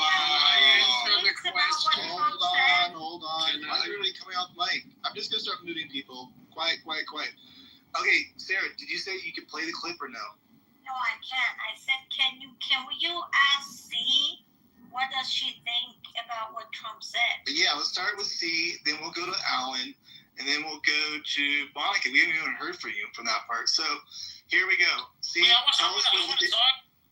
Who's that down there? Oh, Joel, you'll go too. Don't worry. Joel's go before me. I don't even know what the question is. Let everyone else go. No, what about when Trump said that these are born criminals, to be criminal? You know that one, C. Come on, you have to know that one. Yeah, you asked me that. How do you not know that, C? She's watching a military parade in China. Doesn't even know this part. See, do you not know that or no? All right, she's gonna take the fifth on that. Alan, you're up, and then we'll go Monica and then Joel. Go ahead, Alan. Yeah, what Trump said, absolutely 100% correct. Too bad if people's feelings are hurt. Number one. Number two, is the world freaking out because Modi's talking to Putin? Let's get, I just thought about this today. Okay, Putin was providing oil to Europe. And the Biden administration was, bad Putin, we got to stop Putin. They blew up Nord Stream 2. They stopped Putin from selling oil. You know why? Who's going to sell oil to Europe now? The Turks and the Azeris. It's going to come from the Middle East. The fucking Turks. So tell me, who would, and all of that money that was going to Russia now's going to go to Turkey and Azerbaijan. So tell me, and all of that money, I'll get to the final question, all of that money is going to be funding their governments, their philosophies, their ideologies, which they are going to use to fund their political beliefs and pay off politicians in our country. So tell me, who would you rather have making that money? Some Russians or some Muslims? Take your pick, because if you're voting for the Muslims to get that money and sell all of that oil to Europe, go fuck yourself. I'd rather have the Russians doing it. Why? Because the Russians are not a threat to our country, our democracy, to anything the way Muslims and Islam is. And the fact is the Democrats, those dumb fucks, have been selling this Russian collusion narrative, which if you just watch the news, they've released more files about how Obama and other Democrats colluded to undermine Trump in 2016 by creating the false narrative, 100% false, that Putin was trying to corrupt our elections and trying to destroy our democracy. Russia is not trying to destroy our democracy, but I'll tell you what, we see some active participation on the part of Middle Eastern countries. All right, Alan, go hit your breathing machine one time. Good job. That's okay, Otello, you dumb fuck. I can breathe just fine.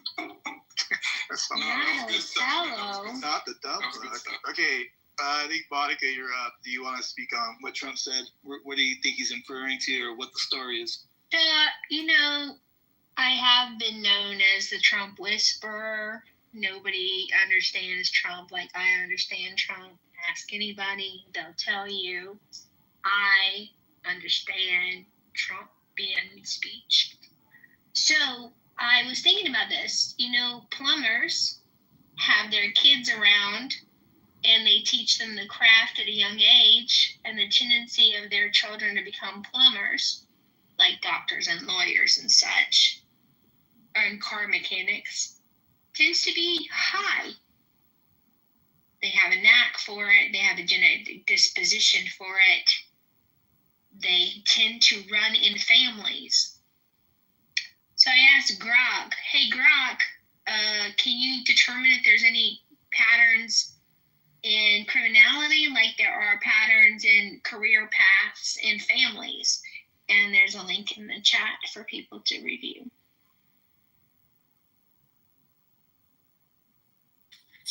There is a pattern between white supremacy and Republicans too. I mean, majority of white supremacy is they're Republican. So does that mean all Republicans are white supremacy? I'm just wondering. That's exactly my argument, Sarah. I'm so glad you tracked so thoroughly and did not straw man me or completely misunderstand. Thank you.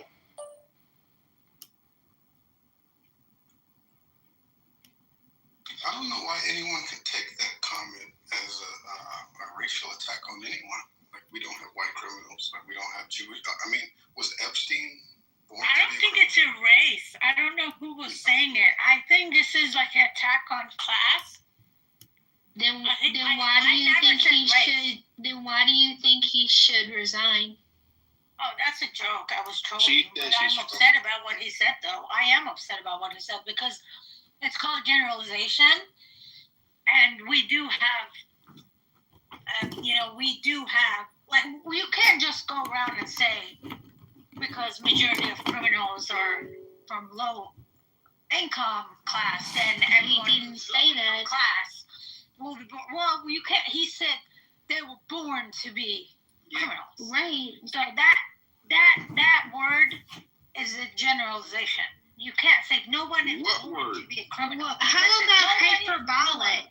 Do we know Trump to be as hyperbolic, given the fact that when the government shut down and the sports team came in his first administration to the White House and he fed them fast food because out of his own pocket because the government was shut down, and he said the burgers were piled a mile high in the White House, and CNN and mainstream media said, oh, that's a lie, instead of a hyperbolic statement. Well, I don't know. The left says that people who are trans were born to be trans, that they knew their whole lives that that's who they were. So I thought we both agree that the left is fucking retarded. Okay. And we're different than them. So you're telling me that we're just as dumb as they are? Yeah, no. Okay, thanks for the clarification. You don't. Because they do it, it doesn't mean we should do the same thing. That's all I'm saying. You don't generalize. You don't generalize entire class. Yeah, we do generalize. That's what statistics. That's what a president shouldn't fucking do. Alex, no, but intelligent people generalize. So the thing is you don't have to deny that a person who grows up in a child who grows up in a white supremacist family, you don't have to deny that it's very likely that they will end up being a white supremacist because that's criminal too. Environment does make a difference. There are times when environment doesn't make a difference. That's actually not even born to be. That's born into. That's born into. Listen, if he had used the words born into, I wouldn't be upset. No, it doesn't. No, it doesn't. As a scientist, as a biologist, I'll tell you. Born to be means genetic. It doesn't mean environmental. No, that is exactly why I'm so upset. If he had said born to be. You could have a point which I could agree with you, but I don't think Trump is that specific. I mean, and certainly he's not that specific as people on this app have been known to be, to get to the point of putrid, what's the word? Putrid specificity that ruins all conversations. But I think we know what he meant, and I think yes, there are exceptions, as the seminal movie Trading Places showed us, that just because you're born into criminality, the way Eddie Murphy's character was, doesn't mean you're necessarily destined to it. And of course, we know that not everyone. It's just an articulation problem, right? That's not what you're trying to say. Yeah, that's what I said. And I'm furthering the point by saying that, yes, not everyone who's born into criminality will repeat it. But the fact remains that if you are born into that environment, then maybe not only is the environment going to make a difference, but maybe those genes will make a difference too. As far as the clip about what Donald Trump said, I got absolutely no problem with what he said. Not one. Not one. And I'm somebody that's from a neighborhood like Chicago, right? I got no problem with what he said. And in fact, I don't think the overmajority of so-called black people have a problem with what Trump said. The problem is the so-called black people that are politicians and a part of the Democrat Party that help white supremacy thrive. They're the ones that basically put out these narratives that say this is how black people feel, which is bullshit. I don't understand why black people think everything is about them. So you're telling me all criminals are black because I said it, but I don't think you were listening. No. I'm specifically upset because I see classism in that. Wait, Sarah, you just generalized all black people. No, he's saying black people are not upset. You just said I don't know why all black people think this is not about race. Listen, did everyone that they arrested in D.C. was black? Of course not. This is not about black people. Why do black people make everything about themselves? You just generalized. I literally said class. This is an attack on the low-income Americans, regardless of their fucking race. Yes, but you said, why do black people think everything is Because he's saying that. He's saying I'm from Detroit, and I know this. I'm like, why do you think like that? Single him out. Well, you were in this room or not earlier. Whereas absolutely, he was like, oh, I'm a black man, and some white woman is saying this. I'm not even talking about race. This is the 50th time I said class. Well, this is why. I'm going to tell you, I don't know what you're talking about either. This is why, because the general undertones, right, that Trump was giving off about even deploying, when he said, the black women in Chicago, they have MAGA hats, and they want me to send in the military.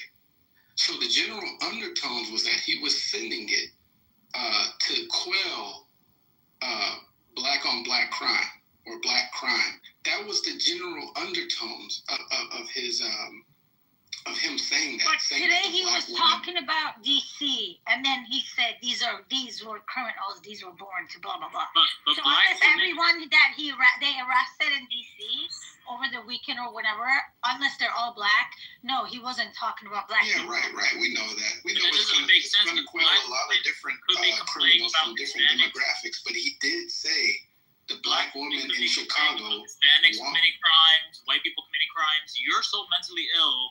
You're associating crime with black people and trying to project it onto Trump because there's something wrong with race. Who? Othello. Well, this guy's mad because I cooked him in a prior room, but everybody knows. Okay, let me speak. Shut your bitch ass up. Yeah, that's what I'm saying. Everybody You're associating crime with black people because you're mentally ill. Everybody heard when Trump said the black women. Did anybody hear that? Yeah, he said black women are Matt, did you hear that when he said the black women in Chicago? Say who's committing the crime. Did he You're say that? associating crime with black people because Matt, did he not say that the black women in Chicago? Wait, you talking about today? I didn't see the whole. No, not today. Not today. Again, we're agreeing that he said black women are saying to lower crime, but he didn't say that black people are committing the crime. No. That's why I said the general undertones. That's why I said people are equating it with black people because the general. No, it's because of your watermelon logic. That's what it is. It's like he said hardcore criminals. And you got to think about it. This is something that's been talked about for decades, the recidivism rate amongst the serious hardcore offenders, whether you're white, whether you're black. And, I was talking about earlier, Sammy the Bullet Gravano. He's somebody who he says he grew up in a great family. They were good. None of them were in the mob. But yet that motherfucker went to prison. From juvenile hall up until his advanced age, he's been involved in like 19 murders. He got arrested here in Arizona for selling ecstasy with his son. This is a lifelong fucking criminal. These people exist, and so to say that this somehow has something to do with black people is fucking retarded. I get it that DC. You have the areas that are very expensive, and the rest of it is rather poor. And it's the people that live in the poor areas are almost all black, and it's been that way for decades. And so, who are the people that are going to be committing most of the crimes? In Washington D.C. it'll be black people, obviously, but to say that it's implying that somehow that being a hardcore criminal is unique to black people is just fucking retarded. Like he's obviously talking about the people he said he'll slit your throat and sleep like a baby. Those are hardcore criminals. I mean, they exist in every community. So I don't know why are you guys so quick to want to be offended? But we agree. We agree that Trump is. Yeah, we agree. That's what I'm saying. We agree, Joe. We agree. Like, we agree. Joel is the one that has a personal vendetta. Okay, hold on. And he looks dumb. Joel hasn't spoken yet, though. In fairness, he's not been given his time. Joel, go ahead. You have the floor. Speak your mind. Go ahead. I'm just hoping that this low IQ hood rat would just shut the fuck up. Hey, shut your fucking mouth, Peckerwood. Show some respect. Rob the fuck out of you, nigga. Watch your mouth. All right, you guys. Come on. What you talking about, nigga? Don't make it. I got nobody's in the room. The 90-pound Mike is fucking. Oh my god, he's terrifying. Hey, egg cracker, shut your fucking mouth. I'm not white, retard. Peckerwood, where are you? No, nigga and cracker ain't need to die. Not white, retard. He's Somali. What are you? He's Somali. Oh, he's Somali. Yeah, Skinny's in the tree, 3 o'clock. I'll tell you a random race so you can throw out a race. No, you just said. All right, no.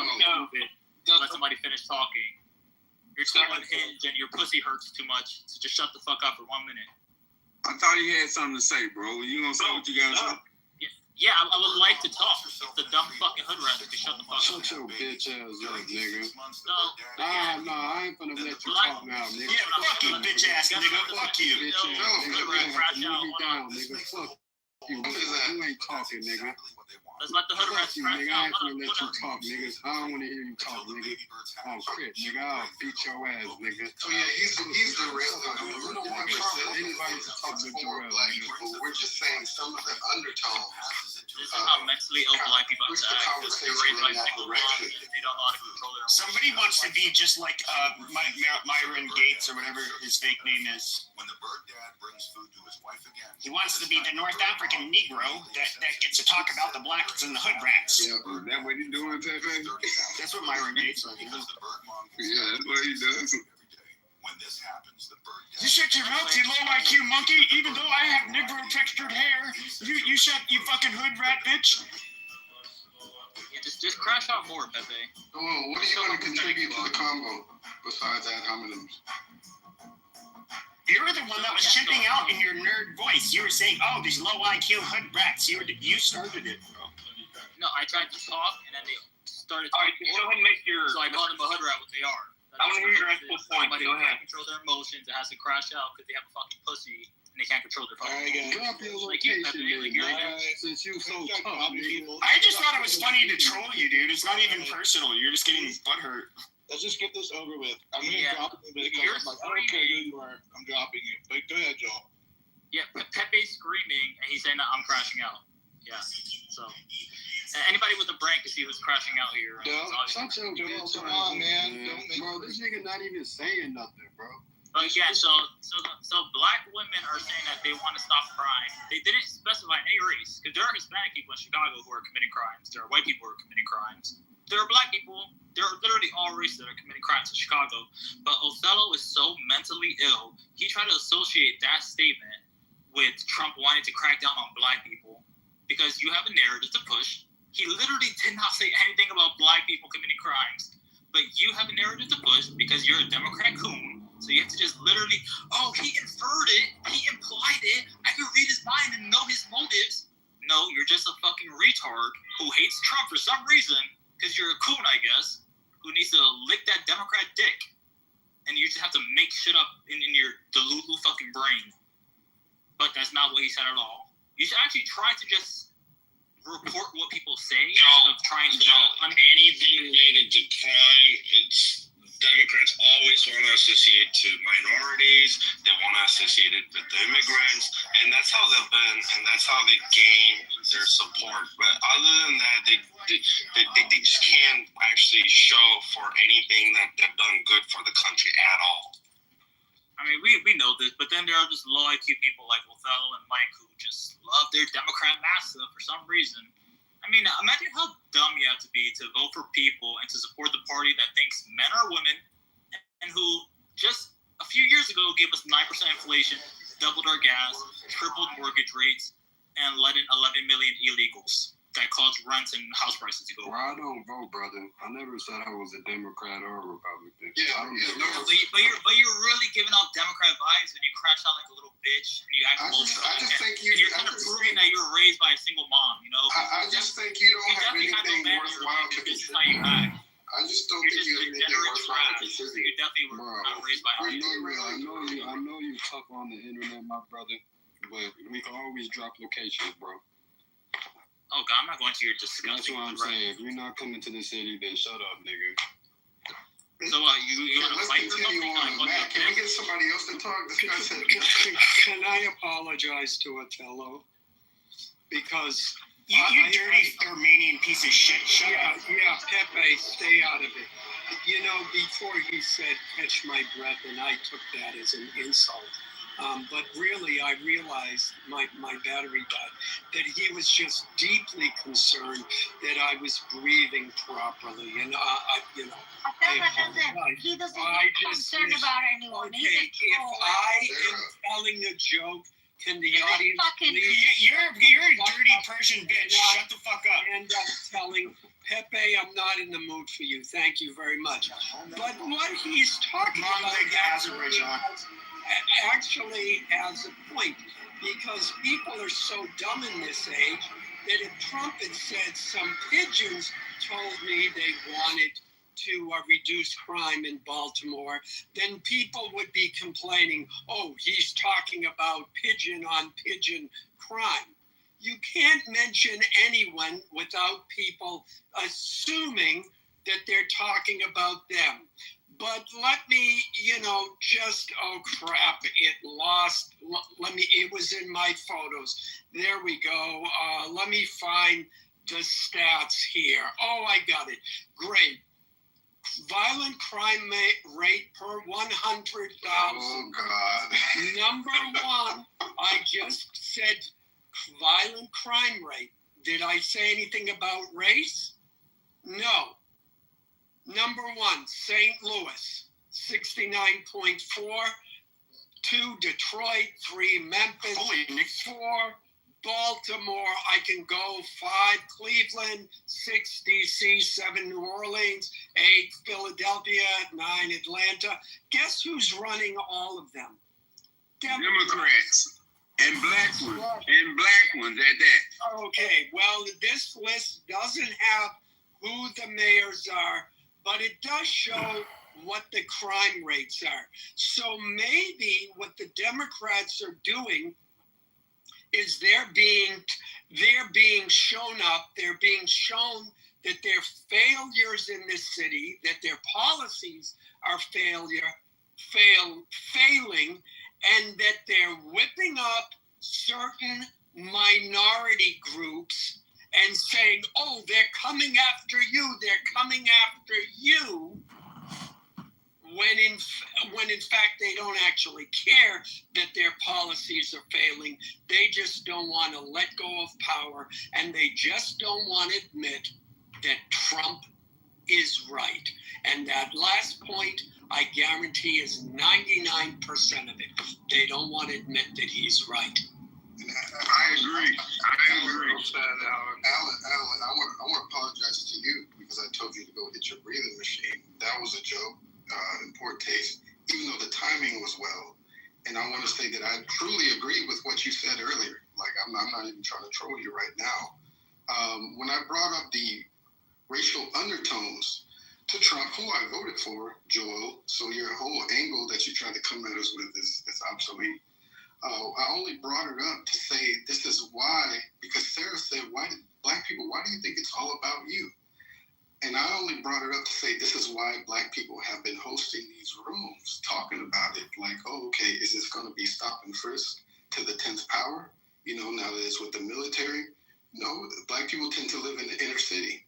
And so when we hear things like, oh, the black women in Chicago want us to get out there, naturally, black people are going to take that as like, oh, okay, that's coming to clean up our neighborhoods. I even said today that it's going to help with all types of crime.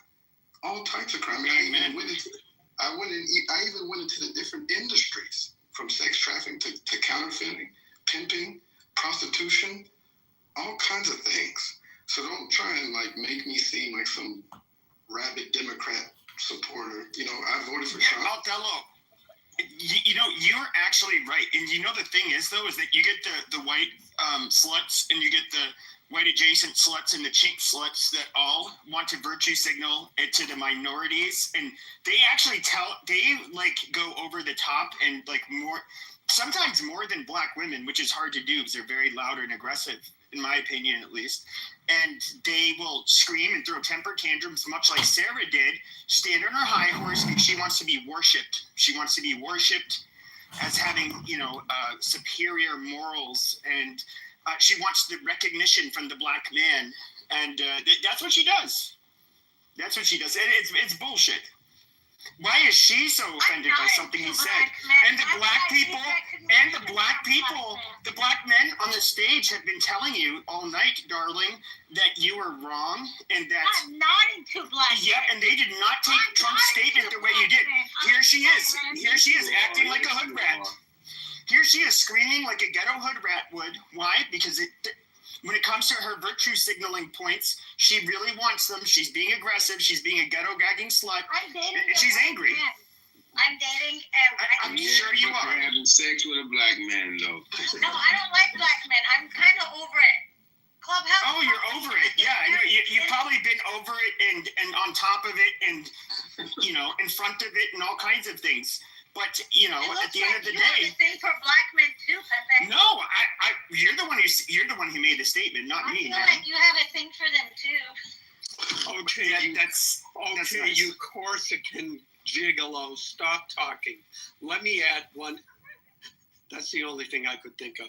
Let me add one more thing to this, which is when I said Trump was 100% right, I don't know that he knows this, but when you look at the 911 calls made throughout the United States, black people are overrepresented in the number of calls they're making to 911.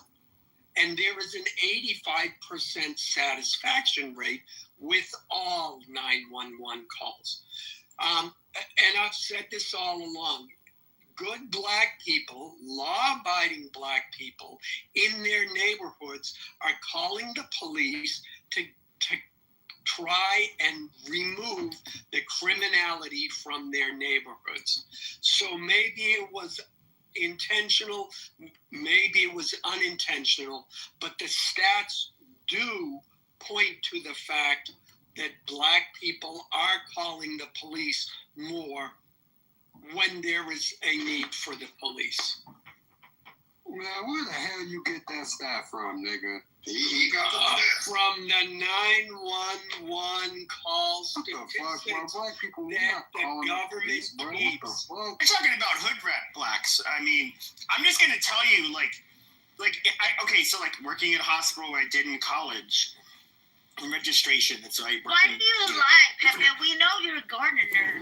Not that it's like amazing. I said in like registration, that's not like it's not a hard job to get. But anyways, like I could imagine if I was I don't know, in a doctor's entrance and there's like a hospital where, there's Black physicians coming in. It's like, hi, yeah, these stupid niggers, you guys think you're so smart. Yeah, they'd be like, oh, that guy's unwell. I better call security. They wouldn't be like, what the fuck you say, motherfucker? Oh, fuck, hell no. No, they wouldn't do that. They'd just probably like call security and maybe get arrested or something, for causing a nuisance, being a nuisance. So yeah, I mean, I guess like, what kind of Black people are you talking about? Because I don't think all Black people are hood rats. Even there's a guy who's a gang member on this app, Whack 100, and he'll talk about this. And if I recall correctly, he says it's not snitching if you're like a quote unquote civilian, a square, a non-gang member, somebody who does everything right. That's like, absolutely true. You get to call the cops because you're not in that world. You're not playing that game. You can call the fucking cops. Yeah, civilized dumb niggas like Mike. So there's a difference. There's Black. Bro, you're not even trying to link, bro. I ain't even trying to link, bro. You ain't trying to talk to me, bro. Just keep my name out your mouth, brother. Just contribute to the conversation, bro. But if you're not trying to come to Chicago, nigga, then just leave it be, bro. For real. Yeah, so like I said, you got civilized Black people, then you got niggas. And Chris Rock had a whole comedy special about that very point. Well, it was one part of his comedy special talking about that exact point. What Joel and them same niggas y'all talking about will rob the fuck out of you. Yep. So I mean, to be fair, like white people. Imagine being so stupid you think that's like a good point that you just. But Joel, here's the thing though, is that a good chunk of the Hispanic community. I don't know. Are you Hispanic? What are you? Like, why are you afraid to answer? It's so weird. Because he's a bitch. I didn't say anything. I'm asking you a question. Like, what is your ethnic background? I didn't even get to unmute my mic before you said I was scared to answer. Okay, go ahead. I'm Dominican. Okay, so Hispanic. Wow, so scared. Amazing. To admit that, yeah. No, so are you like Afro, Latino, or are you partially Afro is a hairstyle. I know black. Well, no, there's Dominicans that a lot of them have some black in them. I'm not race obsessed, so I don't like. I'm asking, do you have like? I know black. Like, oh God, am I Afro Dominican? Am I what? Okay, do you have like hair that is maybe not quite like an African's, but like coarse and like a bell pepper nose? Do you have any of the features of a Black person? Who cares? Because it matters. I do. Who does it matter to? Matters to me. Why? Matters to me. I don't know. Okay, boomer lady, I get it. You don't care, but I care. And so look. No, I treat people as individuals. That's amazing. That's where you boomers failed. That's where you boomers failed. Look, you had the greatest generation that raised you. These are people that grew up through the Great Depression. They were, absolutely. Yes. You need to shut the fuck up, boomer, so I can explain it. The greatest generation the people that grew up through the Great Depression, who were poor as fuck, who had to then get dragged into a fucking world war, where people actually committed suicide if they were considered not eligible to join the military, because it was such a shameful thing. Kind of a real war, yes. It was horrible war. Yeah, horrible war. Everybody knows World War II was horrible. And they come back. They had very good work ethic. They were savers. Most of them were solid middle class, and then they raised a bunch of brats. Now these brats became teenagers and adults in the 1960s. A good chunk of you, you fucking parasites, ended up becoming brats. You had the sexual liberation in the 60s that opened the door for women to be sluts. You raised generations of sluts, and female empowerment. I didn't raise you. You started widely indulging in drugs, something your parents told you never to do, but you dumb fucks ended up doing it. You guys were worthless pieces of shit. Worthless pieces of shit. Your generation is fucking retarded. Fuck you, boomer. Fuck you. You did